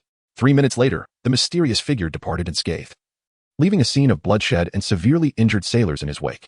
By the 7th day, the Navy had significantly fortified its presence in the northern district. However, on this very day, Jason, who had been guarding Lucio, suddenly felt a tremor throughout his body. Time swiftly arrived at the 7th day since Jason and the others had reached Batlia Island. It was midday, and Lucio, Jason, and the little master were gathered around a small round table for lunch. Suddenly, Jason's previously affable demeanor transformed, his expression turning grave in an instant. Observing the serious countenance of the gentle giant, Lucio felt a pang of concern. "What is it, Jason?" At the same moment, the little master, who had been sipping milk nearby, also lifted his head, his eyes filled with solemnity. API call failed with status code 429. Error. Code 429. Message. Resource has been exhausted, e.g. check quota. Status. Resource exhausted. API call failed with status code 429. Error. Code 429. Message. Resource has been exhausted, e.g. check quota. Status. Resource exhausted action. A youthful voice emanated from the phone book, eliciting a sigh of relief from Jason while simultaneously deepening his contemplative mood. Over the past few days, he had observed the transformations in the southern district of Barthelia Island with keen clarity. Upon his arrival, naval patrols were frequent, occurring every few dozen meters. However, as of today, the presence of the Navy had significantly diminished. Each day, he meticulously noted the reallocations of naval forces. Jason was acutely aware that the shift was undoubtedly orchestrated by Luochin. In a bid to facilitate their escape, Luochin had chosen to confront the Navy alone. Jason fully comprehended the peril inherent in this decision. "Are you still safe?" He urgently inquired into the phone book. API call failed with status code 429. Error. Code 429. Message. Resource has been exhausted, e.g. check quota. Status. Resource exhausted. API call failed with status code 429. Error. Code 429. Message. Resource has been exhausted, e.g. check quota. Status. Resource exhausted. API call failed with status code 429. Error. Code 429. Message. Resource has been exhausted, e.g. check quota. Status. Resource exhausted. API call failed with status code 429. Error. Code 429. Message. Resource has been exhausted, e.g. check quota. Status. Resource exhausted. API call failed with status code 429. Error. Code 429. Message. Resource has been exhausted, e.g. check quota. Status. Resource exhausted. API call failed with status code 429. Error. Code 429. Message. Resource has been exhausted, e.g. check quota. Status. Resource exhausted. Meow. The young master pointed at Jason. The latter nodded and replied earnestly, "Leave it to me." They had never anticipated that escaping from the island would be so effortless. A forceful breakthrough was indeed one of the most crucial methods. With resolute strides, Jason swiftly approached the stationed Navy. The naval personnel, the first to notice Jason, became alert. "Who are you?" "This area is off limits. Turn back at once." Although astonished by Jason's robust physique, they nonetheless issued their warning. Jason did not respond. Instead, he quickened his pace, and in just a few strides, he was within 10 meters of the Navy. At that moment, the naval officers finally grasped the gravity of the situation. Click, click, click. A series of bolt sounds echoed through the air, as all the sailors aimed their weapons at Jason. "Halt. Take another step, and we will fire."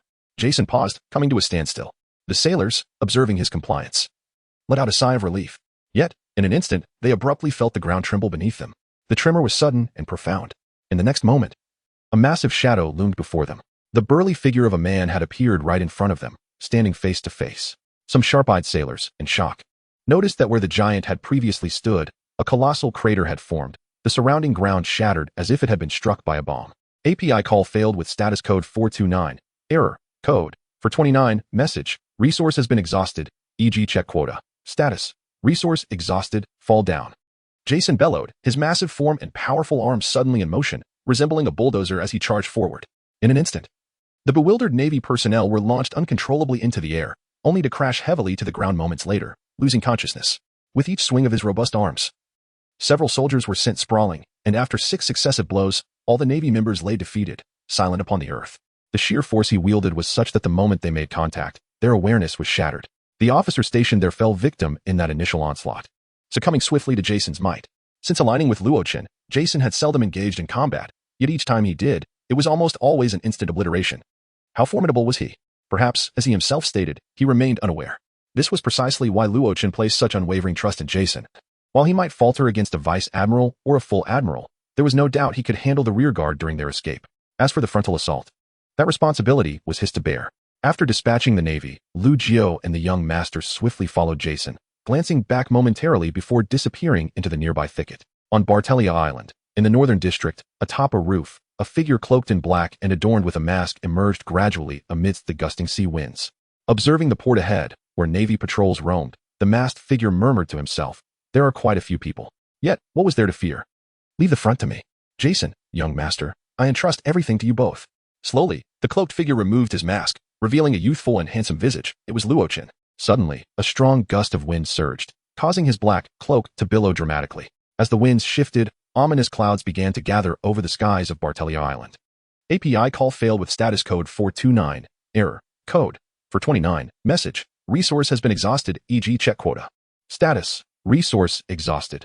Thunder rumbled through the heavens, as flashes of golden lightning danced like ethereal dragons amidst the dark clouds, their menacing roars echoing in the air.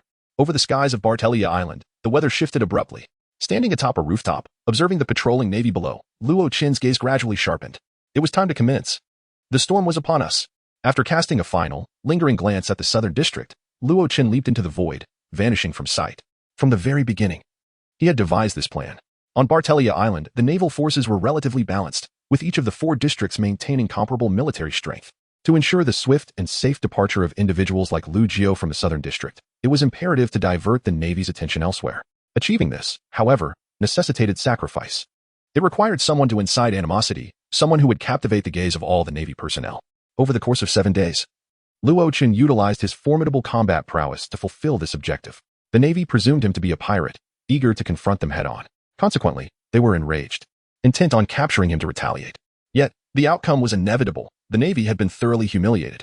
Concealed in the shadows, Luo-Chin moved like the wind, his strength far surpassing that of these inexperienced young sailors. Today, however, he would emerge into the sunlight, drawing the entire Navy of the island toward him, all for the purpose of creating an opportunity for Jason and his companions.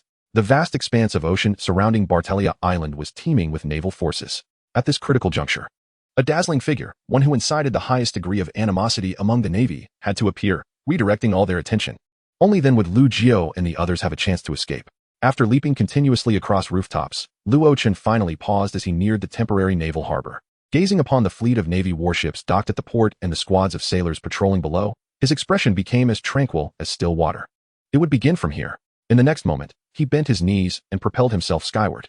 3 breaths later, he soared 30 meters above the ground. 5 breaths later, he reached 100 meters, and after 10 breaths, he ascended to an altitude of 200 meters. With a resounding roar, torrential rain cascaded from the heavens, while golden lightning illuminated the sky, casting a brilliant glow upon Luo-Chin, who stood at the apex of the storm. In that moment, he held one hand upright against his chest, his expression grave, resembling a wrathful deity.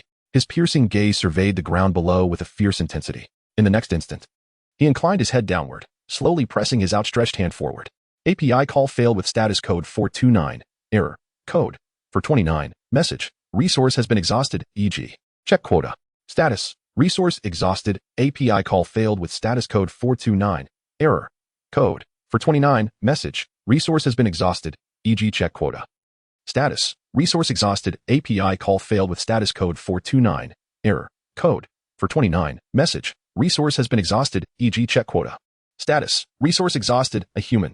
In that instant, the pupils of every Marine who beheld the figure in the sky contracted sharply.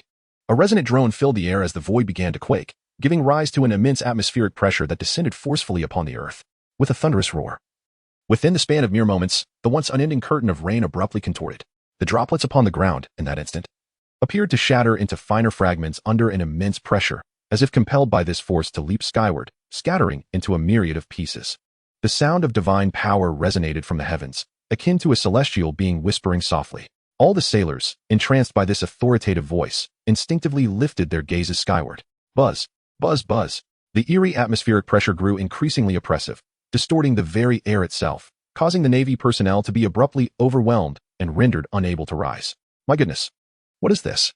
A trembling voice emerged as someone beheld a colossal, ethereal hand materializing in the sky amidst the relentless downpour, pressing downwards in tandem with the figure plummeting from above. Enemy attack. At that moment, the entirety of the naval forces finally comprehended the gravity of the situation. One by one, the sailors were forced to the ground by the overwhelming pressure of the wind, rendered incapable of uttering a sound. Swoosh. A chorus of piercing whistles began to reverberate throughout the harbor. The Navy personnel, who had been calmly patrolling, upon hearing the abrupt signal, immediately froze, their expressions shifting to alarm. High above, Rocinante thrust his palm forward with decisive force. Buzz. The ethereal Buddha palm formed in the air accelerated, hurtling towards the ground. After 3 breaths, a thunderous sound resonated throughout Barthelia. Boom. The entire coastal harbor, within a radius of approximately 200 meters, suffered a complete collapse, leaving a colossal palm print indelibly etched upon the earth. Hundreds of Marines were critically injured and rendered unconscious by this single blow, including 15 majors and 3 colonels among the high-ranking officers. Caught completely off guard by this divine-like attack, the Navy sustained grievous losses. Beyond the casualties, 2 warships were annihilated by the palm strike, now languidly descending into the ocean depths. Within the confines of the base, Vice Admiral Moya froze momentarily before abruptly rising to his feet, his gaze fixed upon the scene unfolding beyond the window. Behold, what greeted his gaze was a scene of utter devastation along the coastline, where the anguished cries of countless Marines echoed through the air.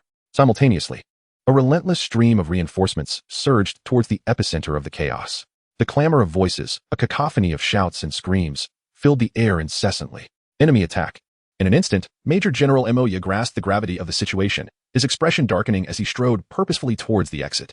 The moment he stepped out of his office, the entire garrison on Bartelia Island mobilized with remarkable swiftness to provide reinforcements.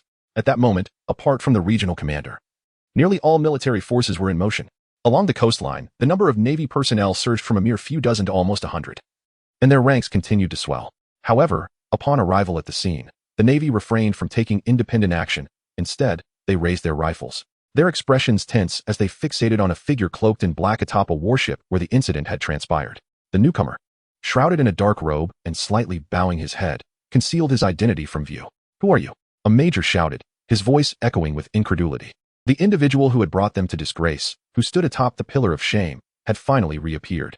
Who could he possibly be? Upon hearing this question, the figure in black slowly lifted his head. What met the eyes of the assembled Navy was a visage both familiar and unsettlingly strange, a youthful countenance. "You have been searching for me. Now, I have arrived." As torrential rain poured down, thunder rumbled, and the wind whipped the rain at an angle. The figure stood atop the warship, his black robe billowing dramatically, his voice resonating clearly among the Navy ranks. In that moment, all the sailors were momentarily taken aback. He was the enigmatic figure in the black robe, the very one who had launched surprise attacks against them in recent days, and he had the audacity to reveal himself. What an audacious scoundrel! As the sailors regained their composure, fury boiled within them. They could hardly fathom that this audacious individual dared to show himself before them. Adding to their outrage was the destruction he had wrought moments prior. With a single blow, he had obliterated the hastily established Bartelia port, rendering several warships inoperable and injuring hundreds of sailors, stripping them of their combat effectiveness. Yet, in that fleeting moment, none of the Navy personnel dared to act recklessly. The very fact that this individual had brought the Navy of Bartelia Island to such disarray while remaining unscathed was a testament to his formidable power, a force beyond the capability of these ordinary sailors to confront. Wait, that face suddenly. A young major's expression shifted in shock as he stared at the visage, feeling an uncanny familiarity. Gradually, his face paled, and soon his entire body began to tremble. "I remember now. I remember. He is." The voice bore no trace of concealment, prompting all the naval personnel in his vicinity to turn their gaze towards him. "Who is he?" inquired the major from the adjacent team, his voice resonating with urgency. "Behold, it is Rohan. It is indeed Razin." The naval lieutenant commander's exclamation, devoid of any attempt at concealment, reverberated with considerable volume. causing his fellow sailors to momentarily freeze in their tracks. Rosin? Who is that? A momentary lapse of comprehension clouded the minds of some seamen, but swiftly, expressions of profound astonishment dawned upon their faces. Could it be him? At that moment, countless pieces of intelligence flooded the minds of many naval officers.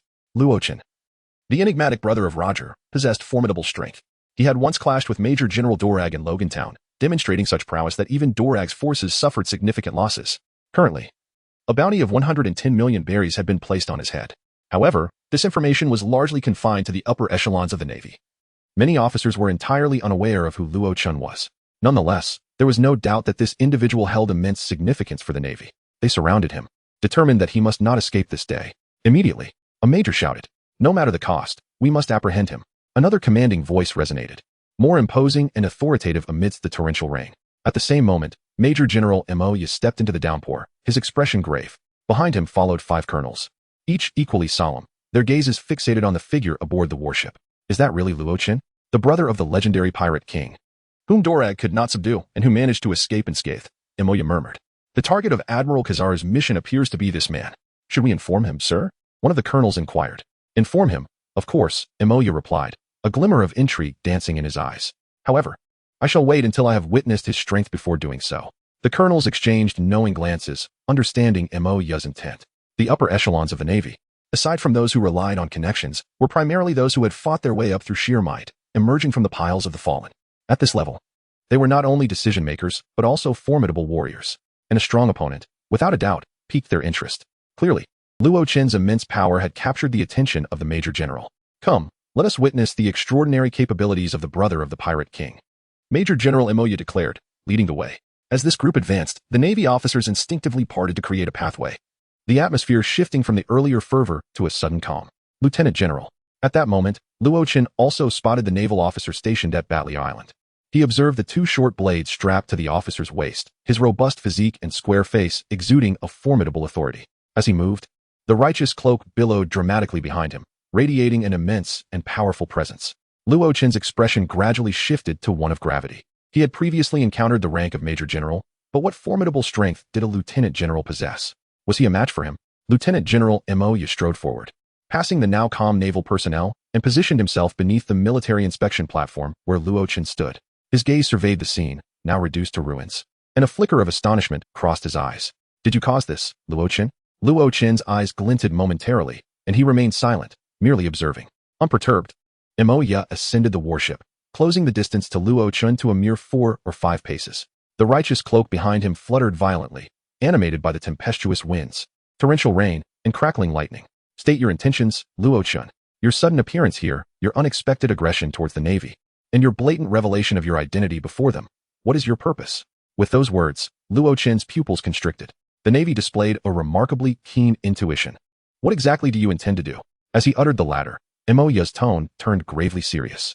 In that fleeting moment, Luochen felt a jolt within his spirit, as if the depths of Moya's gaze were a swirling vortex, compelling him to reveal his innermost truths. Boom.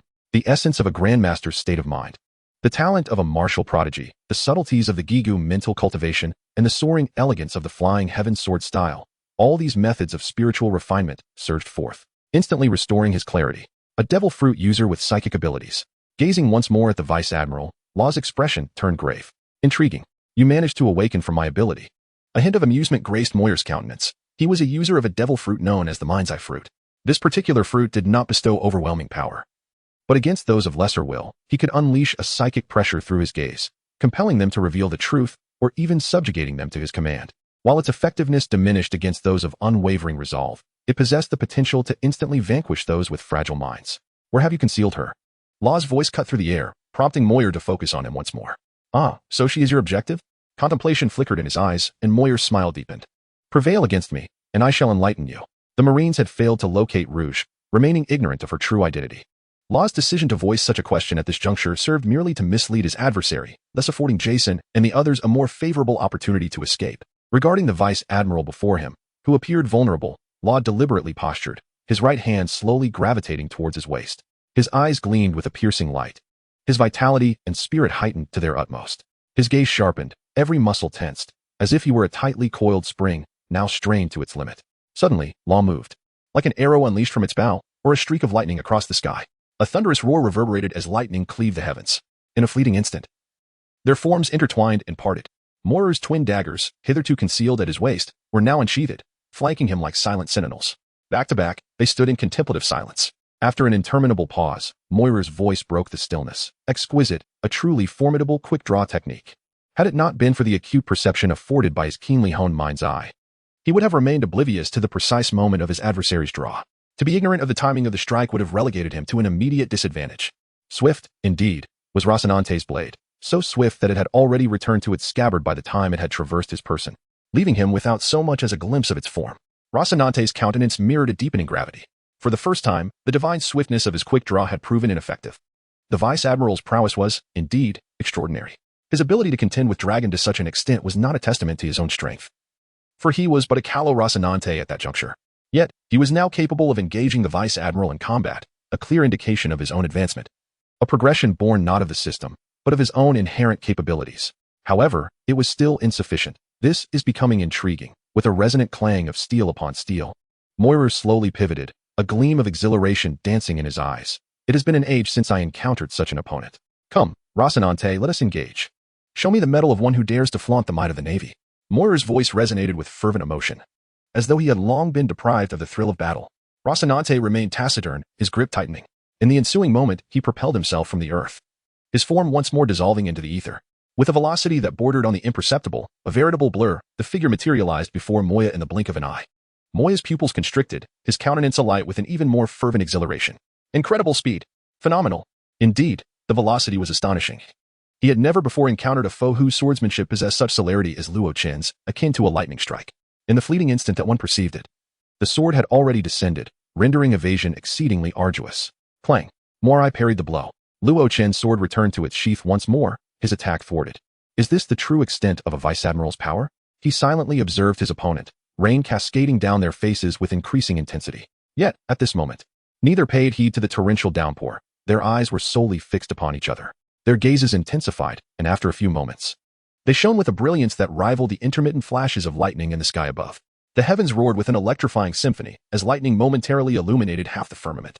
In that fleeting instant, the two combatants clashed once more. Rorino's Batjutsu manifested in a relentless barrage, his figure transforming into a fleeting phantom. At the very precipice of his strikes, he seemed to vanish entirely. From afar, the Marines watched in stunned silence as the duel unfolded upon the warship, their throats constricting with each swallowed breath. They could distinctly perceive Rorino's attacks, as if he had truly mastered the art of vanishing. His form, akin to a fleeting apparition, materialized behind Vice Admiral Moya in one breath, only to vanish once more. Then, in a blink, he would reappear at another point. Vice Admiral Moya, confronted with this terrifyingly swift swordsmanship, could only parry the onslaught with repeated swings of his twin blades, desperately attempting to defend against the relentless offense. Haha, how astonishingly swift you are, Luo Chun. Your prowess truly leaves me in awe. The distinction between a major general and a lieutenant general is not solely a matter of military accolades, but rather a significant disparity in strength. A being of the lieutenant general rank not only masters the 6 forms of the Navy, but also possesses the formidable enhancement of haki, alongside expertise in swordsmanship or marksmanship. Moya, a dual-wielding virtuoso, augmented by the powers of the devil fruit, has even earned the moniker of the enigmatic blade, Moya. He is, in addition, a master of armament haki. Luo Chen's swordsmanship is exceedingly swift, indeed, yet Moya, with his perceptive gaze, can anticipate his opponent's thoughts, akin to the prowess of observation haki, thereby broadening his awareness. With this advantage, Luo Chen's drawing technique proves ineffective against him. After executing his lightning-fast draw multiple times, Luo Chen's breath begins to falter. While the draw technique boasts immense power and speed, representing the pinnacle achievable by a human at this juncture, it also exacts a tremendous toll on physical stamina. Aware of his own physical limits, Luo Chen's expression grows increasingly grave. In the next moment, Major General Mo.Ya lets out a hearty laugh, brandishing his dual blades. Haha, what is the matter, Luo Chen? Can you still perform your drawing technique? The weaknesses of the draw technique are well known. Should one strike fail, what follows is inevitably death. For the sake of honing this singular skill, one must forfeit many facets, thus attaining such formidable strength. Yet in the very next instant, Luo Chen's longsword is once again drawn with fervor. A resonant clang echoed as a brilliant arc of light ignited, the rain-laden air cleaved by the keen edge of his sword. Then, with a rapid pirouette, the blade relentlessly advanced towards Moya. Behold, the clear resonance of the sword's chant lingers endlessly, while Luo Chen's soft murmurs gradually rise in harmony. Broken blade technique. Clang. The resounding sound of metal striking metal echoed suddenly, causing Mo.Ya's expression to shift dramatically as he took a step back. He sensed the terrifying nature of his opponent's sword technique. At the moment of contact, he was overwhelmed by the sensation of his hands nearly slipping from the hilt. Fortunately, his remarkable strength enabled him to maintain a firm grip. What kind of swordsmanship is this? Emoya inquired loudly, stepping back, his regard for Luo Chen intensifying. Huh. Exhaling slowly, Luo Chen calmed the surging chi within him.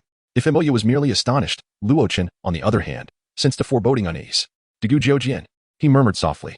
The technique he had just employed was indeed the breaking blade style from Dugu Jian. However, it had proven ineffective, faced with the Vice Admiral. This exquisite swordplay had utterly failed. One could not help but marvel at the formidable prowess of the denizens of the pirate world. Merely with the strength of a Vice Admiral, they had reached a level where sheer force could overwhelm 10 techniques. This was quite troublesome. With a low murmur, Luo Chen's gaze sharpened, filled with intensity. As Luo Chen found himself embroiled in a confrontation with the Vice Admiral on the southern coast of Batalia Island. A torrential downpour ensued, accompanied by flashes of lightning and rumbling thunder. Jason and his companion hurriedly made their way towards a concealed forest. The young master crouched upon Lu Jio's shoulder, shielding the latter from the rain with an umbrella. A thunderous roar reverberated, causing the entire island to tremble. Even at a distance, their pupils dilated in response. That must be his doing. Jason and the young master exchanged a grave look.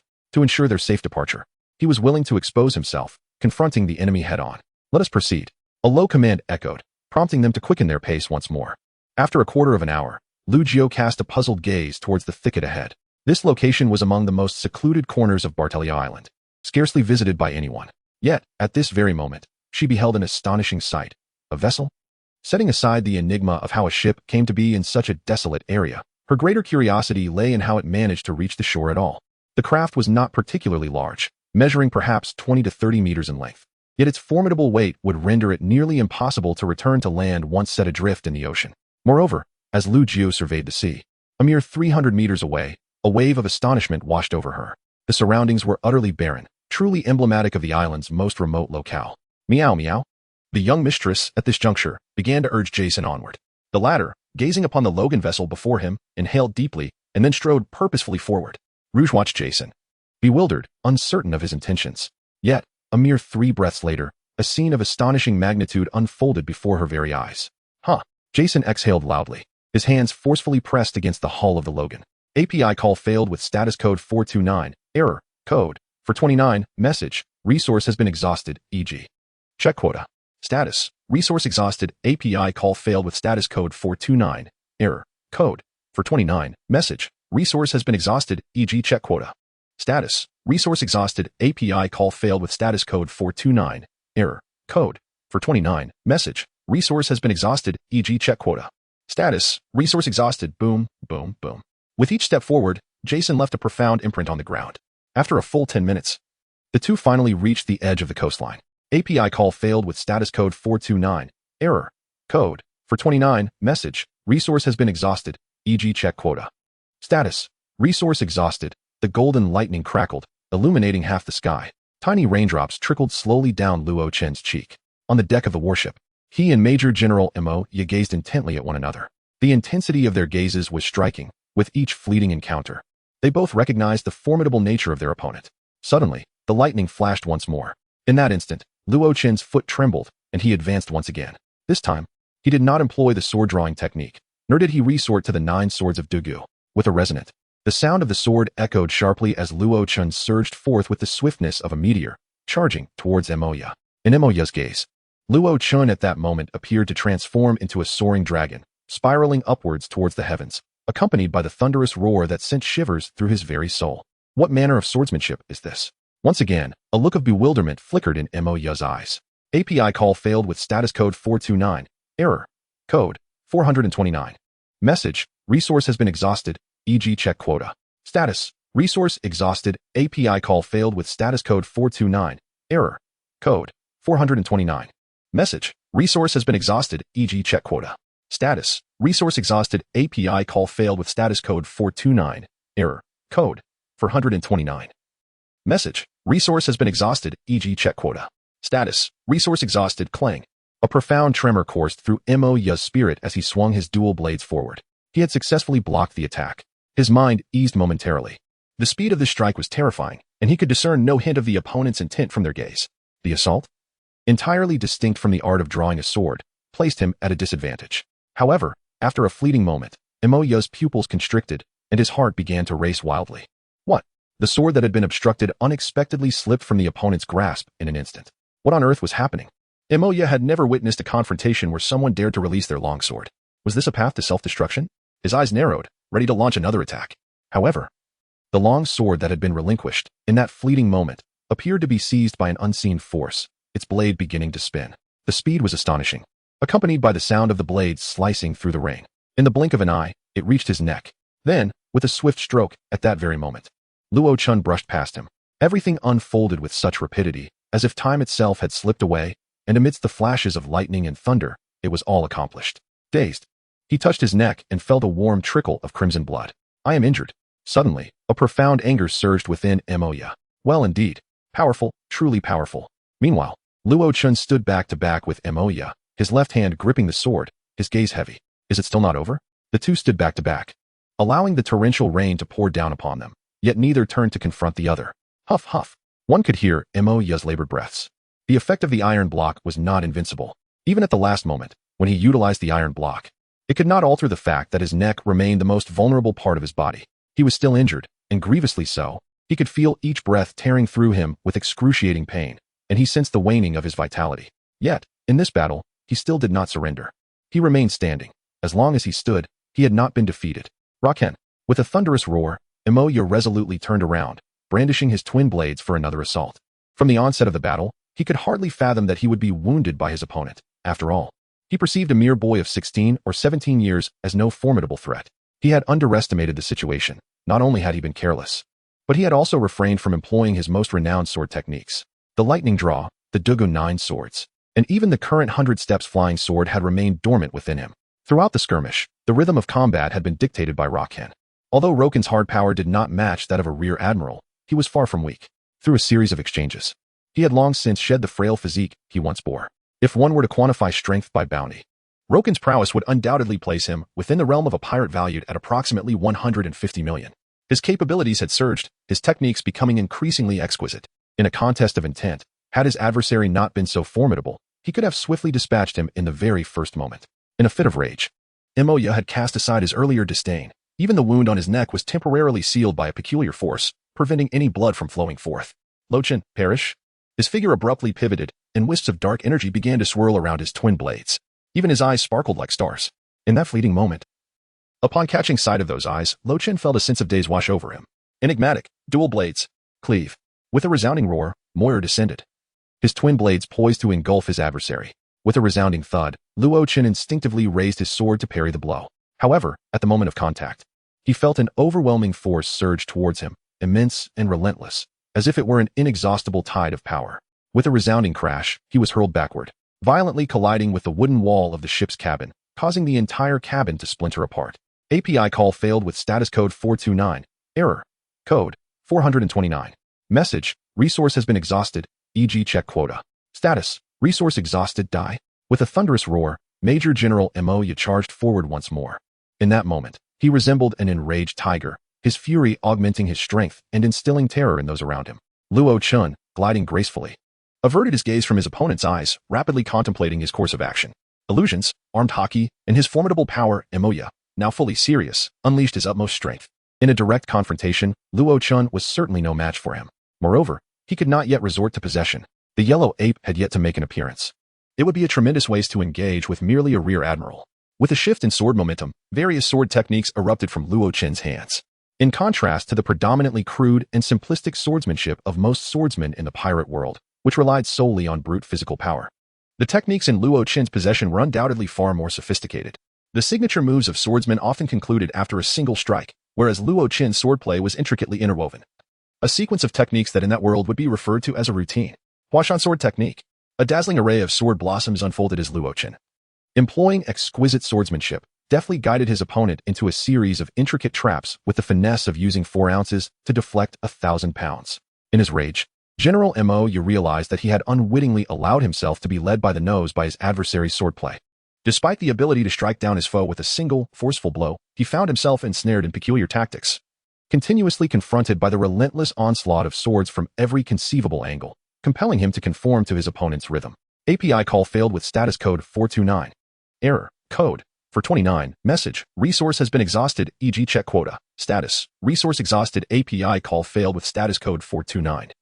Error, code. For 29, message, resource has been exhausted, e.g. check quota. Status, resource exhausted, the Songshan sword technique.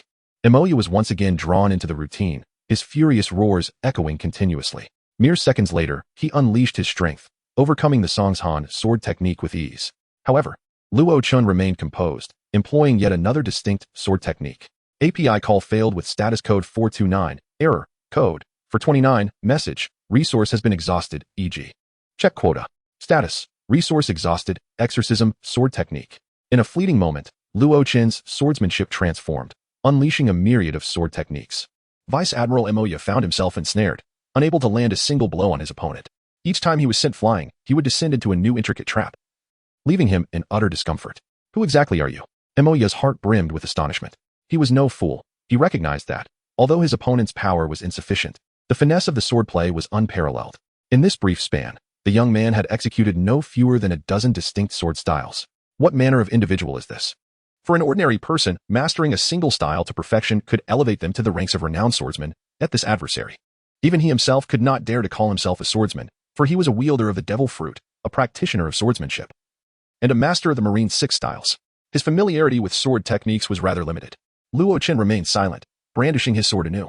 He unleashed the entirety of the 5 mountain sword sex techniques, including the diverse swordplay he had absorbed from the Spectre. In that instant, every technique came to life upon Emoya's form. Each sword move, once executed, reached an apex of mastery, devoid of any awkwardness, as if he had become one with them. This was the remarkable prowess of a martial arts prodigy, able to comprehend any style at a mere glance. As the battle unfolded, it appeared as though Luo Chun was validating the essence of martial arts, with Emoya firmly suppressed. This suppression was not due to a lack of strength, but rather a consequence of being overwhelmed by the sword's path. With Luo Chen's nascent understanding of the sword's profound truths, he had effortlessly outmatched Emoya's mediocre skill level. Even in terms of raw power, he might fall short.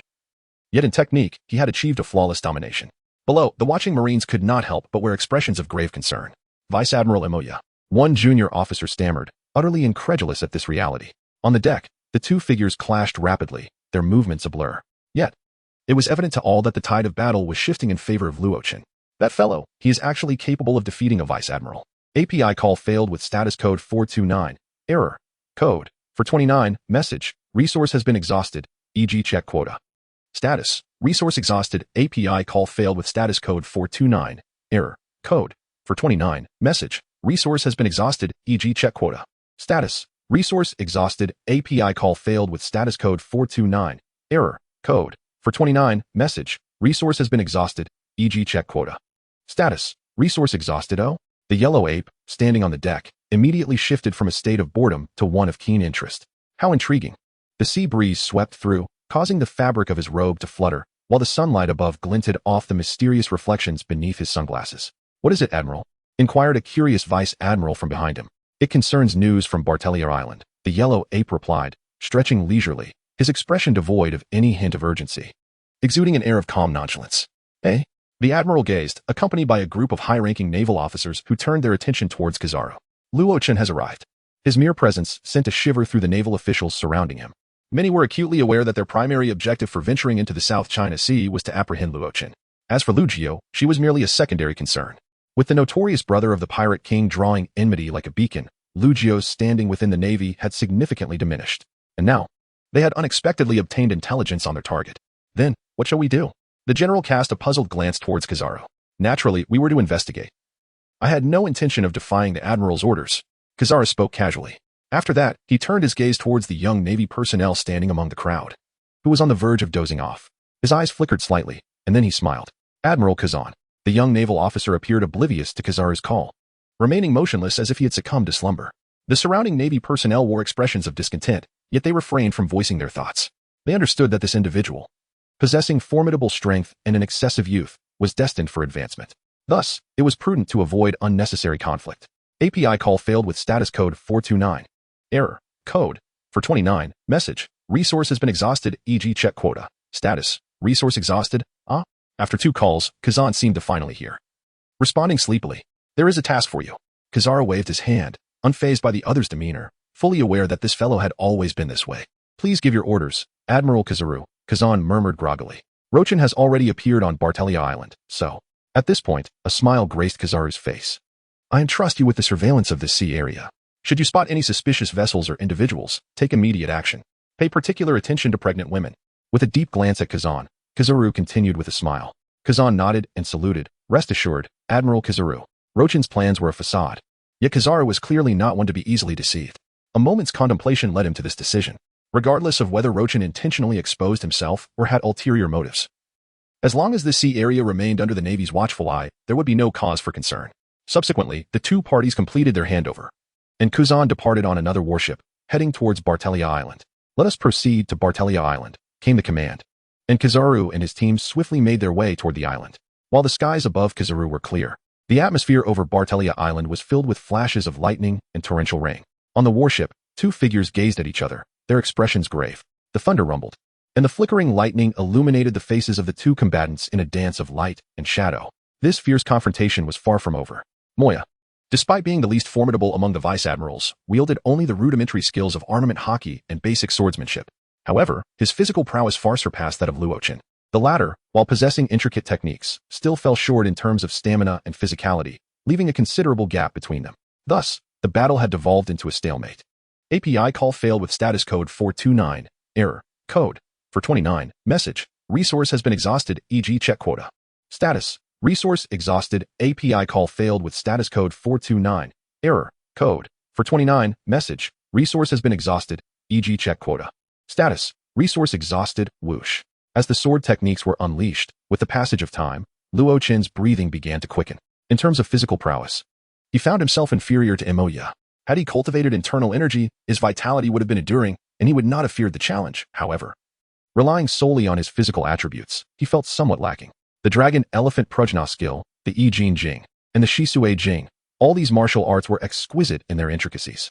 Yet, Luochin's exposure to them had been too brief for him to achieve any significant mastery. In stark contrast, Moya's breath remained primal, strong, and steady, the only variable being the ever-increasing fury that surged within him. How infuriating. Here he was, a dignified vice-admiral of the Navy, rendered helpless by a mere 15 or 16-year-old boy. To make matters worse, he had sustained serious injuries due to a moment of carelessness. If his colleagues were to witness this, they would surely burst into laughter. The Misty Blade, a dual consecutive strike. The twin blades whirled like the wind, creating a whirlwind of attacks that shattered the rain curtain with their ferocious gusts. In an instant, Moya's twin blades were already before Luochin. Human strength has its limits. After suppressing Moya for an extended period, Luochin's breath became erratic, and ultimately, his opponent seized the opportunity to counterattack. No. Upon witnessing the swirling, inky aura enveloping the dual blades, as well as the profound depth of those piercing eyes, Luochin's countenance changed drastically. He hastily shut his eyes, and then brandished the abyssal rainbow sword with fervent intensity. Celestial Dragon Flash. With a decisive step, the abyss rainbow sword surged forth to confront the twin daggers. Deprived of visual perception, relying solely on auditory cues and tactile sensations to ascertain the position of Moya's dual blades proved to be an arduous task.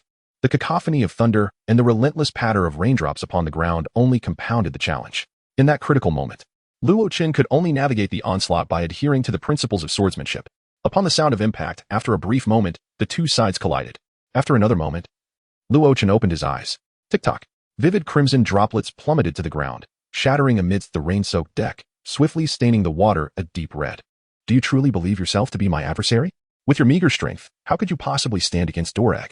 Though pressed by Luochin for an extended period, Moya discerned upon earnest reflection that the opponent merely exhibited intricate techniques. In terms of genuine power, he was still far from adequate. Dorag, an elite among the younger generation of the Navy, was a mere rear admiral, yet his capabilities undoubtedly surpassed those of his peers. Such an individual could never be vanquished by the likes of the person before him. Or could it be that you possess other secrets? With a swift change of subject, Moya's gaze fixated intently on Luochin. Who exactly was Dorag? The son of the naval hero, Vice Admiral Karp. He had displayed remarkable prowess since his induction into the Navy, being groomed as a promising talent for future high-ranking positions. Even amidst his own resentment, Moya had to concede that his counterpart was significantly superior. However, could such a figure truly be defeated by this youth? He was unconvinced. Merely through the exquisite swordsmanship displayed by this boy could he only momentarily suppress an injured self. As for Dorag, dreaming in broad daylight, perhaps, at this juncture, his opponent was even rendered breathless and unable to contest due to fatigue. This boy's strength was at best comparable to that of a lieutenant colonel. He was certainly no match for Dorag. Thus, the question arose. The most plausible explanation was that the opponent was concealing his true power. You are hiding your strength? Unleash it. Let me witness it. Moya bellowed as he swung his dual blades once more. Tick-tock. The crimson droplets of blood fell as Luo Qin stepped back, narrowly evading the blow. His expression was laden with gravity. A vivid scarlet mark was seeping blood on his cheek, a testament to his injury in that recent encounter. The dual blades had grazed his neck, but instead inflicted a wound upon his face. At this moment, Luo Qin was acutely aware of the Vice Admiral's might. During his battle with Dorag, he relied on the powers bestowed by the system, an exaggerated, inflated force, specifically that of Uchiha Itachi. Yet now, his opponent, though weaker than Dorag, wielded his own strength. It was evident that his power was still woefully inadequate to contend with the Vice Admiral, nearly at the brink of exhaustion. He felt his stamina waning. Moya, with dual blades in hand, advanced towards him step by step. His measured pace, though unhurried, radiated an oppressive aura. Even a wounded tiger remains a formidable beast. In comparison to Moya, he felt akin to a tiger facing a wolf. A solitary injured tiger could still swat a wolf dead with a single strike. Despite the prolonged struggle, he too was nearing his limits. Summon? Two thoughts surfaced in his mind, and Luo Qin shook his head vigorously. No, this is a power meant for contending against the general. 500 million berries. Whether utilized in two portions or at this very moment, would undoubtedly be an unwise investment. Just how formidable is Kizaru? Based solely on what is depicted in the anime, it is impossible to ascertain. The distinction between reality and the realm of anime is ultimately profound, and at this moment, Luo Qin cannot accurately define the strength of his opponent. In a tranquil moment, Luo Qin shifted his gaze towards the interior of Bartelia Island. Jason and his companions should have already departed from the island. As long as I remain within its confines, everything will be fine. Rather than engaging in combat, Luo Qin's paramount objective is to hinder the Navy's movements, ensuring they are preoccupied and unable to attend to Lu Jiao, thereby creating a safe passage for Lu Jiao and the others to escape. Rumble, rumble. Amidst the flashes of lightning and the roars of thunder, the island of Barthalia flickered in and out of view.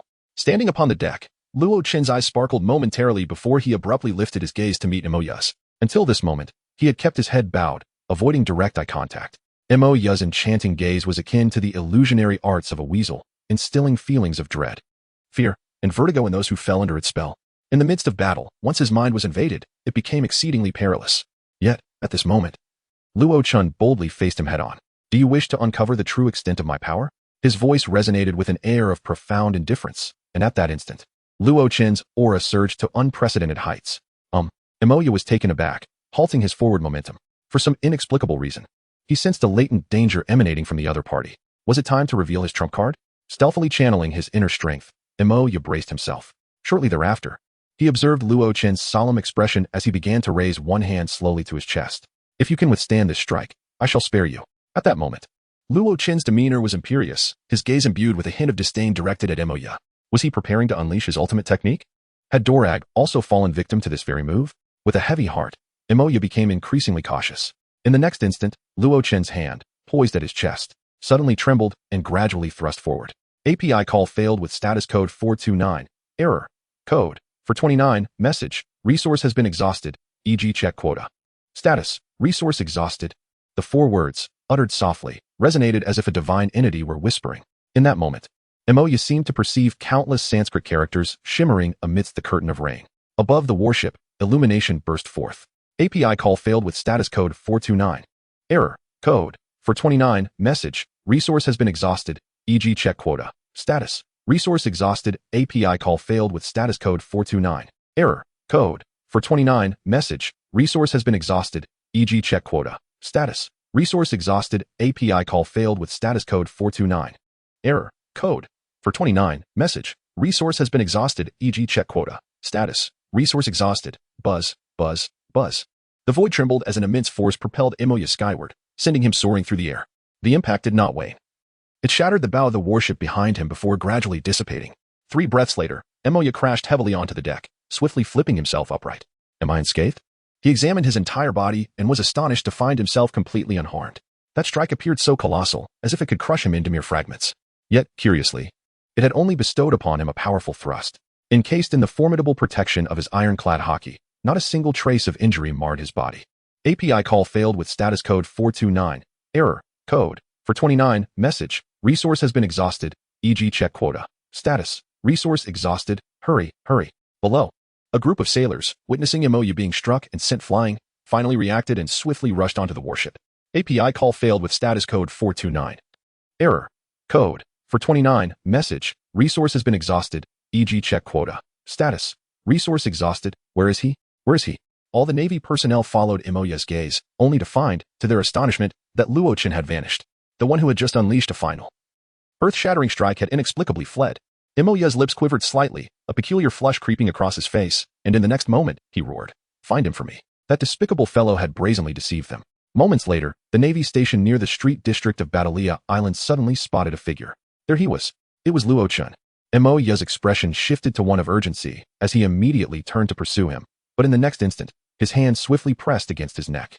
A trickle of crimson appeared where the long sword had grazed his throat. API call failed with status code 429. Error. Code 429. Message. Resource has been exhausted, e.g. check quota. Status. Resource exhausted, medical officer. The nearby Navy personnel shouted in alarm, causing an instant commotion. "I am fine. Pursue that scoundrel."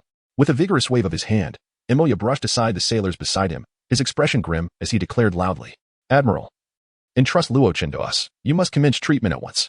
A military doctor rushed forward, initiating an examination on Imoya, while the colonels regarded him with grave expressions. Clenching his fists, Imoya appeared indifferent to the agony that coursed through him. Only the flames of fury blazed in his eyes. Damn it, that little brat. In a moment of carelessness, he had sustained grave injuries, his combat prowess halved. Just as victory was within reach, he had been outmaneuvered and forced to retreat. Capture that brat.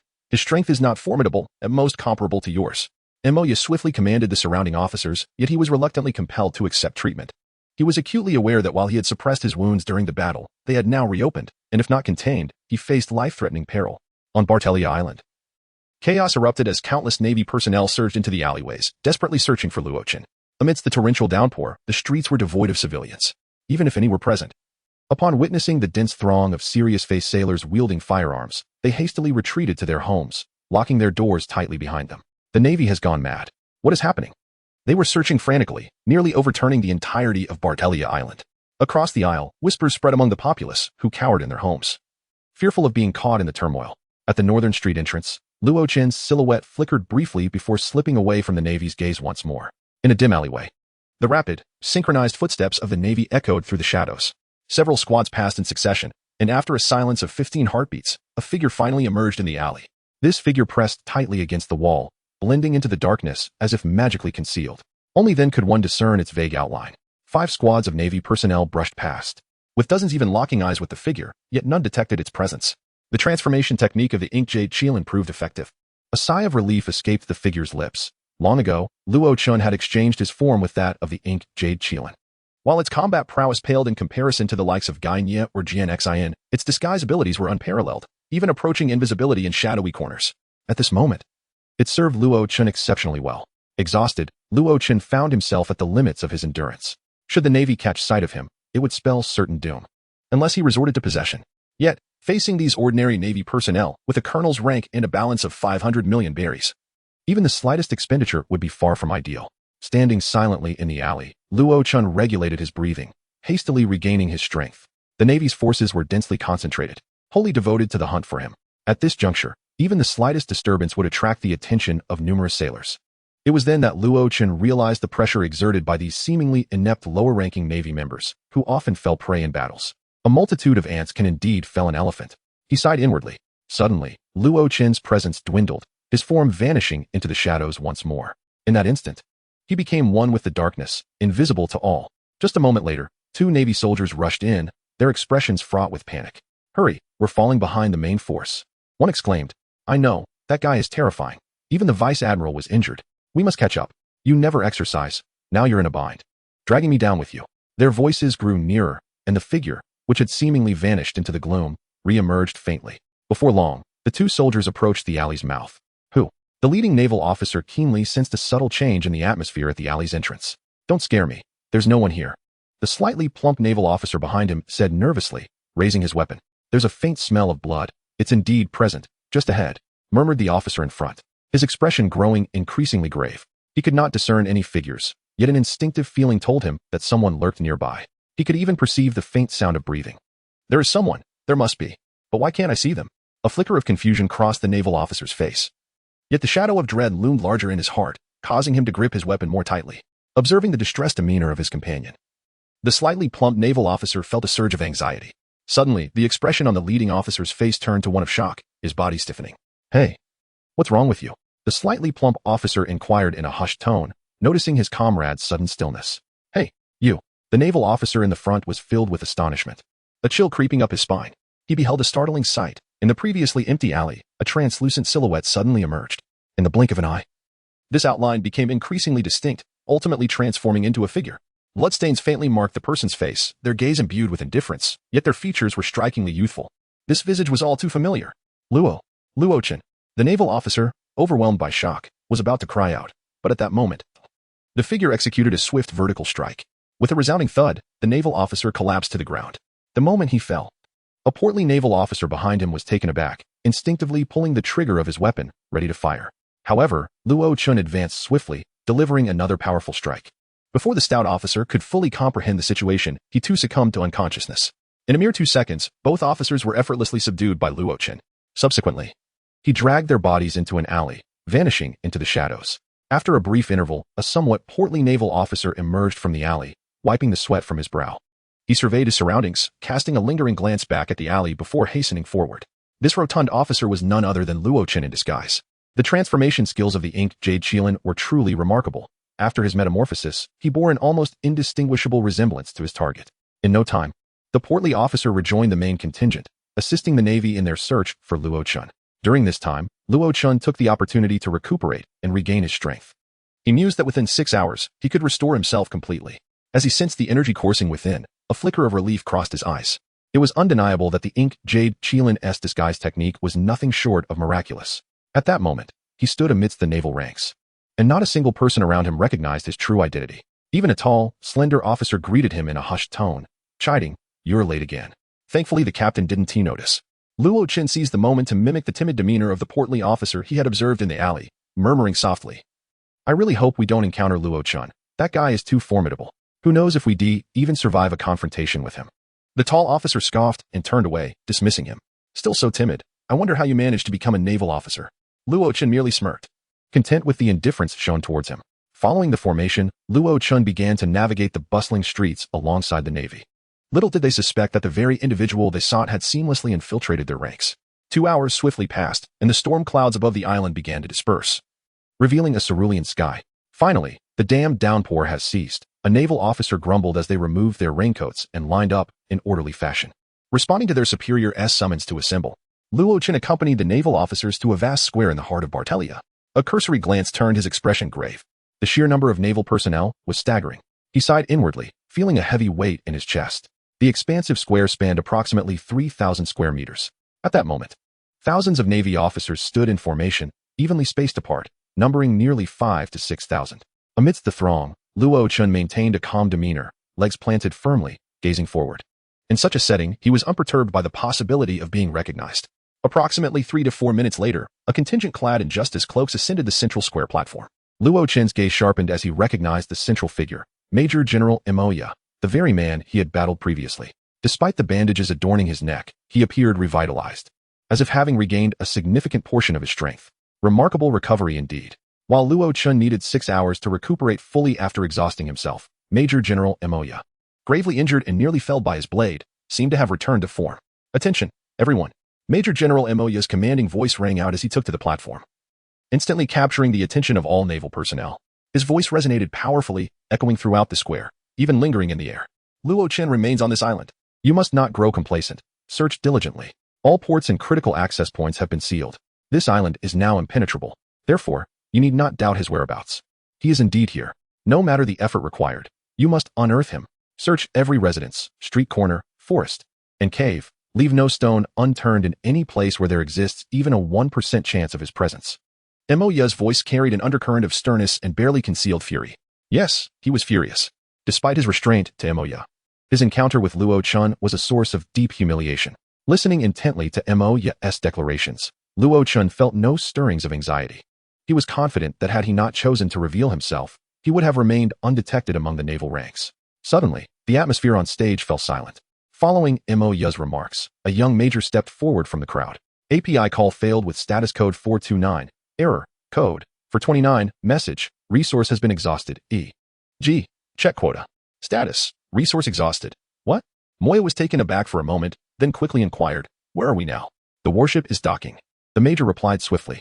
Moya cast one last glance at the naval officers below before striding away. Behind him, the colonels followed closely, their expressions varied yet tense. Luo Chun, observing Moya's sudden departure mid-conversation, felt a stir within, his gaze deepening. Few could cause a lieutenant general to abruptly halt his discourse, let alone leave. Unless it were a fleet admiral. Has Kizaru arrived? Aside from this possibility, there may be other reasons, yet at this moment, this likelihood loomed largest. It is ineffable to describe the tumult of emotions within Luo Chun: fear, anxiety, or exhilaration. What formidable combat prowess does an admiral possess? He had witnessed the might of Dolag and engaged in battle with lieutenant generals. Their strength was indeed formidable, far surpassing his own capabilities. By sheer merit, he could not contend with them. However, he possessed the system, and for this very day, he had prepared extensively. At the port of Bartelia Island, a medium-sized warship gradually approached the shore. Yet upon reaching the coastline, it became evident that the vessel could not dock. "Haha, it seems we have arrived too late." "We missed quite a spectacle," Kizaru remarked casually, surveying the desolate scene before him. Across the vast port, a colossal handprint was unmistakably visible. Despite the ferocity of the storm, the imprint remained conspicuous and could hardly be concealed.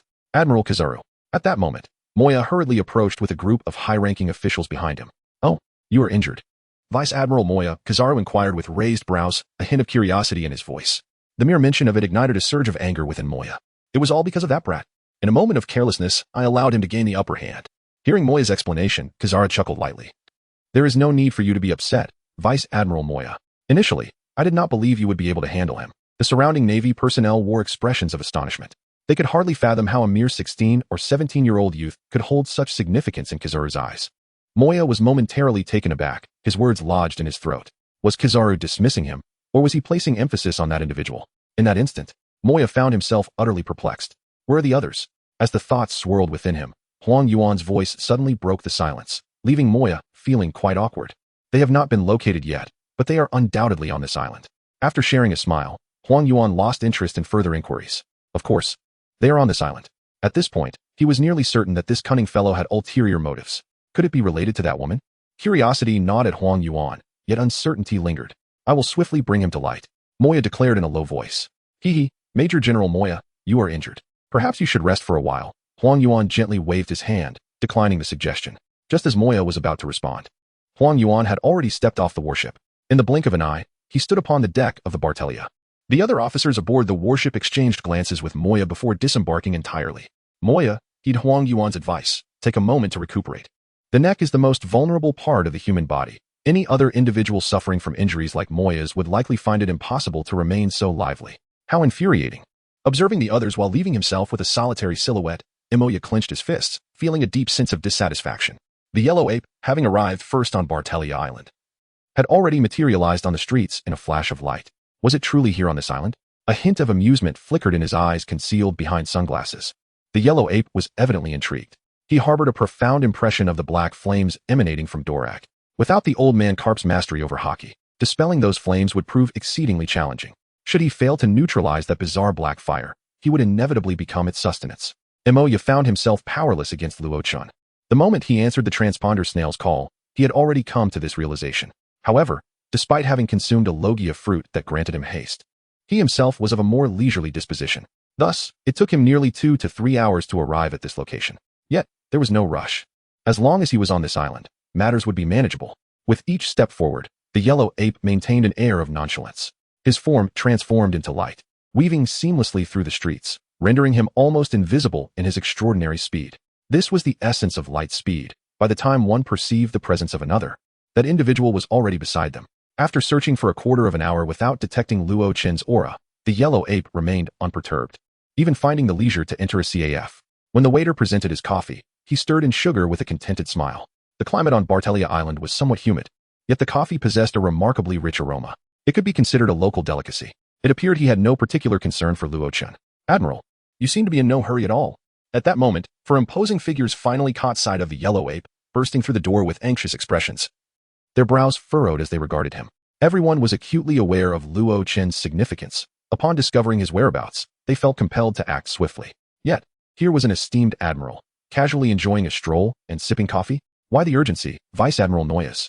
With 5 vice admirals and 1 admiral present, do you truly believe Luo Chen can evade capture? The yellow ape responded with a leisurely tone, savoring another sip of coffee, his expression one of admiration. However, it has already been 4 hours and 8 minutes. Vice Admiral Noyes glanced at his watch, his demeanor heavy with concern. We still have no news of Luo Chun. The yellow ape simply smiled, taking his time to respond to Noyes' words, opting instead to indulge in another mouthful of coffee. As he relished his drink, outside the CAF. Around the street corner, a squad of Navy personnel suddenly emerged. Among them, a rather portly and timid sailor was closely following the group, casting nervous glances about as if searching for a target. At that moment, the yellow ape paused mid-sip, an amused glint appearing in his eyes behind his sunglasses. Why the haste? Perhaps by enjoying a cup of coffee here, the target will reveal itself. It is not entirely impossible. Vice Admiral Noyes was enraged. How could such a prominent admiral speak in such a manner? It was utterly unreliable. He vowed to report the yellow ape's conduct to Sengoku upon his return. What nonsense are you spouting, yellow ape? Noyes' tone grew grave, seemingly on the verge of an argument with him. The latter chuckled softly before draining the coffee from his cup in one swift motion. He then gradually rose to his feet, his gaze concealed beneath sunglasses, swiftly shifting towards the street. What I spoke was indeed the truth. His penetrating stare effortlessly pierced through the CAF's glass window, locking onto the portly figure of a naval officer. Simultaneously, the stout naval officer seemed to sense the intense scrutiny of the yellow ape, his sharp eyes pivoting to meet those of the yellow ape directly. Oh no! The stout naval officer's expression remained innocent, yet his heart was filled with astonishment. Luo Chun could hardly believe that, while merely accompanying the Navy on a casual search, he would encounter a naval admiral. The iconic spectacles, although worn by a much younger man, still revealed a distinctly recognizable visage, none other than Kizaru. The admiral of the Navy headquarters, known for his unparalleled might, Borsellino, codenamed Kizaru. At this moment, the admiral was fixated on him with a piercing gaze, seemingly having identified him at a glance. API call failed with status code 429. Error. Code 429. Message. Resource has been exhausted, e.g. check quota. Status. Resource exhausted. API call failed with status code 429. Error. Code 429. Message. Resource has been exhausted, e.g. check quota. Status. Resource exhausted. Caution is advised. The tone remained casually indifferent as Kizaru stepped out of the CAF. His objective was exceedingly clear. With just a few strides, he was drawing ever closer to Luo Chun. As Kizaru approached, Luo Chun suddenly felt an overwhelming sense of dread descending upon him, causing his expression to shift slightly. Was this the aura of an admiral? It was an indescribable and immense pressure that enveloped him, rendering even the slightest movement a Herculean task. At this moment, all that remained in Luo Chun's perception was the towering figure striding towards him. He could see the justice cloak fluttering in the wind and the relentless advance of Kizaru's feet, yet the surrounding scenery had all but vanished from his sight. One step at a time, the distinct sound of footsteps resonated in his ears, and Luo Chun found himself unwittingly drenched in perspiration. Such formidable power instilled in enemies an immense psychological pressure. This pressure was intangible, dissipating when the disparity in strength was negligible. However, the chasm between Luo Chun's current abilities and those of Kizaru was indisputable. If Moya were merely a colossal boulder, then at this moment, Kizaru felt to Luo Chun akin to Mount Everest, towering and cloud-kissed, seemingly insurmountable throughout the entirety of his existence. API call failed with status code 429. Error. Code 429. Message. Resource has been exhausted, e.g. check quota. Status. Resource exhausted, Ro-Chun? With a sense of certainty, Huang Yuan uttered these two syllables. Behind him, upon hearing Huang Yuan call out this name, Noah and the others were taken aback, their gazes instinctively shifting towards Ro-Chun. Meanwhile, Ro-Chun's former comrades wore expressions of disbelief. It was evident to them that the individuals standing beside that man bore the insignia of rear admirals. To their astonishment, the one leading the group, adorned with sunglasses, was none other than a fleet admiral. The Navy's fleet admiral, Huang Yuan. As the identities of these individuals became clear, the Navy personnel trembled in their stances. Yet, what astonished them even more was that Fleet Admiral Huang Yuan had addressed the timid, portly Navy officer by that name. Ro-Chun, what on earth is happening? Upon having his identity called out, Ro-Chun's pupils immediately constricted.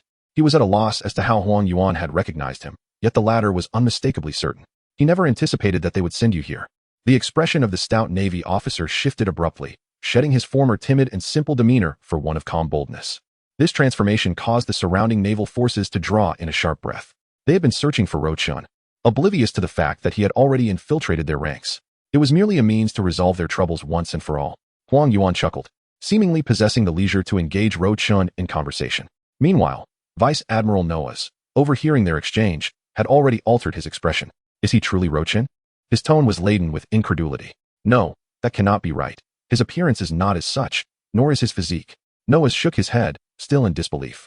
However, Huang Yuan paid no heed to Noah's skepticism, directing all his attention towards Ro-Chun. You are indeed quite cunning. Might I inquire about the purpose of your exposure here?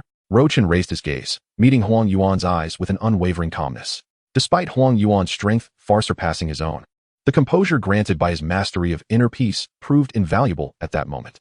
In the original narrative, the Straw Hat crew exhibited unparalleled audacity, yet upon encountering an admiral, they were thrown into disarray, struggling to muster the courage to confront him.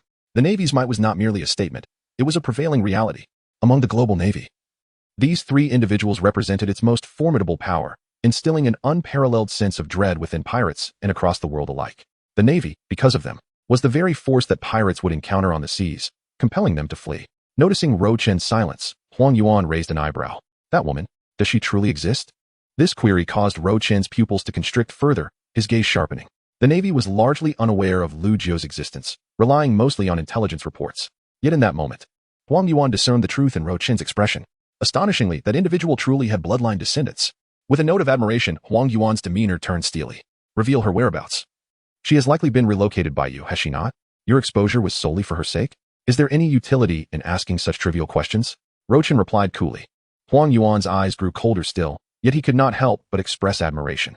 Indeed, you are worthy of being the brother of the pirate king. Your audacity is commendable. But do you truly believe you can escape? He chuckled. Furthermore, that woman. Huang Yuan's demeanor brightened with a smirk. This sea has long been under surveillance. No ship or individual can possibly evade the Navy's watchful eyes. How would you know unless you try? Chen's tone suddenly turned frigid, his entire being trembling as his Navy cloak fell away, his form beginning to heighten. The stout Navy officer vanished in the blink of an eye, transforming into a tall, slender young man. A remarkable transformation technique. Is it a devil fruit ability? Huang Yuan marveled once more, unaware of how many times he had been astonished by this young man before him today. Simultaneously, Chen's revelation of identity sent a wave of tension rippling through the surrounding naval forces. API call failed with status code 429. Error. Code 429. Message. Resource has been exhausted, e.g. check quota. Status. Resource exhausted. It is truly him. Luo Chun had remarkably become a member of the Navy, concealing himself among their ranks. The expressions of the admirals darkened. Had it not been for Kizaru's discovery, they might have searched in vain for this man's whereabouts. In the shadows, one can still thrive. Luo Chun, I can offer you one more chance to divulge the whereabouts of that woman, after which you shall obediently return to the Navy headquarters, Kizaru stated, his gaze fixed intently upon Luo Chun, his voice icy. And if I refuse? Luo Chun replied with a chuckle. Then it shall be a regrettable outcome. Kizaru sighed, raising his hands in a gesture of resignation. At such a close range, it is exceedingly difficult for anyone to evade my strike. With a gentle utterance, a golden radiance suddenly erupted from Kizaru's right foot. Luo Chen's pupils constricted sharply. As alarm bells rang within his mind, a wave of profound unease surged through him, and he readied himself for action. Have you ever been struck by lightspeed? The calm voice barely reached his ears when Luo Chen's muscles tensed instinctively. Almost as a reflex, he drew his sword and swung it fiercely. API call failed with status code 429. Error. Code 429. Message. Resource has been exhausted, e.g. check quota. Status. Resource exhausted. Impressive. In that fleeting moment, he was momentarily unable to react, relying solely on his body's instinct to sense danger, executing a rapid draw of his blade with sheer force. Yet, even so, he remained no match for his adversary. With just a single strike, he was grievously injured. The kinetic energy, derived from his rapid movement, erupted with a terrifying force, more daunting than a bomb. He must merge. As he beheld the approaching figure of the yellow ape, Luo Chen felt an escalating threat to his very existence. He was acutely aware that, although his opponent's movements appeared languid, there was scarcely any time for him to react to an impending attack. Regrettably, I must deal with you on behalf of the Navy and justice, came the yellow ape's calm voice. The ominous tolling of danger grew louder and more urgent, causing Luo Chen's entire being to tremble. It was a mix of fear, tension, and confusion. System, summon, 500 million berries, summon all. He internally roared. An overwhelming pressure enveloped Luo Chen. The abyssal aura emanating from the yellow ape made him tremble uncontrollably. The Admiral's oppressive presence was as formidable as a prison. I will beat you half to death and take you back to the Navy headquarters. The folks there will certainly find a way to extract the whereabouts of that woman from you. As he took slow, deliberate steps, the yellow ape's words were nonchalant. But suddenly, his gaze turned grave, halting his advance. This brat. At that very moment, an incomprehensibly vast aura erupted from the severely injured Luo Chen ahead. Conqueror's Haki? No, it was not. Kizaru instantly dismissed the notion. It was a potent and domineering presence, a bizarre psychic force capable of exerting pressure on the mind. Yet it was not Conqueror's Haki. Tick-tock. Blood dripped from the corner of Luo Chen's mouth as he slowly lifted his head. Suddenly, a smile blossomed on his lips. illuminating his face with a confident, rebellious grin that even held a hint of exhilaration.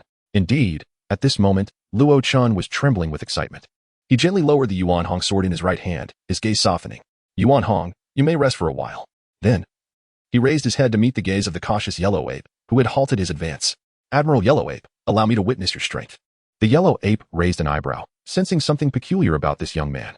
Buzz. In the next moment, an overwhelming mental pressure suddenly erupted. The expressions of all the Navy personnel drastically shifted as they fixated on Luo Chen, who was bent over due to severe injuries, trembling uncontrollably. This was an entirely new force, distinct from the usual haki, surging forth from Luo Chen's being. It illuminated his surroundings in a blue hue, akin to flickering blue lightning. Gradually, Luo Chen extended his right hand, and a staff composed of countless crimson and violet particles materialized within it. Now, allow me to demonstrate my power, Kizaru, he said, a reckless smile gracing his lips. I hope you are not too astonished. Kizaru was about to respond, but quickly silenced himself. His gaze deepened as he felt an uncharacteristic shift in Luo Chen, not merely in strength, but in a profound transformation of spirit. Before him, Luo Chen's attire had morphed into a flowing black robe, draped over with a white feather cloak that billowed in the breeze, reminiscent of the Navy's Justice Cape. Moreover, Luo Chen's body was rapidly healing. The wounds on his flesh and the blood at the corner of his mouth transformed into shimmering specks, merging swiftly with him. It was as if, in that fleeting moment, his very essence had altered, composed of some extraordinary particles. Now standing before Kizaru, Luo Chen gently closed his eyes. A faint smile upon his face, utterly unconcerned about the possibility of a surprise attack from the Navy, even from an admiral. At that moment, he was savoring the experience of this newfound power. Following his mighty roar, the system had immediately initiated a random embodiment for him. The entity he had become one with did not disappoint him in the slightest. The power of flames? As he felt the force of the spirit, merging rapidly with his being, transforming his essence and amplifying his strength, a smile emerged at the corners of Luo Chen's mouth. In the brief instant that followed, a kaleidoscope of colors flashed before him, and an austere elder clad in black, leaning on a staff, approached him. In an instant, they fused into one. 500 million berries spent, successful embodiment of Yamamoto Genre, Sai Shigekuni. The system's cold voice echoed, and Luo Chen's right hand trembled as the staff disintegrated into a simple form of a Zampakit. The captain of the Godii 13, was it? Indeed, a remarkable embodiment. Luo Chen maintained his composure, a smile adorning his face. Countless experiences, skills, Kido, Zampakit techniques, and methods of Bankai flashed before his eyes, merging seamlessly with him. In that moment of embodiment, the overwhelming power forcibly transformed him into a Soul Reaper, confronting the Navy's most formidable force, the Kizaru, who possessed the Pika Pika no Mi. The character summoned by Luo Chen was exceedingly potent. He now wielded the mightiest Zampakit of the fiery type, the Captain Yamamoto, renowned as the strongest Soul Reaper of a millennium. Flame. After a moment of contemplation, Luo Chen's gaze sharpened. This undertaking was not only for Lugio but also for the future of Ace. And Ace wielded the powers of the Maramara no Mi, the Fruit of Flames. How fitting indeed. With a sigh in his heart, he suddenly locked eyes with Kizaru. API call failed with status code 429. Error. Code 429. Message. Resource has been exhausted, e.g. check quota. Status. Resource exhausted. Huang Yuan fixed his gaze upon Luo Chen. Engaging in combat here would endanger the civilians. Let us relocate. Luo Chen spoke in a calm tone. The nature of the flowing blade, like fire, is an all-encompassing flame attack with an extensive range and formidable power. If unleashed in its entirety, it could potentially engulf an entire island, incinerating Bartelia Island completely. That may not be necessary. With a subtle chuckle, Huang Yuan's figure abruptly vanished. Before Luo Chen, a brilliant radiance emerged, akin to instantaneous teleportation. A flash of lightning that was fleeting. He swiftly pivoted his Zanpakuto, raising it sharply. With a resounding bang, the ground beneath erupted violently, fissures spreading like a spider's web, extending nearly 100 meters in an instant, causing the entire street to tremble. Yet, Luo Chen remained utterly still, his right hand raised high with the Zanpakuto poised above, where his right foot, gleaming with a golden radiance, rested. This foot belonged to the Yellow Ape. Oh, suddenly, he has become significantly stronger. No one understands his own power better than the Yellow Ape, whose lightning-fast kicks are delivered at the speed of light, even without exerting any force. The sheer explosive output is beyond the capability of any individual to withstand. This young man is quite peculiar. Did you think that was the end? Luo Chen's voice resonated suddenly, causing the Yellow Ape's eyes to narrow. In the next moment, Luo Chen's left hand shot up swiftly, murmuring incantations. The 96th of the broken path. Before his words were fully uttered, a brilliant crimson flame erupted from his left hand, rapidly expanding. API call failed with status code 429. Error. Code 429. Message. Resource has been exhausted, e.g. check quota. Status. Resource exhausted. Boom. A brilliant, Rainbow-like blade of flame surged fiercely towards the face of the yellow ape. Huang Yuan's pupils contracted as his form swiftly became ethereal. A colossal blade of flame, towering approximately 30 zhong, erupted into the sky with fervor, slicing through the air at a diagonal angle. This inferno harbored an explosive intensity that seemed capable of incinerating everything in its path. In less than a breath, it ascended nearly 100 meters, forcefully obliterating the roof of a nearby structure. From a distance, it appeared as if a giant was wielding a massive flaming sword, roaring in fury. In that moment, all the observing Navy personnel gasped in astonishment.